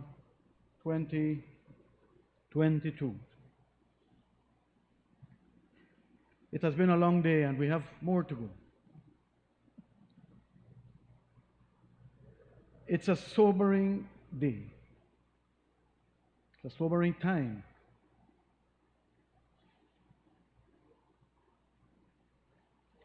Life hard out there. And it will get harder. I remember just recently, Madam President, if I could share very briefly from personal experience.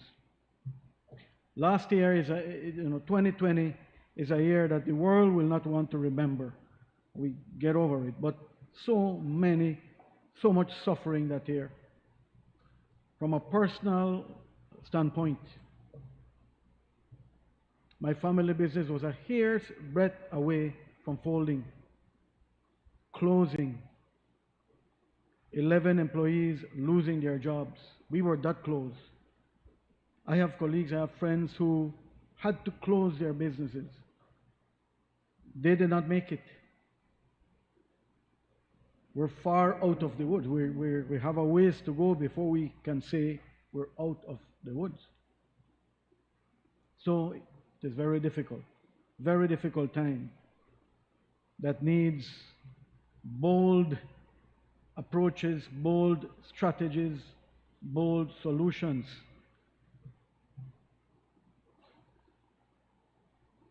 The former Prime Minister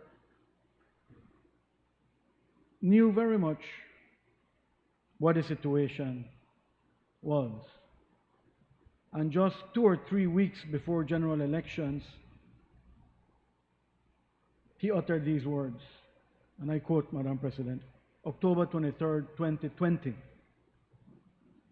"It is, I am afraid, a poisoned chalice that is going to be handed to the new Prime Minister." Close quotes. What does poisoned chalice mean? For the benefit of those who are listening. A poisoned chalice refers to a job given to someone. Initially, the person thinks he has been honored. He soon realizes, however, the job is in fact a burden, one that may likely ruin his reputation. As the leader of government business pointed out this morning, and other government senators, the People's United Party won by a resounding margin back in November, almost 60% of the votes. Last month, March, feels like a long time ago, the PUP won by over 62% of the votes, resoundingly again. So they've received the mandate confirmed in March to govern and to find solutions, to work hard and diligently, to slowly but surely get us back on track.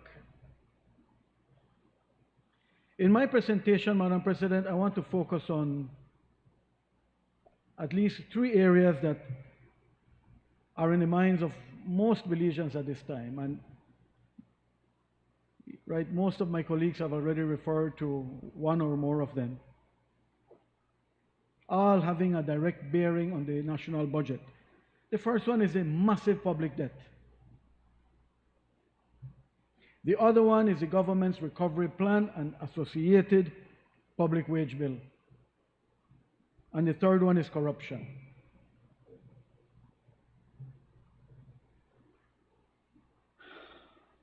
So, the leader of government business referred to this budget being an austerity budget. I referred to it being sobering. And over our collective heads, we have the risk of this orderly adjustment. It's a really, really bad situation. And I must say, when along with the steering committee of the Belize network of NGOs, we went to one of the budget discussions with the government, and my colleague sitting in front of me, the Honorable Koi, in his presentation, I knew things were bad, Madam President, but I did not realize until after listening to his presentation how bad it really is. And the Belizean public needs to realize how bad it is, and that there are no quick fixes, no easy fixes. And towards the end of my presentation, I want to talk a little bit about individual responsibility. The union mantra of only the people can save the people. Indeed, individual responsibility, and I will refer a little bit to that towards the end of my presentation, Madam President. But I want to focus a little bit on the public debt. And this budget book in front of us, while we can say that a lot of it tends to look and be cut and paste, and I've been very critical about that over the years, there's also very useful and very interesting information in that budget book. Once you take the time to comb through it, to look at it, and to study it. So I decided to go back to all the budget books I have from when I started to serve in the Senate. Fiscal year 2017-2018, the Prime Minister's budget speech at the time was called Bouncing Back, a bold Belizean recovery. At the close of January 2017, the total debt stood at $3.05 billion. $3.05 billion, 92% of GDP at the time. Total interest and principal that had to be budgeted for us to pay that fiscal year, almost $192 million. The next fiscal year, the budget was called Maintaining Steadiness, Consolidating Stability, Advancing Growth.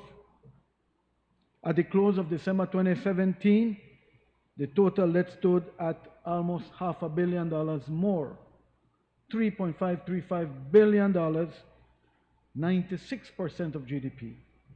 Total interest and principal budgeted for that fiscal year, almost $240 million, almost $250 million.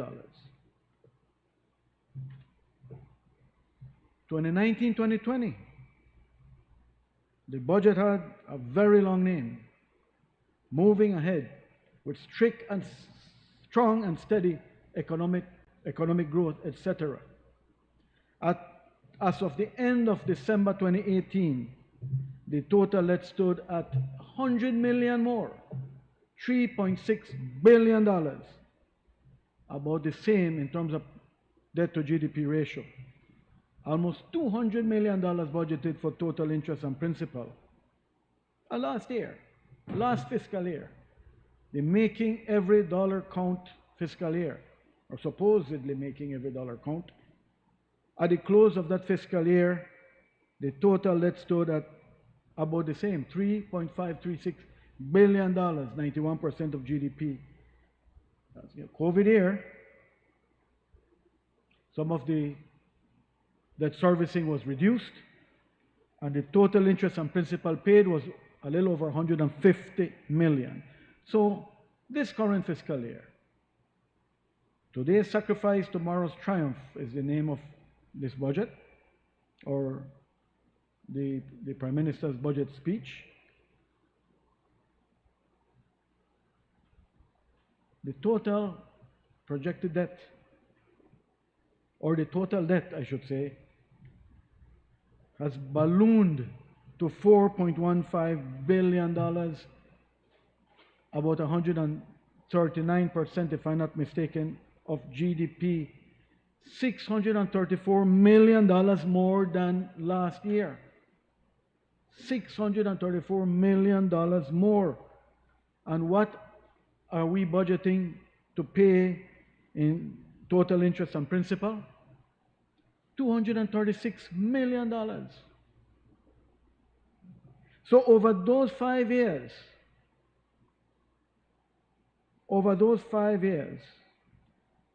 we have had debt to almost inconceivable levels. So it is to state the obvious that this requires some serious debt management to get us on a better footing, a stronger footing. I don't know what, if anything, Madam President, is more important than that at this time. So, in his budget speech, the Prime Minister laid out a four-pronged approach to managing the debt. The first one he laid out referred to the need for a debt management unit. And I will talk a little bit more in detail about this in a few. But among other functions, my understanding is that that unit is to focus on collecting all the tax revenue that is collectible.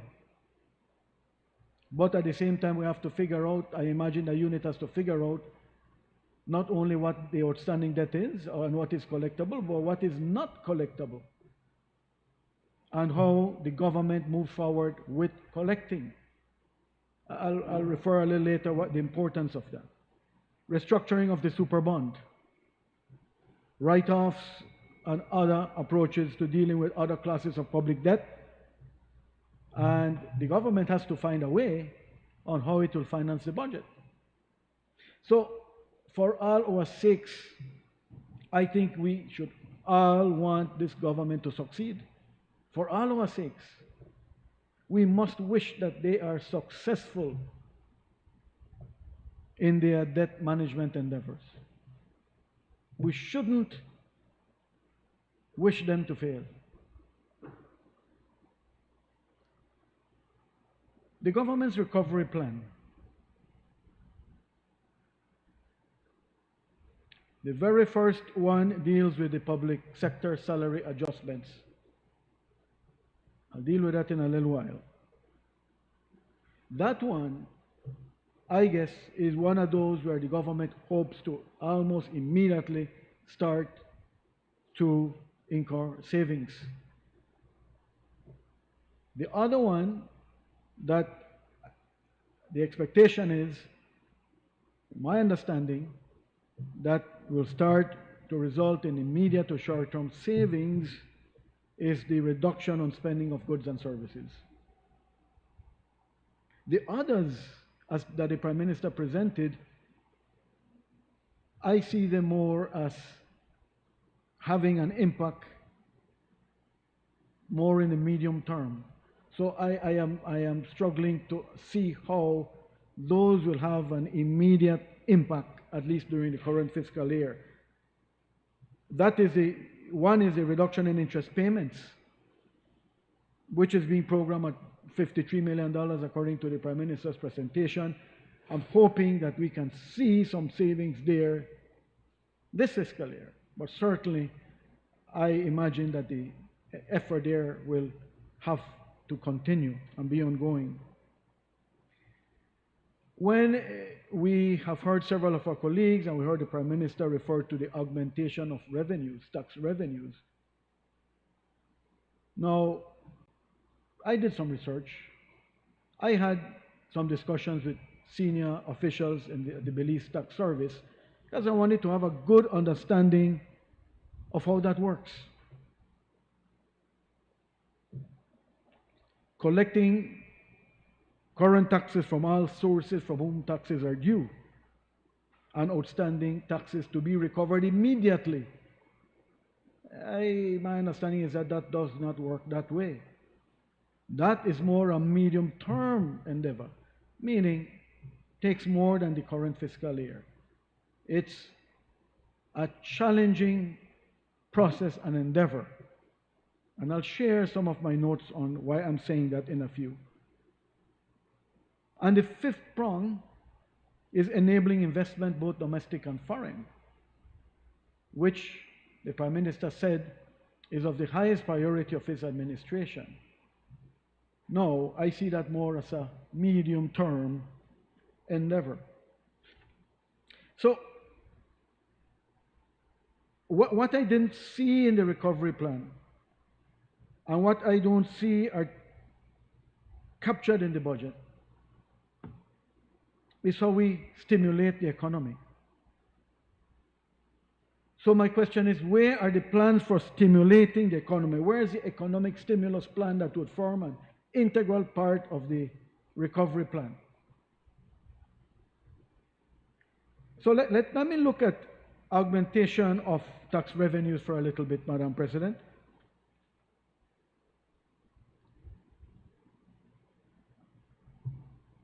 I want to quote a little short section of what the Prime Minister said, and he said it very boldly. The third step, open quotes, the third step must be the augmentation of revenues. As government and the joint unions have agreed, this can be achieved first by sparing no effort to collect current taxes from all sources from whom such taxes are due, and simultaneously by ensuring that legitimate outstanding taxes are recovered immediately. I signal today without hesitation that the state's enforcement agencies will hereafter adopt a muscular approach to revenue collection and enforcement. Close quotes. The Prime Minister also mentioned that there is about $7 million that will be assigned or earmarked for improvement to the tax collection system. In the budget under Cap 3, under the Ministry of Finance, I saw what I think he was referring to. There is $5 million budgeted for the ITAS, Integrated Tax Administration System, and $3 million for strengthening tax administration. Both, if I remember correctly, supported, financed by a loan from the Inter-American Development Bank, if I'm not mistaken. I remember a couple of years ago, we approved that loan motion in this very upper chamber. So work has been underway. And there are three areas that is programmed as far as improving tax administration. Improvement of operational processes, which from my discussions with the Belize Tax Service have been underway, very much advanced. Strengthening of tax administration governance, very much underway from what I was made to understand. And modernization of the technological infrastructure, effectively a new tax system. And I was made to understand that the technology, the systems have recently been purchased. So we all recall that not too long ago, very recently actually, the new Belize Tax Service was set up, which effectively was an amalgamation of the Income Tax Department and the GST Department. Obviously, they have a huge responsibility. And as I mentioned, tax administration reform has been taking place from 2018. This entire process overall will take about a 5-year process. There is like 2+ more years to go. Now, one of my questions to the Belize Tax Service was, What can we do to ensure that the playing field is level, that everybody is paying what they're supposed to be paying, that every business is filing what they're supposed to be filing, that every supermarket has a programmable register, even better, a point-of-sale system, every restaurant, etc., etc. You can walk around this country and you can see that very few have that. So I think we can conclude from that, as I've said many times in this upper chamber, millions upon millions of tax dollars are not being collected, are not going to the government coffers. So I was a little concerned when I looked at that section in the budget for internal revenue, and I saw, Madam President, that last year's budget was 9.5 million, and for the new fiscal year, 10.8 million, but that personal emoluments were reduced, like has happened across the board, from 8.2 million to 8.1 million. So initially I was concerned, and my thought was, well, why are we doing that to a department that is charged with collecting tax revenue, much needed tax revenue? I must say that the Belize Tax Service personnel were very patient with me and very helpful. Long story short, with the new systems that will be put in place, my understanding is that tax revenue collection should not only become more efficient and effective, but that they can make do with the salaries as budgeted. So, after all my prying questions, what I understood from all of that is that the new system will reduce administration work, moving towards an online system, where resources will be pooled to make better use of the staff that are in charge of monitoring. So there will be the day in the not too distant future, and I am looking forward to that. It's high time that we are there, like some of our sister nations in the Caribbean are already doing, is that there will be an amalgamated, comprehensive, combined, united tax system, tax collection system. Not only income tax and GST, but business tax, customs duty, land tax, etc., etc., etc. Everything linked as part of this new system, new technological system. I'm sharing all of this, Madam President, to hammer down the point that whilst augmentation of tax revenue is a must, has to form part of the recovery plan, the fruits of it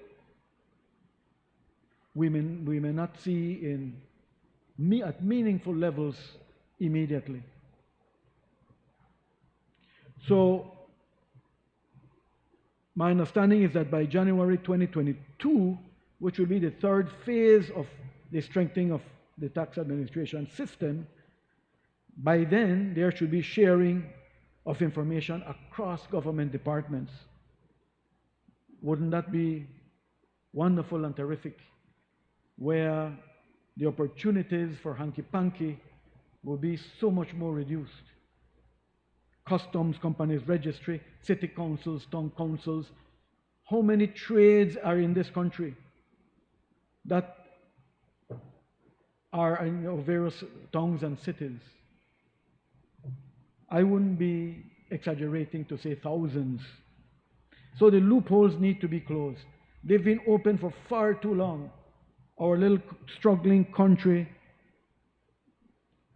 has not been able to collect the tax revenues that has needed to go into our coffers. And so how much we could have been doing with all of that.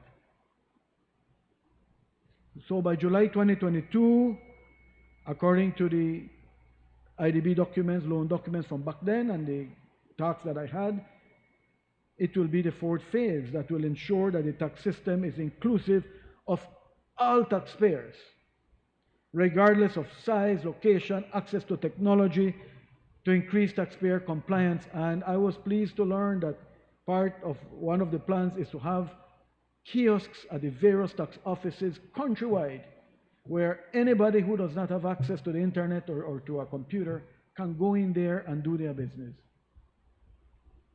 That will be an awesome time when we can say that is in place. And of course, one of my concerns was that we put undue pressure on the micro and small businesses, even medium businesses, but I was comforted with the knowledge that it will be a phased approach. So, to wrap up this part of what I wanted to say, and to show that this cannot happen overnight and it takes time, there will need to be harmonization of legislation. Legislation reform to correct anomalies in the system. So a lot more work and effort is required. And this will require a policy decision from the administration, from this new administration. Harmonization of legislation with a view to strengthening tax administration. And having, finally, a revenue department that collects all the taxes and at the same time it provides for government to manage what a taxpayer does and owes or does not owe. So, I mentioned earlier that there are many businesses across the country that are not set up in a way that tax revenue is collected. So, I need to credit my wife for this suggestion when she said, wouldn't it be a wise investment of the government to put such POS systems in place, at least as a pilot project at several of the medium and larger, the medium businesses, the larger, supposedly should have them by now, where they will be set up in a way that the tax service would have access to the information. Wouldn't it be a wise investment to set these things up at these various businesses?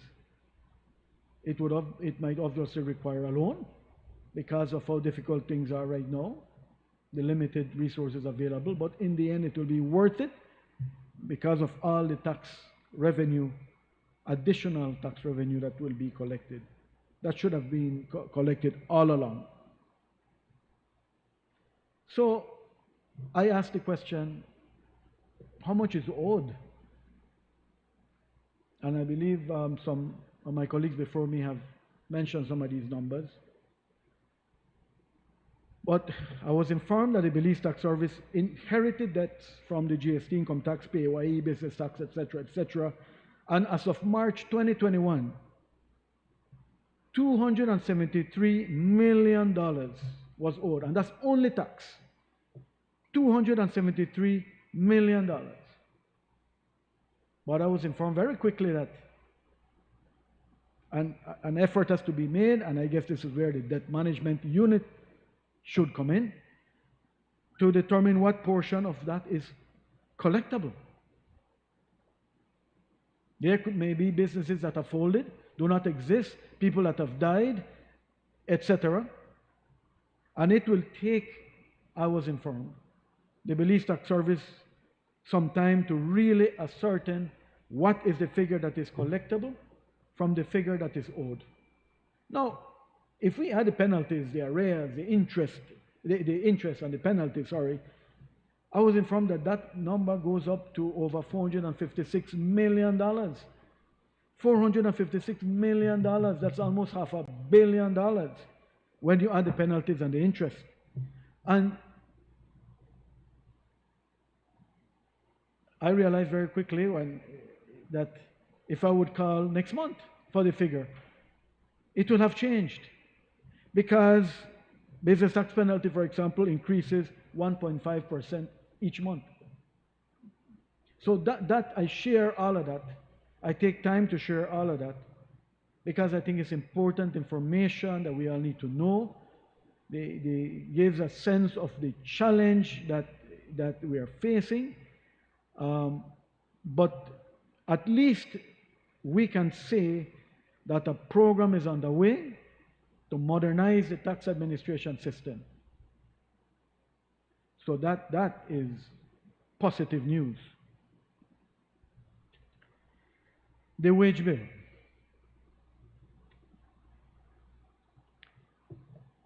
The single largest expense in our budget is and has been the personal emoluments or public wages.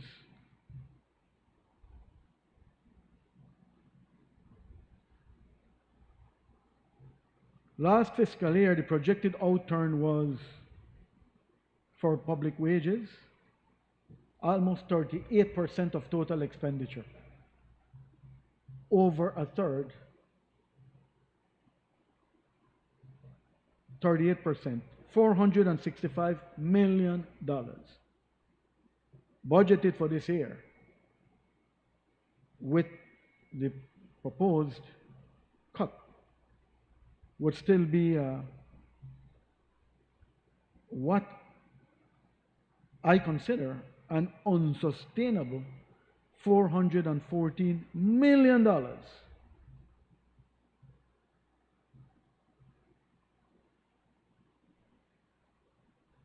I'll have to take the Prime Minister at his word when he said that the public wage bill is now $461 million more for salaries, benefits, pensions, etc. than the budget for when this party in power was last in office.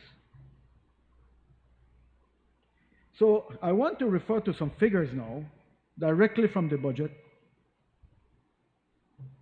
to give us a sense of the challenge we're facing. And I want to look at it from two perspectives. From the wage bill in our budget, and if this proposed wage cut proceeds, and we heard that our budget is in effect a money bill and we cannot stop it, so I guess it's going through, what that will mean, what that means for our public officers. But let us look at the number of employees in government.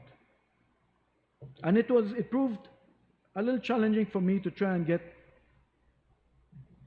reliable or accurate figures, but in the end, the Ministry of Finance complied, gave me some information, compared it to the budget, and this is what I determined. Last fiscal year,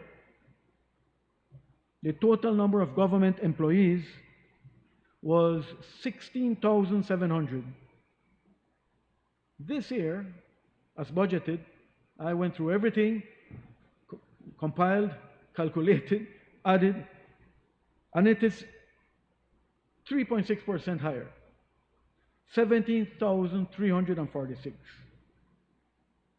But I'm informed that of that, 14,700 are positions that are filled. So let's use that 14,700 figure. In 2004, there were a little over 8,000 government employees. 2004. 8 years later, in 2012, that had grown by 11% to 9,000 employees.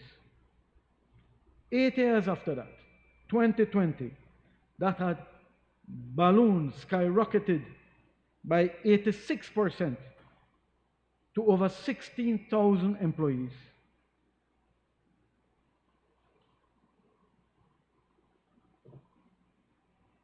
Now, I've been very interested in the number of non-established employees, which I think I could refer to as the open vote workers. In 2020-2021 fiscal year, that figure was 2,151, and budgeted this year 2,186, slightly higher. That represents about 15% of the total government employees, about 15%. At around the time of independence, those numbers of open vote workers was minuscule. By the early 1990s, it was in the range of 2 to 5%. And it's grown now to about 15%. We need to critically look at these numbers. We need to critically look at how much money that represents, and it is certainly in the tens of millions, and answer the hard questions. It is time to conduct a comprehensive organizational assessment of the public service. And this necessitates a combined effort. It is time to do so. The public wage bill is unsustainable. And there are no easy ways out of this. There is no way that is not painful. I guess the challenge is how the pain is managed, how it may be minimized as much as possible. But that, Madam President, needs to be addressed.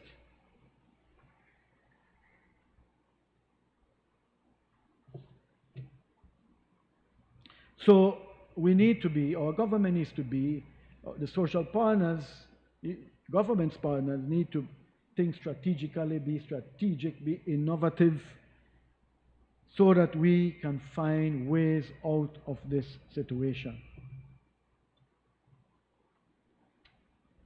The NGO community is split on the question of whether that salary cut should be supported or not.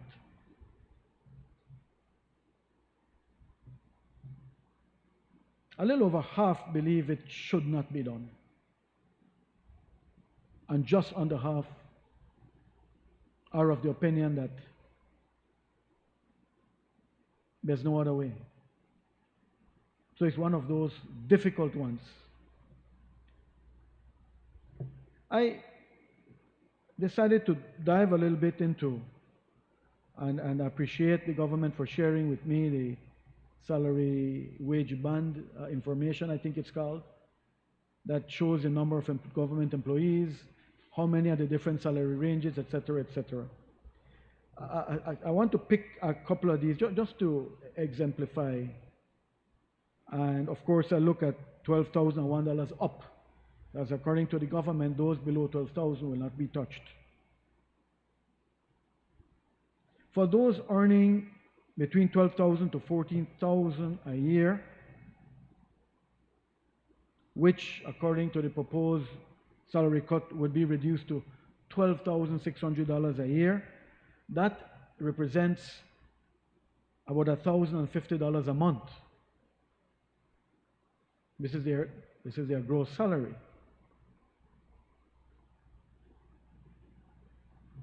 So that represents a wage cut of about $117 a month. And there are about 870 employees that fall within this range. $117 a month less they would be getting. If we look at the $34,000 to $36,000 range, A 10% cut, that will bring it down to about 32,400 or about 2,700 a month, which would represent a cut of about $300 a month. And about 690 employees fall within this range. And between those two ranges is where you get the vast majority of our government employees and millions of dollars of money that they wouldn't be getting after the wage cut. Now, if we look at someone earning, let's say, $60,000 a year, reduced to $54,000 after the wage cut, $4,500 a month, losing $500 a month. About 50 government employees are in that range. And a little higher, going at the $78,000 a year, after the wage cut, $5,850 a month, representing about $650 less than they would be getting. And one of the highest brackets that apply to 11 government employees, $110,000, which after 10% cut would come down to about $99,000, which is roughly $8,250 a month, representing about a $917 cut. Now, somebody earning $70,200 a year after the wage cut would lose $650 a month. But they still have $5,850 paid to them. The person at $12,600 a year would lose $117 a month and have only $1,050 a month. This is where it's not, that 10% is not the impact as you go up the scale. Is so much less to the individual. Those earning only $1,050 a month will have it so much harder. And you have to feel for them. And I must say that yes, there is empathy all around. We saw it in the House of Representatives, even people from the government side lamented the fact that that may happen. And it's hard. It is hard. And sometimes I wonder if parliamentarians were allowed to vote their conscience, what that would result in. Because it is extremely difficult. And I must give the government credit for recognizing that. And I also have to recognize that I don't think any government would want to do that unless they felt they had to. Because where would the humanity be? So it seems to me, comes across that the government feels it has no other recourse but that. The augmentation of tax revenues, we won't see that overnight in the coffers. And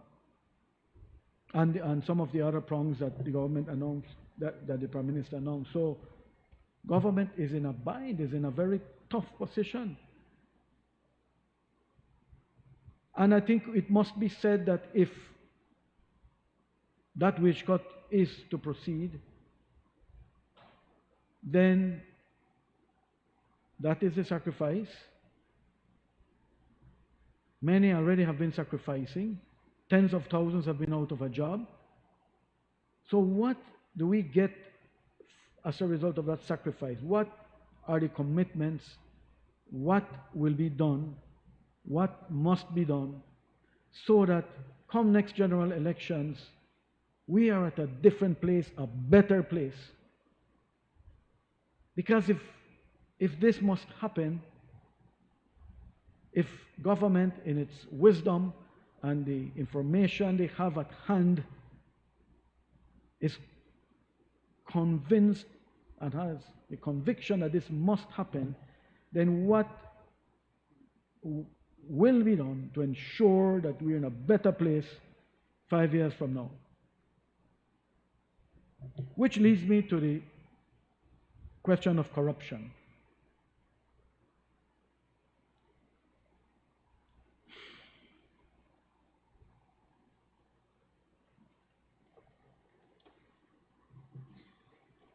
As I always do, Madam President. Senator, if you can try to wrap up, I give you about 5 minutes more. Ooh, 5 but minutes. You're out of time. 40 minutes have gone that fast. All right, thank you. 45. Thank you, Madam President. 45 minutes. Okay, very quickly. But if you can, I'll give you just a little will start to leeway, move about towards 5 wrapping up. minutes to just wrap up. Thank you.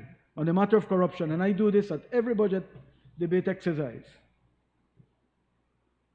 and look particularly at the different oversight agencies. I looked at the budget to try and see how many times UNCAC was mentioned in the budget. And just like the past 2 years, it was not mentioned even once. Not even once. I looked up how many times the word corruption was mentioned in the budget. And it was mentioned 6 times. As part of the procurement mission of the Ministry of Finance, page 72, one of the key program activities under the Office of the Contractor General, you can see that at page 40. At page 36, Integrity Commission, part of the mission of the legislature on page 33, one of the strategic priorities of the judiciary on page 26. And in the Ministry of Finance budget on page 61, I saw mention of an anti-corruption office. I became immediately excited about that. I remember about 2 or 3 years ago when our NGO network organized an anti-corruption symposium to commemorate World Anti-Corruption Day back then. And we invited the Deputy Director of the Anti-Corruption Office of Botswana to be our keynote speaker. And everything they have put in place there is just admirable. How powerful a unit that is. So I immediately thought that, wow, we are starting to get there. But and I must say, for transparency's sake here, that I spoke in my preparations here both to the Prime Minister and to the Leader of the Opposition. And what I understood from Prime Minister is that, at least in this fiscal year, it will be to do whatever work is done to get us closer to setting up such an office. But a lot of groundwork needs to be done, and I can understand that. But even though UNCAC wasn't mentioned once in this fiscal year's budget, nor in the previous 2, and I said before, and I need to say again, Madam President, that yes, we ratified UNCAC so many years ago, but you know what? We do not need UNCAC to battle corruption. We have very important anti-corruption entities as it is right now. The Financial Intelligence Unit, Integrity Commission, Office of the Auditor General, Office of the Contractor General, Office of the Ombudsman, Director of Public Prosecutions, Election and Boundaries Commission, etc. They're key, all of these oversight institutions, oversight entities. And just to know that because of the austerity budget, some of the resources have had to be reduced. It is really, it's worrying, because when things are this hard is when these anti-corruption entities should be working even harder. All these public contracts that are out, the Office of the Contractor General needs to be strengthened, the Integrity Commission, etc. And just so I say my final, I have to rush through, Madam President, with your permission, with my last points. The whole matter of what do we do? How do we move forward? Creating new industry, etc. I was pleased to see when the Prime Minister announced his new cabinet that there was a Minister for Sustainable Development, etc., Minister for the Blue Economy, etc., a Minister for Home Affairs and New Growth Industries, a Minister of Agriculture and Food Security, and I'm looking at those 4 in particular. And rather than have them work in a compartmentalized way, if we are to design, set up, enable new industries, which is the way we must go, these ministries need to work closely together. New growth industries should not only mean, I forget the term, not marijuana, the other one. It should not only mean that. You do need to close off, Yes, Senator. but the blue economy, Madam President, and I'm wrapping up. There are tremendous potential in the blue economy sector, tremendous. And we've been reading various documents that shows how we need to engage with investors to focus on developing that sector. So the opportunities are there, they're great. And finally, Madam President, a couple of the ministries in the budget referred to the GSDS, the Growth and Sustainable Development Strategy. I must remind the government that that document is outdated. It expired in 2020. We need a new and updated growth and sustainable development strategy. Once we have a comprehensive national sustainable development plan, everything else falls into place, Madam President. I thank you. I recognize Senator Chris Cowie.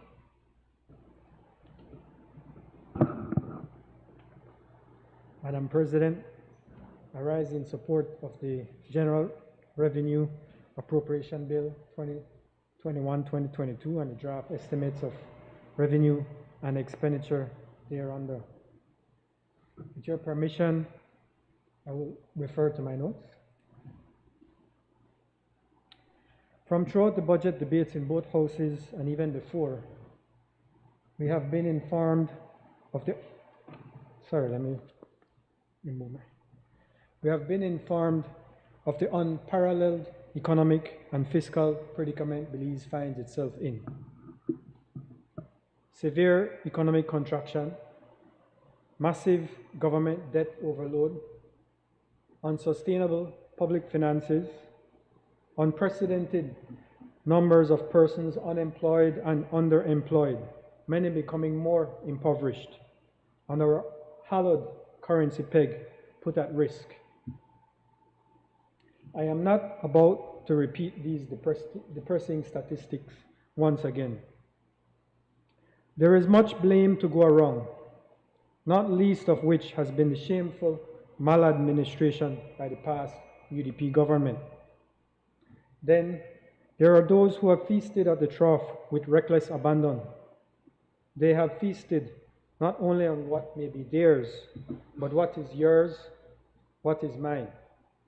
They have taken from your children and mine.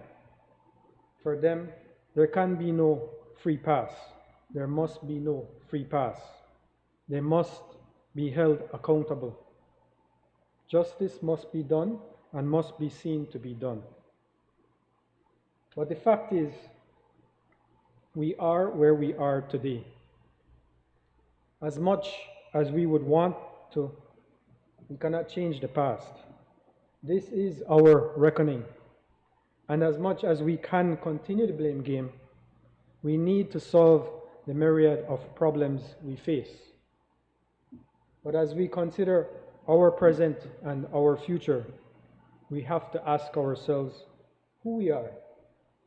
What do we stand for? Where do we want to go? And how do we get there? Our Constitution, the founding document of our nation, eloquently sets forth in its preamble the many principles, beliefs, and ideals upon which we, as an independent state, define ourselves. These non-exhaustively include acknowledgement of the supremacy of God, faith in human rights and fundamental freedoms, family, human dignity, freedom, equality, equity, opportunity, adequate means of livelihood for all, social justice, democracy, unity, respect for moral and spiritual values, and respect for the rule of law. Are these still our beliefs and ideals? Is that vision, that promise of Belize back in 1981, what we are realizing today? What has become of us? Are we happy with who we have become? If it is that we still share these principles, beliefs, and ideals of our founding fathers, and I sincerely believe that we do, then we have to reach deep within ourselves and channel the promise of our past into the achievable vision of our future. It demands an alignment of goals, a unity of purpose, and of course, it demands work, not sacrifice, but hard work. In the simplest of terms, we, all of us, red, blue, yellow, green, and every other color in between, political opinion or creed, we all have to get up, stand up, and work if we want to achieve the vision of Belize. To rescue and build this country with the constitutionally stated principles, beliefs, and ideals, not only for ourselves, but more so for our children, for the love of our country, we all have to give more of ourselves to our country than we have ever given before. This is not a time to take for oneself, the modus operandi of the past. This is a time to give of oneself, the modus vivendi of the future. This budget represents the formal fiscal representation of that effort, that work, that giving of ourselves for the benefit of our country and our children's future. Yes, the past UDP administration has made it much harder on all of us. With the heavy debt load, the government is fiscally constrained from pursuing a counter-cyclical expansionary policy in this time of economic depression. That is, government cannot undertake massive government expenditures to fill the gaping hole left by the economic contraction in the private sector. The last government left no contingency fund, and with an already unsustainable debt load racked up by the past government as it squandered borrowed monies, the government is also left with very little fiscal space to borrow in this time of crisis. Moreover, non-targeted borrowing and spending could also put the currency peg at risk. Furthermore, with the severe revenue shortfall and the continuing level of expenditures, government is forced to borrow almost $1 million per day just to pay ordinary bills, including salaries, a practice that puts the government on a path to default, increasing consumer prices and inflation, and once again to putting the currency peg at risk. But no, by no means is emerging from this UDP bungling with the COVID cherry on top an impossible task. Belize has all the major national attributes for a stellar turnaround. Our people, our geography, the English law, the stable currency, excellent sovereign relations, and problems that, relatively speaking, can be remedied with focus, collaboration, work, and unselfishness. This administration is ready to provide the leadership for this rebound. Two examples of this administration's courage and readiness to lead: the public finance and the economy. On public finance, just as any business or family, the country has to live within its means. Massive UDP budget deficits and runaway public debt is simply a government living recklessly beyond its means.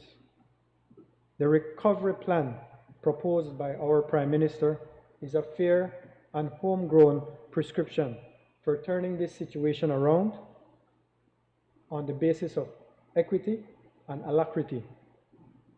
The medicine, treatment, and cure that comprise this prescription for our fiscal cancer, fiscal consolidation through revenue enhancement, expenditure reduction, and prioritized capital spending, growth enhancing structural reforms, and debt restructuring are not simple fixes.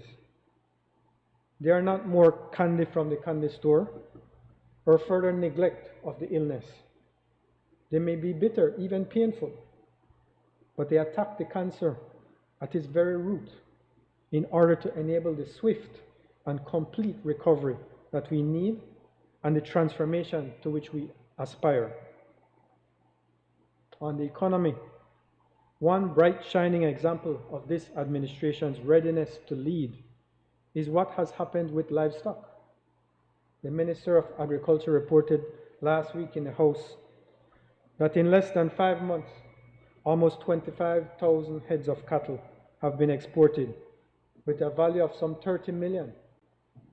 Why was this 30 million not earned before? The simple answer is that the previous administration, out of political spite, refused to allow what was evidently a safe export process to proceed. And so, the livestock farmers and the entire country, the financial system, was deprived of this benefit. Cattle exports, with the right package of support and investment, can be multiples of this current output. Though other examples may not be as high profile, imagine how many other examples there are across the economy of this myopic approach over these 13 years of malice and mismanagement. How many investments are forgone? How many thousands of jobs lost? How many tens of millions in exports renounced because of the cheapest of partisan biases, the flimsiest of excuses, whether political or bureaucratic? As we march forward to better days ahead, we need this radical rethink. The old ways of doing things have demonstrably not worked, not for the citizenry, not for the private sector, not for our social partners. This radical rethink requires a government that in every sphere is measured by results, a veritable meritocracy where performance and not petty politics matter most. Every major area of governance should carry markers of success. Education has its markers: how our students learn and their teachers perform, how adequately the schools provide professionals to high-value sectors, what are dropout and transition and higher education rates, and so forth. Health has its own measures of success: child mortality, lifestyle diseases, seasonal infections, the effectiveness of community care, and so on. Citizen security has its obvious markers: how safe are our streets, the conviction rate for criminals, the level of community participation in policing programs, and the like. Tax collection at our revenue centers, customer service ranking at those departments that serve the public, investment levels for our professionals that seek to attract new projects, and so forth. Every public servant, from ministers to CEOs, to heads of departments, to revenue clerks, to nurses' assistants, to messengers, should have a clear criteria for what makes their performance successful and a benefit to the taxpayer. This is the basis upon which incentives should be provided in order to start a race to the top, instead of the past condition of flaccid leadership, of malaise, and of UDP condoned hustling. We have got to stop making excuses. We must rid ourselves of the notion that anything other than hard work, discipline, collaboration, and competitiveness will elevate Belize to a place of prosperity. At the Ministry of Finance, Economic Development and Investment, we are instilling this culture of radical change. By engagement with the IFIs and funding agencies, now focusing on investments that prioritize jobs, exports, and generally high-yield endeavors, a new debt management unit that will drive down government's cost of borrowing, diversify its credit base, reduce outstanding debt to achieve sustainability and ensure financing for Plan Belize, the formulation of an integrated tax recovery unit for the recovery of millions of dollars of outstanding arrears of business tax, GST, and land taxes, the establishment of a revenue court to support tax recovery, supporting public-private partnership projects that tap bona fide investment pools to make Belize more competitive, ease the burdens of public borrowing, and further diversify the economic base, centralizing public procurement, establishing internal audit procedures and controls government-wide, and initiate, plan, and perform internal audit activities on an ongoing basis, adopting balance sheet accounting practices to maximize monitoring and leverage of government assets, improve cash flow management, and rebalance the way public finance is administered. Beyond the Ministry of Finance, monetary policy also will play a key role in this economic turnaround. I cite in particular the implementation by the central bank of a $50 million special program, $10 million of which is funded by the government to support existing businesses that generate foreign exchange that are currently under distress, but that are and remain viable. Now is the time for the label high potential to turn to real results. Opportunity, the poet says, is a haughty goddess who wastes no time with those who are unprepared. The global crisis has exacted a heavy cost on the world economy and Belize's. The silver lining is the opportunity to reset. What reset behooves us? A reset that diversifies, not away from tourism, but that complements tourism. A reset that engages the international community to expand market access for our agricultural products. A reset that is labor intensive, such as BPOs, that reward our language and educational skills. A reset that is export and trade driven to downsize our trade deficit. A reset that brings energy security and assigns absolute priority to manufacturing, that golden driver of high wages and foundation of the middle class. Belize is singularly equipped for a generational reset that features clean energy, solar, wind and otherwise, not just for a growing domestic market, but to export to deep external markets, north and west. The world is awash in a wave of green and blue financing. This is a sure source of funding for this reset, given Belize's unique status as a beacon for both terrestrial and marine conservation.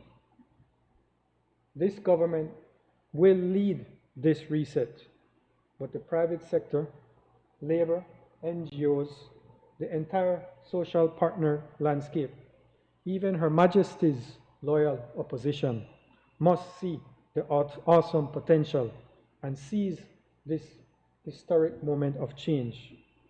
This unity of purpose is essential. Let us not any longer hope for a better Belize. Let us all live it together. Madam President, for all these reasons, I support this bill. I recognize the Leader of Government Business.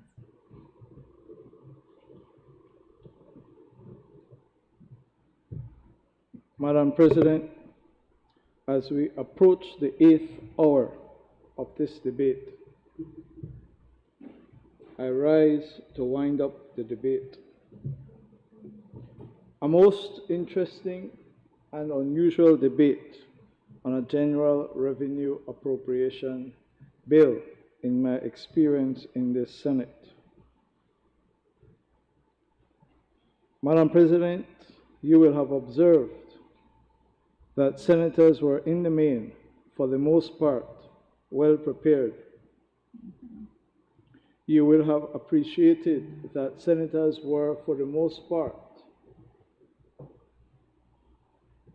balanced, fair, incisive, analytical, relevant,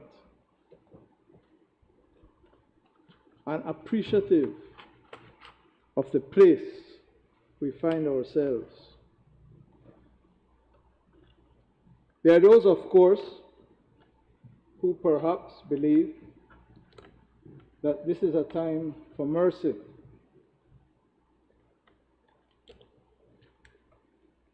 But, Madam President, we have a duty to point out the truth. We have a duty to assign blame where blame is best placed. And it appears that people are not yet prepared to accept and to come with contrition and humility and to accept their wrongs, their transgressions. That is sad, Madam President, because as Senator Cowie just pointed out, the reset, the generational reset that we require in Belize calls on all of us, government, civil society, opposition, the Belizean people, to come together. I listened, Madam President, to Senator Perfit, and I wondered whether certain people are in Belize or are in Wakanda.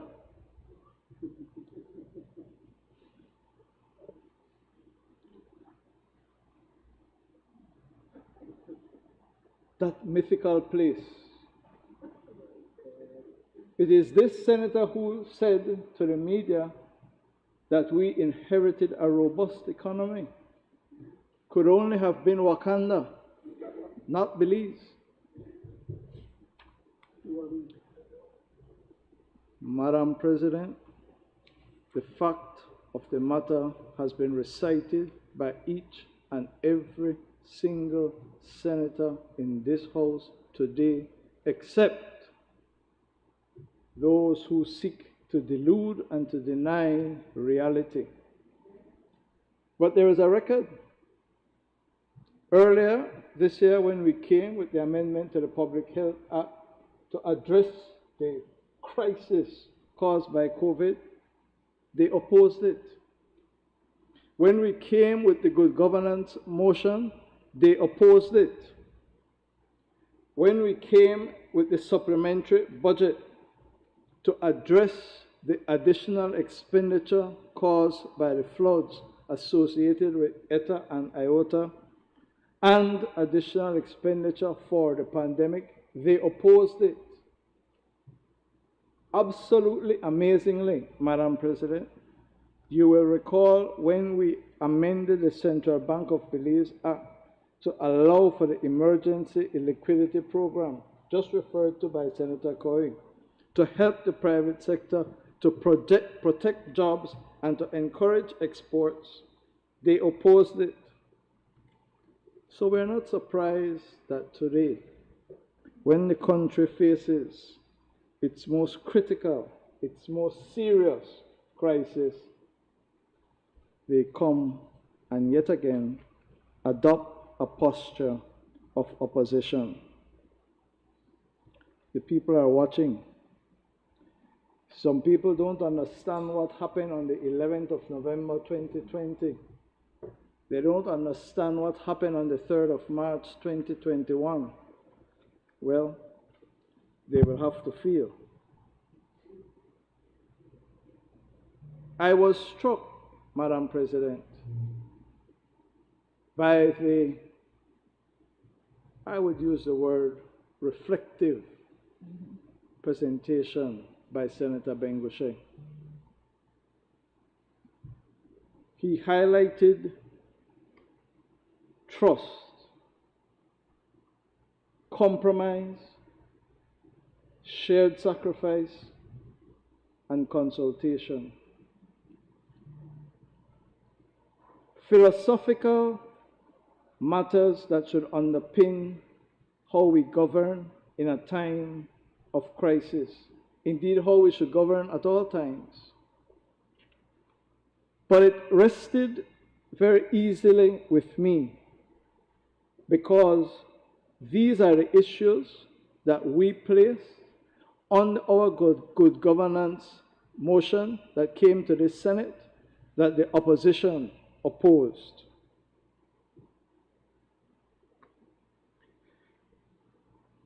Senator Smith, in a passionate but reasoned and reasonable presentation, advocated for a new and different way of doing things. And Madam President, she said something that I wrote down, a commitment by the government to do things differently.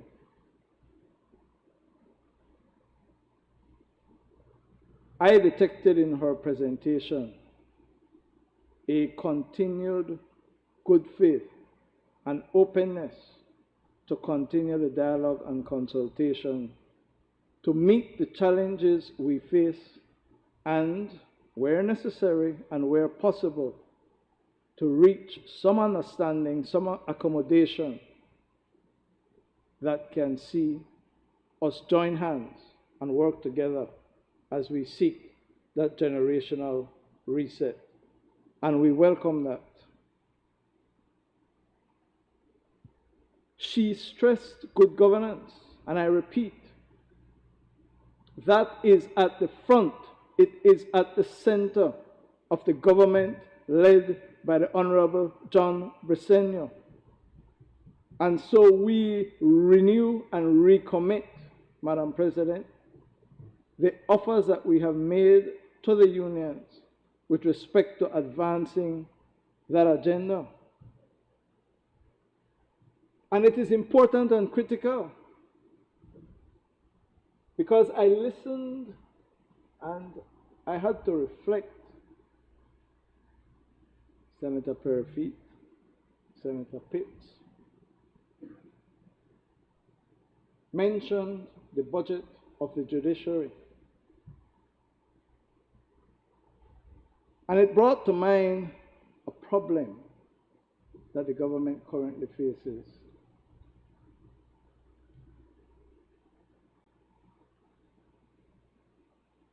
Senator Salas spoke about a poison chalice. Madam President, let me tell you and this Honorable Senate what we are grappling with right now. Because it reflects, in my view, a systemic, endemic corruption of our system.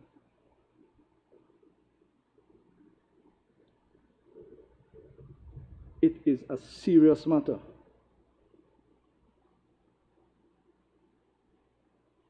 We are confronted today with a signed contract for a judge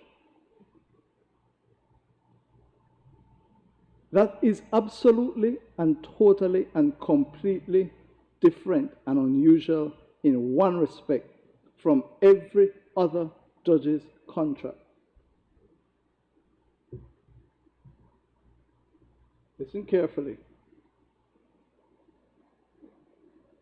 The contract has in it a clause that if that contract is not renewed, the government of Belize is forced to pay that judge 1 year's salary.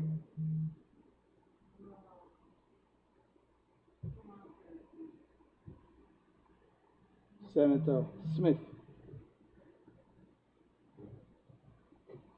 Senator Bengoshe, you all spoke about the need for trust. You spoke about the need for a clean government. You spoke about the need for us to have systems in place where people advance on the basis of merit. I regard it as a poison chalice, where somebody who is supposed to be independent and impartial has a contract that has a gun pointed at the government's head that says, if you don't renew my contract, pay me 1 year's salary. Which other public officer, teacher, soldier, policeman, nurse, minister has such a benefit? But what is worse,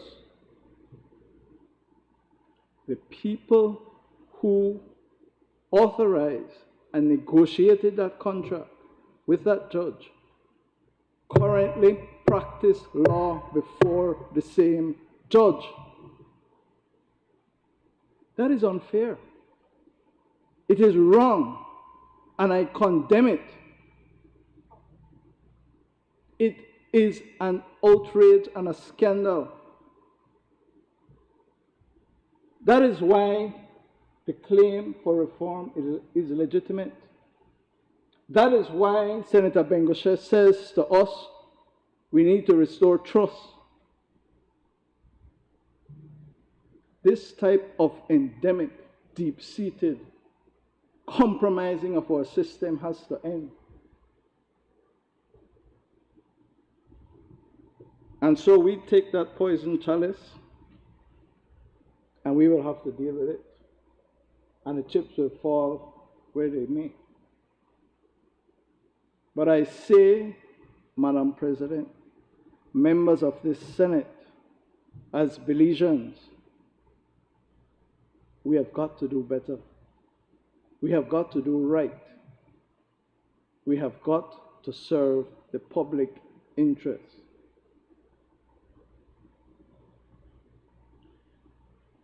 Senator Salas and Senator Pitts called for compassion and understanding.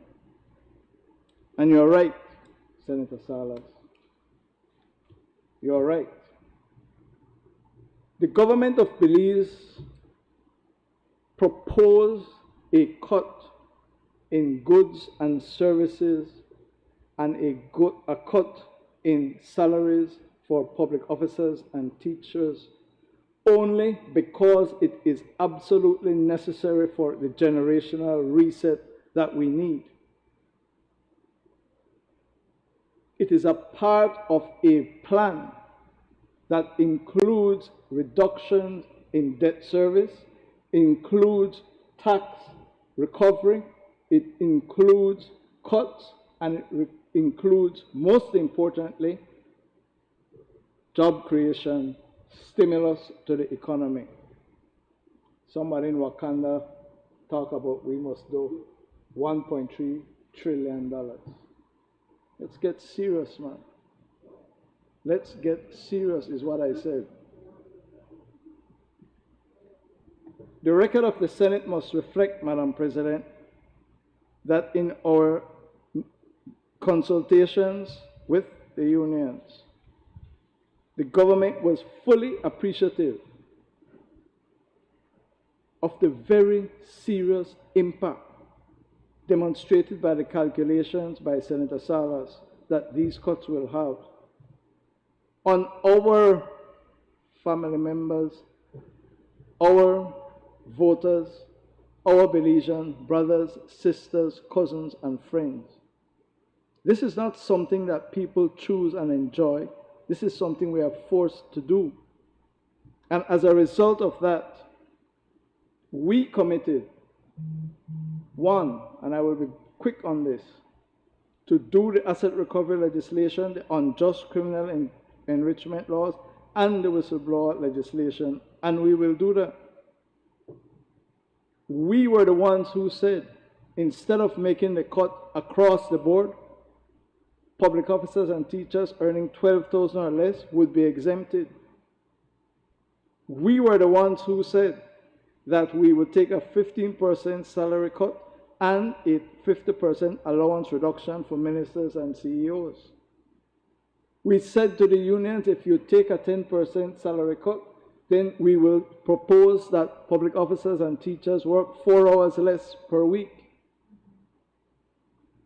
We were the ones who organized and got the central bank to agree to extend the forbearance for commercial bank and credit unions for the rest of this year, because we know, as has been pointed out, people will have problems meeting their obligations. We agreed to offer a waiver of stamp duty for any public officer or teacher who was transferring their mortgages because they're in trouble with one institution and can get a better deal somewhere else. And we worked hard on that, Madam President. We offered to the union loan windows of $3 to $5 million at the DFC and the National Bank of Belize for public officers and teachers who we know will suffer hardship and difficulties as a result of the pay cut. We insisted on Belize Telemedia Limited providing specialized discount packages for teachers. We offered the National Trade Union Congress of Belize representation on the board of the National Bank of Belize. Madam President, members of the Senate, we agreed with the unions that we would review the state of public finances every 6 months in order to determine whether or not the revenue projections and the expenditure projections are being met, or things are getting better and an adjustment can be made on an annual basis to attenuate and ease the problems and suffering. So, Senator Pitts, it is not Amon Courtney. It is the Honorable John Briceño who has presented coping mechanisms and compassion to public officers and teachers who we appreciate will feel the direct hit of this measure. And I am sure there are tens of thousands of Belizeans listening to me out there who will say, so about me? How can I not get it? Well, in this particular case, we can only justify it on the basis that the teachers, slightly different, but you understand what I mean, the teachers and the public officers are the government's employees. And therefore, if we have to impose this adjustment on you, this is what we can do with other tools and things available to the government. So let not the word go forth from this place that we have been cold and callous like someone who retrenched public officers. We have elected not to do that. And so, Madam President, we stand before this Senate saying that we have made every effort to attenuate the impact of this adjustment. We have made every commitment to advance the good governance agenda as a part of keeping check on government's behavior and government's expenditure with a view to achieving the generational reset that we are committed to. Madam President, I say to colleagues, Now is the time of reckoning. Now is the time to vote. Now is the time to decide whether you choose to reject a clearly explained path to reset, rebound, and rebuild Belize, or whether you prefer to deny reality, to delude oneself into believing that this problem that we face, this crisis, this emergency that we are suffering and enduring will just go away in some magical way like it does in Wakanda. No, Madam President. Tough, hard, sober decisions have been taken. A carefully calibrated plan has been elaborated, and now we are asking the Senate to support the plan for the recovery of Belize that has been implemented by the budget that is before us. I commend the budget, and I ask, Madam President, that the question be put. A division in the matter, please. Clerk?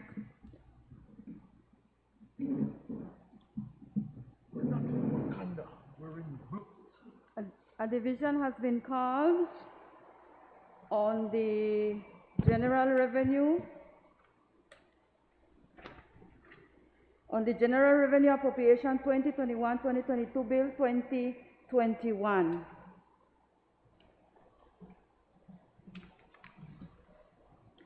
Senator Emon Courtney? Yes. Senator Colette Montejo? Yes. Senator Isabel Bennett? Yes. Senator Christopher Koi? Yes. Senator Erica Jang? Yes. Senator Bevington Carl? Yes. Senator Michael Perifit? Senator Aldo Salazar? No. Senator Sheena Pitts?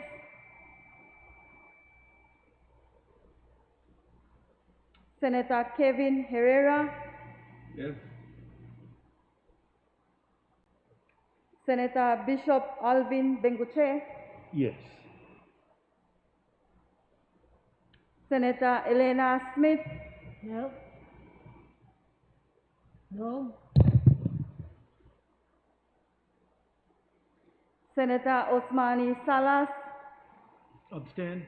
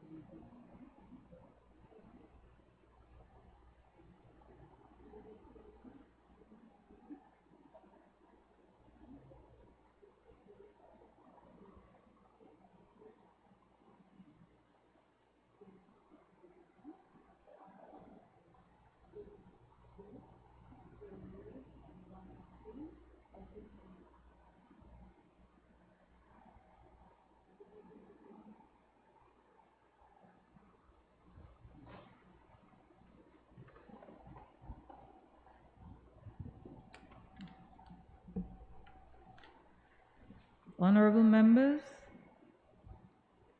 the question is that the bill for an act to appropriate certain sums of money for the use of the public service of Belize for the financial year ending March 31st, 2022 be read a second time. The results of the division of the vote is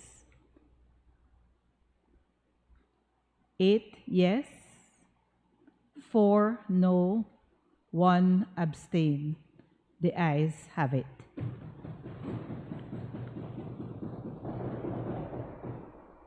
Bill for an act to appropriate certain sums of money for the use of the public service of Belize for the financial year ending March 31st, 2022.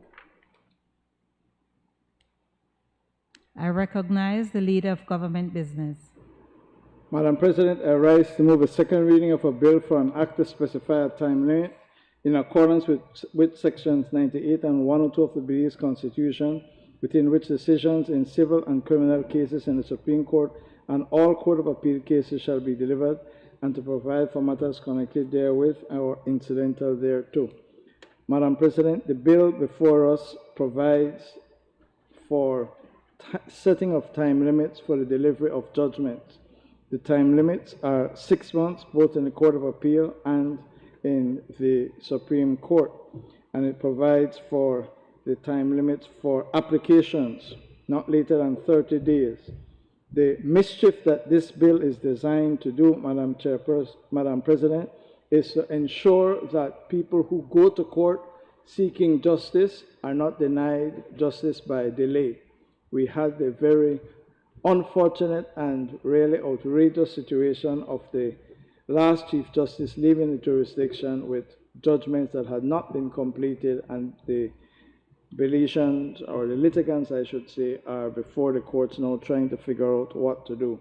This bill is a part of the reform agenda of the People's United Party, Madam President.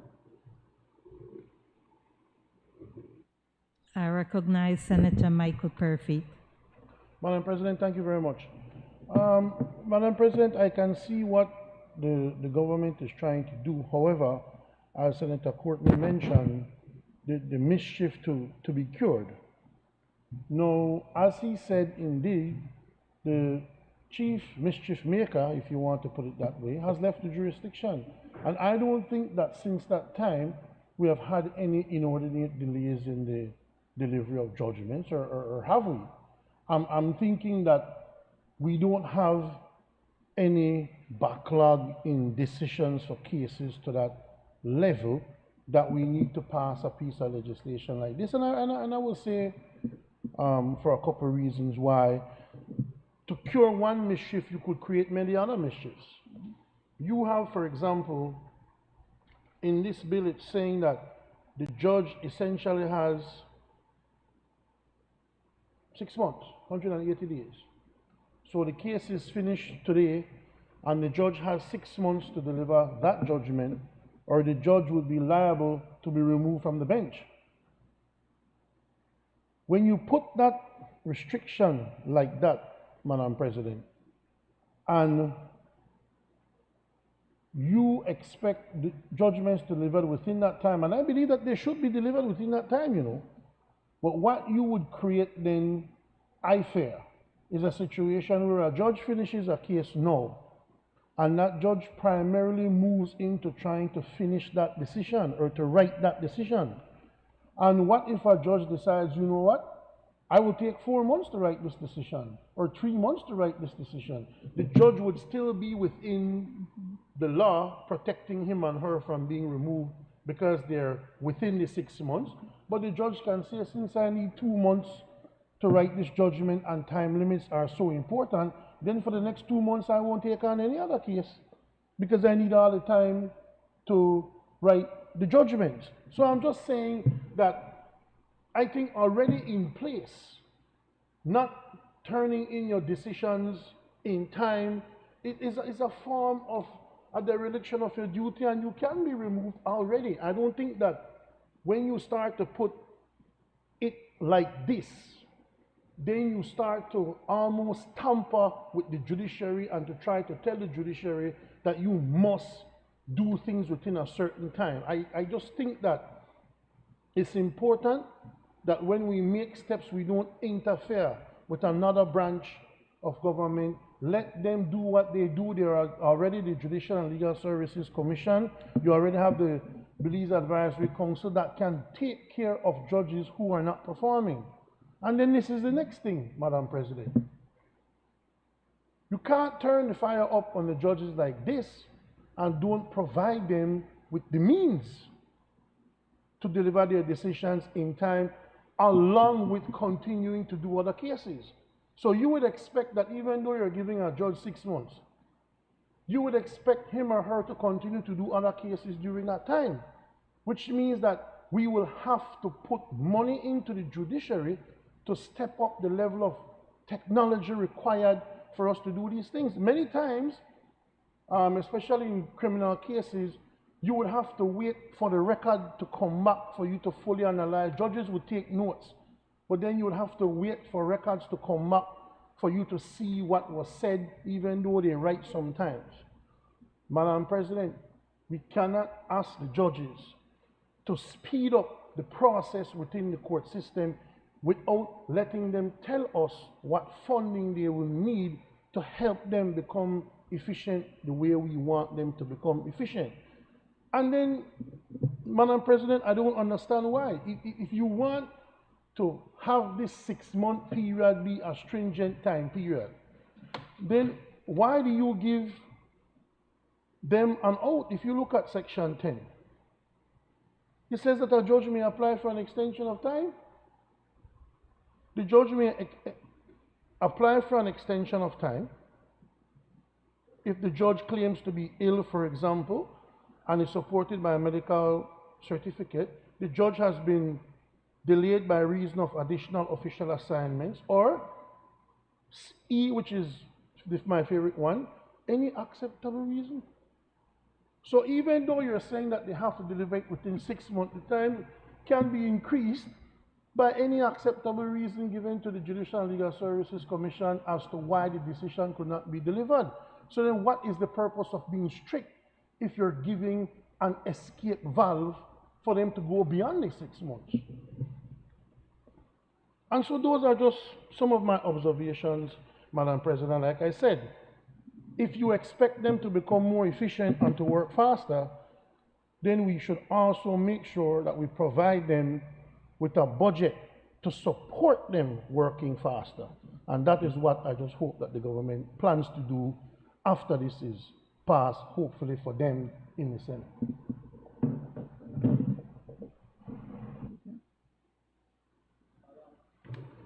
Madam President, I'm reminded by a statement that has become popular among my friends: talk for talk's sake. You know, Madam President, it is remarkable that once again, Senator Perofit is opposing something that is designed to vindicate constitutional right of litigants before the courts. This is in favor of the average man and woman in Belize. And Senator Perofit finds a reason to object to it. The Caribbean Court of Justice has on more than one occasion, Senator Perofit, criticized the courts of Belize for delays in the delivery of justice. The Judicial Committee of the Privy Council has on more than one occasion criticized the courts of Belize for delays in the delivery of judgments. There is before the Supreme Court as we speak more than one case in which the government of Belize is being sued because of the failure of judges to deliver judgments within a reasonable period of time as guaranteed to every citizen by Section 6 of the Belize Constitution. This is Constitutional Law 101. This is Due Process 101. This is Fair Hearing 101. How can you oppose it? The CCJ has written in judgment that a judgment must be delivered in 3 months, if not 6 months, if it is complex.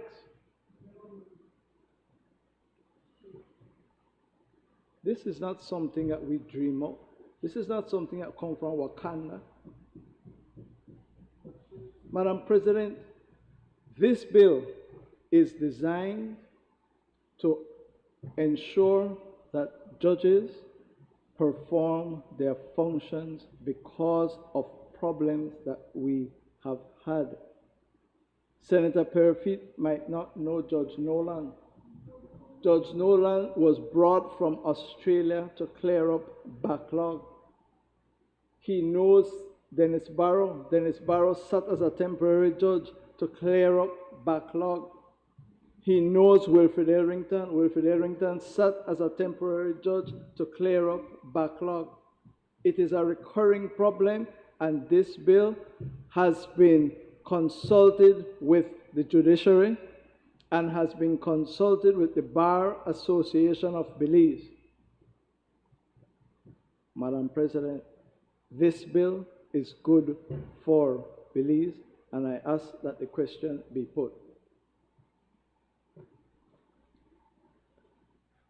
Honorable members, the question is that the bill for an act to specify a time limit in accordance with sections 98 and 102 of the Belize Constitution, within which decisions in civil and criminal cases in the Supreme Court and all Court of Appeal cases shall be delivered, and to provide for matters connected therewith or incidental thereto be read a second time. All those in favor, kindly say aye. Aye. Those against, kindly say no. I think the ayes have it. Bill for an act to specify a time limit in accordance with sections 98 and 102 of the Belize Constitution, within which decisions in civil and criminal cases in the Supreme Court and all Court of Appeal cases shall be delivered, and to provide for matters connected therewith or incidental thereto. I recognize the Leader of Government Business. Madam President, I rise to move a second reading of a bill for an act to amend the Belize Constitution, Chapter 4 of the Substantive Laws of Belize, Revised Edition 2011, to provide for additional grounds for the removal of a judge and to provide for matters connected therewith or incidental thereto. Madam President, members of the Senate, this amendment to the Constitution ties directly with the bill which we just debated. It now adds as a ground for removing a judge the persistently failing to give written decisions and reasons for the decision. So this is just making sure that under the provisions of the Constitution, which give independence and security of tenure to judges, a new ground is being inserted tied to the if a judge fails persistently to deliver written decisions. I recognize Senator Michael Perfeet. Seems like we're picking on judges today, Madam President. Sometimes you may have to go to Wakanda, you know. Especially when you're living in Blukutanda, you might have to drift away for a while. Madam President, this is the the Constitution 9th Amendment Bill. There's something I want clarified, because it doesn't seem to capture what I think needs to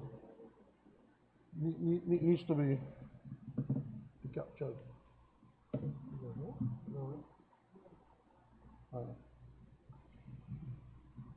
Madam President, it says, notwithstanding that he has attained the age at which he is required by or under this section to vacate his office, a person holding the office of a Justice of the Supreme Court may be permitted to continue in office for so long after attaining that age as may be necessary to enable him to deliver judgment or to do any other thing in relation to proceedings that were commenced before him before he attained that age, only for such period as may be stated in an instrument of appointment. My question is, how do you address a situation where a judge retires, she has not completed her judgment, so you give her, 6 months, a year to complete the judgments that they have? And what if they don't complete the judgments during that time?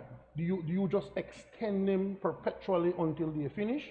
And it may not be, I'm not trying to be cynical here, it may not be a bad thing if I need a job as a judge and I don't want to come off the payroll, I just keep saying I'm not finished, I'm not finished, I'm not finished. Where do we stop? Where do we say, you know what, forget this, we start this case over?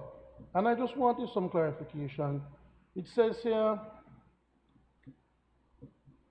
judge may be removed from office for D. 2D, for misbehavior. But what is misbehavior? I mean, I don't see anything defining necessarily what is misbehavior. What may be misbehavior for one may not be misbehavior for another. I mean, is that a subjective test, an objective test? Is there a legal definition for misbehavior? Because then what you think may be misbehavior for me may be just be normal for me. And so how do you define it? I think that's the only thing that I have an issue with in terms of not being clear as to what it is. And then if you look at subsections C and D, it says that it is the Judicial and Legal Services Commission who can remove the judge, but then it adds in section 8 that it is the Governor General. Is it intended that once the Judicial and Legal Services Commission removes the judge, for example, for misbehavior, they make the decision to remove the judge, but it is the Governor General that signs the removal, or does the Governor General, if you read this, Madam President, the power to remove a justice of the Supreme Court from office for inability to perform the functions of his office, for persistently not writing decisions, for failing to give decisions, and reasons for the decisions within such time as may be prescribed by the National Assembly, or for misbehavior, vests in the Governor General acting in accordance with this section. So who has the higher power to remove the judge, the Judicial and Legal Services Commission or the Governor General? It seems that they both in this instance have the power to remove the judges. And it's the same for Court of Appeal judges, Madam President, so I don't have to go over that part, but I just want to know where is the clear authority to remove them according to this amendment, because it seems that both of them have the same responsibility.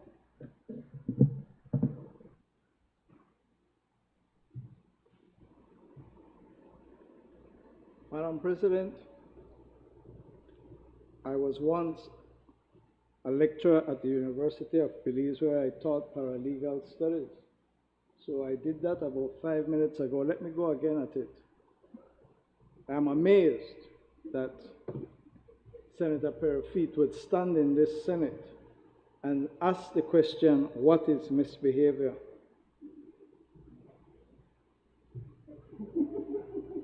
Come to school. CCJ application number BZCV 2017-004, Belize Civil Appeal number 24 of 2014. Dean Boyce, British Caribbean Bank, Lord Michael Ashcroft, and the Judicial and Legal Services Commission. Judgment handed down on the 31st of July 2018. You were AG then? AG? You were AG then? 31st of July 2018? 31st. So whilst he was AG, the court, highest court of Belize, handed down a judgment in which they defined what is misbehavior or a judge in office. Whilst he was on the job, the highest court in the land set out. Let me tell you where you can find it. Go to the CCJ website, and take down 2018 CCJ 23, Appellate Jurisdiction. This very section is what was considered by the CCJ in that case, okay? So it's right there defined. Just read it and you'll understand. Madam President, a former Attorney General, let me be kind to him. I will explain, Madam President. I just ask that we keep silent while someone is speaking. As I said, talk for talk's sake. Madam President, members of the Senate, the Belize Constitution vests the power to remove a judge in an elaborate process.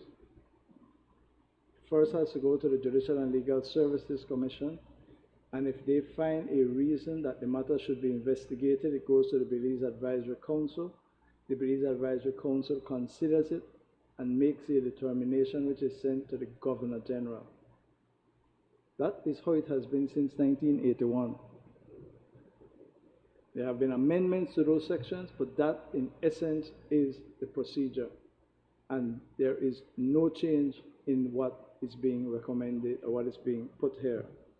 All it is saying is that the power to remove a justice of the Supreme Court from office for inability to perform the functions of his office for persistently not writing decisions. So it is putting in the wording that we are now introducing as one of the new grounds. Vests in the Governor General acting in accordance with this section. And the section says the Judicial and Legal Services considers it, it goes to the Advisory Council, and the Advisory Council makes the recommendation, one way or the other, to the Governor General. It is entirely, completely, and absolutely consistent with the Constitution as it stands, Madam President. Thank you. I ask that the question be put. Honorable members, the question is that the bill for an act to amend the Belize Constitution, Chapter 4 of the Substantive Laws of Belize, Revised Edition 2011, to provide for additional grounds for the removal of a judge and to provide for matters connected therewith or incidental thereto, be read a second time. All those in favor, kindly say aye. Those against, kindly say no. I think the ayes have it. Bill for an act to amend the Belize Constitution, Chapter 4 of the Substantive Laws of Belize, Revised Edition 2011, to provide for additional grounds for the removal of a judge and to provide for matters connected therewith or incidental thereto. I recognize the Leader of Government Business. Madam President, I rise to move a second reading of a bill for an act to amend the Land Utilization Act, Chapter 188 of the Substantive Laws of Belize, Revised Edition 2011, to strengthen the membership of the Land Subdivision and Utilization Authority, to empower the authority to issue guidelines and to obtain expertise necessary to enhance performance of its functions, to increase the penalty for breach of regulations made by the Minister, and to provide for matters connected therewith or incidental thereto. Madam President, again, a straightforward piece of legislation. I think all of us, hopefully, will understand it. I'm sure people on this side will. And all it seeks to do, Madam President, is to have a slight increase in the members of the Land Utilization Subcommittee, bringing on board members of the private sector. And secondly, it seeks to increase the fine for non-compliance with subdivision. As a planner, Madam President, you will understand this is something that is dear to your heart. And if you look at Clause 8, the Principal Act is being amended, Section 92, by deleting the term 500 and substituting the term 25,000. What they have found is that there are many transgressions of planning permission, and the fine is just a mere $500. Now we're going to be more strict and enforce compliance with subdivision approval, and a significant fine is attached to violations.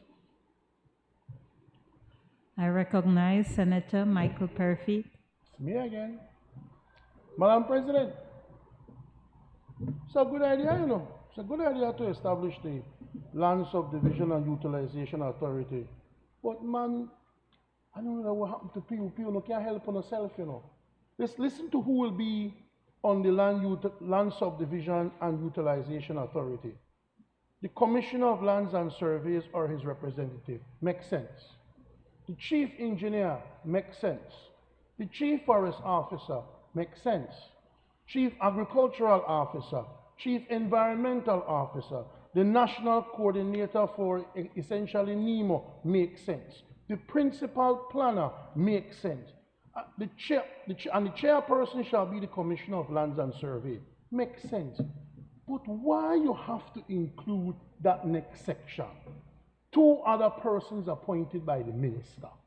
Which 2 persons? You have a Land Subdivision and Utilization Authority with professionals who hold official offices within the government of Belize. Why are you allowing the minister to just appoint 2 random people? You just, to take a nice bucket of milk and you just pee in them, man. Why you add that? This government came to power with the commitment that you would limit ministerial interference and involvement. So why not leave that out and let the professionals deal with the land subdivision and utilization. Why you have to include politics in it when you said that you would stay away from doing that? I recognize Senator Osmani Salas. All right, thank you, Madam President. Just a very brief comment on this one. We see the spirit of what is trying to achieve in strengthening the membership aimed at bringing more expertise to the subdivision and utilization process. But what I would like to ask or to suggest really is that finally we need to approve and implement a national land use policy and planning framework, which, when in place, will not leave it up to individuals to make decisions on utilization. So the authority is good, it's needed to make a final decision, but these should be made in context of a land use policy and plan. Thank you, Madam President. Madam President, Senator Salazar, I appeal to you. You have a lot of expertise and experience in subdivision and commercial matters. Help people near to you who need help. Madam President, as I said, the private sector, you don't subdivide public land, you subdivide private sector land, and the private sector is asking for representation, and we are giving them 2 positions on this. The minister is authorized to appoint 2 people. We don't have to worry. It's not Hugo Pat or Gape Vega, it's Cordell Hyde. I ask that the question be put. Honorable members, the question is that the bill for an act to amend the Land Utilization Act, Chapter 188 of the Substantive Laws of Belize, Revised Edition 2011, to strengthen the membership of the Land Subdivision and Utilization Authority, to empower the authority to issue guidelines and to obtain expertise necessary to enhance performance of its function, to increase the penalty for breach of regulations made by the minister, and to provide for matters connected therewith or incidental thereto be read a second time. All those in favor, kindly say aye. Aye. Those against, kindly say no. I think the ayes have it. Bill for an act to amend the Land Utilization Act, Chapter 188 of the Substantive Laws of Belize, Revised Edition 2011, to strengthen the membership of the Land Subdivision Utilization Authority, to empower the authority to issue guidelines and to obtain expertise necessary to enhance performance of its functions, to increase the penalty for breach of regulations made by the minister, and to provide for matters connected therewith or incidental thereto. I recognize the Leader of Government Business. Madam President, I crave your leave to deal with the 2 next bills together, the Supreme Court of Judicature Amendment Bill and the Court of Appeal Amendment Bill. The Leader of the opposition side has no objections. They deal with the same point, Madam President. This time. No, I'll tell you why. Because I think the appellate process is different from trial at first instance. Madam President, I rise to move a second reading of a bill for an act to amend the Supreme Court of Judicature Act, Chapter 91 of the Substantive Laws of Belize, Revised Edition 2011, to allow for civil proceedings to be continued and determined by another judge if the judge before whom the proceedings took place has demitted office, is removed from office, retires from office, or dies, and to provide for matters connected therewith or incidental thereto. Once again, Madam President, we are faced with a situation where there are dozens of cases that have been heard and completed before judges who have now retired or have demitted office, and they have not delivered any judgment. What this bill provides for is that the parties can determine that they will agree that another judge will pick up those papers and hear the case. So it won't be a whole new retrial. It is just taking the papers if the parties agree, so as to save expense and to get a judgment. It is a crisis that we are facing. We are trying to provide a way for judgments to be delivered in circumstances where the judge who heard the case is no longer available, avoiding expense of a retrial if the parties agree. I recognize Senator Michael Perfit. Thank you, Madam President. I understand what the government is trying to do, Madam President. And I don't immediately resist it, especially since I see in Part B that the parties must consent. But I think it would have been better for us to indicate at what stage it would be safe. I mean, if you are not yet at case management or pre-trial review, or if the trial was tried on paper only or law only, then I can understand that, Madam President. But when you have a trial in which the judge has to determine veracity of a witness, and the judge has to observe that witness's body language and to see and to determine if that person is telling the truth or not, I don't think that a judge picking up a case after that point can appreciate what the judge at first saw. So I don't know if when you talk about continue the hearing or trial, you mean maybe just in court hearing. I see a lot of judgments. Despite your statement earlier, I see a lot of judgments, and judges would judge and say, listen, I saw so and so testify, and the body language and the delivery of the answers, they appear to be telling the truth.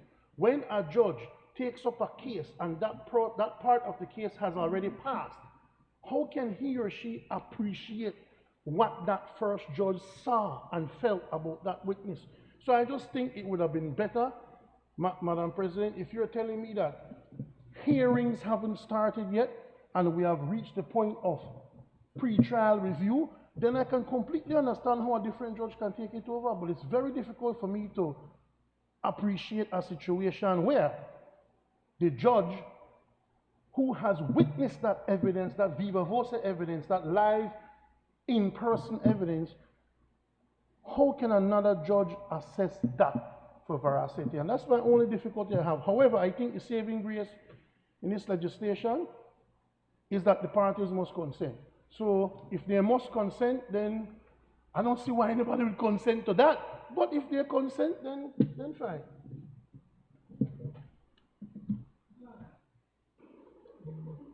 Madam President and members of the Senate, there are many cases where the determination is not based on the credibility of the witness. There are many cases where the entire case is conducted on paper, affidavits and witness statements, and witnesses don't turn up. There are many cases where there are only legal submissions that are made. This law, without this law, those cases can be tried before a judge, and that judge dies, that judge demits office, that judge disappears. There is no way in law, there is nothing on the statute book for a party to say, our entire case was done on paper. I pay my lawyer thousands of dollars. If it was per feet, hundreds of thousands of dollars. Can we agree to have it completed before another judge? As he said, the saving grace is both sides have to agree. So where you know and I know that it depends on credibility, we would never agree.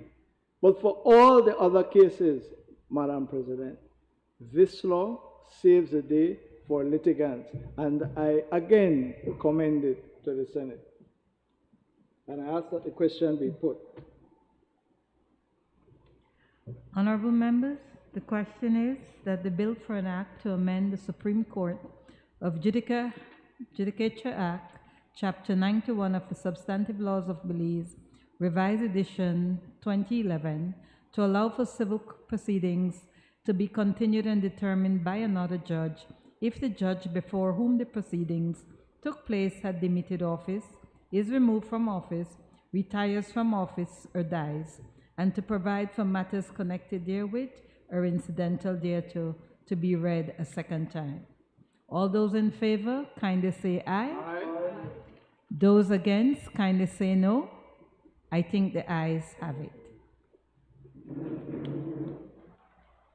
Bill for an act to amend the Supreme Court of Judicature Act, Chapter 91 of the Substantive Laws of Belize, Revised Edition 2011, to allow for civil proceedings to be continued and determined by another judge if the judge before whom the proceedings took place has demitted office, is removed from office, retires from office, or dies, and to provide for matters connected therewith or incidental thereto. Recognize the Leader of Government Business. Madam President, I rise to move a second reading of a bill for an act to amend the Court of Appeal Act, Chapter 90 of the Substantive Laws of Belize, Revised Edition 2011, to allow for civil appeals to be continued and determined by another judge or the remaining panel of judges if a judge before whom the proceedings took place has demitted office, is removed from office, retires from office, or dies, and to provide for matters connected therewith or incidental thereto. Madam President, as I alluded to just now, this is absolutely the same thing now at the Court of Appeal. And all it is saying is that if a single judge hears an application and is no longer in office, you can agree for another judge of the Court of Appeal to give a judgment in that case. If you have a judgment of a hearing of three judges, and one of them demits office, the parties can agree that the other two who have heard the appeal deliver the judgment, and the judgment would be valid. The parties must consent in both cases.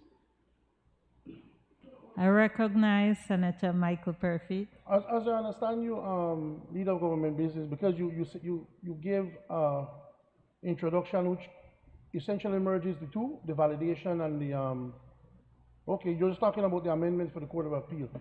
I disagree that it's the same, Madam President, and that is why I would support this. I would support the Court of Appeal amendment readily, because at the Court of Appeal level, you're not dealing with the determination of veracity based on assessing a witness's behavior. At the Court of Appeal level, it's all paper, it's all law, and so at this stage, it can work. So we're not obstructionists, you know, Madam President, but when it makes sense, we'll support it, man. I ask that the question be put. Honorable members, the question is that the bill for an act to amend the Court of Appeal Act, Chapter 90 of the Substantive Laws of Belize, Revised Edition 2011, to allow for civil appeals to be continued and determined by another judge or the remaining panel of judges if a judge before whom the proceedings took place has demitted office, is removed from office, retires from office, or dies, and to provide for matters connected therewith or incidental thereto be read a second time. All those in favor, kindly say aye. Those against, kindly say no. I think the ayes have it. Bill for an act to amend the Court of Appeal Act, Chapter 90 of the Substantive Laws of Belize, Revised Edition 2011, to allow for civil appeals to be continued and determined by another judge or the remaining panel of judges if a judge before whom the proceedings took place has demitted office, is removed from office, retires from office, or dies, and to provide for matters connected therewith or incidental thereto. Leader of Government Business. Madam President, I rise to move a second reading of a bill for an act to validate the decisions of the Court of Appeal in instances where a judge has died or vacated office, and to provide for matters connected therewith or incidental thereto. Madam President, what has happened is that there is a recent judgment coming out of Jamaica where the Court of Appeal, well, a judge had demitted office, left office, and then the judgment was delivered after that by a panel of three. One had left, the other two delivered the judgment. The court has said that that is an invalid judgment because you need the full panel. What has been discovered is that a number of judges on the Court of Appeal of Belize since 2004 had finished their term, and after they were no longer a judge, judgments were delivered by the remaining judges and saying that the other judge who had left office had agreed with their decision. To be clear, a panel of three heard it. One ended his term of service and so was no longer a judge, but he was still consulted and said, do you agree with this judgment? But he wasn't a judge at the time. and therefore it is in effect a judgment by two judges. The courts have said that that is invalid. There are a number of judgments since 2004 like that, and what this seeks to do is to do a legal nullity, a legal fiction, to say, even though we know it's not valid, the court is now by law making it valid so that there can be no doubt. There are some judgments, for example, against the government and other people, and if people find out about it, they can commence a case and say, I no longer have to obey this judgment because it was handed down by an improperly constituted court, and therefore the judgment will be null and void. And this is to save those judgments. I recognize Senator Michael Purphy. Equally, I have no issue with this one, Madam President.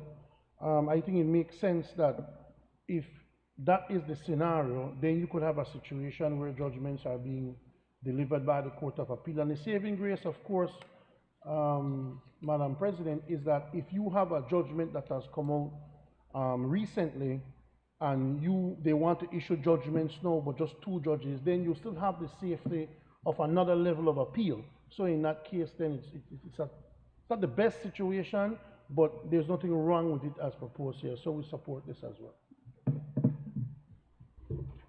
I thank the leader on the other side for supporting the bill, and I ask that the question be put. Honorable members, the question is that the bill for an act validate the decisions of the Court of Appeal in instances where a judge has died or vacated office, and to provide for matters connected therewith or incidental thereto be read a second time.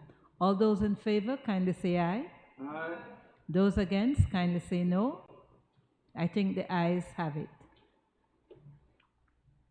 Bill for an act to validate the decisions of the Court of Appeal in instances where a judge has died or vacated office, and to provide for matters connected therewith or incidental thereto.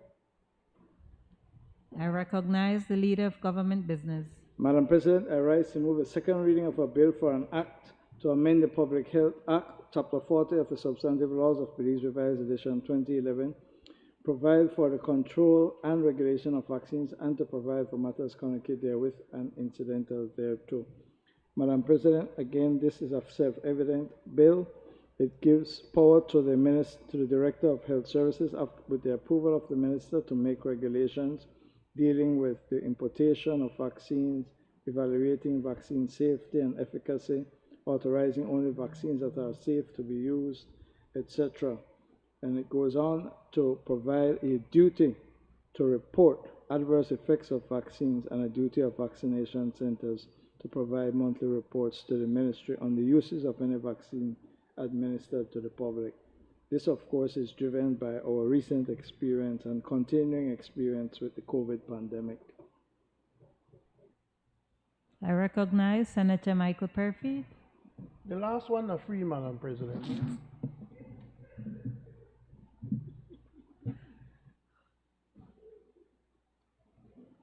I recognize Senator Elena Smith. Thank you, Madam President. I just have two questions that I would like to get some clarity on. In terms of this one, are we when we talk about B, evaluating a vaccine for its safety, efficacy, and quality based on scientific and clinical evidence, are we relying on who are we relying on for that information?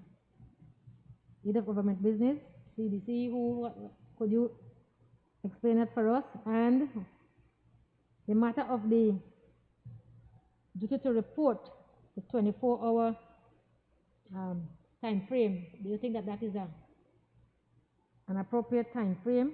And then it seems, if it is that these persons don't do this, you don't see that there's a penalty or something there if you don't report. So if you would mind answer those two first, please. Thank you, Madam President.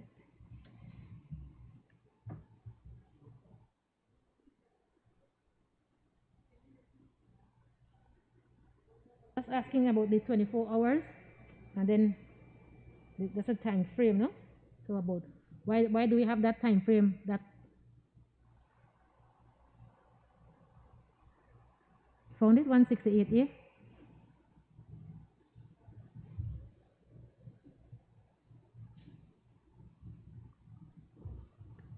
recognize Senator Isabel Bennett. All right, just to address the last, well, the first query in terms of vaccines, 148A, Part B, evaluating a vaccine for its safety, efficacy, and quality based on scientific and clinical evidence. We depend largely globally because of this pandemic now on the World Health Organization. We also depend on CDC because they do a lot of scientific research, even though COVID is happening so rapidly and drastically within the human population. We do have scientists that are doing some tremendous, excellent work, and the results are global and they're shared within the global community. And so Belize have access to those research papers. In addition to that, the Ministry of Health and Wellness should be embarking on its own research in order to understand the dynamics or the effect or lack of effect from the vaccine that we are receiving at this point. Why do we need to be able to document the different adverse effect that we're seeing? It's because of the long haul that vaccines can have on the human body. Again, this is a new and understudied virus. And so the quicker we are able to identify certain adversities, given the fact that we will be implementing an even more robust communication strategy regarding the vaccine, we will have very rich data in order to inform the public and be able to implement necessary healthcare mechanism to that portion of the population that may have the long drawn-out effects of COVID. We're seeing it as a global issue, and so we know it may come across, it may surface within the Belizean population as well. I appreciate the contribution by Senator Bennett. Just in addition to what she has said, Madam President, you will see that 148A, the Director of Health Services, with the approval of the Minister, may make regulations evaluating a vaccine for its safety. So this is empowering the Minister or the Director to make the regulations. This is not the regulation. As has been indicated, most vaccines are approved by the WHO, and then a country will say, if WHO has approved it, we believe it is safe for use. There are countries, for example, China, there are other countries that do not submit their vaccines to the WHO for approval. They have their own regulatory bodies. The EU has it, the CDC has it, and Cuba has its own. And so the question will be, which of these other organizations or countries who have conducted their own research will Belize accept as a efficacious and safe vaccine? With respect to 168A, as indicated by Senator Bennett, the purpose of this is to provide information to the medical authorities so that they can amend, if necessary, their practice. Because if there's an outbreak in a particular age group, in a particular sex, of a particular body condition, etc., of a person, then they need to know that information as quickly as they can so that they can adjust what they're doing. So that is the purpose of the two sections, and I am not sure, Senator Smith, whether the Public Health Act itself provides a criminal offense for failure to comply with the regulations. I'm not sure about that. But I don't think that's the primary purpose of this. I ask that the question be put, Madam President. Honorable members, the question is that the bill for an act to amend the Public Health Act, Chapter 40 of the Substantive Laws of Belize, Revised Edition 2011, to provide for the control and regulation of vaccines and to provide for matters connected therewith or incidental thereto, be read a second time. All those in favor, kindly say aye. Aye. Those against, kindly say no. I think the ayes have it. Bill for an act to amend the Public Health Act, Chapter 40 of the Substantive Laws of Belize, Revised Edition 2011, to provide for the control and regulation of vaccines, and to provide for matters connected therewith or incidental thereto. Committee of the Whole House on Motion and Bills. Honorable members, in accordance with Standing Order 68A, the Senate will now resolve itself into the Constitution and Foreign Affairs Committee, a committee of the whole Senate, to consider the motion referred to it, and thereafter, in accordance with Standing Order 54, the Committee of the whole Senate to consider the bills that were read a second time. Honorable members, I will now take the chair as the chair of the Constitution and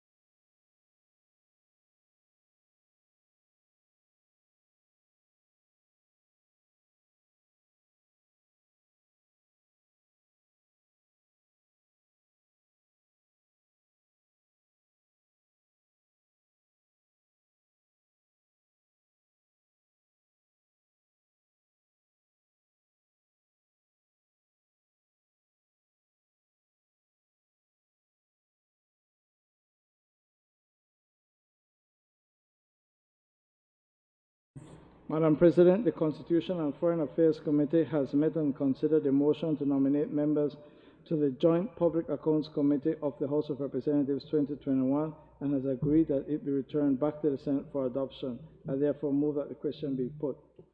Honorable members, the question is now therefore be it resolved that the Senate nominates Senator Kevin Herrera, Senator Eleanor Smith, and Senator Osmani Salas to be the social partner members in the Joint Public Accounts Committee of the House of Representatives.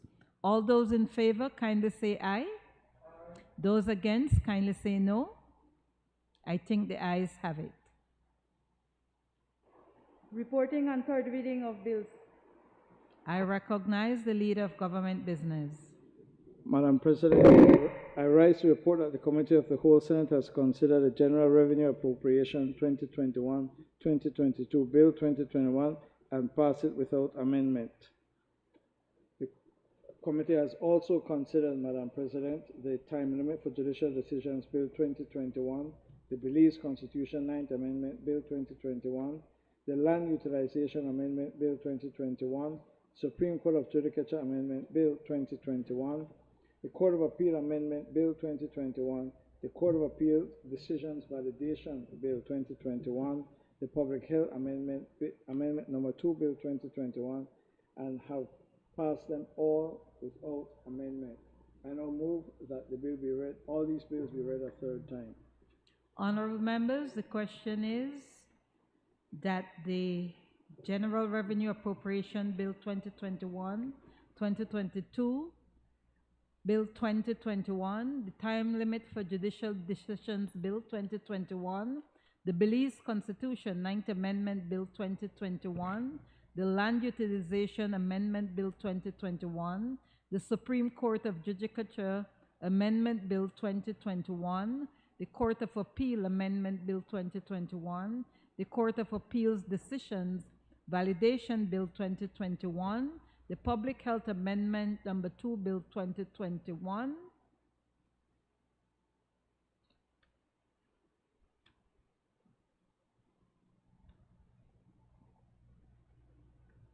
all those in favor, kindly say aye. Aye. Those against, kindly say no. I think the ayes have it.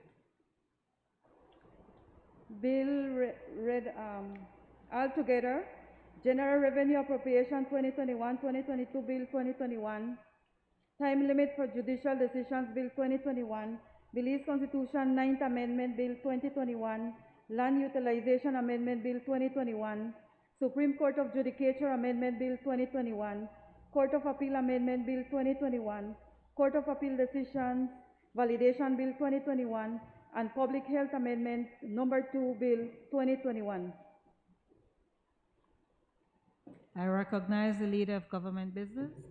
Madam President, as we approach the 10th hour of our sitting for today, I move that the Senate do now adjourn. Honorable members. Madam President, I know that we are approaching that 10th hour and we're all spent to a certain extent. But I think it would be remiss of me to not mention that this is the last Senate meeting for the Honorable Aldo Salazar. I wanted to take the opportunity to publicly thank him for his service to the Senate, for his service to the UDP, both on the government and the opposition side. So I just wanted you to know that in advance, Madam President, that Senator Salazar will not be returning. And once again, I wanted to acknowledge his service and dedication to the Senate. Thank you, Madam President, for allowing me that. With your leave, Madam President, I associate myself very much with all the sentiments expressed by Senator Perofit. We acknowledge the contribution of Senator Salazar during his time in the Senate. We disagreed in a very civil way, but we discharged our duty, and we join the opposition in thanking him for his service. We also take this opportunity to wish Senator Pitts well and that she has a speedy recovery. Thank you, Madam President. Thank you. And on behalf of the people of Belize, we thank you, Senator Aldo Salazar. Honorable members, the question is that the Senate do now adjourn. All those in favor, kindly say aye. Aye. Those against, kindly say no. I think the ayes have it. The Senate now stands adjourned.